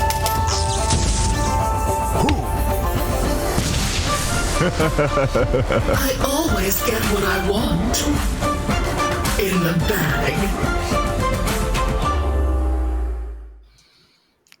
Welcome back, one and all, here to the DPC in China, and we are down to the wire between Extreme Gaming and Ehome, the third and all-important game that could be very determinant of the fate of the two teams before us today. Let us hope it's as action-packed as game number 2, and let us hope it's not as upsetting to watch as game number 1. My name's Sneh. I'm joined once more by Nev Sensei and R Cryptic. And gentlemen, Nev, I'm gonna ask you, because I'm not gonna ask R Cryptic, right? I know what he's gonna say. If I'd asked you before the game started. Go ahead. If I'd asked you before the game, right, is there any hope of XG losing? Is there any chance that Ehome will actually take this dub? What would you have told me? Be honest, man. I don't know. 1585 maybe is what I would have told you. Like it's doable. Don't get me wrong. Extreme isn't this invincible team. They've performed very well, but they made mistakes in the previous series. Ehome ended up doing very well. The previous game. Ehome ended up doing very well too. I don't think that it is unthinkable for any team to be incapable of losing to a different team here in the CNDPC. All these teams are incredible, man. Yeah, but that is true. It's the most competitive region for a reason. So let's see how this competition will finally conclude between Ehome and XG as we have a draft on our hands. Ehome leading things off with the first pick Dragon Knight here for Zeal, followed up by the Phoenix to emerge once more for ZZQ. Unfortunately, though, our Cryptic, although I'm happy that they do have, yet again, DK plus a heal, I'm not happy that they've allowed this Abaddon into the pool once more for XG. Yeah, I mean, it's very similar to like what we see in game 1, where it's like you have this one hero who like wants to do the initiation and just like lock a hero down in place. But as we saw from DY in game 1, he was always just sitting behind his hero. And with the meta being very much like a 5-man death ball type of scenario where you just like put all the 5 heroes in a lane and just run down it until you force something out of the enemy team, it really favors the hero that has, or the team that has the Abaddon. So you do have great team fight potential already from like the Phoenix DK, but it's really going to come down to like whether or not you can actually force kills on more than one hero, because that's will that's they ban how you the beat Centaur? They don't need to ban the Centaur. There's a Mars here. Yeah. You think it's going to be paparazzi Mars? You don't think Mars will be running the middle? I mean, do we see this in South America every so often when we cast pro series together? Yeah, it doesn't seem like a paparazzi hero to me. I think like they want to just run the Mars in the off lane, and we're gonna see like another type of stun control unit picked up. Is it a knitted sweatshirt? Huh? Is it a knitted sweater? Yeah, Old 11's out here dripping, man. Yeah, I like it, man. I like it. But Old 11's always had some of the best drip, and he's also just like he's one of these unfairly pretty people, honestly. Every time I see this guy, so. Ehome, they get themselves the Ember. This is actually very peculiar, gentlemen. Last 2 games, game 1 and game 2, the first ban from XG was this Ember Spirit. This time around, it actually survived into the second phase. Despite it being open, why did Ehome let it go? And just, or do you think it's one of these things where they're like, look, we know that we play Ember Spirit, so we're not gonna first pick a hero that you've probably practiced how to beat us specifically with. That's a lot of levels of psyche right there. Yeah, probably. I mean, they let it through. They probably discussed taking it themselves because they had the opportunity at the next pick. And then once they decided that they wanted to go with the Templar Assassin again, I think that they're like, all right, well, we'll ban that one out, I suppose, since we don't want it, even though we've got the first pick coming into the next phase here. So, TA it is. Don't give up the Ember Spirit so the enemies can have good initiation again, because that's part of the reason why they ended up winning the previous game, I feel, is great initiation and burst damage coming out from like the DK and the Void Spirit. You don't want to give something like that up again. Obviously, Ember Spirit doing a very similar role, the Void. Anyway, I mean, obviously we're not going to see Centaur picked up now. Ricky, you mentioned they got the Mars. It's very unlikely that paparazzi ends up playing the Mars in mid lane, so the Centaur is able to fit into the pool. What is the counter to the Phoenix coming out from XG, if not the Centaur? You just need some form of an egg hitter. Like TA can kind of egg scrambler. Yeah, you have like TA who can like definitely hit the egg. But now you have a Razor, which is definitely one of the better carry matchups into the TA, and it does well in lane. Well, it does decently in lane against the Mars. But I'm very curious if they want to take this mid lane for Echo again. I think that would be the better call, and then just save, your carry pick until you see what they decide to pick here on Extreme. Because there are still several heroes from the carry position that do well in the TA that also, do okay into the Mars as well. My only concern about having the Razor go mid is that whenever we see Ehome playing with a slower mid laner that doesn't have the explosiveness that we saw from Echo last game, they just always feel a bit more off the pace. I don't know. It would make sense to me if they put the Razor in that position, but I don't know. Whenever I just see Ehome, I just want to envision them doing things very quickly across the map. Not that much activity is going to be coming out of Planet this game, so I definitely want to see them put something hyperactive for Echo. Otherwise, the game just feels a little bit too slow. And here we've got an old friend coming back here, Neff. Weaver. Oh, how much I hate seeing you in pro games. The third time that he's been picked here.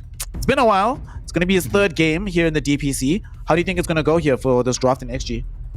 I think the Weaver's reasonable when you have an offlane with a stun, but you have very little stuns in your draft so far. The only thing that you have at the moment is the Spear on Mars. You have Arena that can kind of hold people in place, but you need a little bit more at the moment. So I have zero faith that they actually plan on picking up this Queen of Pain. When you pick up the position 4 Weaver, you almost certainly need mid with a stun. So I'm thinking that they're going to play something like Kunkka to make up for the Weaver's weaknesses on the pause 4. It's a lot weaker than it was in the previous patch as well.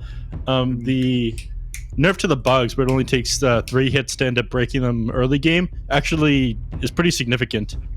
Yeah. It sucks now. It doesn't suck, but yeah. Not as great. Not busted like it was before. Listen, in my bracket, fam, if a hero is not busted and I can't get easy MMR out of it, it sucks. Bad hero. Yeah, it's a bad hero. But yeah, the Quap, I think very little chance that they would have ended up taking that around at the draft. The Storm Spirit, maybe, but probably a Kunkka. Much more likely a Kunkka. The Queen of Pain ban is more to secure the Razor mid lane, because Queen of Pain is one of those few heroes that Razor cannot play against. From the mid lane at least, and they are going to ban out the Faceless Void. I don't know if that was exactly the pick they're looking for. It's definitely not bad here, but Juggernaut and Phantom Assassin are both very strong here. Jug and Phantom Assassin. They have. I don't think we've seen a Juggernaut. Oh, yeah, we have seen. Saw one earlier today as well. We saw 2 Juggernauts. Didn't go well. The first one did. The second one, not too much. Overall, the hero's been a little bit missing. What do you guys make of Puck being a potential option here on the side of XG if they do want to go for it? Obviously, they don't have a natural egg hitter just yet. Weaver can help in that regard. But I'm just thinking that the same rationale of instead of using Stampede to get away, there's a spell that we can use that keeps our enemy team in position, and then we just walk away from you, wait, and then come back for the reset. You mean Centaur? No, I mean for XG4. Lol, I see what you did there. Alright, and Wraith King, this will vindicate what you were saying just now, Ricky, about this mid Razor coming into the fold. So this is going to be the Shiro hero. Certainly going to be a hero that lanes decently against Mars. One thing that's nice though is that the side of XG, they only have this one big team fight spell. And Ehome will be happy to tank it on the Wraith King, come back for round 2 and keep going. It definitely does well with that, and the Wraithfire Blast is pretty good, especially once you get the 15 talent for the increased duration of the stun. The problem is there's still the Abaddon, so you have 3 single target stuns from the side of Ehome. Abaddon can really just dispel one, and if he does the 4-staff build again, just get TA out of danger or just allow her to get the BKB off. But Ehome's fight right now, they play the long game. This is the long con. If Razor's able to just static link and run around in these fights with the BKB, and Wraith King forces the TA BKB early on, these fights are going to be really, really good for Ehome. And I don't really know what hero you pick for the mid lane of XG here, because there's not really a hero that answers the question. Maybe a Viper, honestly. That might be your only pick. No disables. You want to go only spears. You're stunned this game. I mean, I don't know what you pick into the razor. Oh, there it is. There's your disarm. Okay. I was like, you need something that like doesn't lose mid, but like still offers a little bit. And well, Huskar. Aren't I playing with a bunch of psychopaths who want to see Huskar? Weren't you talking about that, Snare? Okay, I love this hero, man. I love seeing Huskar. Yeah, you've got issues. You don't like seeing Huskar? It's sort of like Absolutely not. Okay, must I make it worse for you, right? Let me tell you, of all time, my 2 favorite heroes to have played, right? Or 3 if we include Huskar. Huskar, Viper, Venomancer. You are the worst kind of person. Dude, I'm a Pudge player and I have more dignity than that. Pudge player. Next thing you're going to tell me Techies players are better than me. But we do not have a Viper or Venomancer. We do have a Huskar. It is, if I'm being super honest, right, it's not the ultimate best game for the Huskar. There's a couple of issues that I'd be worried about if I am him. If we don't deal with Echo quickly enough in the mid lane, that Eye of the Storm, it stacks up much faster than you think when you're playing this Huskar now, accustomed to just diving in, doing what you want. You lose damage in that situation, and they have a lot of disables, so DUI is going to have to be extra super active, just making sure to keep purging you over and over and over again. But if he ever loses concentration on that, it can be very annoying in this game. The disarms are nice, great against the Wraith King and the Razor, who gets super strong, but it is a good Huskar game in my opinion, but not the best one. I still think he's going to actually have to play well. He doesn't just get an auto win out of this. But, all Cryptic, do your boys in Ehome, do they have what it takes to deal with the paparazzi Huskar from the mid lane, in your opinion? I think the Huskar is pretty dang strong, unfortunately, for Ehome. Confidence, Ricky. Say it. Come on. That being said, I do think like the rest of their team works pretty well. I think this is probably going to be the closest of the 3 games, personally. Game 2 is still very close, but I think this will be the closest. Alrighty, let's get a close game. I mean, we have a third one, so whoever wins here doesn't matter as long as we get some good Dota. XG looking to go 4-0 up. Ehome looking to keep major dreams alive, and the game will start with Ehome finding Old 11. Great way to keep your major dreams alive is of defeating the opponent. Old 11, they don't actually have enough disables to stop him, so... Alright. All that excitement for nothing. My bad, I debated us all again. That's on me. Nah, what can you do? I mean, ZZQ ended up messing up that body block there. Well, never mind. He got out footworked there by Old 11. Thought that he was going to walk up, take a right, but he ended up taking a left. The oldest trick in the scroll. Oh, I see what you did there. You've been on point with the pun game today, fam. Shout out buddy. to you. Well done. You know, it's that young 27-year-old energy versus you old men at 30. Oh my god. Oh my god. I just realized this might be one of the highest average aid costs without like Synderen and Suns, man. Game is hard, man. It's average of like 40 years old with those two. Yeah. Surprisingly know what Dota is. What do you mean? Of course they know what Dota is. They were there when it was birthed. From its start. My bad. But right, boys, here we go. This lane, Echo playing into Paparazzi. Although you have Inner Fire from the Huskar, it's surprisingly not a stompy lane. So I think Echo should still be able to do reasonably well. Of course, a lot of it is down to this damage drain, but I think once you get the second point into Plasma Field, should be fine. We're not expecting any big deaths to happen in this mid lane. So Paparazzi, though, I am worried about whether or not Ehome is going to try and deal with him early, because Huskar can get out of control. It is just one of these heroes. So unfortunately, though, there's not that many opportunities in this kind of game for rotations. Who's going to make this kind of play middle? It doesn't feel like anybody can do it. To set up for Huskar or for either team? For either team, really. I'm just looking at the teams. There's just no good rotations in the mid lane this time. This is just like static laning. Yeah. Not to see much action. I mean, you've got some kill potential with the Dragonite, maybe, but Phoenix doesn't provide too much. And a lot of the time, if you throw the stun out off onto Lou here, I mean, just going to throw the Aphotic Shield. I don't know, man. No kill potential on these lanes. Maybe the Mars and the Weaver together. But even then, like, I think it's kind of tricky because of how tanky the Ogre Magi is. Shiro, if he goes down, it's going to be in the next minute here. Well, your bottom lane, ZZQ and Shiro getting aggressive onto Old 11, but they'll turn it around. Big creep wave going under the tower, though. Yeah, they were trying to take full advantage of like the fact that this creep wave was so big, and they've got like a level up on both tank and Old 11 there, but they didn't manage to get anything from it. He was also trying to punish Planet for going too far forward and still being level 1, but a lot of this stuff is going to change pretty quickly here. But like I was saying, if somebody goes down in the bottom lane, it is very likely going to be Shiro. Wraith King is one of the lowest armor melee heroes in the game. He's got like, what, 1 base armor. It goes up to 2 at level 2. And he's got some stat items as well, but the amount of physical damage that comes out from this Mars and Weaver is pretty insane. Yeah. But he missed the God's Rebuke onto him earlier. It does help that they have the beefcake of ZZQ, willing and able to just run forward, tank up some damage on behalf of his carry. Other side of the map here, Planet, we are already seeing that there's some decent CS happening for Zeal in the top lane. He's just going to try and run around DY as much as possible. This is a game, you were talking about it, Ricky, where they have so many forms of dot damage to help them deal with that refraction, man. Like, it feels like you need a BKB much sooner rather than later if you're Lou right here, if you want to have confidence jumping into these fights.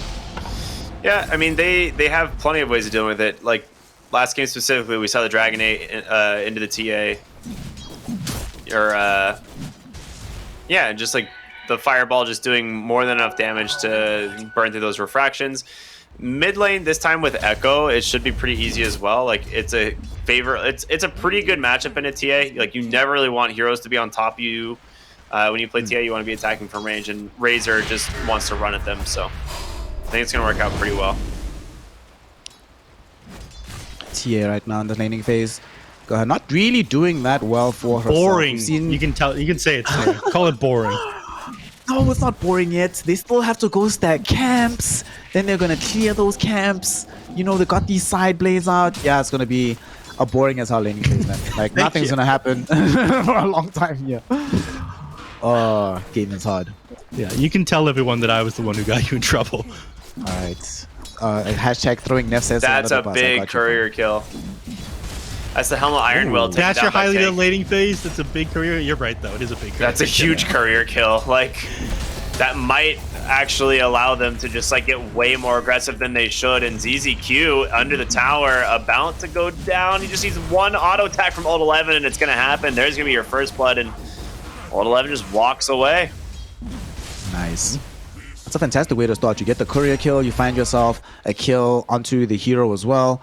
And it's actually funny that last game, the game where Shiro was playing with the Hand of Midas, he got courier denied twice, I believe, in the early game.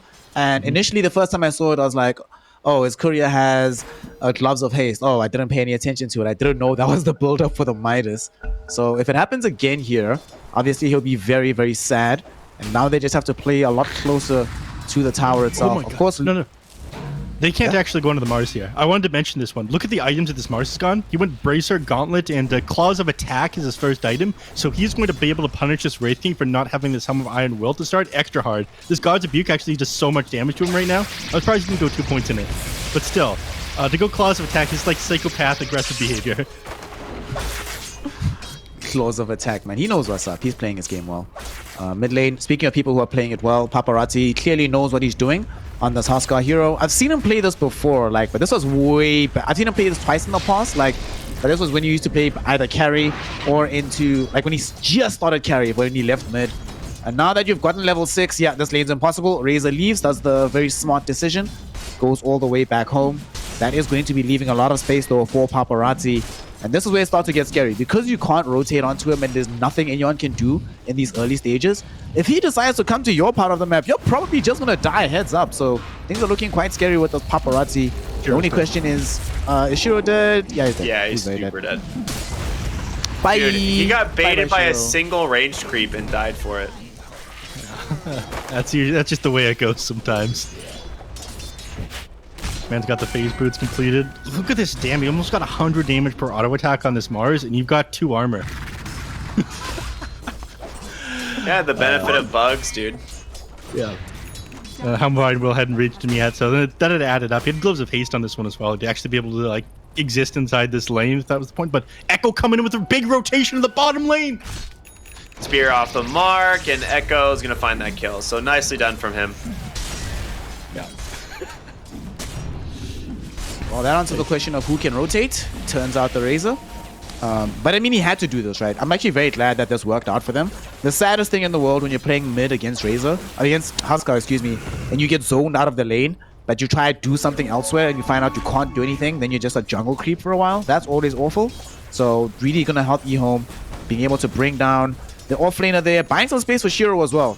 If they don't do that, Shiro just gets bullied continually over and over and over again. This buys time at least for some of the items to come back to him. But speaking of Helm of the Iron World, Paparazzi not that far away from the omelet, boys. It's getting very scary. Yeah. At that point, Echo Extra doesn't get to exist inside the mid lane. If you thought it was bad before, wait until he's got the armlet. Then you can do literally nothing. Mm-hmm. Doesn't revive the storm at the moment either. Paparazzi doesn't want to go up on him on the tower. Before, the reason why he played aggressive and Echo was forced to TP back to the base because they knew that they brought down the Ogre, he TP'd down to the bottom lane, so it allowed Paparazzi to play aggressive as he wanted, and there would be no support rotating in to punish him. Like, well, what's Phoenix going to do if he rotates in? Throw one in a fire spear? It's like, he's going to do absolutely nothing to somebody who has as much attack speed as the Huskar. Speaking of the eponymous Phoenix, he actually might find himself in a bit of an interesting situation here. Does have the point into the dive if needed, and he will utilize it, but that also means an end to this push in the top lane. So Zeal, first usage of the Dragon Form, only like a slight quarter, maybe a third of the damage taken off of this tower right now. He's actually going to stick around. Still going to throw in a little bit of peppering onto it. I mean, why not, right? This Phoenix is behind you. You know he still has... Yeah, just have fun. And they're also bringing Echo to the top lane, potentially, to be involved. No, he was just trading bottle charges, it looks like. Okay, everything's fine. Is he going to go in for it again? I mean, there's potential punishment if you try to go in for, like, a cheeky auto attack every so often, so you can apply that corrosive breath to it. Come on, do it. Do it, Zeal. Come on. It's so tempting. You gotta do it. Lol. There it is. We're looking down to the bottom lane right now, though. It looks like Old 11 extended a little bit too far, though starting off into him and Tank rotating back down here, but end up finding nothing. Instead, yeah, Paparazzi not able to connect with Echo there either. I really thought I was actually going to be able to catch him, but they need 4-stars this game, I think. So DUI most likely going to be angling towards that build anyway. But it really is a problem how little lockdown Extreme Gaming have. It's such an issue. If Old 11 misses a spear, that's it. It's not even a thing of where, okay, we don't have stuns, but we've got a ton of slows. Like, their slows are what? Psionic Trap? Life Break? Actual ultimates? That's Curse of Avernus. This is the spell that we all love. Yeah. Put points into Curse of Avernus. I mean, once you get Paparazzi's Ags, you have a very, very, very powerful stun. DY's too far up, question mark? Oh no. Trap ends up saving him. ZZQ though is definitely bottom. too far up. Yep. He gets caught with the arena by Old 11. Tank is onto him as well. PYW and Old 11 get the kill there. DY on the other side though doesn't have level 6. Already committed the Aphotic Shield. Was being burned away a little bit by the Fire Spirits and the Breathe Fire from Zeal. But they don't want to actually dive the tower. It's more important to put more damage onto it than to try and commit for a 5 position. So in the grand scheme of things, Extreme Gaming get to use their offlane ultimate for a kill. Ehome still trying to pepper away at the tower. Yeah. The second Dragon Form committed for this one. They'll probably get it this time. It doesn't look like they actually want to rotate anyone up here. And all right, the recently he was level 3 at 10 minutes this bad, and he is having a rough time, but it was for a Templar Assassin's game. Yep. Stun him up actually. They look for a potential kill. Fire Spirits with the Icarus dive from Planet. That should be a dead or baton. And that's only the 5th kill this game. Lots of action across the map here, boys. You know. This is the hype place to be. It's the best place to be. Bottom lane, there's going to be action though. Dove under the tower, ZZQ, gone on by Paparazzi. The stun comes out, but I can't save him. Old 11 finishes him off. Wow. Incredible stuff. You are more excited about that one Ogre death than I've ever been playing Ogre in my entire life. You know. You gotta build our own hype this game. What are some of your favorite heroes to play? Since I had to tank being disgusting, we know Ricky's also a disgusting pudger. What about you, Neff? Well, you got some disgustingness for us? Rubik. I'm just sad because I can't even talk trash. Those are just fun heroes to play. Yeah, they're just fun heroes. You can do so much on them as well. That's why they're so fun. Earth Spirit's my most played. I'm not sure if Rubik is my second most played. Total games. Yeah, those are my 2 most played in order. Cryptic, what about you? Who's your most played? Pudge by Oh, gross. Ugh. And he was giving me trash, dude. Imagine. 824 Earth Spirit Game, 337 Rubik. Well, old 11 right now. 11? Well, Big this is arena? a game he's not happy to be in right now. Arena gets committed around him. 3 heroes, either caught inside or on the outskirts of it, will allow him to escape with his life. And, well, that's very anticlimactic. Lots of heroes showing up in the same area and ultimate committed, but nothing. Okay, cool. Back to farming, I guess. Yeah, just known as a zoning arena. Forced the Raytheon put the point into reincarnate because I think Shiro thought that there's a chance that he goes down there. So he doesn't get to min-max his reincarnation usage. Now he's just got the ability level. Nice find in the mid lane. That's the blink reveal from the Dragon Knight. Okay. Also sets up for a push onto the tier 1 tower, so a decent amount of damage will be put onto it. The persistence and perseverance of this Dragon Knight did enable them to get the tier 1 tower in this top lane, and he is putting this out again. I mean, this is one huge boon that you have. Whenever the game is this static and you can see that, well, the enemy team's going to have a majorly hard time. Nice deny from DUI. But if they're going to have such a hard time making things happen, there's not that much counterplay options when you just pop Dragon Form, pepper the tower a little bit, back off, wait again. Because what are they going to do? They don't have a Blink Dagger on old 11. Even if they did have that Blink, they can't get everybody forward immediately. They finally do pick up said Blink, so they might go for a smoke play, but up until this point, it's just been perfect movement from Ehome, especially from Zeal. They're still super farmed, though, is the thing. Like, the TA and the Huskar are farming very well. If they can keep that pace up and like really pull away from the Razor and the Wraith King, I think this game ends up being pretty easy for them. The Aghanim Scepter, like BKB timing on the Huskar is going to be huge. Yeah. It arrives a lot sooner than the Refresher on the Razor. Without Refresher BKB on Razor, you just get eaten alive half this game. So they're moving forward here, Extreme Gaming. Can they catch anybody? Old 11 did just pick up that Blink. He's going to reveal it, finding Planet, but the Supernova comes out immediately. Of course, Fire Spirits did not connect onto everybody, so they very quickly get rid of the egg. Will they try to bound into this Roshan pit? They have 2 amazing Roshan takers between the Huskar and the Templar Assassin. And Ehome know this. If they ever allow them to walk into the pit, the big man is gone. But even without Supernova being online, Extreme Gaming decide not to go for it. I am genuinely surprised that they didn't go for that Roshan. And they lose tank. Curious flow of events there. Okay. Trying to make sense. Oh, you know what? I'll break that one down. They didn't feel confident enough to take Roshan, given they have no stuns. They couldn't punish the enemies for playing around the pit like that one. Mars Arena's still on cooldown for a little bit. Maybe I definitely realized there hadn't been 15 minutes yet, but maybe they're afraid of just like Dragon Knight popping Elder Dragon form, throwing Breathe Fires into the pit, that being a pain in the ass, and he's going to have Fireball pretty quickly as well. So maybe that's something they're afraid of if they were able to stall out for that long. And speaking of, he's almost got enough gold for that on the DK. He's got it now, in fact. So 15 minutes, he got his Blink Dagger, he's got Aghanim Shard. He's doing pretty well for himself. Top lane, they end up losing Planet, but I feel like that doesn't really matter. You're making farm for your Wraith King and your Dragon Knight elsewhere on the map, and you forced all the enemies pretty far away from everything else. I don't even think the rest of Ehome cares if the Phoenix is alive without Supernova, so they're like, whatever, dude. Do you? That's rough. Haven't you ever done that in a game where someone dies and you're like, and? What must we do about this? Yeah, and thanks for scouting the ward, though, bro. Thank you. Yeah. And ZZQ will indeed go get rid of a sentry here. Supernova not that long from coming back. XG are starting to get a lot stronger, as Ricky was mentioning.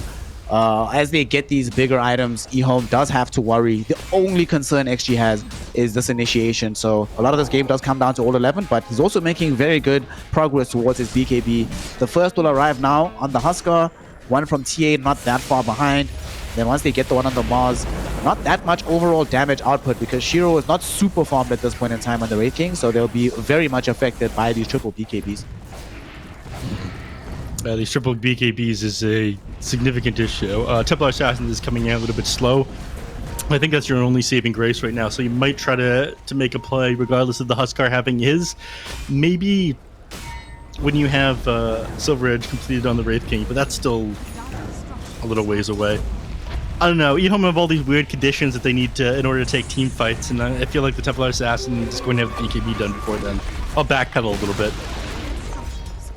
Wow, they just It looks like they kind of want to fight here, but the tower's already dead. Yeah, I'm not crazy about this. They're going to go in. They find the Huskar, but he gets the BKB off. Thanks to DY. The egg right in the center of the arena. As the rest of Extreme just walk away. The question is, can they actually prevent them from getting a kill here? Well, 11 saved by the Aphotic Shield. Once again, Tank doing what he can, trying to just survive on the Weaver. Borrowed time, popped onto the Abad, and Tank providing some vision on the backside, but in comes Huskar, gets the grab onto the Dragon Knight, and Lou gonna be able to close the gap there with a Metal Strike. Zeal will follow a buyback on the Abaddon, and now the rest of the team here from Ehome trying to disengage. Planet caught from the bugs. It's going to be a second kill going their way. Yeah, but with this one, they'll probably go into the Roche Pit as they realize Supernova committed, Dragon Knight now dead, no other dragon form available, and they take this incredibly fast with the Huskar and the Templar Assassin. Please don't get baited by the Wraith King. Thank you. Nice, we're getting the D ward. Yeah. All right, how many seconds is this going to take? It seems like it might actually be less than 10. This is a very fast Roshan. It's been more than 6. Let's see. It is... Oh, 10 actually. Wow. Or 9 rather. Still very, very fast. They have themselves a Roshan into their hands now. Paparazzi gets this Aegis. Obviously, one of these heroes that sort of doesn't require it anymore, but becomes so much stronger when you have this available. TA just picked up Blink Dagger, so she's going to be accelerating on her own farm as well. And that fight was kind of a disaster for Ehome. They really felt like they actually had enough. I think what happened is that they got baited by the Huskar. They see him TPing back underneath the BKB. They're like, oh, sweet, he's going home. But he was just going to the outpost. Very shortly, came back. They end up cleaning up that fight. So I think this is also revealing some problems with Ehome's drop, right? That in the absence of Supernova, their team fight is also fairly mediocre at this point as well. Yeah, they don't have enough burst damage to take down the Huskar either, and I think it's made even worse by the fact that this guy gets magic resistance 7.31. They struggle to bring him down even more. Up until they... Spear Vessel is going to help you either because he's got this BKB, so Huskar is just like a massive issue for you up until the Wraith King has his Silver Edge, so that's why I was like, yeah, the timing's really awkward. By the time he does have that Silver Edge, the BKB is going to be done on the Templar Assassin, and I'm not sure they can be able to take a fight. They can kill off on a tank, but that's pretty inconsequential. Yep. Just a little bit of bonus gold being picked up here on the side of the map for them. 6k gold lead for Extreme Gaming, and some of the earlier movements we were seeing from them popping the Elder Dragon form with Zeal, helping them get some map advantage. Not that easy to pull off anymore. Now you are at the point where you can't make those moves in isolation because you actually can die versus these heroes, as evidenced by what happened in the top lane. So now, Ricky, the question is for Ehome, what do they spend these next few minutes within the Aegis doing? Obviously, they're going to be trying to farm up, but what items do you see being the most important for them at this point in time? I mean, you've got to get some form of armor item on your heroes, right? Like, it looks like Razor's maybe going to go Shiva's or Lotus Orb, maybe an AC. It's got to be Shiva's because you want to be able to reduce the healing coming up from Huskar. Yeah, that's my thought process. In terms of the Wraith King, he has like a Silver Edge and a Halberd queued up. These armor items are going to be massively important. If you don't have anything like that to sustain through the TA's damage, then you're going to be in a lot of trouble. Because right now, it's not the easiest kill for them. 6 to 8. Sparks are flying in this heated battle, you guys. Either team is conceding an inch. I think, honestly, that Extreme Gaming probably came into this one assuming that Game 2 was going to be exactly like Game 1. So afterwards, they're looking at things and saying, well, y'all, are we going to really take the risk of playing a cavalier game, getting hard punished, and then suddenly we are behind the pace, behind RNG, behind LGD, then we have to tie break? You know what? Let's rather play a boring game, but a successful game. And they do the super boring thing of just tanking up with this Aegis, being like, we dare you to come fight us, and no one can fight them. So they take the tier 2 tower. No. Ehome, I don't think Ehome's getting enough farm on this map right now. Extreme Gaming are just running away with things, and they're doing it in the most frustrating and annoying fashion ever. You know when the enemy team is just slowly crushing the map and there's nothing you can do about it? Especially now that this Huskar has gone in for the primo build. Armlet, BKB, Halberd. Love to see it. 21 minutes in, definitely unkillable on the map right now. Yeah. He doesn't have any He doesn't have that much armor at this point, but he's looking to solve that problem as well. He's got the plate mail queued up next. He's probably just going to get himself an Assault Cross. I actually kind of wanted to see him get an Aghanim Scepter this game just because of how we got the Silver Edge. I would say Blink Arena. He's going to find ZZQ with the BKB protecting Echo for the moment. He's going to turn his attention on over to Paparazzi, but afraid to go a little bit too deep. Shiro coming with the Silver Edge, though. He's going to do it. Is he? Oh, he will, but Paparazzi goes in with the Aegis instead and just destroys the Razor. He's going to be forced to BKB here, and Paparazzi now looking for more ZZQ. Too far forward, chops down Lou. Helps grab that kill. 2 heroes dead, one of them being a dieback. And yeah, Shiro's Silver Edge. I don't know what you're thinking, Neff. That did not seem to really do a whole lot. Oh, what happened is they miscommunicated. He went in the Silver Edge, hit onto Lou. I think his team told him that, listen, fam, Paparazzi's practically dead. You just keep TA out of this fight, then we can kill Paparazzi, collapse back in the other direction. But Paparazzi doesn't die. He armor toggles through everything. And then by the time he realizes on Shiro that, oh snap, I've made a huge mistake, Lou has taken literally no damage. He just says, oh, okay, cool. I'll just go back and hit the tower now. That's the second time that we see it happening in this game with like some big miscommunication between Ehome, and that one is the previous one was like whatever. This one is like very detrimental because they had actually an opportunity to take away that Aegis, move on in that fight, but unfortunately they end up just losing everything. I'm sure they can farm this triangle right now, but you know, Shiro bought Silver Edge. You were supposed to win the fight right after buying Silver Edge, especially if you're going to go build Halberd next. If this doesn't connect and doesn't work out, it just feels like the entire game is just ruined right now for Ehome. It's already feeling like 90% ruined, but the last 10% could be even harder. That Huskar didn't even end up going down. He ended up doing 5,000 damage. Like, yes, the Wraith King prevented the TA from getting into that team fight there, but it would have been way better if you had simply just like cleaned up the Huskar than maybe tried to go for one other hero. You know, spot on analysis that team fight. I do think that was miscommunication of them thinking, yeah, Huskar's already dead, but again, no burst damage to finish this guy off. The Silver Edge hit needed to come in. Extreme playing super clean right now. I don't know, like if Razor's BKB wasn't didn't get committed so early in that fight, they might have been able to turn it around, but his BKB was used pretty much right away, and he didn't really have a choice. Yeah. He got jumped by old 11, right? So he BKB to avoid dying in that situation. If he doesn't, ZZQ died, but it could easily have been him. But unfortunately, resource management is a thing in Dota. One thing I always keep saying about Dota, well, I haven't actually said it on this podcast. Damn, it's been a while. But whenever I'm streaming, I'm always talking about Dota being a game of margins. And it's those margins we talk about. We saw it last game as well, where committing a particular spell 10, 15, 30 seconds before an upcoming fight legitimately changes the outcome of said fight. And Ehome just been peppered slowly but surely with each individual decision that they end up being like, well, we could have done a little bit better, turns into just catastrophe down the line. And XG, they recognize how strong they are, so they're going to smoke, look for another fight. Why not? Who needs an Aegis at this point when you're this far ahead? Have they found anybody? They have pure vision of Echo. They slow him down at the Psionic Trap. Zeal gets caught out right now by old 11. It should definitely be enough damage to bring him down. He's attempting to TP out, but come on. Come on, what are you doing?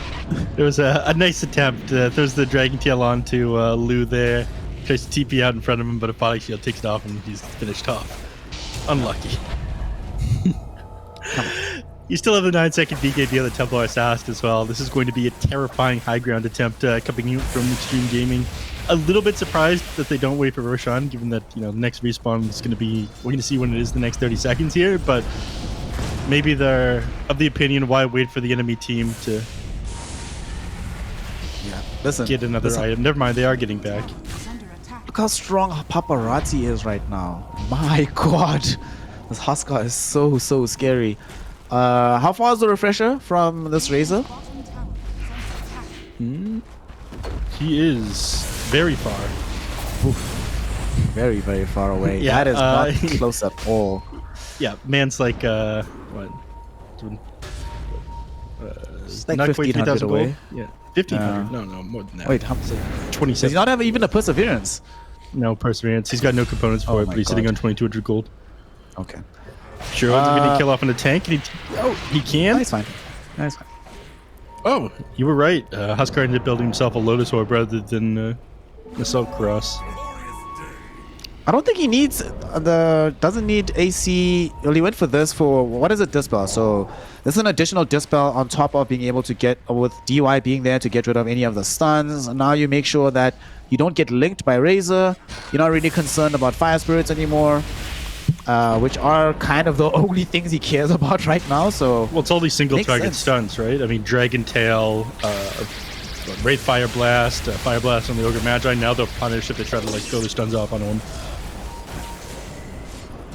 Honestly, I don't think until they have the refresher on Echo, I actually don't think it's possible to kill Paparazzi like again in this game. And speaking of Echo, it gets thrown back into Paparazzi's face, tries to activate the BKB, but Paparazzi gets there first, easily able to right-click him down. And now Old 11 commits the arena onto Planet, but can't hold him in position. Unfortunately, Shiro, no!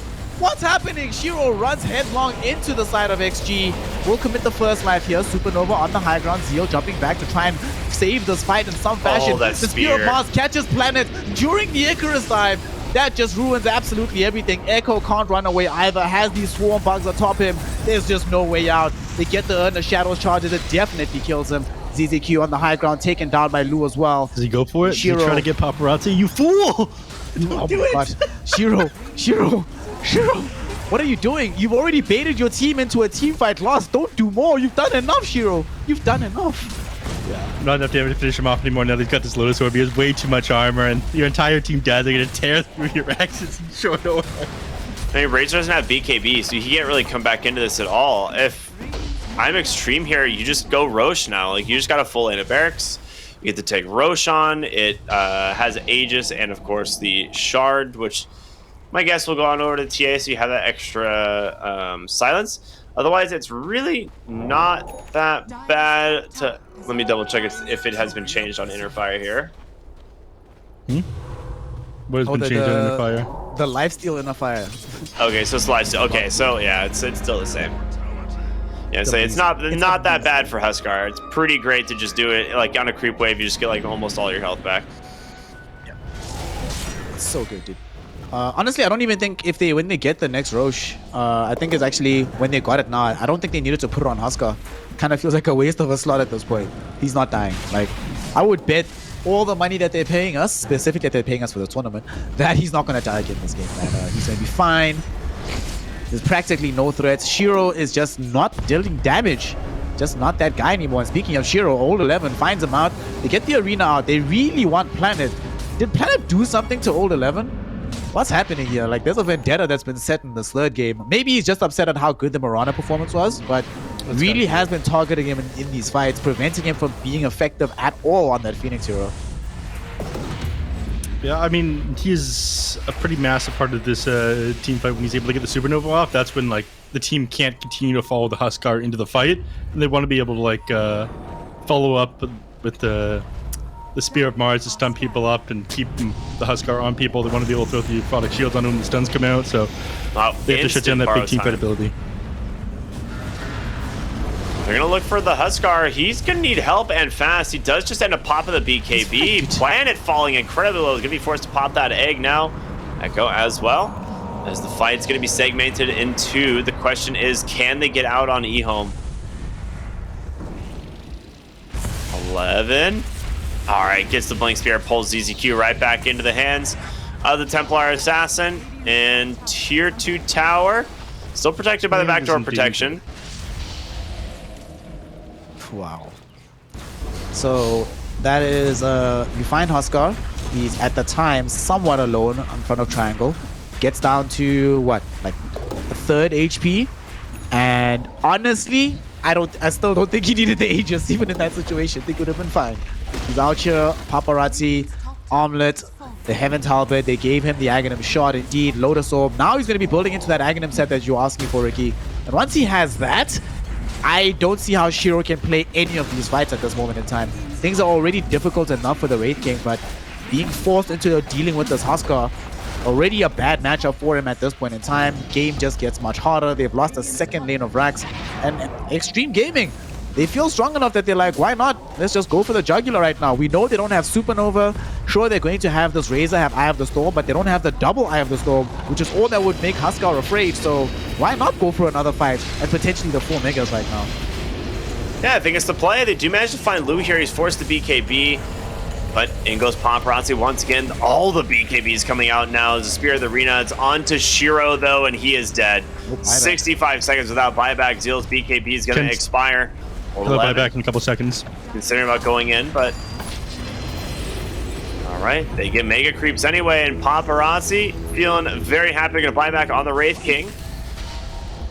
I mean, he has no reincarnation. If Shiro dies here, this game is just over. Blink Dragon Tail, he gets the disarm, and there it is. Paparazzi chasing after him. The disarm is there, and Shiro is gone. A dieback on the Wraith King. Egg up on the high ground, turn their attention, try and take it down in time. The Fire Blast, it's there, but they get the kill anyway. Paparazzi is still alive. Take the time lapse, and you know, rubbing salt in the wounds here as everybody falls inside of Ehome. The GGs are there, and Extreme Gaming will take the series 2-1.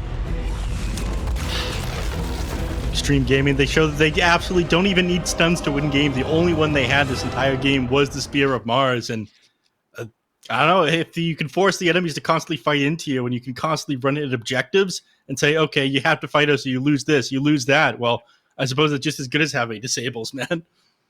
Yep. Especially when you have the confidence that the enemy team, after a certain point of time, doesn't actually have the damage to force you off of it without having to lose 3-4 heroes every single time reliably. And you started to see it from Ehome that they realized that, well, if we do go in for this fight, we struggle with two things. Firstly, we lack the damage necessary to kill these heroes, but we also can't get to the backline really with the draft that we have on our side. So it ends up not being like game number 2 where Echo was able to demolish everybody, jump very deep in, prevent the supports from doing anything. And this time around, it honestly felt like an auto game for XG. All the core players especially just played.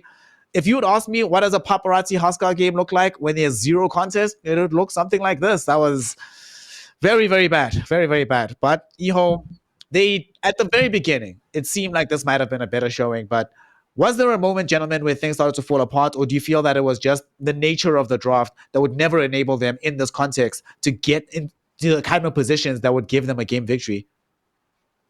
I mean, I think part of it is draft related. Like, I wasn't a huge fan of the Shiro Wraith King.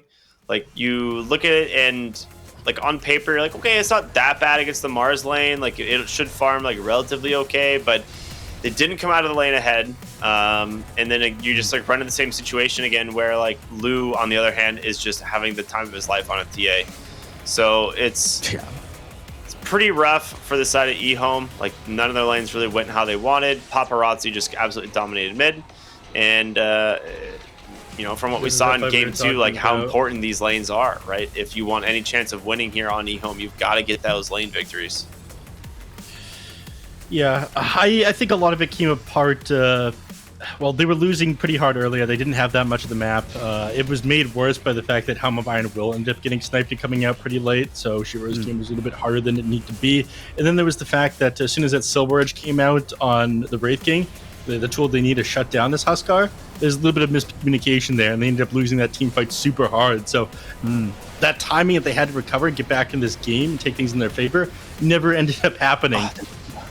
Yeah, that spear was also pretty unfortunate, but I feel like the game was already too far gone at this point, and there wasn't really a road to recovery. It definitely made it worse, man.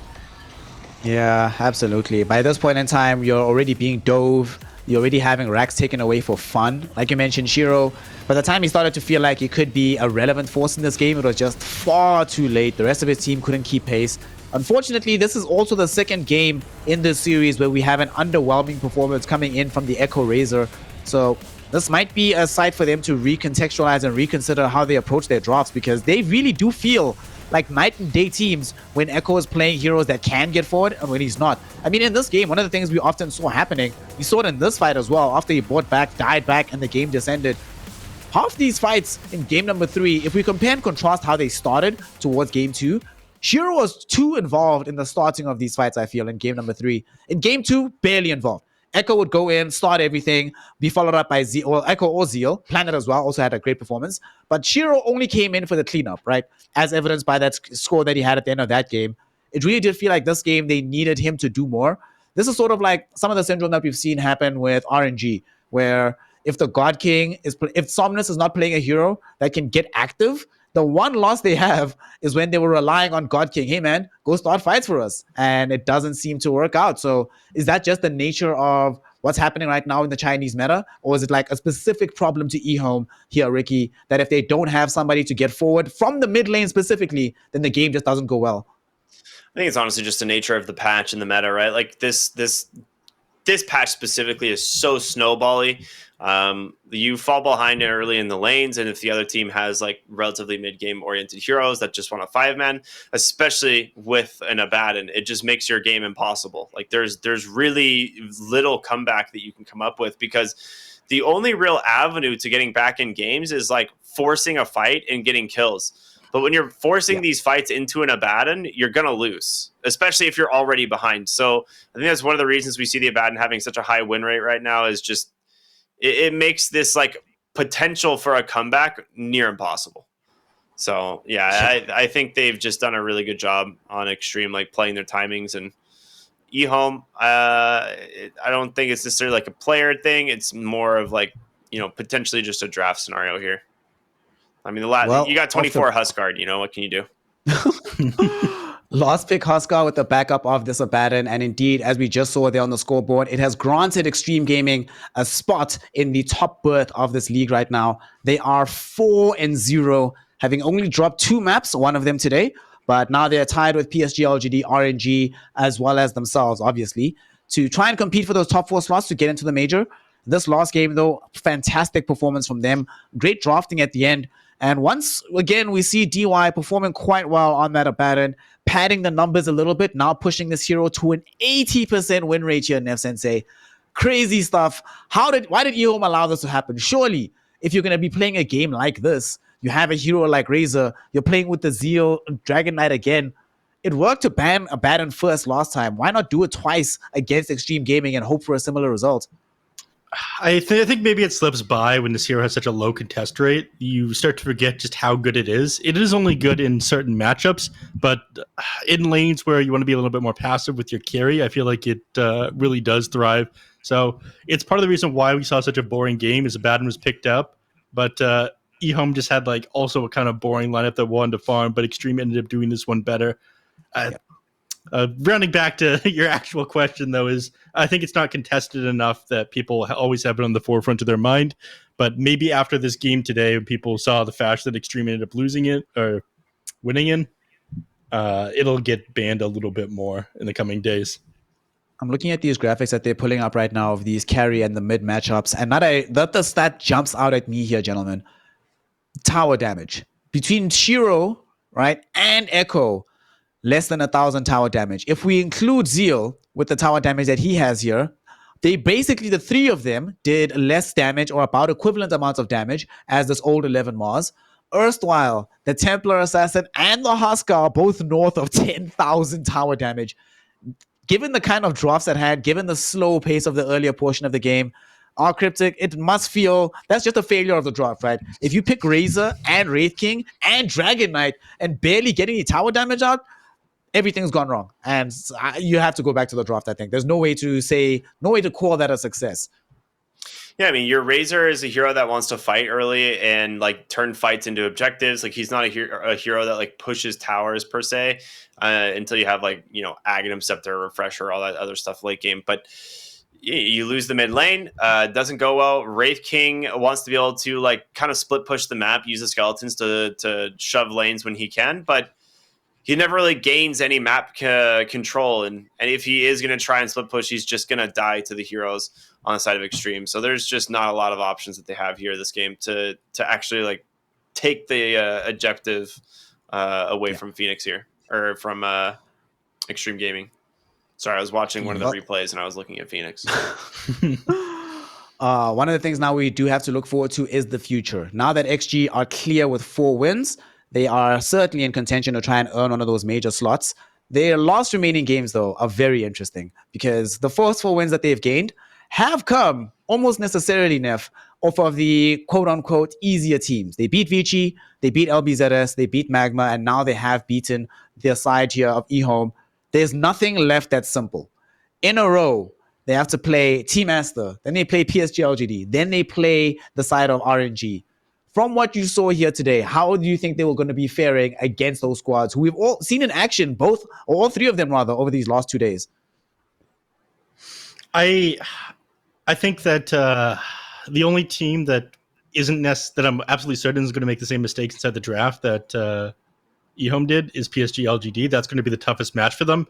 The others, based on the performance that I saw today, I think it'll be pretty easy for Extreme Gaming. So I'm very much looking forward to the Extreme Gaming PSG LGD match.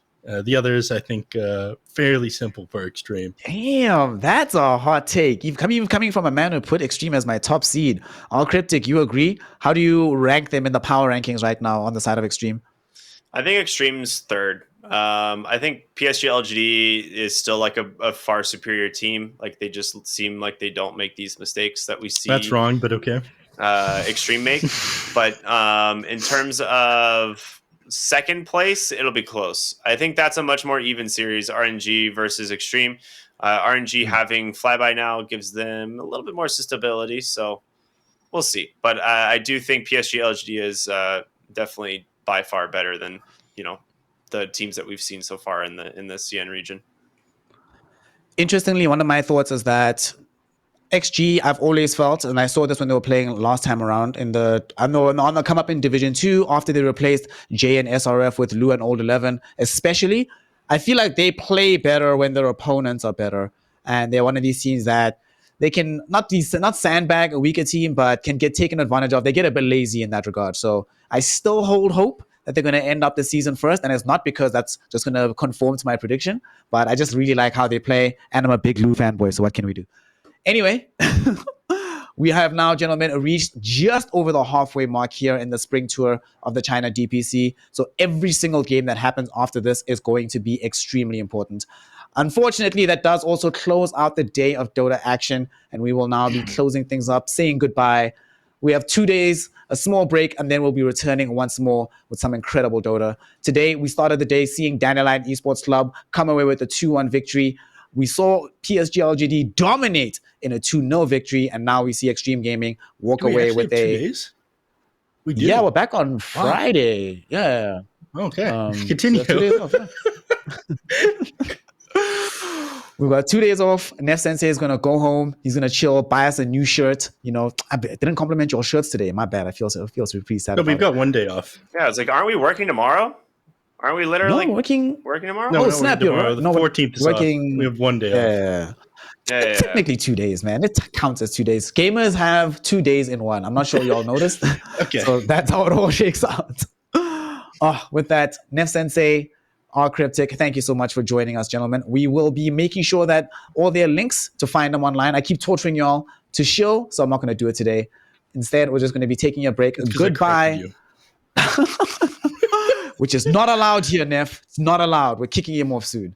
But until Friday, until next time, a goodbye here from the China team here in the DPC. We'll see you then for some more incredible Dota 2 action. Let's try it again. Je m'appelle Claude. Je t'appelle Blue. Gotta smile it up.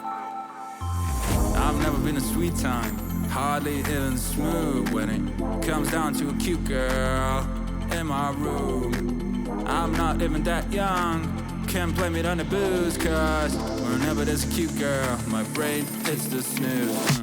I've got a prickle on my skin. I can play a violin, sing a serenade. Wow, summon flowers from my sleep. So caught up in your smell, dance to whatever you say.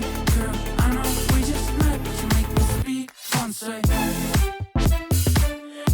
Salut. Oui. Je t'aime. Très bien. Oh, do you know who I am? But you make me speak Francais. It's like we're in Paris, away from our parents. I'm kind of a chain smoker, but with you I wanna do better. Never been a go-getter, but I wanna get with you forever, ever. Cause you're not just a cute girl in my room. Never. Feels like we're in Paris, away from our parents. I'm kind of a chain smoker, but with you I wanna do better. Never been a go-getter, but I wanna get with you forever, ever. Cause you're not just a cute girl in my room. Never. I got a prickle on my skin. I can play a violin, sing a serenade. Wow, summon flowers from my sleep. So caught up in your smell, down to whatever you say. Girl, I know we just met, but you make me